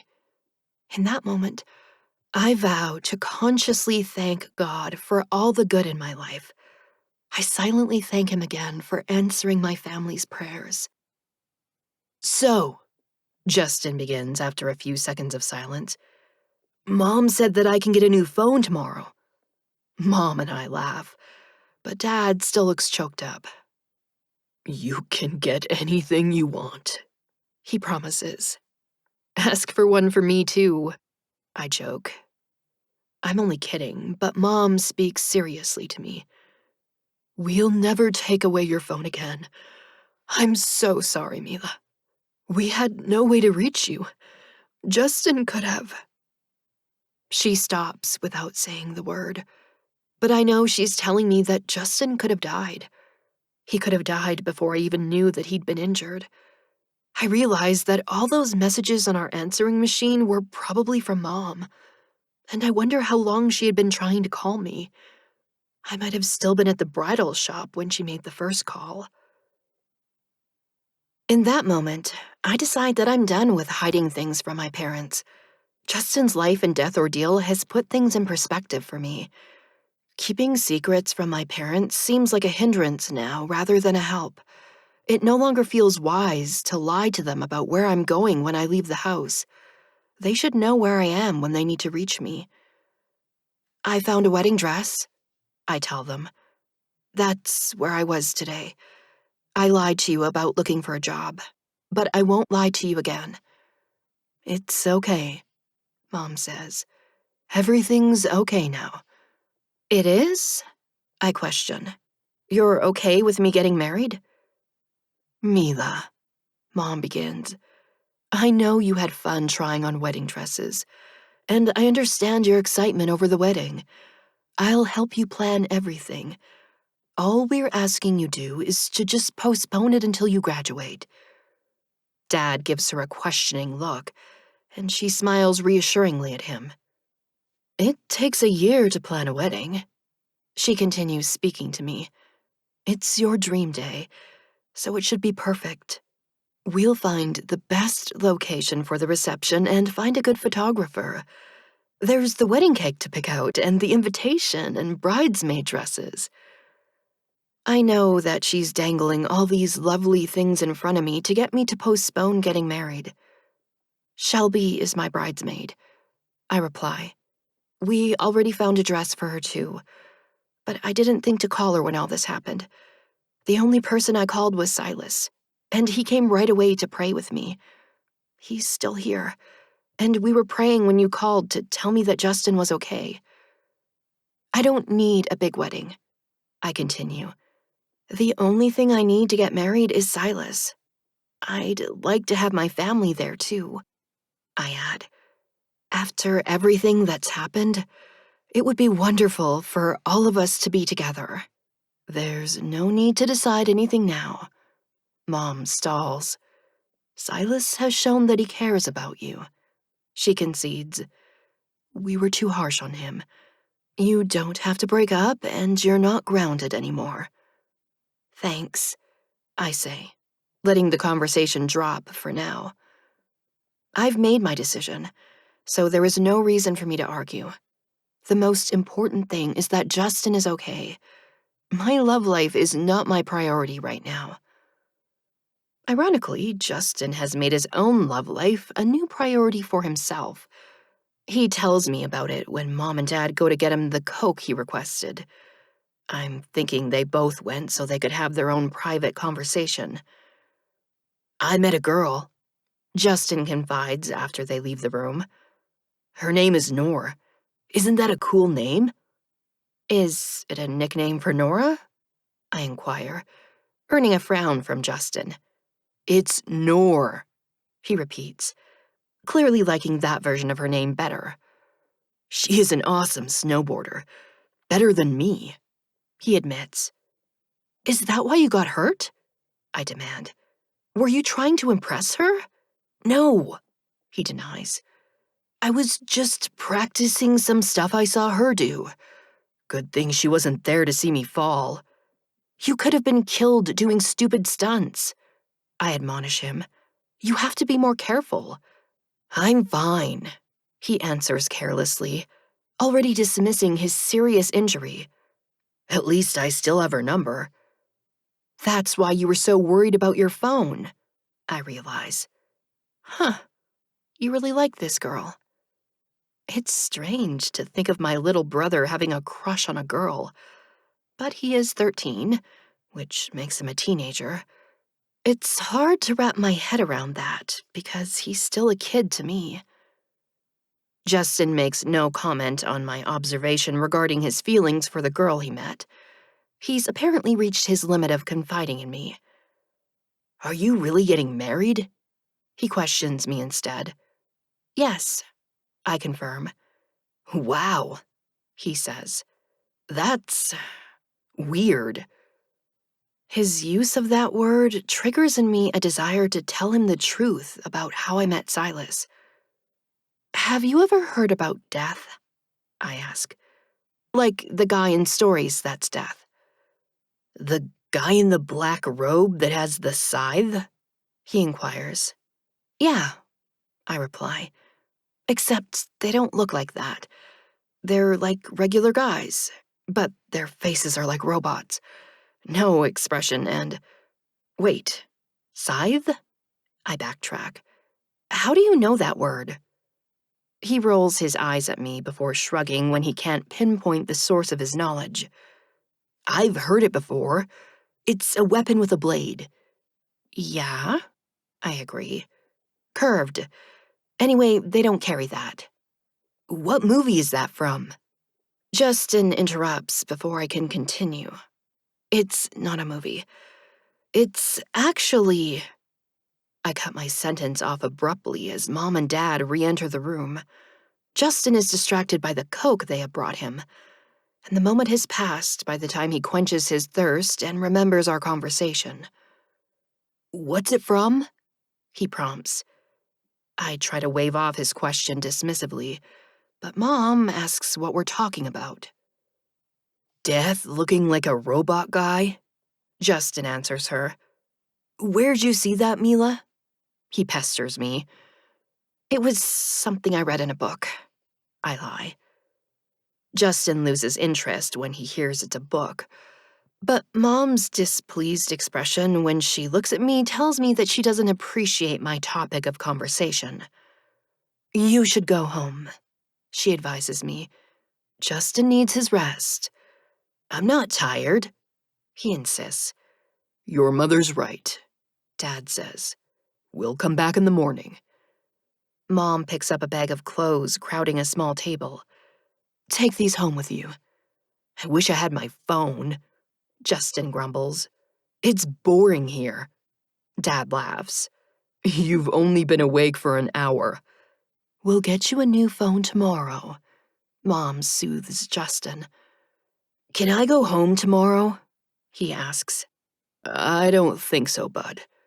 Dad tells him. You just had surgery. Mom hurries to lessen Justin's disappointment. We'll see what the doctor says. Dad and I encounter Silas waiting for us down the hallway. It's time to go get some rest, Dad remarks to him. Do you need a ride to your hotel? No, sir, Silas replies. I have my car. I'll reimburse you for the cost of your room, Dad promises him. Thank you for driving down here and for your prayers. That's not necessary, sir, Silas assures him. I can pay for the room myself. How is Justin? He's okay. He's miraculously okay, I exclaim. God answered our prayers. Praise God, Silas exclaims in return. The elevator door opens and Dad ushers us inside. He is holding onto Justin's bag of clothes with his other hand. They have been stuffed inside the clear plastic bag, with his jacket being shoved into the bottom and the rest of the clothes being piled on top. I decide to take them out of the bag after we get home, so that I can hang his jacket on a chair so it won't remain wrinkled at the bottom of the bag. I gasp and stare in horror at all the dark blood stains on the jacket. I'm hit again by the realization of how serious his injury was. Head injuries bleed a lot, Dad says, reminding me that he's standing right beside me. It often looks worse than it is. My voice carries the weight of my words when I speak. Not this time.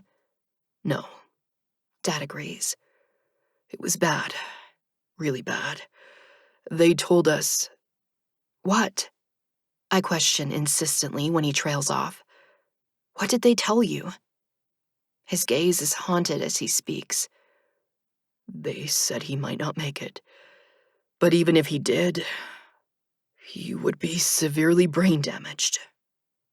The horror of the bloodstains is replaced by the horror of imagining my brother having severe brain damage and not understanding anything that was going on around him. Would he even have had an inkling of who we were? No, he wouldn't have even known who he was, or even had the capacity to realize that he didn't know. He probably wouldn't have been able to form words either, and he would never have been able to talk to us again. His personality, everything that made him who he was, would have been gone. I sink down to my knees, overwhelmed and profoundly grateful to God for what He has done for Justin. There is nothing more that I could ever ask of Him than the miracle we have been granted. Chapter 41. Peace, like I've never felt before, settles over me the next morning. I have let go of all of my resentment toward God of the loss of my friends, and decided to let Him guide my life. I'm going to start reading the Bible Silas gave me and go to church every Sunday. In fact, I'm going to go to church this morning before I go see Justin at the hospital. God comes first, because I wouldn't have my brother back without him. Thinking about what I'm going to wear to church reminds me of seeing Justin's blood-stained jacket, and I decide to put it to wash before I begin making breakfast. Automatically feeling inside the pockets before throwing it into the washing machine, I laugh when I pull out Justin's phone. He didn't lose it after all, and now our parents don't need to buy him a new one. I'm so excited that I run to tell my dad the news. "Hey, Dad," I yell when I find him staring out the front window in the living room. He turns around with a pensive expression that fades into one that's less serious as he gives me his attention. I wave the phone in front of me. "I just found Justin's phone in his pocket. You don't have to get him a new one." Dad's smile is softly muted, and his voice is quieter than usual. That's great. He'll be happy you found it. "What's wrong?"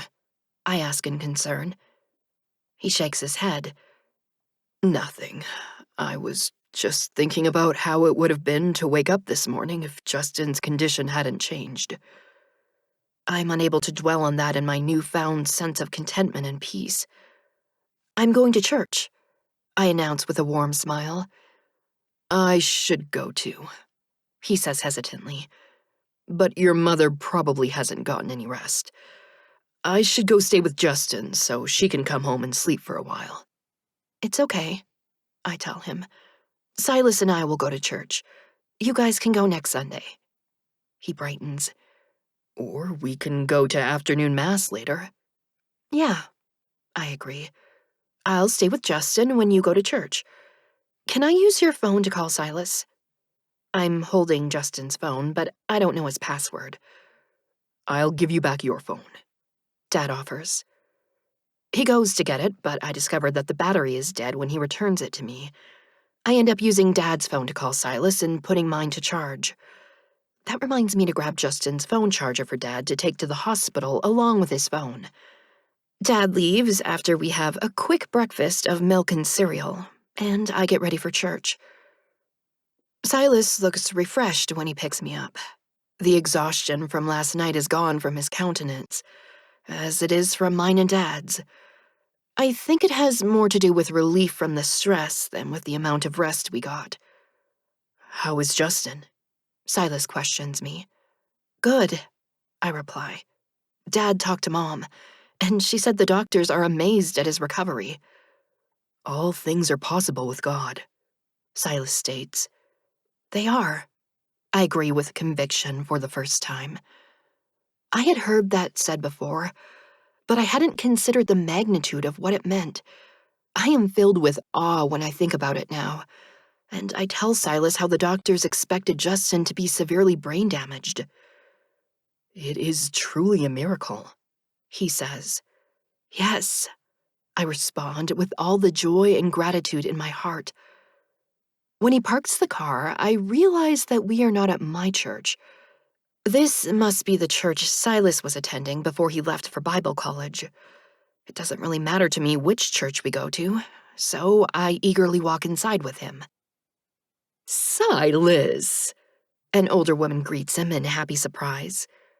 Hello, Mrs. Perkins, He replies. This is my fiancée, Mila.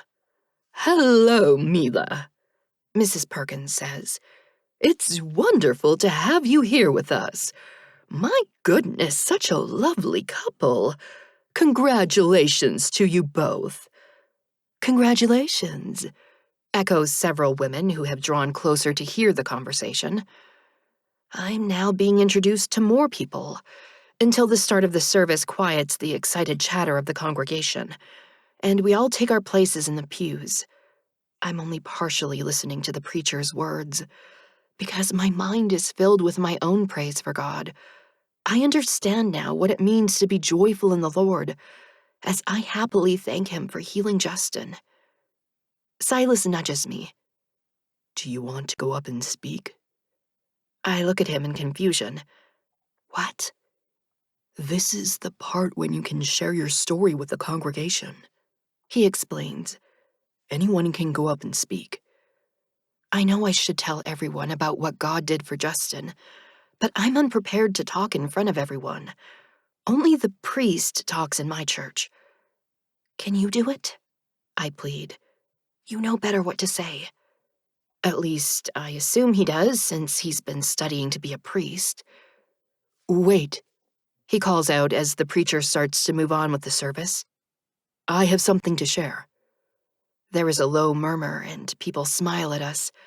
They must think he's going to announce our engagement to everyone, and they turn expectantly to listen to him as he moves to stand at the front. I have looked upon death and suffering. Silas begins. I have seen demons and glorious angels. Last night, I had the privilege of being there when a miracle took place. The entire congregation is hanging on his every word, and I see now how suited he is to preaching. The story flows effortlessly from his mouth, even though he didn't actually see Justin himself. He describes the long hours of waiting and praying, and even the despair on my father's face. He carried the heavy burden that he hid from Mila. But God knew his burden and lifted it from him. I'm as entranced as the rest of the congregation as I listen to him speak. This is why God called him to preach the gospel. There is not a sound to be heard besides his voice in this church. He went home weary and heartbroken while Mila and I prayed together. Then her mother called to tell Mila about the miracle, and Mila called her father. His son was awake, and he was healed. Severe brain damage was the diagnosis, but God changed that overnight. No, even sooner. His dark eyes blaze with the intensity of emotion heard in his speech. The prognosis was severe brain damage after weeks in a coma. But the coma lasted less than a day, and there was no brain damage at all. I can no longer hold back my own intense emotion. Praise God! I shout. The congregation responds by raising their voices in unison. Praise God! There is a momentary silence while Silas walks back to sit beside me. The preacher then briefly comments on what God did for my brother. He probably doesn't feel the need to expound on it since Silas told it so well. After the church announcements, everyone gets up to head out into the hall for the coffee time that the preacher announced. Aren't you staying for coffee time? Mrs. Perkins inquires as I start toward the door. I need to get to the hospital and see my brother, I reply. Come back and worship with us again, She says. I will, I tell her. It was very nice to meet you. We can get married here if you'd like, Silas suggests as we walk outside. That sounds like a good idea to me. Yeah, I think I would. Everyone seems really nice. I will tell the minister, He says. We will also have to decide on the date. My birthday, I tell him. We cannot apply for a marriage license until you are 18. He informs me. The earliest we will be able to get married is the day after your birthday. Then that's the day we'll get married, I say. All right, He agrees. Where do you want to go for the honeymoon? I feel a rush of excitement as I stop beside his car. It's incredible to think about actually going on a honeymoon. An island, I reply. Which island? He questions. I don't know, I admit carelessly. I would just like to go to an island. Florida was great, but I've never been to an island. Then you shall. he declares. I smile at him, knowing that he will arrange everything. It's hard to believe that not that long ago I was teaching him how to live as a human. Now I feel comfortable relying on him to make travel arrangements for us. He drives to the hospital and pulls up to the entrance rather than parking the car. Are you going back to college now? I ask him. I'm going to pay for your dresses, He answers. I'll come back here afterwards. After everything that had happened yesterday, I had forgotten that we had promised payment for the dresses. Silas had proven yet again how reliable he could be. He slowly drives away after I exit the car, and I walk contentedly into the hospital to visit Justin. It's so different from my frantic arrival yesterday, and I give another heartfelt prayer of thanks to God. Chapter 42. I laugh when I enter Justin's room and see him engrossed in his phone. "Thanks for finding it for me," he says without looking up from the screen. Dad is smiling in amusement. He doesn't even need us here now that he's got that thing. I smile fondly at my brother. "Did you call?" His sharp glance at me makes me amend my question instead of mentioning Nor. Your friends?" They're coming to see me after lunch, he replies. I'm allowed to have visitors now. Only family had been allowed to see him yesterday, which was why Silas had waited down in the lobby while I was up here with my parents. "Hey, buddy, how's it going?" I turn to see that my Uncle Dave has arrived. He wanted to be here yesterday, but he couldn't get a flight until early this morning.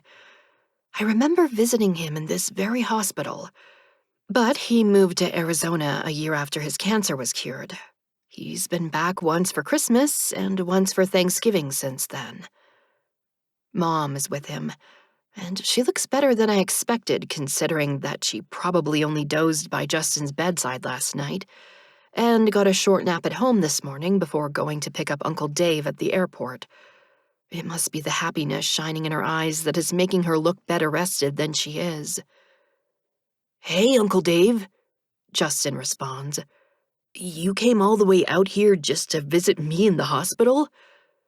Uncle Dave exchanges a look with Mom that's heavy with unspoken emotion, before replying to Justin in a lighter tone.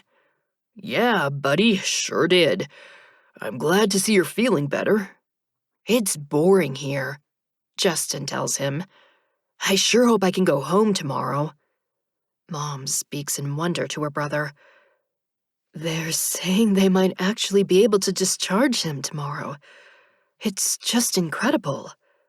Silas talked about it at church," I tell them. "Everybody praised God for it." "Silas?" Uncle Dave questions. "He's her boyfriend," Mom says. "Fiancé," I correct her. "You'll meet him later," I blithely inform Uncle Dave. "He went to pay for our dresses." Uncle Dave's eyebrows raise. "You're both wearing dresses?" I laugh at his bewildered expression. "No, it's my wedding dress and my bridesmaid's dress." "Oh," he responds, still looking a bit shell-shocked. "But you're getting married?" "Maybe next year," Mom tells him. "This year," I contradict her. "We've decided on the day after my birthday, and we're getting married at Silas's church. Can you come? We're not having a reception, but we can go out to eat," I decide as I'm speaking. Uncle Dave stares at me before shifting his gaze to Mom. She's looking much less happy now. "But I thought, we want you to be there too," I say after she trails off. "Thanks for offering to pay for the cake and everything, but we don't need all that. We're just getting married at the church and going on our honeymoon." "Honeymoon," she repeats with a shocked expression, like it's unusual to go on a honeymoon. Her reaction has made me uncomfortable talking about it. "Yeah, so we don't need to mail out invitations. It'll just be at the church and going out to eat." Uncle Dave is still waiting for Mom to tell him what to do. Dad seems to be waiting to follow her lead, too. She regards me for a moment and then looks at Justin. Her expression is more serene when she looks back at me. "We'll be there," she says. "We will?" Dad asks in surprise. Her gaze is filled with warmth when she looks at him. "We have our kids, and that's all that matters." I understand the underlying message in her statement. They could have lost one of their kids yesterday, and she's not so worried about me making a mistake anymore as long as I'm alive and well. Thanks, Mom, I tell her. It'll be nice to have our family there. "Our?" Uncle Dave inquires quizzically. Silas doesn't have any family. I explain. We're all he's got. "What about his uncle?" Mom asks. I shake my head. He's not part of his life anymore since he turned 18. Thank goodness, I add silently as I think of Jack. I can see the compassion in my mom's eyes as she realizes that Silas is completely alone in the world. How can he do that to his nephew? It's okay, I assure her. Silas has God in his life. She appears startled by my answer. "Your dad told me that you were going to church this morning." We did, I confirm. Silas spoke in church, and I could see him becoming a preacher, Mom. Everyone was praising God because of what he said. "That's wonderful," she says, but she's looking at me like she doesn't know me. I know I stopped going to church for a while, I concede, but God still answered my prayers and healed Justin. I'll never be mad at him again. "Why were you mad at me?" Justin questions. Mom and I both laugh. Not you, I reply. I was mad at God. "Oh," he responds, losing interest in the conversation again. Uncle Dave starts talking to him about snowboarding and tells him how he broke his leg skiing when he was Justin's age. "The guys in our family are tough," he proclaims. I spend the rest of the time mostly listening to my parents talk with Uncle Dave. When Silas texts me that he has arrived at the hospital, I go downstairs to meet him. He comes up to Justin's room with me, and I introduce him to my uncle. Silas then turns his complete attention to Justin. "I am glad that you are well." Thanks, Justin says without looking up from his phone. "Do you know who wrote Moby Dick?" Herman Melville, Silas replies without missing a beat. Thanks, Justin tells him with more enthusiasm than he had for Silas's comment on his well-being. Sweet, he exclaims after Silas helps him win several games of trivia crack. That's cheating, I remark with a smile. Justin ignores my comment and gazes at Silas in near awe. Bro, how do you know everything? The moment feels pivotal to me, since Justin has never paid much attention to Silas before. He'll be part of the family after I marry him, so my brother's acceptance of him is important to me. Hearing him call Silas bro makes me hope that he'll actually be like a brother to him eventually. I watch their little bonding interaction without saying anything to interrupt them. "I studied many subjects for my GED test," Silas tells him.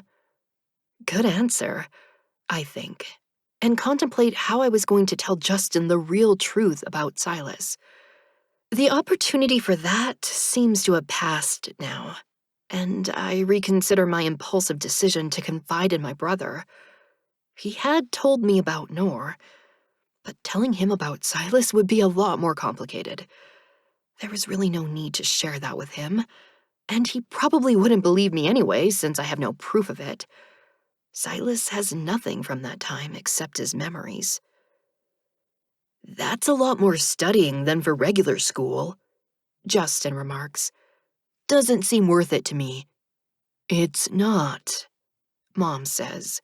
Wait until you start working. You'll wish you were back in school. Justin's dubious expression shows his doubt about that. I'll never wish I was back in school, he declares. You will, she insists. You'll miss those carefree days with no bills and no responsibilities. She gives me a pointed look. Her advice not to cut short my time in school doesn't convince me to postpone marrying Silas. My eagerness to start a family with him is as strong as when I first had the idea. But now I also feel the connection to God that I was lacking before. It has brought me complete contentment with my life. When God healed Justin, he also healed my heart. I'll always miss my friends, but I can think of them now without pain in my heart. I remember them with deep affection and feel their absence, but there is no longer a gaping hole in my life. God has given me all that I need. I have my family and my renewed faith. God provided everything that Silas needed to live in this world, and I believe that he will continue to provide for us after we are married. Mom is wrong that my carefree days are over, because I feel more carefree than I have in a long time. Putting my trust in God has freed me from my worries and brought me peace and comfort. I understand now why Silas needed God in his life, because I do too. Chapter 43. I waited a respectful distance in the peaceful quiet of the cemetery. It's the first time I've been here with a feeling of acceptance. I have visited all my deceased friends on this warm summer day, as I prepare to begin my new life tomorrow. I finally told Chloe that I forgive her, and I explained to her that I am happy now, even though I miss her. My visits to Scott and Jeremy were brief. I didn't have much to say to Scott, although I forgave him too. Jeremy was my friend only because he was Chloe's boyfriend, so I wasn't that close with him. It was now apparent to me that I hadn't been much closer to my own boyfriend, after I had so little to say when I visited Scott. My final stop is Tyler's grave, but his brother is there. I'm patiently waiting for him to finish his visit. I called Mason on Tyler's birthday last summer just like I promised, but I haven't spoken to him since. Seeing him now, I remember Shelby's crush on him. It's not an ideal place to talk about such things, but I resolved to ask him if he's still with his girlfriend. He spots me immediately when he turns to walk away from the grave. He's smiling by the time he reaches me. Hey, Mila. How have you been? Hey, Mason. I've been good, I reply. How have you been? How's college? Great, he says enthusiastically. It's so much better than high school. There's so much more going on and so many more people. You're gonna love it. I smile in response, not wanting to get into an argument with him about my decision not to go to college. Is your girlfriend at the same college? I ask, in what I hope is a natural transition to the subject. His playful expression tells me that I wasn't subtle enough with my question. I don't have a girlfriend, he answers in a flirty tone. So, if you want to come over and go skinny dipping... His eyes suddenly widen. Oh shit, I forgot your birthday. I'm so sorry, Mila. It's okay, I assure him. So, you remember my friend Shelby? She was with me that night at your house. I don't want to actually mention the skinny dipping again. Yeah, he replies. She was the one who wasn't naked. He grins in his familiar, mischievous way. I'm feeling more affection than embarrassment as I respond to him. That's her. She likes you for some reason. I flash my own playful smile at him. So I'm going to give you her number, and the rest is up to you. She's kind of young, he hedges, losing his teasing attitude. She'll be 18 soon, I tell him. Just like me, I add. crowing a little about my adult status. Like I said, it's up to you if you want to call her. I continue. I just want to give you her number. Hold on, let me get my phone. I turn to walk the short distance to my car. He follows me. Are you still with that guy you told me about? I pull the car door open and lean in to grab my phone out of my purse. Yes, I answer as I straighten back up and turn to face him. We are getting married tomorrow. Mason looks like he can't comprehend what I just told him. Married? He questions with a bewildered expression. Yes, I confirm. I'm sorry I didn't invite you, but we're not having a reception. You could come eat with us, I offer belatedly. We are going to Nico's. It's Italian food. I don't say that Shelby will be there, but I'm already imagining him seeing her looking so pretty in her bridesmaid dress. Are you crazy? Mason explodes. You're getting married. What the fuck, Mila? Calm down, I urge him. My parents are okay with it now. They're going to be at the wedding too. How can they be okay with it? He rages. You're still in high school.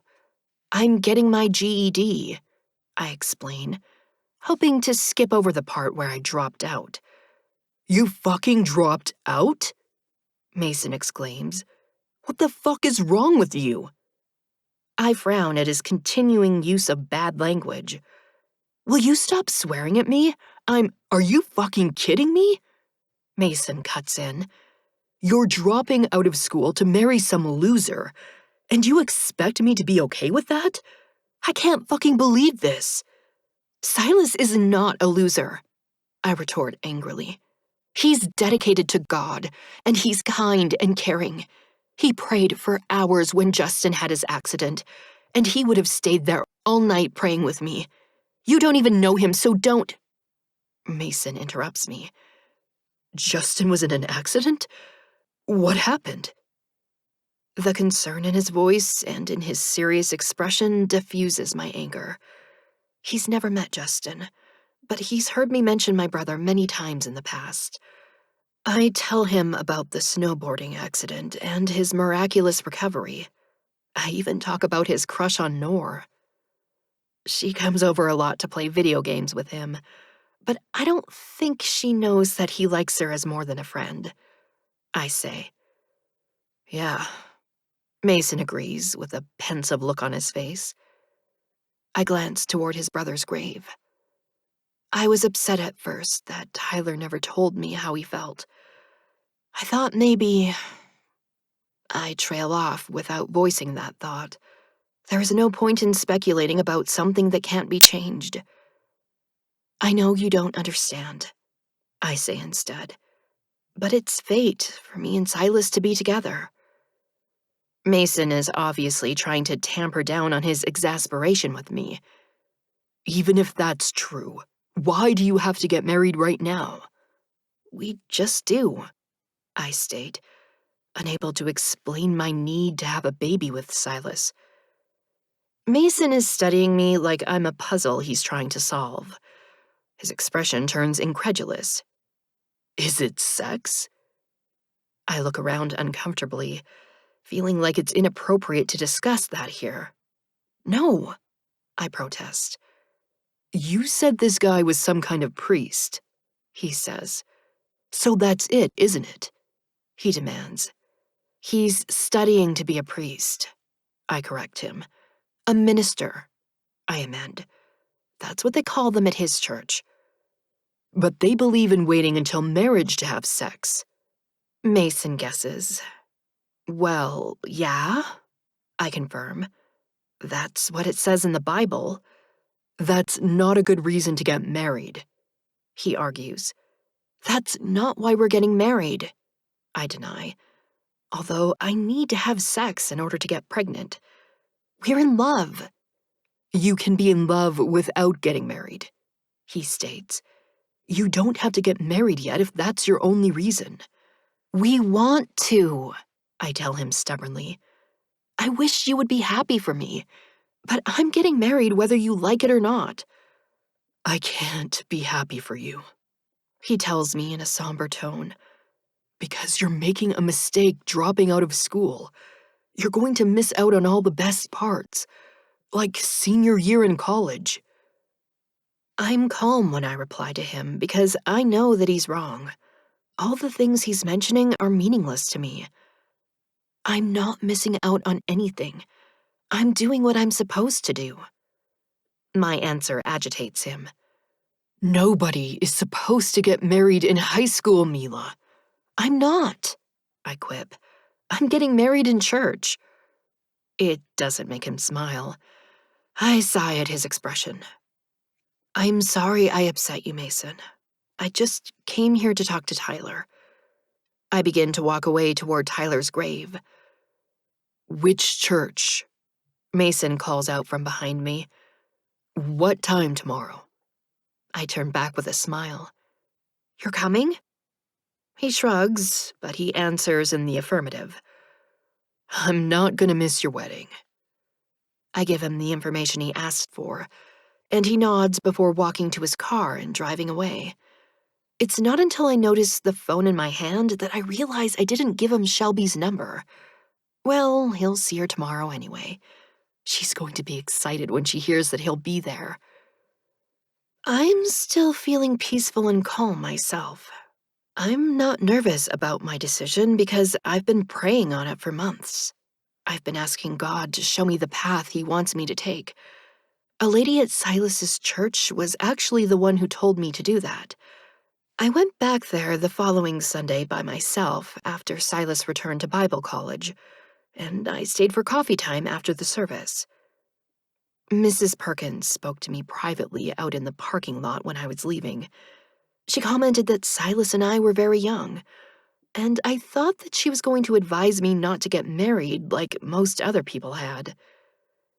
Whenever you have to make an important decision, you need to pray on it, she said.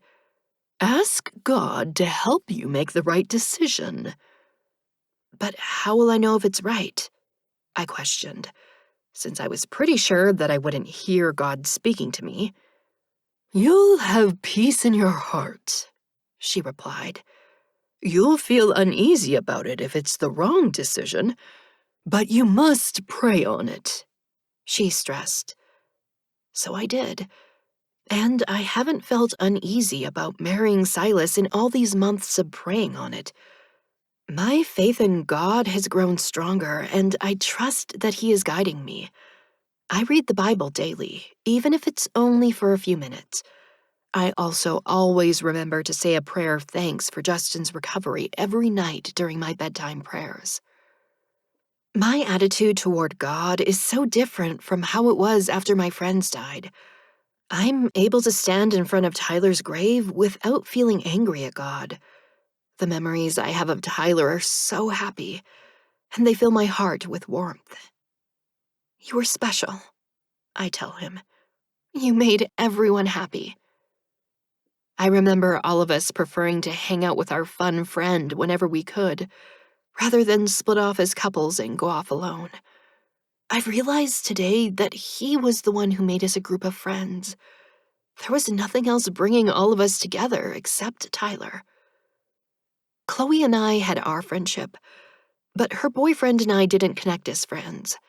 That became clear when I had virtually nothing to say at Jeremy's grave today. It was only being part of the group with Tyler that made Jeremy seem like my friend. Even more eye-opening was how little connection I had to Scott. He was my boyfriend, but I'd had nothing else to say to him after telling him that I forgave him for cheating on me. It had been easy to forgive him, because I cared less about him than Chloe. I knew that I had to say my goodbyes today to Jeremy and Scott, and that I wouldn't be visiting their graves again. My relationships with them hadn't been true friendships. Tyler had only made it seem that way, because he included all of us in his bright, wonderful aura. I know where you are, I say. If I can imagine anyone in heaven, it's Tyler. After he died, I thought it was so unfair for his life to be cut short. when there were so many mean people left alive. Tyler always lifted everyone's spirits and never complained about anything. We all gravitated toward him because of his genuinely positive attitude and easygoing nature. I'm getting married to Silas. He's that guy you saw the day of the canoe trip. I explain. He's human now. I pause before continuing. He told me that you were in love with me. I'm able to smile fondly now. It would have been so easy for me to fall in love with you too, but that wasn't God's plan. You were my friend, and you stayed my friend until the end. I believe I'll see you again, Tyler. I had been planning a long explanation about who Silas was to me and how he'd been part of my past, but what I've told Tyler feels like enough.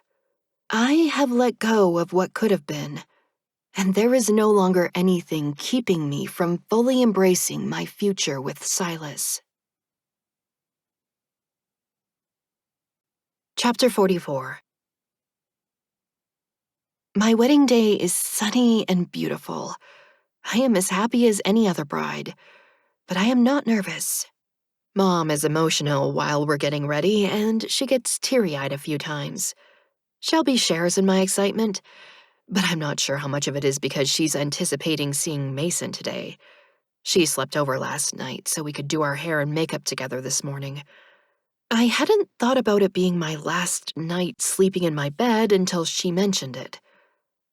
"Are you nervous about tomorrow night?" she had asked. "No," I told her. "I'm excited that we won't have to wait anymore."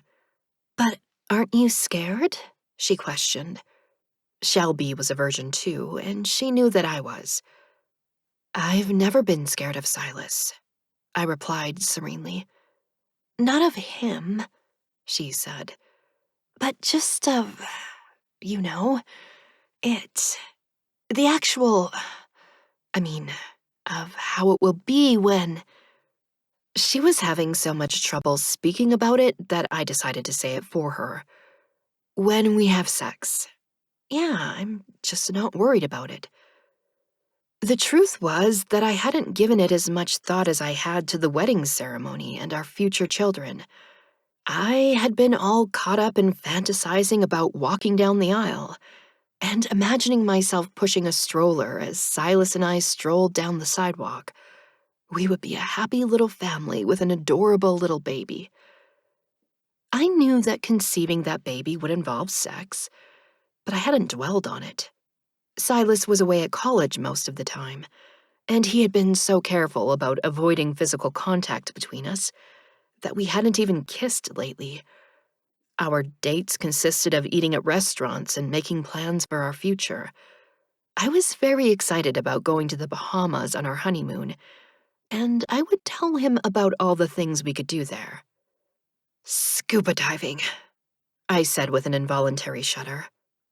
"It frightens you?" he inquired. "Well, being down deep in the ocean is kind of scary," I admitted. "But it would be so cool," I added.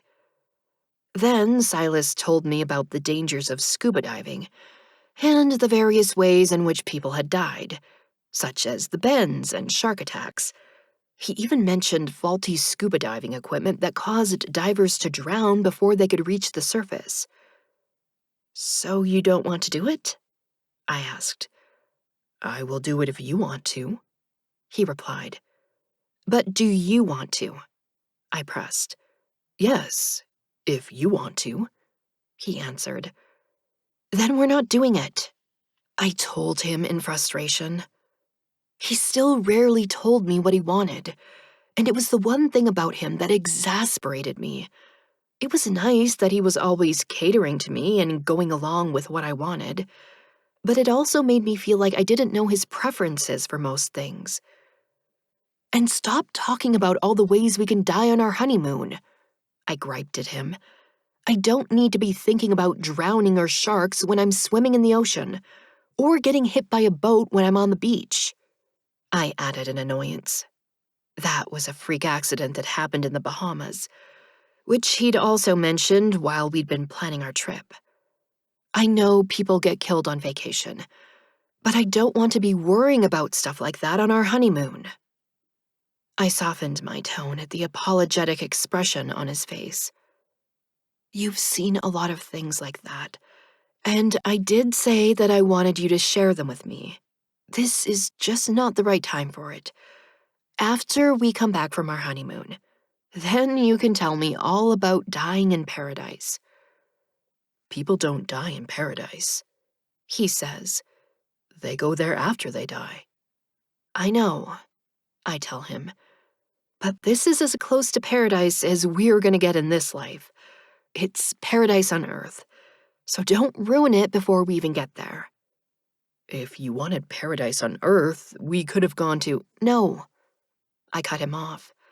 We're not spending that much money on a vacation. You don't have unlimited money. We need to save it for things that we need. My parents surprised me yesterday by gifting me a hefty check to put in my bank account. They told me it was their wedding present to me and Silas. When I protested that it was too much, Dad said that it was a lot less than they would have spent on my wedding reception. We didn't have an official rehearsal dinner, but Silas and I thanked them when he came over for dinner that evening. He and Uncle Dave were staying at the same hotel, although Mom had offered for Uncle Dave to stay at our house. Being a confirmed bachelor, I think Uncle Dave was just used to having his own space, so he decided to stay in a hotel room for the night. He made a joke about having a bachelor party for Silas, but Silas quickly informed him that he wasn't going to participate in debauchery. What's debauchery? Justin asked as Uncle Dave laughed. I was embarrassed by the whole exchange, and Mom helped me out by changing the subject. She later told Silas that Uncle Dave was just kidding. You need to learn when people are being serious and when they're not. My uncle wouldn't really have had a bachelor party for you. He knows that you're going to Bible college. I knew that he was joking, He said. but I wanted to make sure that he knew he couldn't change my mind. Michael told me that it's a popular tradition with men, and that they would try to convince me there was no harm in indulging in it this one time. Maybe his best man was right that Uncle Dave would have tried to get Silas to party a little later when they returned to their hotel. I didn't know how he would have managed it even if Silas was willing, since Silas wasn't old enough to legally drink alcohol. It was sweet of Michael to be concerned, though. I was eager to meet Silas's best friend from Bible college when he drove out for the wedding today. My whole family had a quick breakfast of milk and cereal today, and Justin is already complaining that he's hungry as we're preparing to leave for church. You'll live, Mom tells him, and then halts suddenly. Since she's been on an emotional roller coaster all morning, it doesn't take long for her to get teary-eyed as she gazes at him. I take action to postpone her tears. The ceremony's not long, and then we'll be going to eat, I tell Justin. Are you sure you don't want to invite Nor? Yeah, He replies. let's just get this over with. He heads toward the door and throws it open before hurrying outside. I didn't want to tease him about Nor, but I had to distract Mom. Why doesn't he want to invite her? She asks. They're such good friends. In Mom's eyes, Justin is still her little boy. She apparently hasn't realized that he's old enough to have a crush on a girl. Since he actually confided in me, I don't want to betray his trust by blabbing about it to Mom. He probably doesn't want her to see him all dressed up, I suggest. It's not cool. Mom shakes her head. I don't understand this generation. They prefer to look sloppy, and they're embarrassed when they look good. It doesn't make any sense. She makes Justin pose for photos with us in front of the house, and I even get a picture of just me and my brother. Mom hired the photographer, and she's making sure that she gets her money's worth, especially since she'll be denied all the photos that would normally be taken at the reception. I ride to the church with Mom and Shelby, and Justin goes in Dad's car with Uncle Dave. Silas and Michael should already be at the church waiting for us.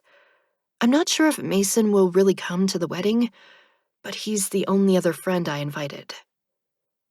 Now that it's just us girls, Mom says, is there anything you want to ask me? About what? I inquire as I glance at her. About anything, she replies vaguely. She means about tonight, Shelby explains from the back seat. About you and Silas. I see that my mom is blushing in embarrassment. Nope, I tell her quickly. But she doesn't let it drop that easily. Are you still? Yep, I answer her incomplete question. We waited like we said we would. She continues talking about it, even though she clearly would rather not. The first time might be, I know. I cut her off in a hurry. I'll deal with it, okay? Just don't worry about it.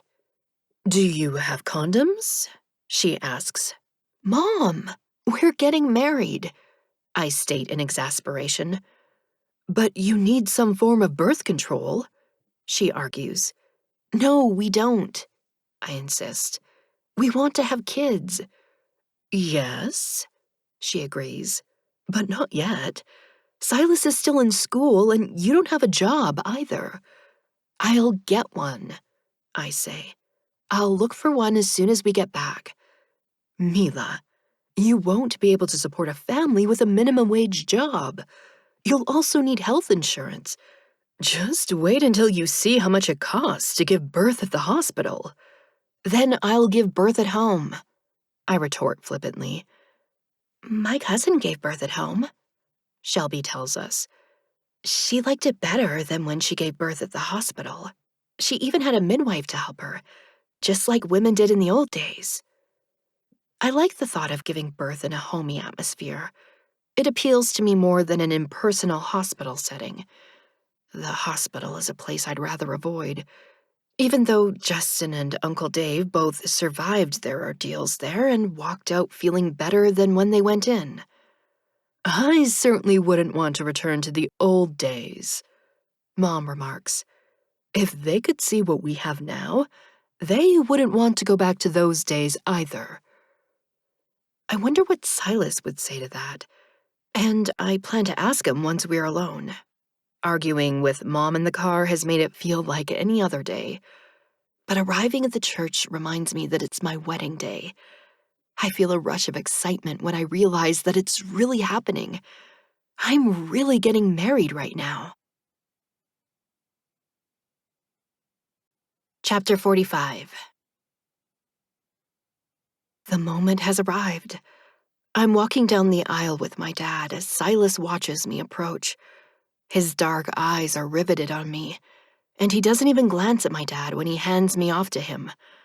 I know that it was supposed to be an emotional moment between me and my dad, but I hadn't been able to look away from Silas to give my dad a parting glance. I feel the connection between me and Silas more strongly than I ever have before. We are completely focused on each other as the minister speaks. Silas is wearing black, as he was the first time I saw him, but now it's a black tuxedo. His previously gaunt figure has broadened into the body of a man. His enjoyment of food has added some solid weight to his frame, while running has added lean muscle. He was already attractive with his dark good looks, but he's become one of the most handsome guys I've ever seen. I've never spent much time looking at him in a purely physical sense before, but I'm now admiring the view before me. When I speak my vows, I'm brought back to the reverence of the occasion. I'm not at the mall checking out a cute guy. I'm at a church, promising to love and honor the man I'm marrying.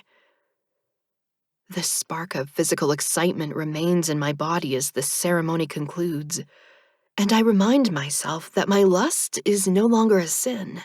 I'm allowed to lust after my husband. My husband. The realization that Silas is my husband is surreal as people begin to congratulate us. I'm vaguely aware that my parents are standing near us, along with Justin, Shelby, and Michael, while people shake hands with all of us and speak words of congratulations. Some even hug us or give us advice on marriage. Mason is last in line, and I introduce him to Silas. He gives Silas a perfunctory handshake and a begrudging congratulations, before immediately returning his attention to me. You look beautiful, Mila. His eyes sweep over my gown. Thank you, I say. Thank you for coming, too. His gaze is somber and intense as he replies. I hope you'll be happy. I will, I assure him before gesturing toward Shelby. You remember Shelby? I prompt. He looks at her. Hi, Shelby. Hi, Mason, she replies, managing to briefly hold his gaze before dropping her eyes shyly. You look beautiful too, He tells her with a sly glance at me. I grin at him, and he grins back, wickedly. Poor Shelby is already flustered by his compliment as she responds with a softly voiced thank you. I'm thinking that she might not be able to handle the attention she was wishing for from him. He definitely remembered what I told him about her having a crush on him, and his mischievous streak is prompting him to use that knowledge to fluster her. Seeing the effect he has on her will only encourage him further. Be nice, I mouth at him. His expression changes to mock surprise before he speaks and puts Shelby on the spot. Want to ride with me to Nico, Shelby? I'm here by myself. She throws a panicked look at me, clearly not having anticipated being alone with him today. We have to go take pictures at the park first, she answers meekly. I'll drive you there too, He declares. Okay, so I'll wait for you outside. My parents hug us in emotional congratulations after he leaves, but Justin just shakes hands with us. I grab him and pull him into a hug. I love you, Justin. Love you too, he replies, but quickly extricates himself from my embrace. Hearing him speak the words he hasn't said to me since he was little was more than I expected from him, and I'm smiling in happiness while he follows my parents out of the church. Shelby looks apprehensive when she hugs me, but she won't say anything about Mason in front of Silas and Michael. Well, Mila, Michael says, it's great to finally meet you, especially in such wonderful circumstances. It's wonderful to meet you too, I tell him. Thank you for doing this for us. Silas has become a good friend, and I'm honored to be his best man, Michael replies. It's very nice to meet you too, Shelby. I see that she is still lingering here with us. It's nice to meet you. She's able to easily smile at Michael, unlike her nervous response to Mason. Michael offers her his arm in a gentlemanly fashion. Shall we? She takes his arm, and the best man and my bridesmaid walk out together. I glance at Silas and see him gazing at me with such intense appreciation that the words he speaks aren't necessary to convey his thoughts. You're beautiful, he tells me. I beam in pleasure and throw out my arms in a pose of display. You like my dress? It's beautiful, he says. And you're so beautiful in it.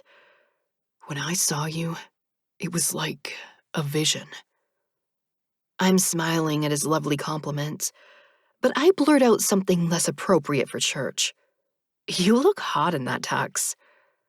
He surprises me by knowing exactly what I mean. I'm glad you think so. His dark eyes have a bit of smolder as he steps closer. Dylan said a girl wants you if she thinks you're hot. I realize why he would have been discussing that with Dylan in high school. Which girl told you that you're hot? I don't remember her name. He answers sincerely. It doesn't matter now. I only care about you. I'm caught up in his gaze, but I remember the people outside. They're waiting for us. He smiles in acknowledgement and holds my hand as we walk down the aisle together. The crowd erupts in clapping and cheers as we emerge from the church as husband and wife. Most of these people are from the congregation that welcomed me when Silas introduced me to them on the day he spoke about my brother's miracle recovery. My parents didn't send out any invitations since we weren't having a reception. Dad is an only child, and all my grandparents are dead. Uncle Dave is a bachelor who has no wife or children, and he is my only family apart from my parents and my brother. Shelby and Mason are the only friends I invited, and Michael is Silas's only friend here. We could have just gone to City Hall to get married, but it was nice to say our vows in church. I think it made my parents feel better, too, for the minister to bless our marriage.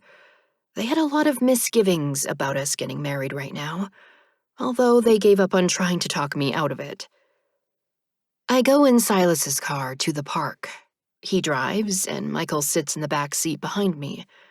We talk about the church we just got married in, and Michael comments that he would also like to be a minister in a non-denominational Christian church.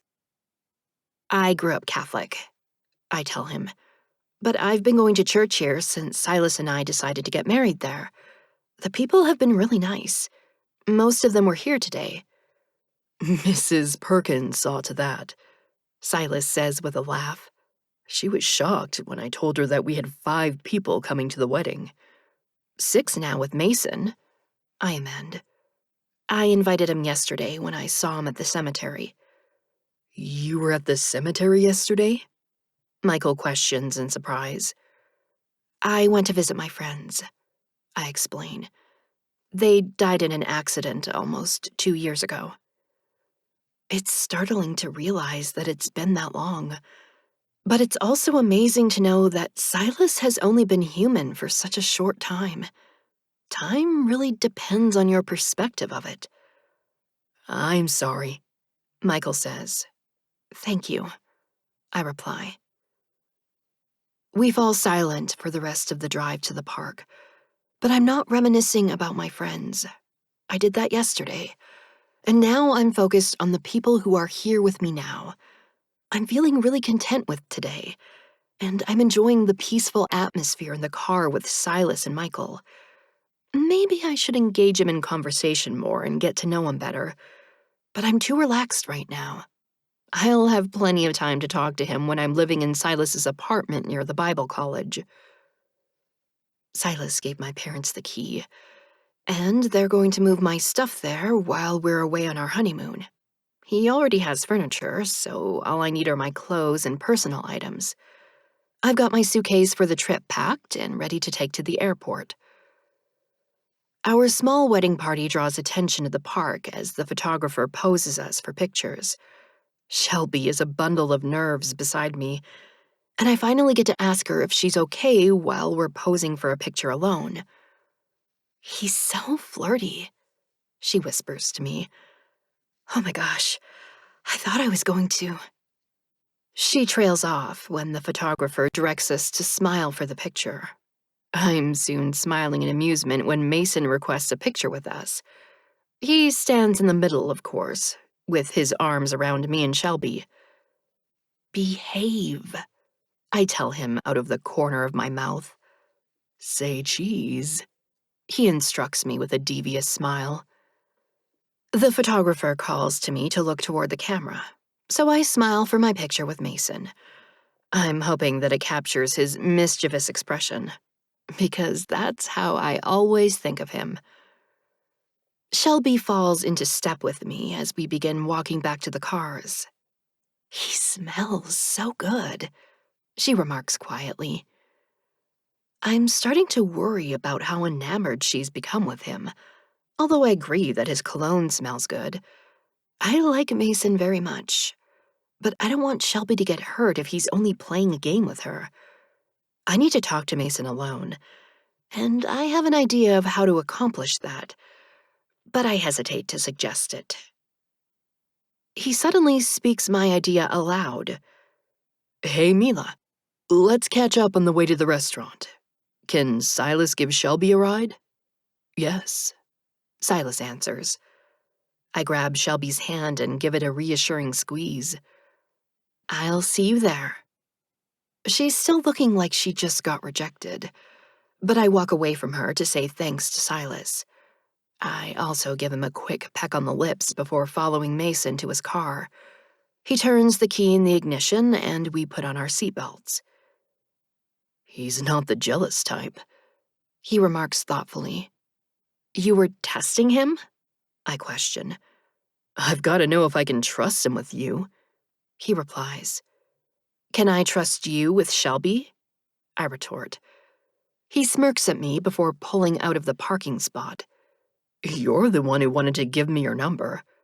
She likes you, I tell him, but I don't know if you like her. Don't mess with her head if you're not interested. Who says I'm not interested? He queries. Are you? I press. Not in marriage, He retorts. if that's what you're asking. Not ever? I ask in dismay. Not right now. He amends. Not until after college, at least. Oh, I respond. That's okay then. But what about having a girlfriend right now? I don't know. He admits. College is a time for, uh, exploring your options. I'm pretty sure I know what he means by options. Well, Shelby wants a real relationship, so don't start anything with her if that's not what you want. Is she a virgin too? He asks. Just like you? I quip. He snorts.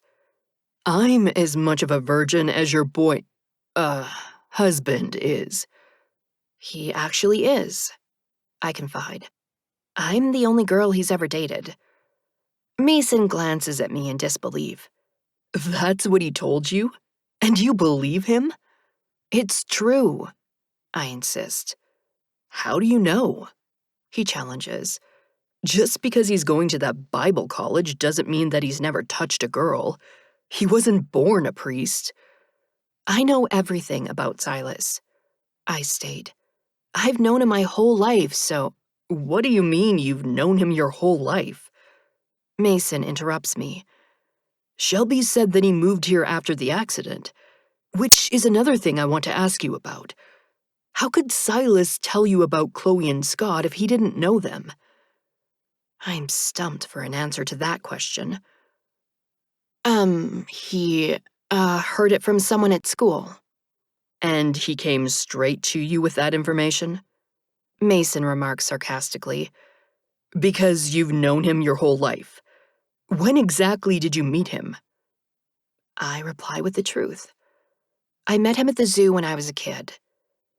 Mason hadn't been expecting that answer. You've known each other since you were kids. I don't correct his assumption that Silas was also a kid. Yeah, but I didn't see him much. His uncle travels a lot for business.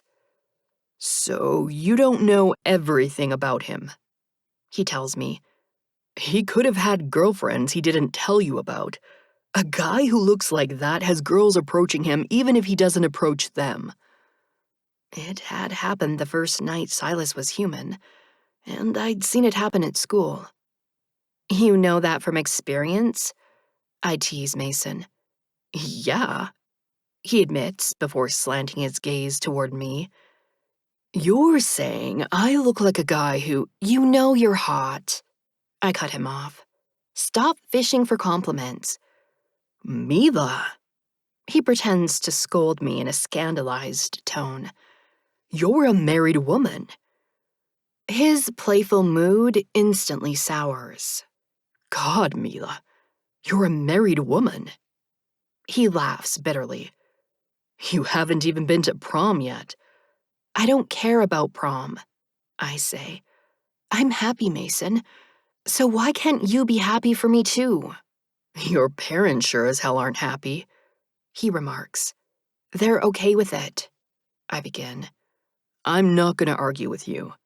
He interrupts me. I just want to tell you that you can call me if you can't call your parents. If this thing goes bad, call me and I'll come get you. No questions asked. I was set to argue with him, but I'm touched by his offer. Thank you, Mason. That means a lot. But you won't need to come get me. This is my destiny. He groans. Not the he's my destiny crap. Okay, well, in case your destiny changes, child bride, you can call me if you need to. I am not a child, I exclaim in outrage. I'm 18, and you just called me a woman 2 minutes ago. And you called me hot. He reminds me gleefully. Here I was worried about trusting Silas when he should be worried about trusting you. Does he know that you showed up naked at my house? Shut up, I mutter. He laughs in response. Oh, I know your secret. You better be nice to me. You better be nice to Shelby, I warn him. Not too nice, I add as he opens his mouth to speak. Too nice? He questions in amusement. How nice should I be, Mila? My only answer is a scowl, and he laughs again. Don't worry, Mila. I won't be too nice to her. It was no wonder that he flustered Shelby so easily. I was used to dealing with him, and he could still talk me into a corner. I couldn't imagine trying to date him. I'm glad I'm married, I declare. If only I could find a nice guy for Shelby, too. I grin at finally having won a verbal battle with him. Mason waits for only a beat. If only I wasn't too nice. His grin eclipses mine. I decide to take the high road. You are nice, and you're a great friend. One day you'll be a great boyfriend, too. I am a great boyfriend, he responds in an offended tone. It was a mutual decision for me and Amber to break up. She wanted to have options in college, too. Hey, he says after a moment of quiet. How can you be sure that you won't want anyone else for the rest of your life? He seems to be genuinely curious about this, so I answer sincerely. I don't think that I've ever really wanted anyone else. I wasn't that attached to Scott, and I was more upset about Chloe than him when I found out about them. She was my friend, but Scott was just a guy I went out with. It wasn't ever serious. And Tyler? He asks. Tyler was important to me, I reply. But I never thought of him as more than a friend. Not until you told me that he liked me. Then I started thinking about how it could have been. But I'll never know for sure if it would have worked out for us.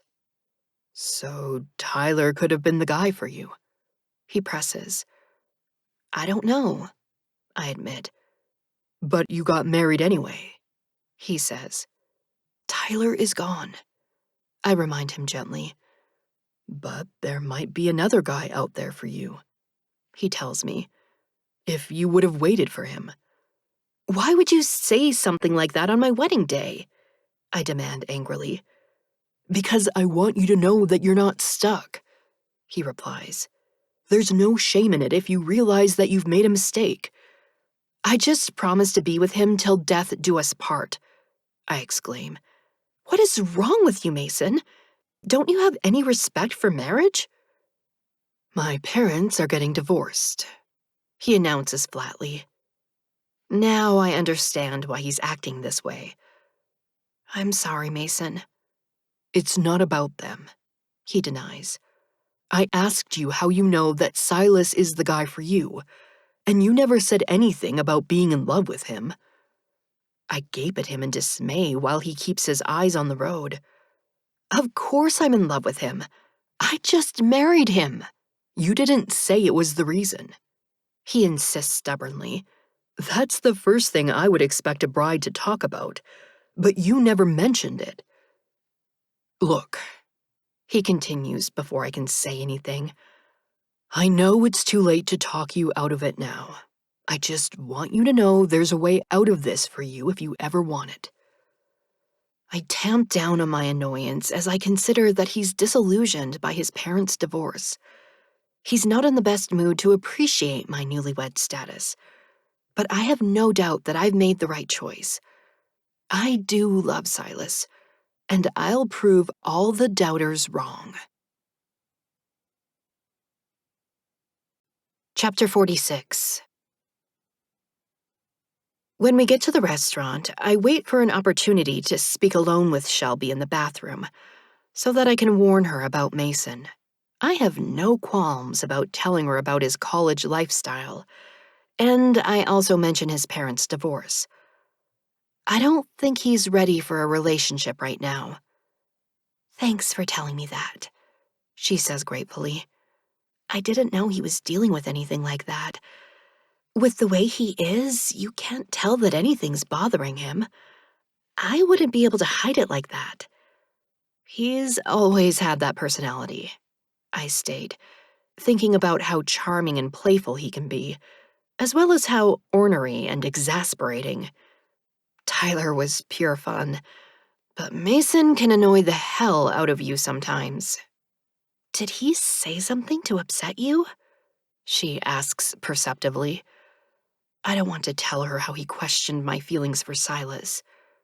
He's just talking out of his ass, I say, repeating a phrase my dad often uses. Shelby bursts out laughing. You should tell him that. He'll have a comeback for it. He always does, I complain. You can't say anything without him turning it around on you. Yeah, she agrees and blushes. I'm wondering how he used her words against her to make her blush like that. She had said that he'd been flirty, so he probably turned some innocent remark she made into something suggestive. I'm guessing she's never dealt with a guy like him before. Chloe would have flirted back with him, but Shelby is too shy to do that. I would usually try to encourage her, but I think she's better off not engaging in flirtation with Mason right now. His attitude is not ideal for romance. I adjust my own attitude after my talk with Shelby. I've done all I can to warn her away from Mason, and I've appealed to him to be decent to her. Now I'm going to focus on being a happy bride. People are smiling as I walk by in my wedding dress, and I smile back. A little girl stares at me in awe, and I imagine having an adorable child like her. Mason stands up to pull out Shelby's chair for her when she returns to her seat at the table, and he smirks at me. Nice, he mouths with a mischievous glint in his eyes. I shrug in response and sit down beside Silas. He hasn't thought to stand up and pull out my chair for me, but his smile is warm and genuine. I gaze back at him with an answering smile, before turning my attention to my mom, who is seated on the other side of me. After what Mason said about my parents, I want to spend this time before I leave them radiating love toward them. Silas and I will have plenty of time to focus on each other later when we're alone. I promise to send my parents lots of pictures from the Bahamas. Mom reminds me again to make sure I put on sunscreen and reapply it often. You have to be careful with your fair complexion, she tells me, like I haven't been living with my fair complexion my whole life. Stay with Silas, Dad urges me to my surprise. Don't go anywhere without him. There have been some attacks on tourists down there. It's not safe to be alone. I'll stay with him, I promise. And I'll put on sunscreen. Stop worrying, please. Don't even think of going swimming with the sharks, Mom admonishes me. I shudder at the mere thought of it. Why would anyone want to do that? Why wouldn't you want to do that? Justin counters. It would be the most amazing thing ever. It's dangerous, Mom declares. It is not, he argues. They bring bait for the sharks to eat, and they don't bother the divers. How do you know that? Mom asks. I looked it up, he replies. It's something I want to do. He hit his head, I remark to Mom, and she actually laughs. Everyone seems to have mellowed enough for conversation to flow easily during our meal at the restaurant. I'm relaxed and enjoying myself more than I would have if we'd had a big reception. All the people I care about most are gathered at this table, and I get to savor this time with them on this special day. The best man gives a simple, heartfelt toast to a happy, loving marriage and healthy children. We don't have a wedding cake, but the staff surprises us with a cake they usually serve when someone is celebrating a birthday in their restaurant. Congratulations, they tell us. You gonna eat that? Justin asks me after he devours his piece. I haven't touched my piece because I'm full from my meal. I hand it to Mom so that she can pass it down to Justin. My heart suddenly swells with love as I watch my brother eat my piece of cake. He's here with us today, and I don't take that miracle for granted. Thank you, God, I think gratefully. I'd like to propose a toast, Uncle Dave says. He raises his glass. To swimming with sharks. We all laugh, but Justin shouts, "Yeah!" But seriously, Uncle Dave continues. To the adventures Mila and Silas will have together, and to their life together, but also to life. Some of us, He pauses briefly with a glance at Justin. Some of us have had some close calls, but we're still here. So, to life. To life, we all echo. My gaze jumps from Uncle Dave to Mason. He's got a pensive expression, but his glass is lifted in toast to life as well. I know that he's thinking of Tyler. My eyes shift to Silas as I turn my head to look at him. He's watching me with a bright and wondrous expression. I'm alive, he says, and leans in to give me a kiss that sparks that same feeling within me. I'm alive too, and I'm about to depart for an adventure with my handsome groom. We've only got an hour left before we need to leave for the airport, so we go back to my house to get ready. Everyone else follows us there except Mason. He wishes us a good trip and goes home from the restaurant. I don't know how things stand between him and Shelby, and I don't get a chance to talk to her alone at my house. My parents' house. I no longer live here. Mom is hovering over me as I get ready, acting like she'll never see me again. She helps Shelby detach the long section from my dress, turning it from a gown to a short, sexy dress. I feel almost indecent as Silas stares at me when I return to the living room. It's different than how he looked at me when he saw me walking down the aisle toward him in the church. There's an energy between us that I've never felt before. Silas has changed out of his tuxedo into casual pants and a navy blue polo shirt. I had told him not to go completely casual for the plane ride, because I would still be in a fancy dress. He knew that part of my wedding dress was detachable, but he hadn't known exactly what it would look like. He takes my suitcase and wheels it out to his car, while my parents take turns hugging me goodbye. Justin reluctantly lets me hug him too. You're just going for 4 days, he grumbles. But I'm moving out, I remind him. Only 2 hours away, he says disparagingly. It's not like you're moving to Phoenix. Uncle Dave smiles ruefully at that comment. You know you're welcome to come visit me anytime you want, Justin. You too, Mila. That would be cool, Justin tells him. During my vacation next month, Uncle Dave suggests. You could stay the week with me, and I'll show you around. Yeah, Justin agrees. Can I, Mom? Of course, she answers, but she looks a bit bewildered by these sudden plans. Oh, my babies are leaving me. she says in a not completely joking manner, although she smiles like she's kidding. She watches me as Uncle Dave hugs me and tells me to have a good trip. Shelby makes it seem like goodbye forever when she tells me emotionally that she's going to miss me so much and grabs me in a fierce hug. I'll text you when I get there, I promise. But she looks at me like I'm crazy. Michael is already outside with Silas. He's driving back to his apartment as soon as we leave for the airport, and he's giving Shelby a ride home. He claps Silas on the shoulder and smiles at me in parting.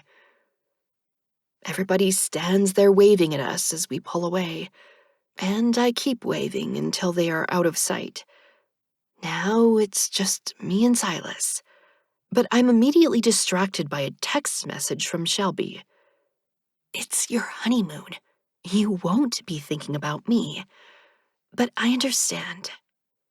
"Is everything all right?" Silas asks. Yeah," I reply. "Shelby was just wishing us a good trip." "Oh," he says. "She's a good friend." "Yeah," I agree. "And Michael is nice, too." "Yes," Silas agrees. Neither one of us seems to have much to say, but there is a charged atmosphere between us in the car. I didn't share Shelby's text with Silas, not because I was uncomfortable talking about it, because I don't know what to say to him about tonight. Anticipation is building within me, but voicing aloud that I'm excited about having sex seems strange to me. How do you have a conversation about that? Silas has to drive up almost to the top level of the garage at the airport to find a parking spot. He pulls me into a passionate kiss as soon as I unsnap my seatbelt. All his self-imposed restraint is gone, and it feels like we're going to consummate our marriage right here in the car when he runs his hand up my exposed thigh. He stops and pulls back, but his heated gaze falls to the spot where his hand had been seconds ago. "We have to go," he says in a rough tone. We make it out of the car, but he pulls me against his body as he kisses me again. My legs are starting to feel like jelly by the time he breaks contact and steps away from me. "That dress," he rasps between labored breaths. I look down at myself. The dress is short, but not extremely short, and it covers more than my swimsuit did in Florida last summer. Silas wasn't acting like he couldn't keep his hands off me then. "You've seen me in a bikini," I remind him. "But you weren't my wife," he explains. "I couldn't touch you like I can now." His words send another thrill of anticipation shooting through me, but the headlights of an approaching car and any possibility of continuing our making out session here. Silas opens the trunk and lifts out our suitcases. We wheel them to the elevator and take the hallway to the terminal. After checking our bags and getting our boarding passes, we have an hour until our flight after we check through the security checkpoint. I'm too antsy to sit at the gate that long, so we wander around the shops for a while. I'm still getting attention in my dress, and it's not only from Silas. "We just got married," I tell a man as I pretend that his interest in my dress was more innocent than it looked. "Congratulations," he says. I smile before walking away with Silas. I wanted to wear my wedding dress all day, but detaching the long part of it made it easier and more comfortable for the flight. Except for Silas, apparently. He keeps looking at my thighs instead of watching the flight attendant's safety presentation. His sudden obsession with my body has become almost comical to me. "Only 2.5 more hours," I tease as I whisper in his ear. He leans back in his seat and closes his eyes. I smirk at his attempt to avoid looking at me, but my own gaze moves down from his face to the open top button on his shirt and down to his lap. I'm staring at his belt buckle when I feel his eyes on me. My breath catches when I see the intensity of his gaze. My eyes drop quickly to my lap, and I yank open the zipper of my purse to rifle through it for gum. Here, I offer him a stick. It'll help when we take off. He silently takes the pack from me and pulls out a piece before handing it back. I pull out a stick for myself as the noise of the plane engine increases. Silas leans in to whisper in my ear after we begin taxiing down the runway. 2.5 hours. It seems like he started a countdown. We need a distraction, I tell him, and begin changing channels on the screen attached to the back of the seat in front of me. I find the headphones provided by the airline and indicate where Silas can find his. We end up watching SpongeBob SquarePants for the duration of the flight, and this seems to fit perfectly into the fluctuating cadences of our wedding day. It wouldn't be us if it wasn't at least a little different from the norm. Chapter 47. The wedding night begins early for us. Once we arrive at our hotel and are alone in our room, there is no longer anything holding us back. Now that the moment is here, it's almost surreal to think that it's really going to happen, and that we won't have to stop ourselves. The passion that has been simmering between us today is still being held in check as we take off our shoes and glance around the room. There is a gorgeous view of the ocean and the beach outside the balcony door, but my eyes fix on the bed we'll be sharing. Silas comes to stand beside me. He leans close to whisper in my ear. 0 minutes. It sends a shiver of anticipation through me, and I turn toward him in expectation of a kiss. His gaze is so heated and intense that my pulse jumps at the sight of him. This is a side of him that I've never seen before, and it's startling to behold. He looks almost predatory, and a bit of trepidation is mingled with my excitement as I stare at him. His kiss is soft and unhurried, though, like he's savoring the taste of my lips. It deepens slowly as our passion intensifies. His hand tangles in my hair as our tongues tangle together. He gasps into my mouth when my hand touches his bare skin, where my fingers have pushed into the opening between the buttons of his shirt. It's not enough access for me, and I pull my hand out to yank a portion of his shirt out of his pants, so that my hand can slip beneath and touch more of his skin. He breaks our kiss completely and hisses like he's in pain when my hand splays across his stomach. He stands motionless with his eyes burning into mine, but his fierce expression makes me feel powerful now. I watch his face as I move my hand down under the waistband of his pants. His eyes close as he groans. I don't get far before his eyes snap open, and he unbuckles his belt and unzips his pants. My hand is left uncovered as the pants slip down. My boldness has turned to hesitation upon seeing his underwear revealed. The hidden heat of his arousal had been confined beneath 2 layers of clothing, but now it's close to being exposed to me, and I've lost my nerve to take the next step. I grasp his shirt in both hands instead and begin to pull it up. Silas takes over and quickly removes his shirt. I run a hand over his chest before moving in to kiss him again. His hands glide down my back and grasp my derriere to pull me flush against his body. My little gasp of surprise is followed by a low noise in the back of Silas's throat. He steps back, and his pants fall down to his ankles. After a slight struggle, he manages to kick them off. When he returns his attention to me, I know that he'll want to remove my clothes, too. I want to see you, he tells me. I turn my back to him and take a deep breath. Unzip me. I feel his proximity before he pulls open the zipper on my dress.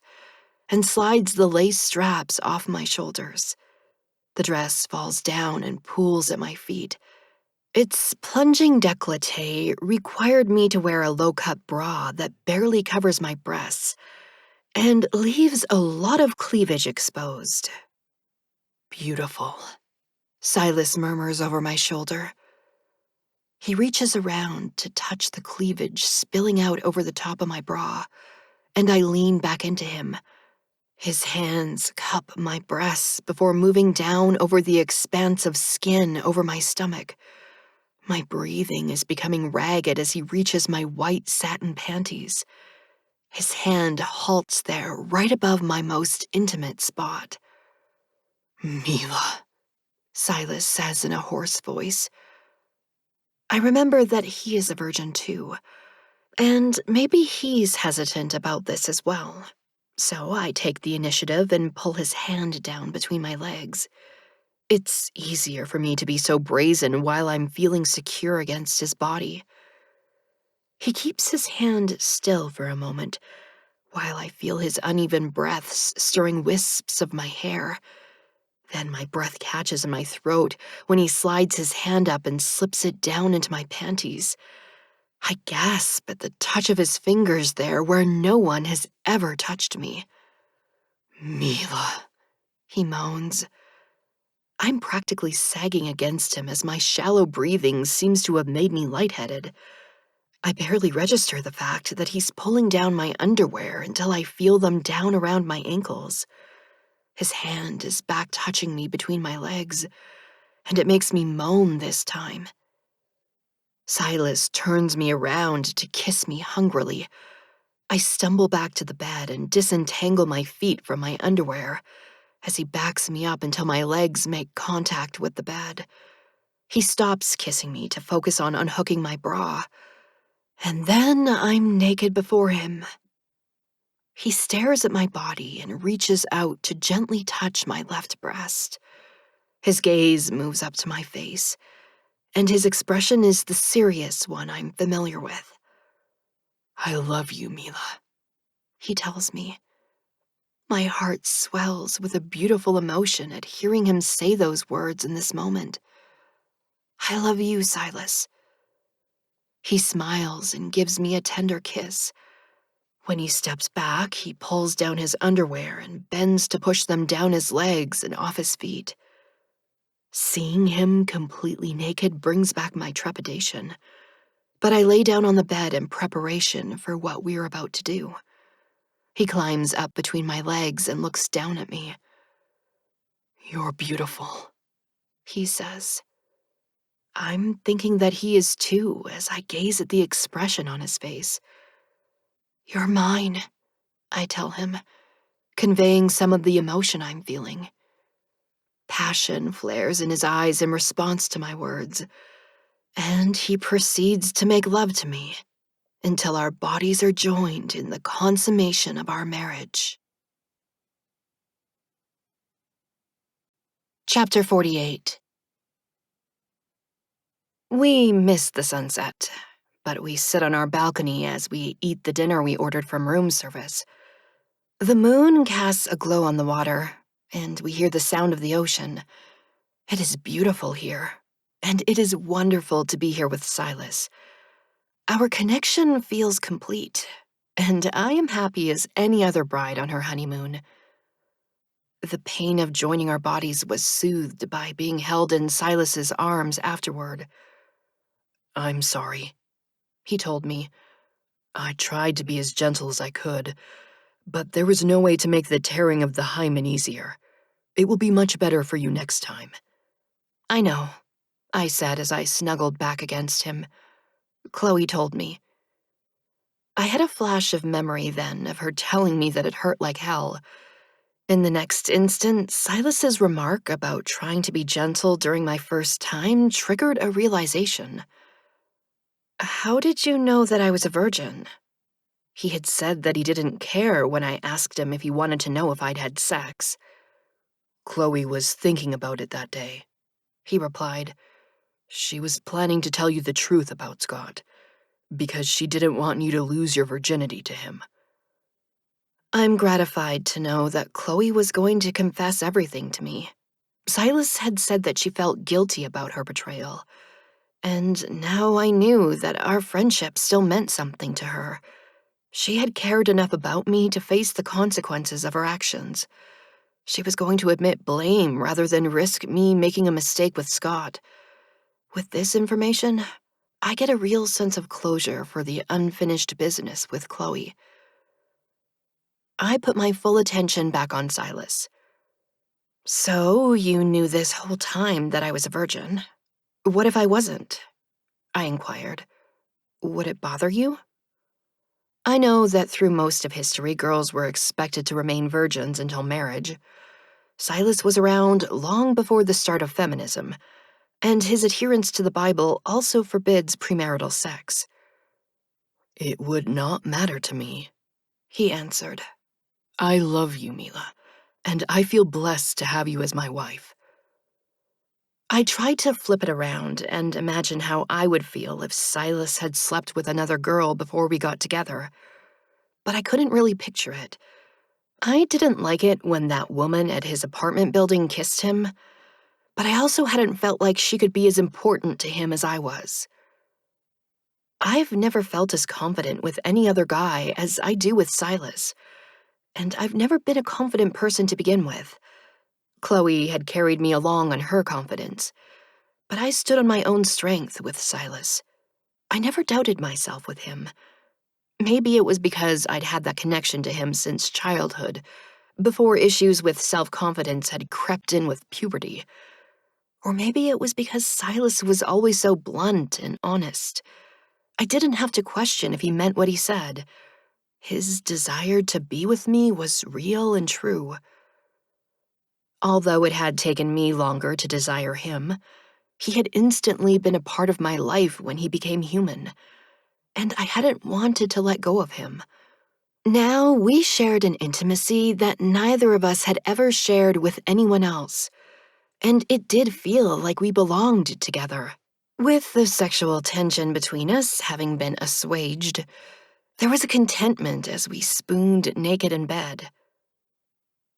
After a while, hunger stirred us from our relaxed state. We took quick showers before ordering food from room service.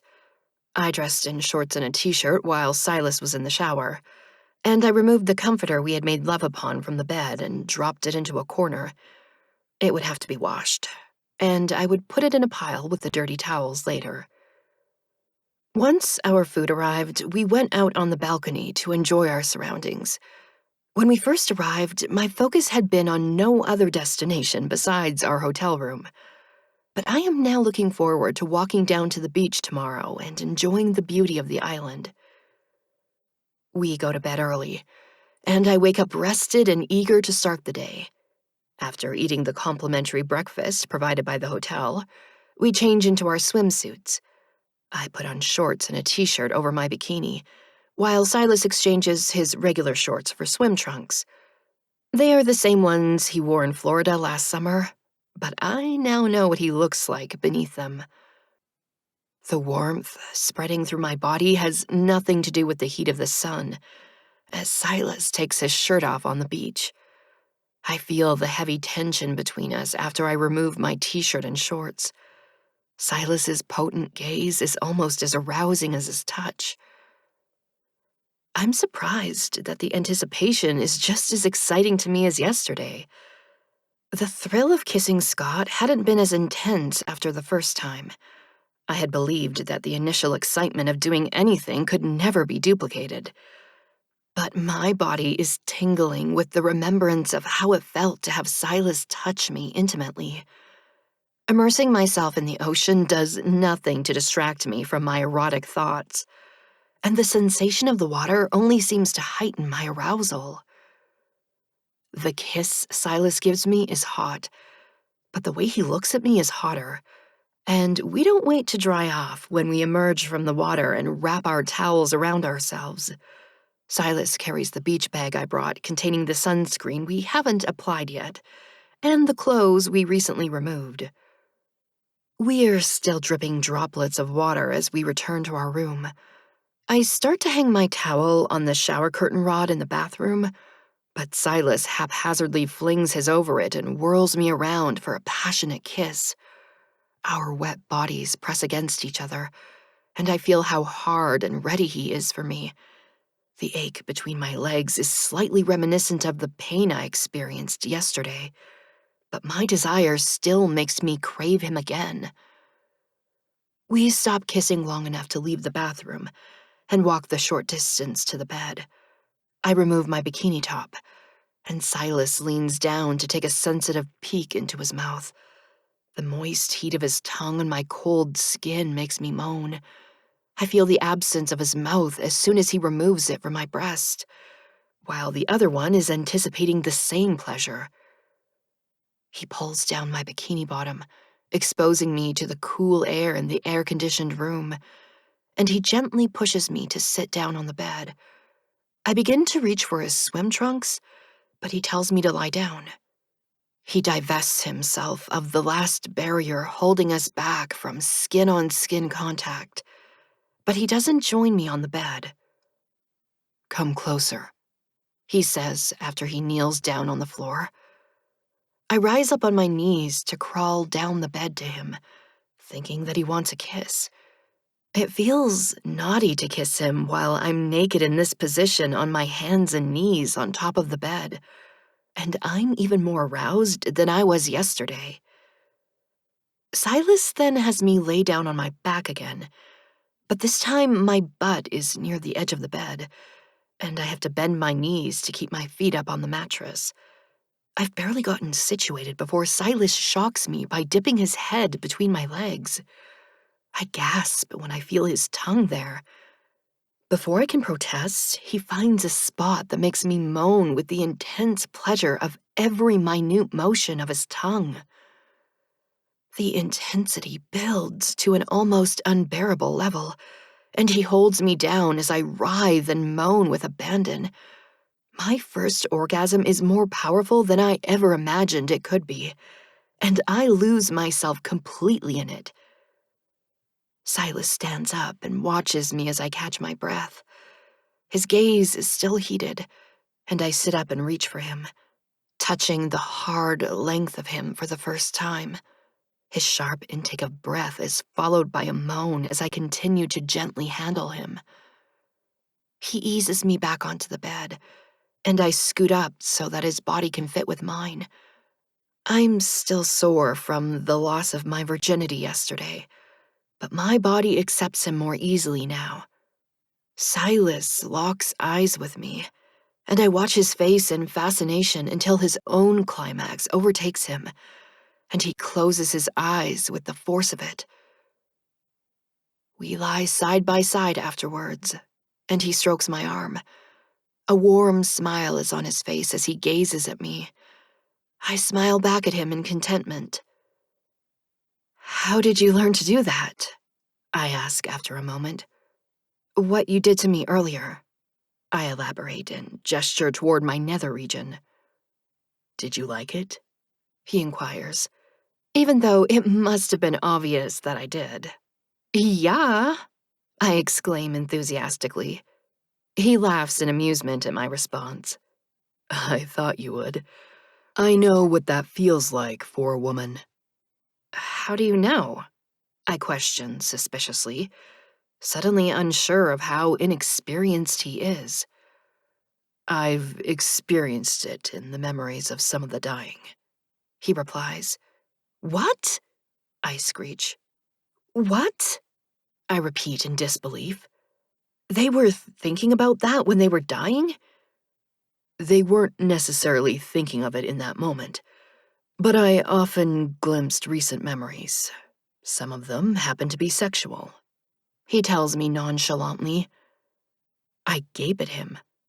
"That's—" I falter for words to describe how bizarre that is. "I didn't know Death was a pervert," I blurt in sudden indignation. "Did it turn you on?"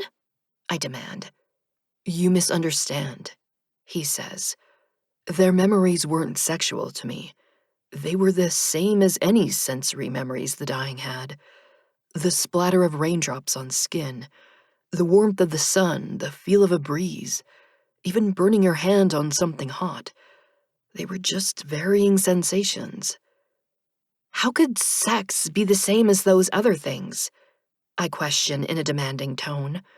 Sex is a lot different than feeling a raindrop on your skin. I know that now, he tells me, but the differences weren't significant to me before I was human. The sensations also weren't as intense as experiencing them myself. The memories of others were brief and muted. I didn't know how cold snow really is until I touched it myself. I'm somewhat mollified by his description of the sensations being muted. But you got an idea of what it was like? I now ask in curiosity. Yes, he replies, and I knew how to do it from corresponding memories. Corresponding, I ponder aloud. You mean guys' memories of doing that to their wives? Or lesbian memories of making love to their girlfriends? He says matter-of-factly. I'm left speechless by this revelation.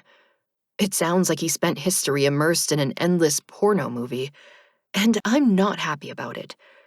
It's hard for me to believe that he wasn't aroused by these explicit memories. What guy wouldn't be? He guesses my feelings by the expression on my face. You don't know what life force is like, he tells me. It drew us to the dying like thirsty men to water.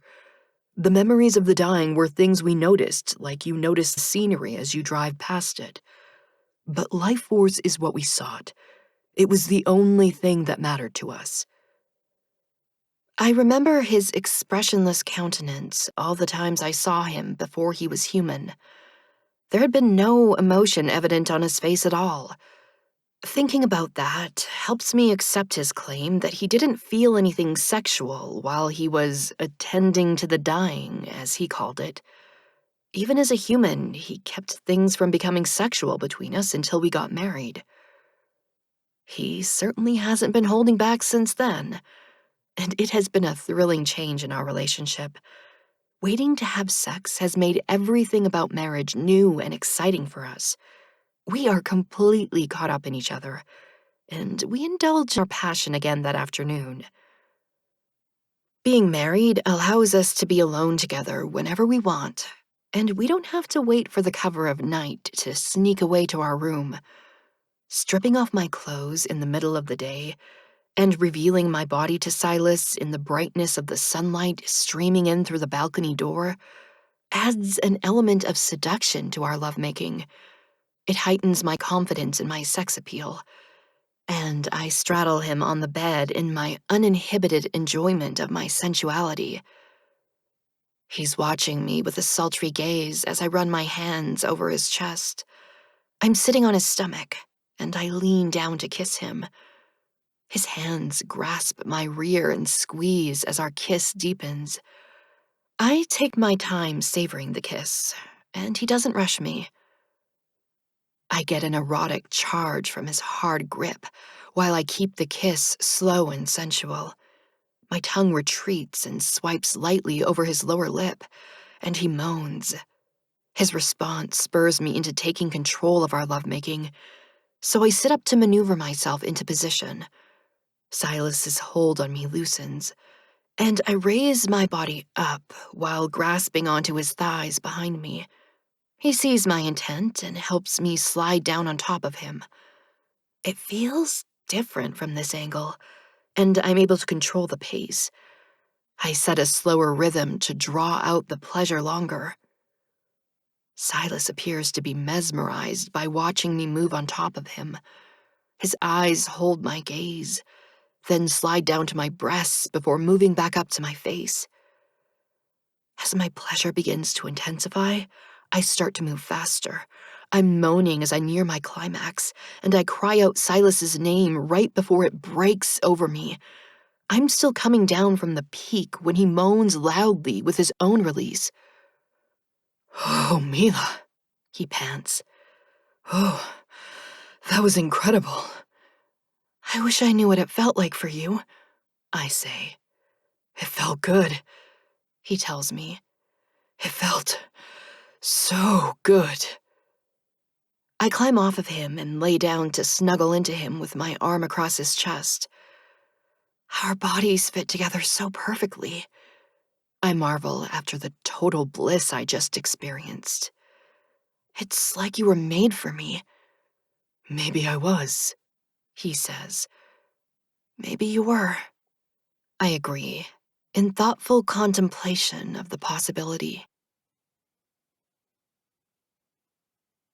Chapter 49. We watched the sunset that evening. The sky is awash in blue and pink as the orange orb appears to sink into the ocean. The moment is so perfect in its beauty that I'm already feeling nostalgic for it. I want to see the sunrise tomorrow. I insist, like he'll deny me. We shall see it, He promises me. He is holding my hand, and he smiles tenderly at me in the dimming light. I want to spend every sunset and sunrise with you. I'm feeling the same way, and we spend the rest of our honeymoon enjoying the beautiful tropical scenery together. We also make love every day, and our ardor continues when we return home. Now that we're allowed to have sex, we're taking full advantage of it. I look forward all day to our intimate evenings in our apartment. I start searching for a job right after our honeymoon. I've already got my GED, but I have no plans to go to college. I want to be a stay-at-home mom after our children are born. Bible college is only 2 years, so Silas only has a year left before he gets his degree. He says that he'll get a job while he waits for a position at a church. He's even mentioned construction work. Construction? I questioned dubiously. That seems like hard work. You should pick something easier than that. The wages are good, He said. I need to make enough money to support my family. Jesus was a carpenter, He reminded me. If manual labor was good enough for Jesus, it's good enough for me. I couldn't argue with that, but I had come to believe that Silas was destined to preach. We attended church every Sunday, and we discussed his Bible studies when he came home from class. I tell him about my new job at a nearby fast food restaurant. It's perfect, because it is within walking distance of our apartment. I'm glad that we won't need another car, since I am now aware of the living expenses my dad warned me about. We have more money than most people our age, but we are slowly chipping away at our savings. If the balance keeps dropping, we'll eventually run out of money. My paycheck isn't enough to cover our expenses by itself. I see why Silas is talking about getting a job in construction. Don't worry about anything, Silas tells me. God will provide for us. I think about how Silas gained an inheritance from a man he had never met, and I trust God to provide help if we need it. Silas surprises me with tickets to a Taylor Swift concert. We play her CD during the drive there and sing along to You Belong With Me. We are as thrilled to be at the show as any of her diehard fans, and we have the best time ever. It's so much more fun than the concert we went to when we were dating. We are in a joyful mood as we walk out to the parking lot after the show. Did you like it as much as you thought you would? I ask. More, He declares. Everything with you is more. More special, more fun, more wonderful. You make life wonderful, Mila. Aww, a girl beside us gushes. That's so romantic. I smile at her. Yeah, I agree. You're so lucky to have such a great boyfriend, she tells me. He's actually my husband, I reply. But I am lucky. Oh, she says as she glances at him and back at me. She exchanges a look with her friend. How old are you? She questions me. I'm 18, I answer, and he's 19. She clearly thinks it's odd that we're already married, but she doesn't remark on it. My coworkers were also surprised about my marital status. People don't question it when young couples live together, but they can't understand getting married at 18. I love being married, though. It feels so right to wake up next to my husband. I wouldn't feel the same about sharing a bed with him if we weren't married. I also feel right with God this way. After God saved Justin, I felt the desire to show my gratitude by living my life according to the guidance of the Bible. Since Silas is already devoted to God, his lifestyle is conducive to my goals to become a better Christian. I always used to consider this kind of lifestyle boring, but it has actually enhanced my life. There is more love and contentment in my heart than I've ever felt before. I'm not concerned with how people perceive me, because I feel the acceptance of God. The more that I read the Bible, the more aware I am of God's presence in my life. I noticed the people that He sent to me. Silas is the most obvious, but even Tara helped to change my perspective on faith.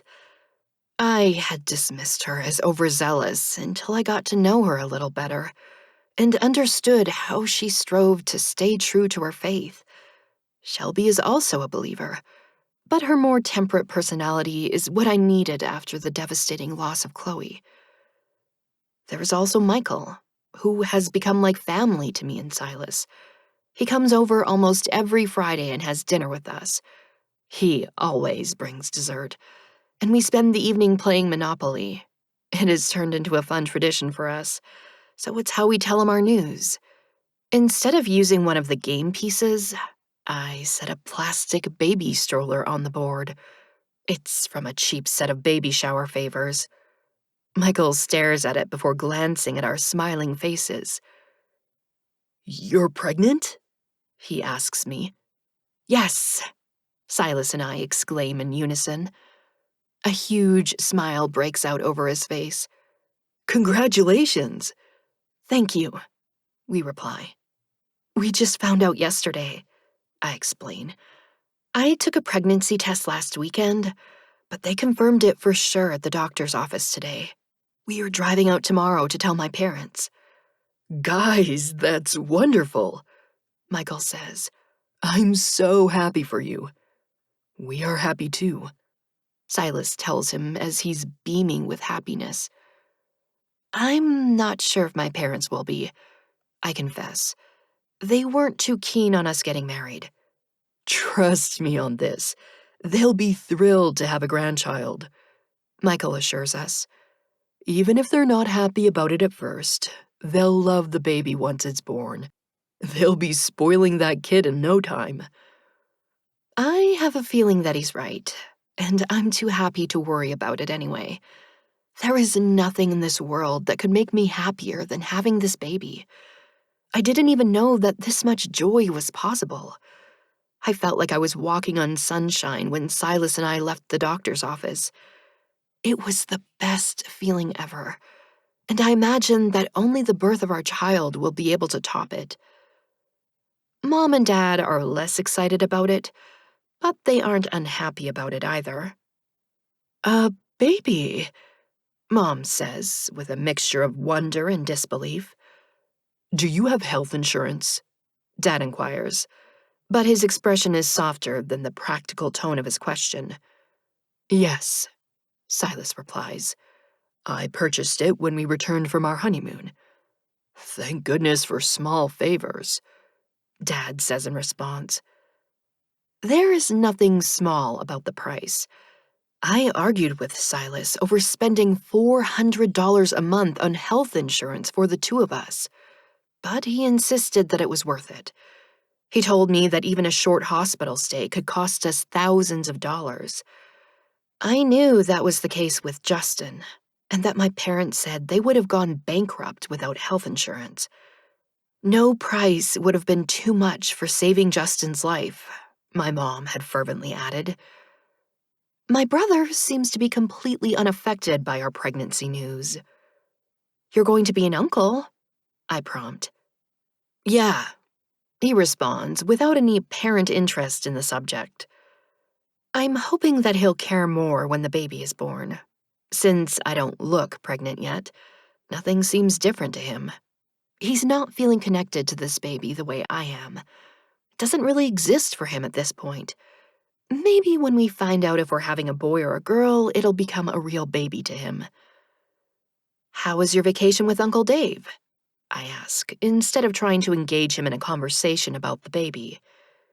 He brightens and speaks with enthusiasm. It was great. He took me to the Grand Canyon. We went on a helicopter tour and a jeep tour, and on the skywalk. We even rode mules down into the canyon and stayed at the Phantom Ranch. That's so dangerous, Mom remarks in displeasure. You didn't need to go down inside it. It's safe, Justin argues. The mules know where to walk better than people do. I know of no fatalities involving the mule rides, Silas says. That's a significant statement coming from him. Justin is fine, I add. He had fun, and he has some great memories of his trip. And great pictures, Dad tells us. The views are spectacular. People have fallen over the edge while posing for pictures, Silas informs us. We don't need to talk about that, I state. Show us the pictures, I urge Justin. He obliges, and I can see how happy he was on his adventure. I'm glad that he had his own amazing summer vacation. I had my honeymoon, and he got to go on a trip with Uncle Dave.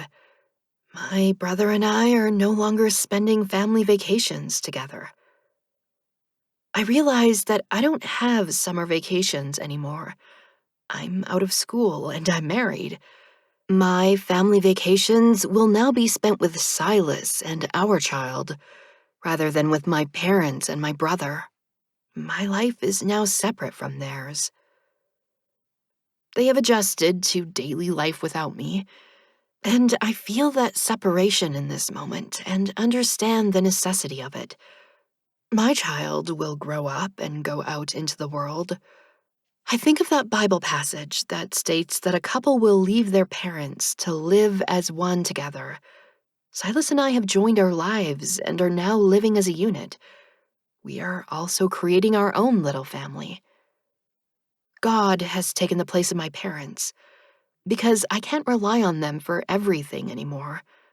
I can always rely on God, though, and I feel comforted by that knowledge. I feel like God sends me people to encourage me and give me advice. I meet Michael's sister-in-law 4 months into my pregnancy. We are still continuing our Friday evening Monopoly games, and Michael's brother and his wife join us one weekend when they are in town visiting Michael. They have 3 kids, and she tells me that she gave birth to the last 2 at home. She didn't like her hospital experience when she gave birth to her first child. They had me hooked up to an IV and to all of these machines. I couldn't even move, she complains. It was so much more natural and relaxed at home with a midwife. I'm intrigued by this option, and I remember Shelby mentioning it too. How do you find a midwife? I'll give you the information, she says. But right now, I'm buying Boardwalk. She ends up winning the game, because she has the most money when we call it quits 2 hours later. We are rarely able to finish a game, but we always have a lot of fun playing. We invite them to come over again the next time they are in town, and they invite us to visit them in North Carolina. Silas and I discuss the home birth idea after they leave. We have an appointment for an ultrasound in a few days, and we're excited about finding out the sex of the baby. My pregnancy has been free from complications so far. Even my morning sickness was mild. I've been walking around in a perpetual state of happiness, and my boss has nicknamed me Smiley. People remark that I have the pregnancy glow. You're so lucky, one of my coworkers tells me. I was sick to my stomach for 3 months straight. I couldn't have worked here with the smell of all this food all day long. It would have made me puke my guts out. My appetite has been normal, and my doctor told me that it's a myth that you have to eat for two. There are minimal requirements for extra calories, and that's later in the pregnancy. If you eat a normal amount of food, you'll be fine. Just don't try to restrict calories. He cautioned me. Silas has surprised me by knowing how to cook. I found the cooking channel when I lived in Jack's apartment, He explained. Then I found recipe sites on my computer. He has actually done more of the cooking since we've been married than I have. I'm used to cooking, He told me. and I like cooking. I didn't get to do anything like this before. In some ways, he's like a little kid playing at being a grown-up. Nothing is a chore to him, because it's all fairly new in his experience. He's been an observer of life, but now he has first-hand experience. We still make love, but it is gentle and unhurried. Instead of being overcome by intense passion, we savor the feel of each other's bodies with slow, lingering caresses. My climax builds slowly, and I'm completely relaxed afterwards. My love for Silas has grown, and I realize now that I didn't fall in love with him until our honeymoon. I felt affection for him, but passion made me fall in love with him. His caring and tenderness since then has made my love for him grow into something deeper than passion. I can no longer imagine being married to anyone else. We drive out again to tell my parents the news in person. When the ultrasound reveals that we're having a boy, their excitement is unrestrained this time, and even Justin is showing more interest. Just as I thought, this has made the baby more real to them. They also have a visual reminder of him when they see my expanding stomach. Shelby comes over to see me later, and she reassures me about my decision to have a home birth. My cousin did that with both her kids, she says. The first one too? I question, although that's what her words indicated. Yeah, she confirms. The doctor said it was okay as long as they were healthy pregnancies.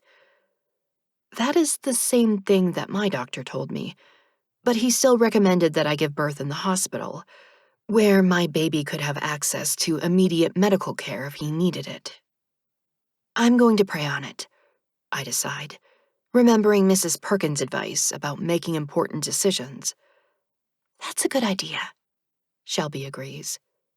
So, I begin, how are things with you and Mason? Is he still calling you? Yeah, once in a blue moon, she replies with a shrug. We'll talk for 2 hours straight sometimes, but then I won't hear from him for a month or two. He doesn't even answer my texts, but then he'll tell me that he misses me when he calls. Just as I'm about to respond to that, she startles me with a confession. Something happened that I didn't tell you about. Mason kissed me. He did? I exclaim. When? Why didn't you tell me? She glances at my closed bedroom door like she's worried about someone eavesdropping on us. We are sitting on my bed, where I haven't slept since I got married. More happened, Shelby says as she stares down at my bedspread and nervously tugs at it. We almost had sex, she finishes in a near whisper. I'm shocked by this development. Almost? I question, thinking that she's exaggerating. We went to his house after you left for your honeymoon, she begins to explain. But he went home after the restaurant. I interrupt her. He showed up here later, she replies. It was after you already left. Michael was going to drop me off at home on his way out of town, but Mason showed up and said that he would drive me home. She pauses before continuing. When he asked me if I wanted to go to his house, I knew what he was really asking me. He even told me that his parents weren't home. She looks directly at me. It was love at first sight for me when I met him that night by his pool. I don't even know how to describe it to you, Mila, because it was so powerful and intense. It was like being struck by lightning. One minute I was living my normal life, and the next minute I got run over by a bus. You don't make it sound very romantic, I remark. Because it's not candlelight and flowers, she says. It's overwhelming and scary, but exhilarating at the same time. Like skydiving. I knew that it was crazy to even think about it. He had a girlfriend and he was going away to college. But now he doesn't have a girlfriend, I prompt, wanting to hear the rest of the story. I was thinking about him for that whole year after I met him. I couldn't stop thinking about him. Even though I knew that he would probably never be interested in me, the feelings just wouldn't go away. I'd only seen him that one time, but I couldn't get him out of my mind. That's love, isn't it? When all you think about is that person. I'm not sure. It seems stronger than lust, because I don't think that lust could be sustained for such a long duration without having any contact with that person. Yet it's hard to believe that someone could fall in love so quickly. You're in love with him? I question her. I know it doesn't make sense, she admits. But I am. I've never felt this way before about anyone, and I don't think I'll ever feel this way again. That's why everything got so out of control. I wasn't planning for it to go so far. I just wanted him to kiss me. A lot. I was going to tell him to stop after I got those kisses, but I didn't. She looks down at the bedspread again as she blushes. It was more than how good it felt. I realized that I wanted it to be with him, and that I would never want to be with anyone else. Even if it was the only time, I still wanted to have that with him. My heart is breaking for her, and I'm furious with Mason for taking advantage of her feelings. He did the exact thing I told him not to do. But, when he was about to... Her blush deepens as she trails off. I told him that it was my first time. I wasn't even scared, she explains. But I guess I wanted him to know that he was special to me. He got upset, though, and he stopped. He stopped, I repeat in relief. I'm still a virgin, she confirms. Technically, you are, I assure her. I don't really feel like a virgin anymore, she says. Not after going that far with him. He touched me everywhere, she adds in a hushed tone. I scowl as my anger at Mason returns. I told him not to do that. It's not his fault, she states. I let him touch me. I wanted him to, she admits in shame. And I still want him to. It is his fault, I argue. I told him not to start anything with you if he didn't want a relationship.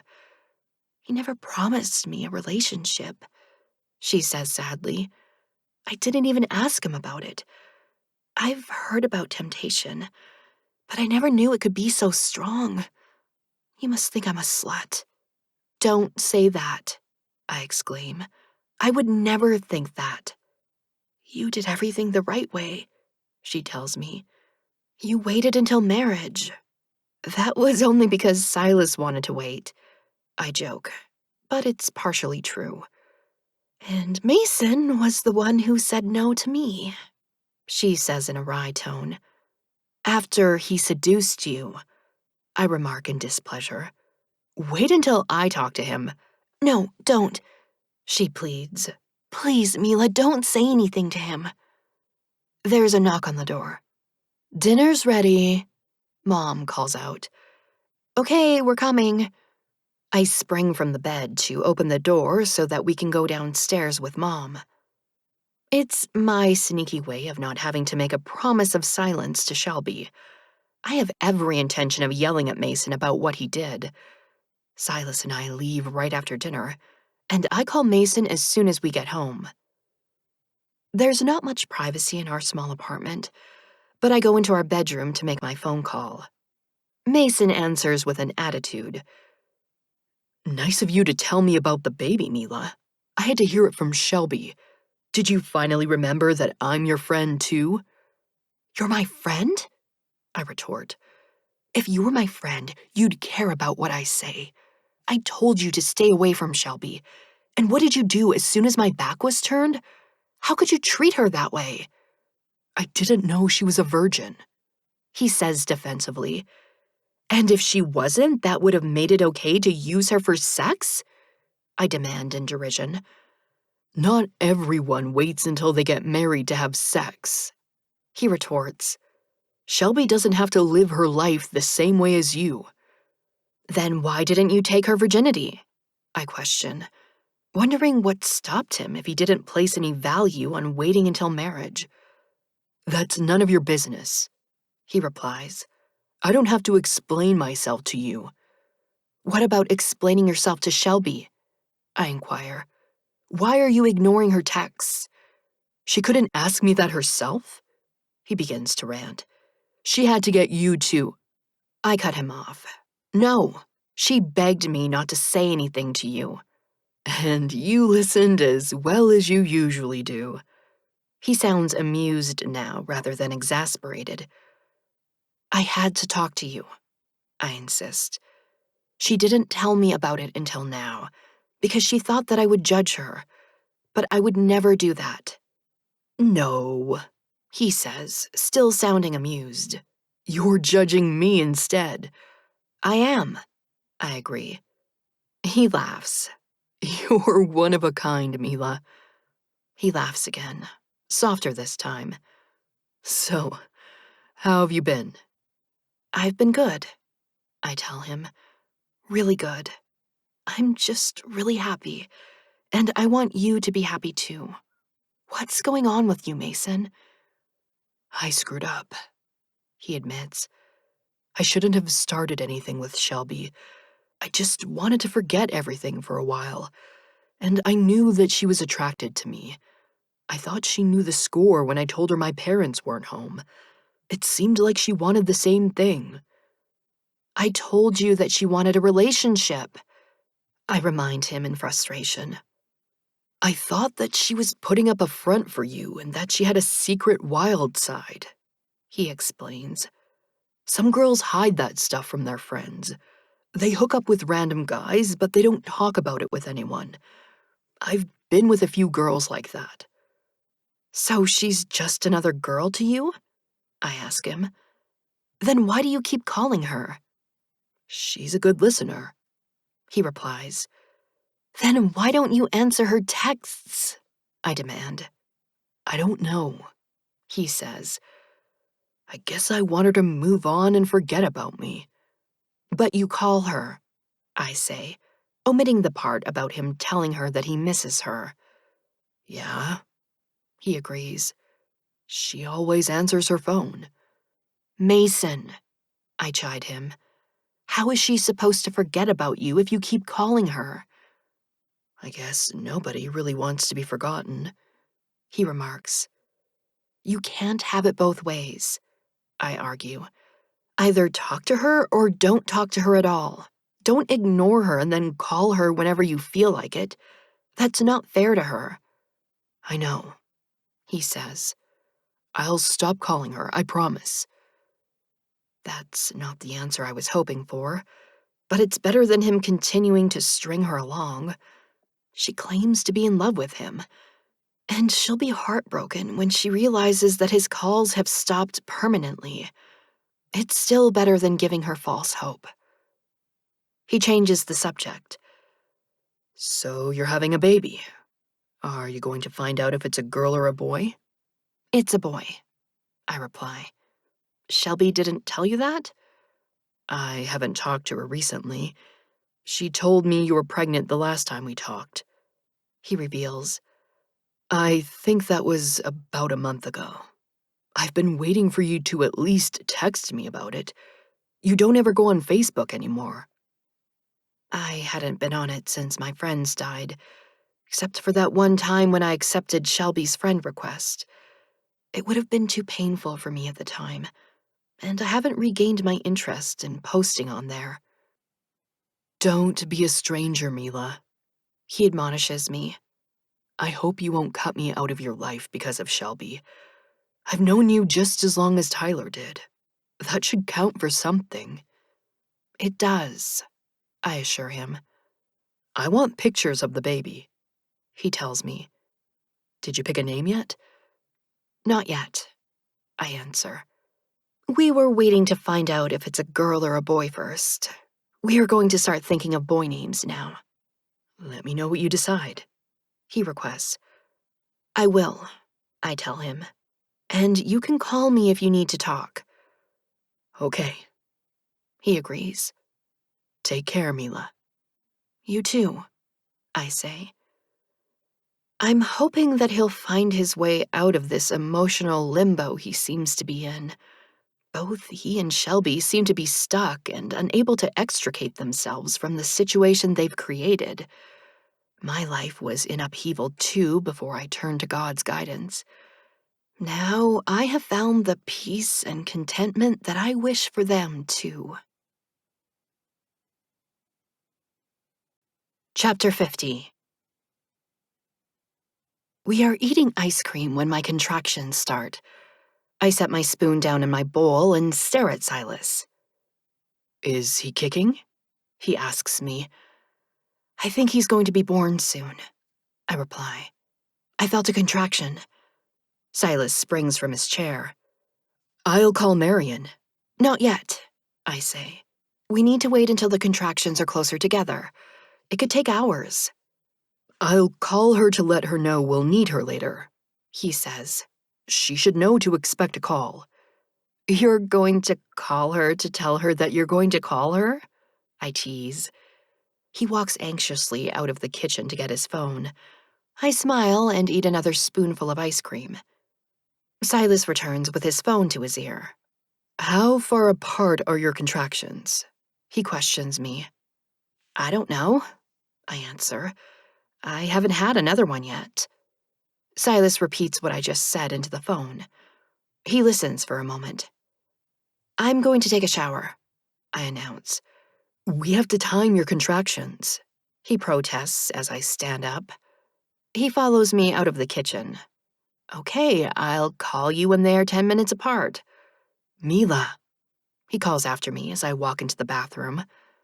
We'll time them after my shower, I toss out carelessly without stopping what I'm doing. The towel I used this morning is hanging over the shower curtain rod. It's only been a few hours, but I want to take another shower. What are you doing? I ask as he closes the door after entering the bathroom. I'm staying in here to make sure you're okay, Silas replies. Okay, I agree and remove my clothes. He places his hand on my belly. We'll see you soon, baby boy. I smile, but I don't feel like I have time to be sentimental right now. My water breaks right after I step into the tub, and I call Silas's attention to it. Perfect timing, I remark. I told you I needed a shower. It's happening, Silas exclaims excitedly. Yep, I already told you it was, I respond before closing the shower curtain and turning on the water. I finish my shower before I have another contraction.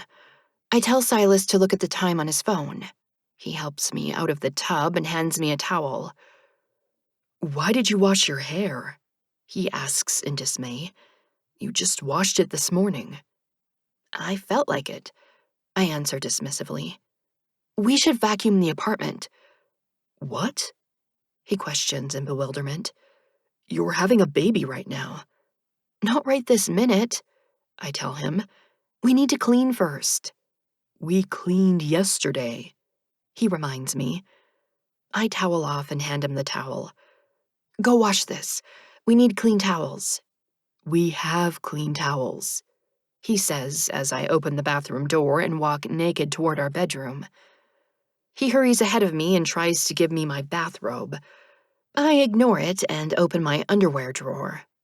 Why are you putting those on? He asks. You'll need to take them off to give birth.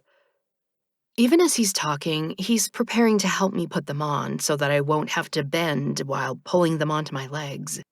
He's been very attentive in the final months of my pregnancy, and he's offered to get me whatever I want, hence the ice cream for lunch. He pulls the underwear up over my hips with one hand, while helping me up off the bed with the other. His arms have become so strong from lifting weights at the rec center with Michael. He still jogs, too, but I've had to slow down to a stroll. We walk around the block together in the evenings to avoid the heat of the day. I'm glad I'm having the baby now in June before the weather gets too hot.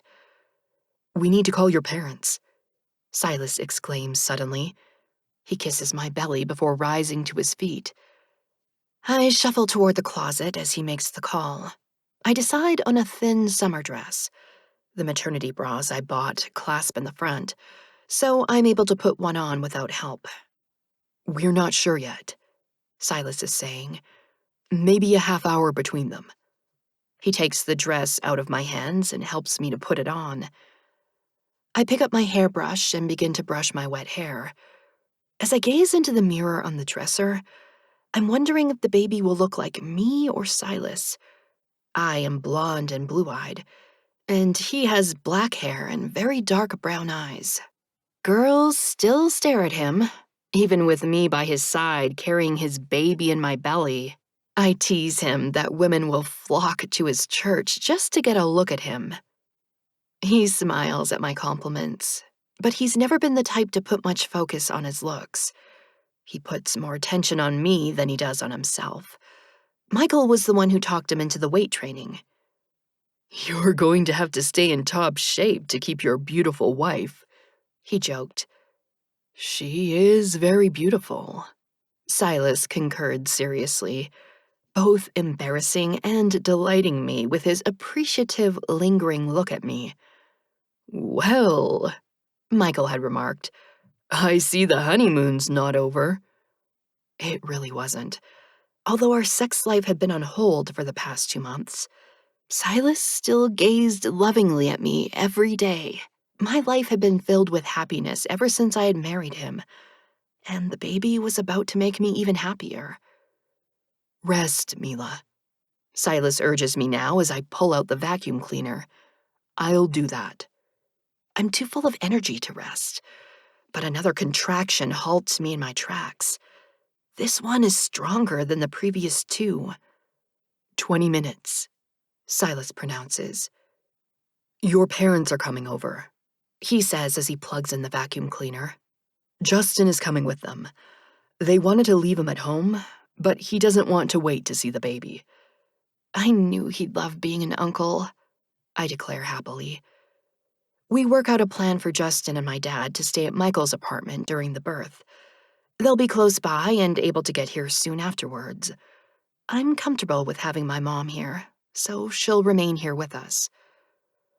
It takes 2 hours for my contractions to decrease from 20 minutes apart to 15 minutes apart, so I'm assuming that my labor will last many more hours.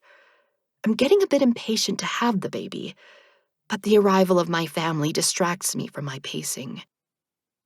Silas has called Michael and confirmed that it's okay for my dad and Justin to come over to his apartment.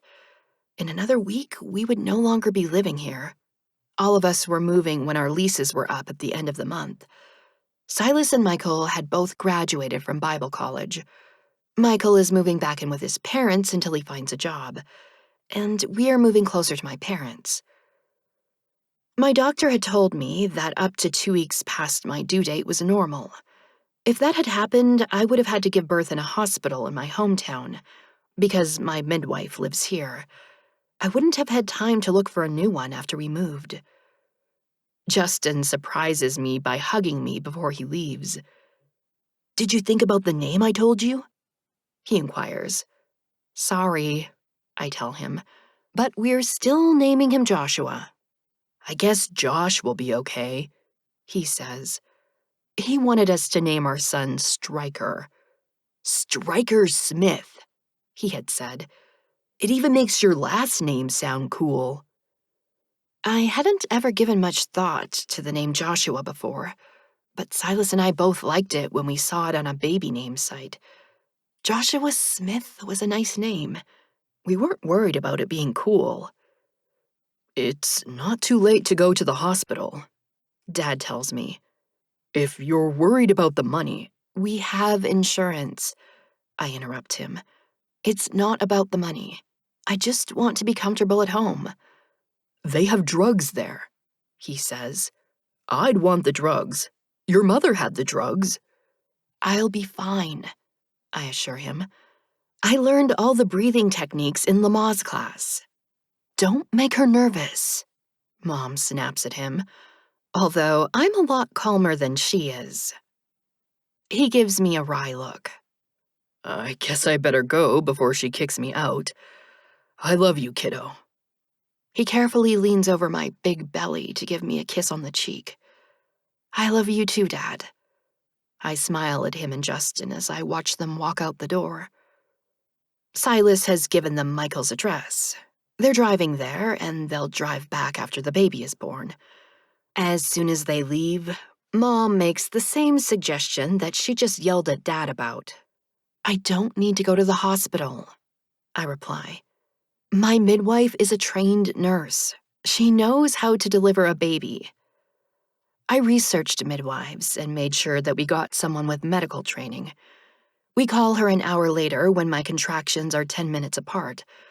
She arrives with supplies, including a pad for the bed so that our sheets will stay clean. She says that there is still plenty of time before the baby comes. The doctor would have had you wait until the contractions are 5 minutes apart to call, but I like to come earlier. Even first labors don't always follow a set pattern. She goes with my mother to set everything up in the bedroom. Silas excuses himself to go to the bathroom. I sit down on the couch, and I see Abel walk through the door into our apartment. Hey, I greet him. How have you been? The same, He answers in his sandpaper voice. Do you miss Silas? Have they given you a new partner? We don't have partners, He replies. A friend, I say. Have you made any new friends? Like the blonde one? I continue as I recall the blonde reaper approaching me at the hospital. Do you know the blonde one? There are many blonde ones, He says. Oh, I respond. I haven't seen any others. Anyway, I indicate my swollen belly.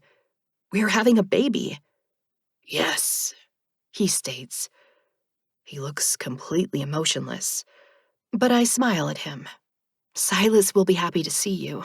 Well, he won't see you, but he'll be happy that you came to see him. Who are you talking to? Mom asks. I look at her, and Abel is gone when I glance back toward him.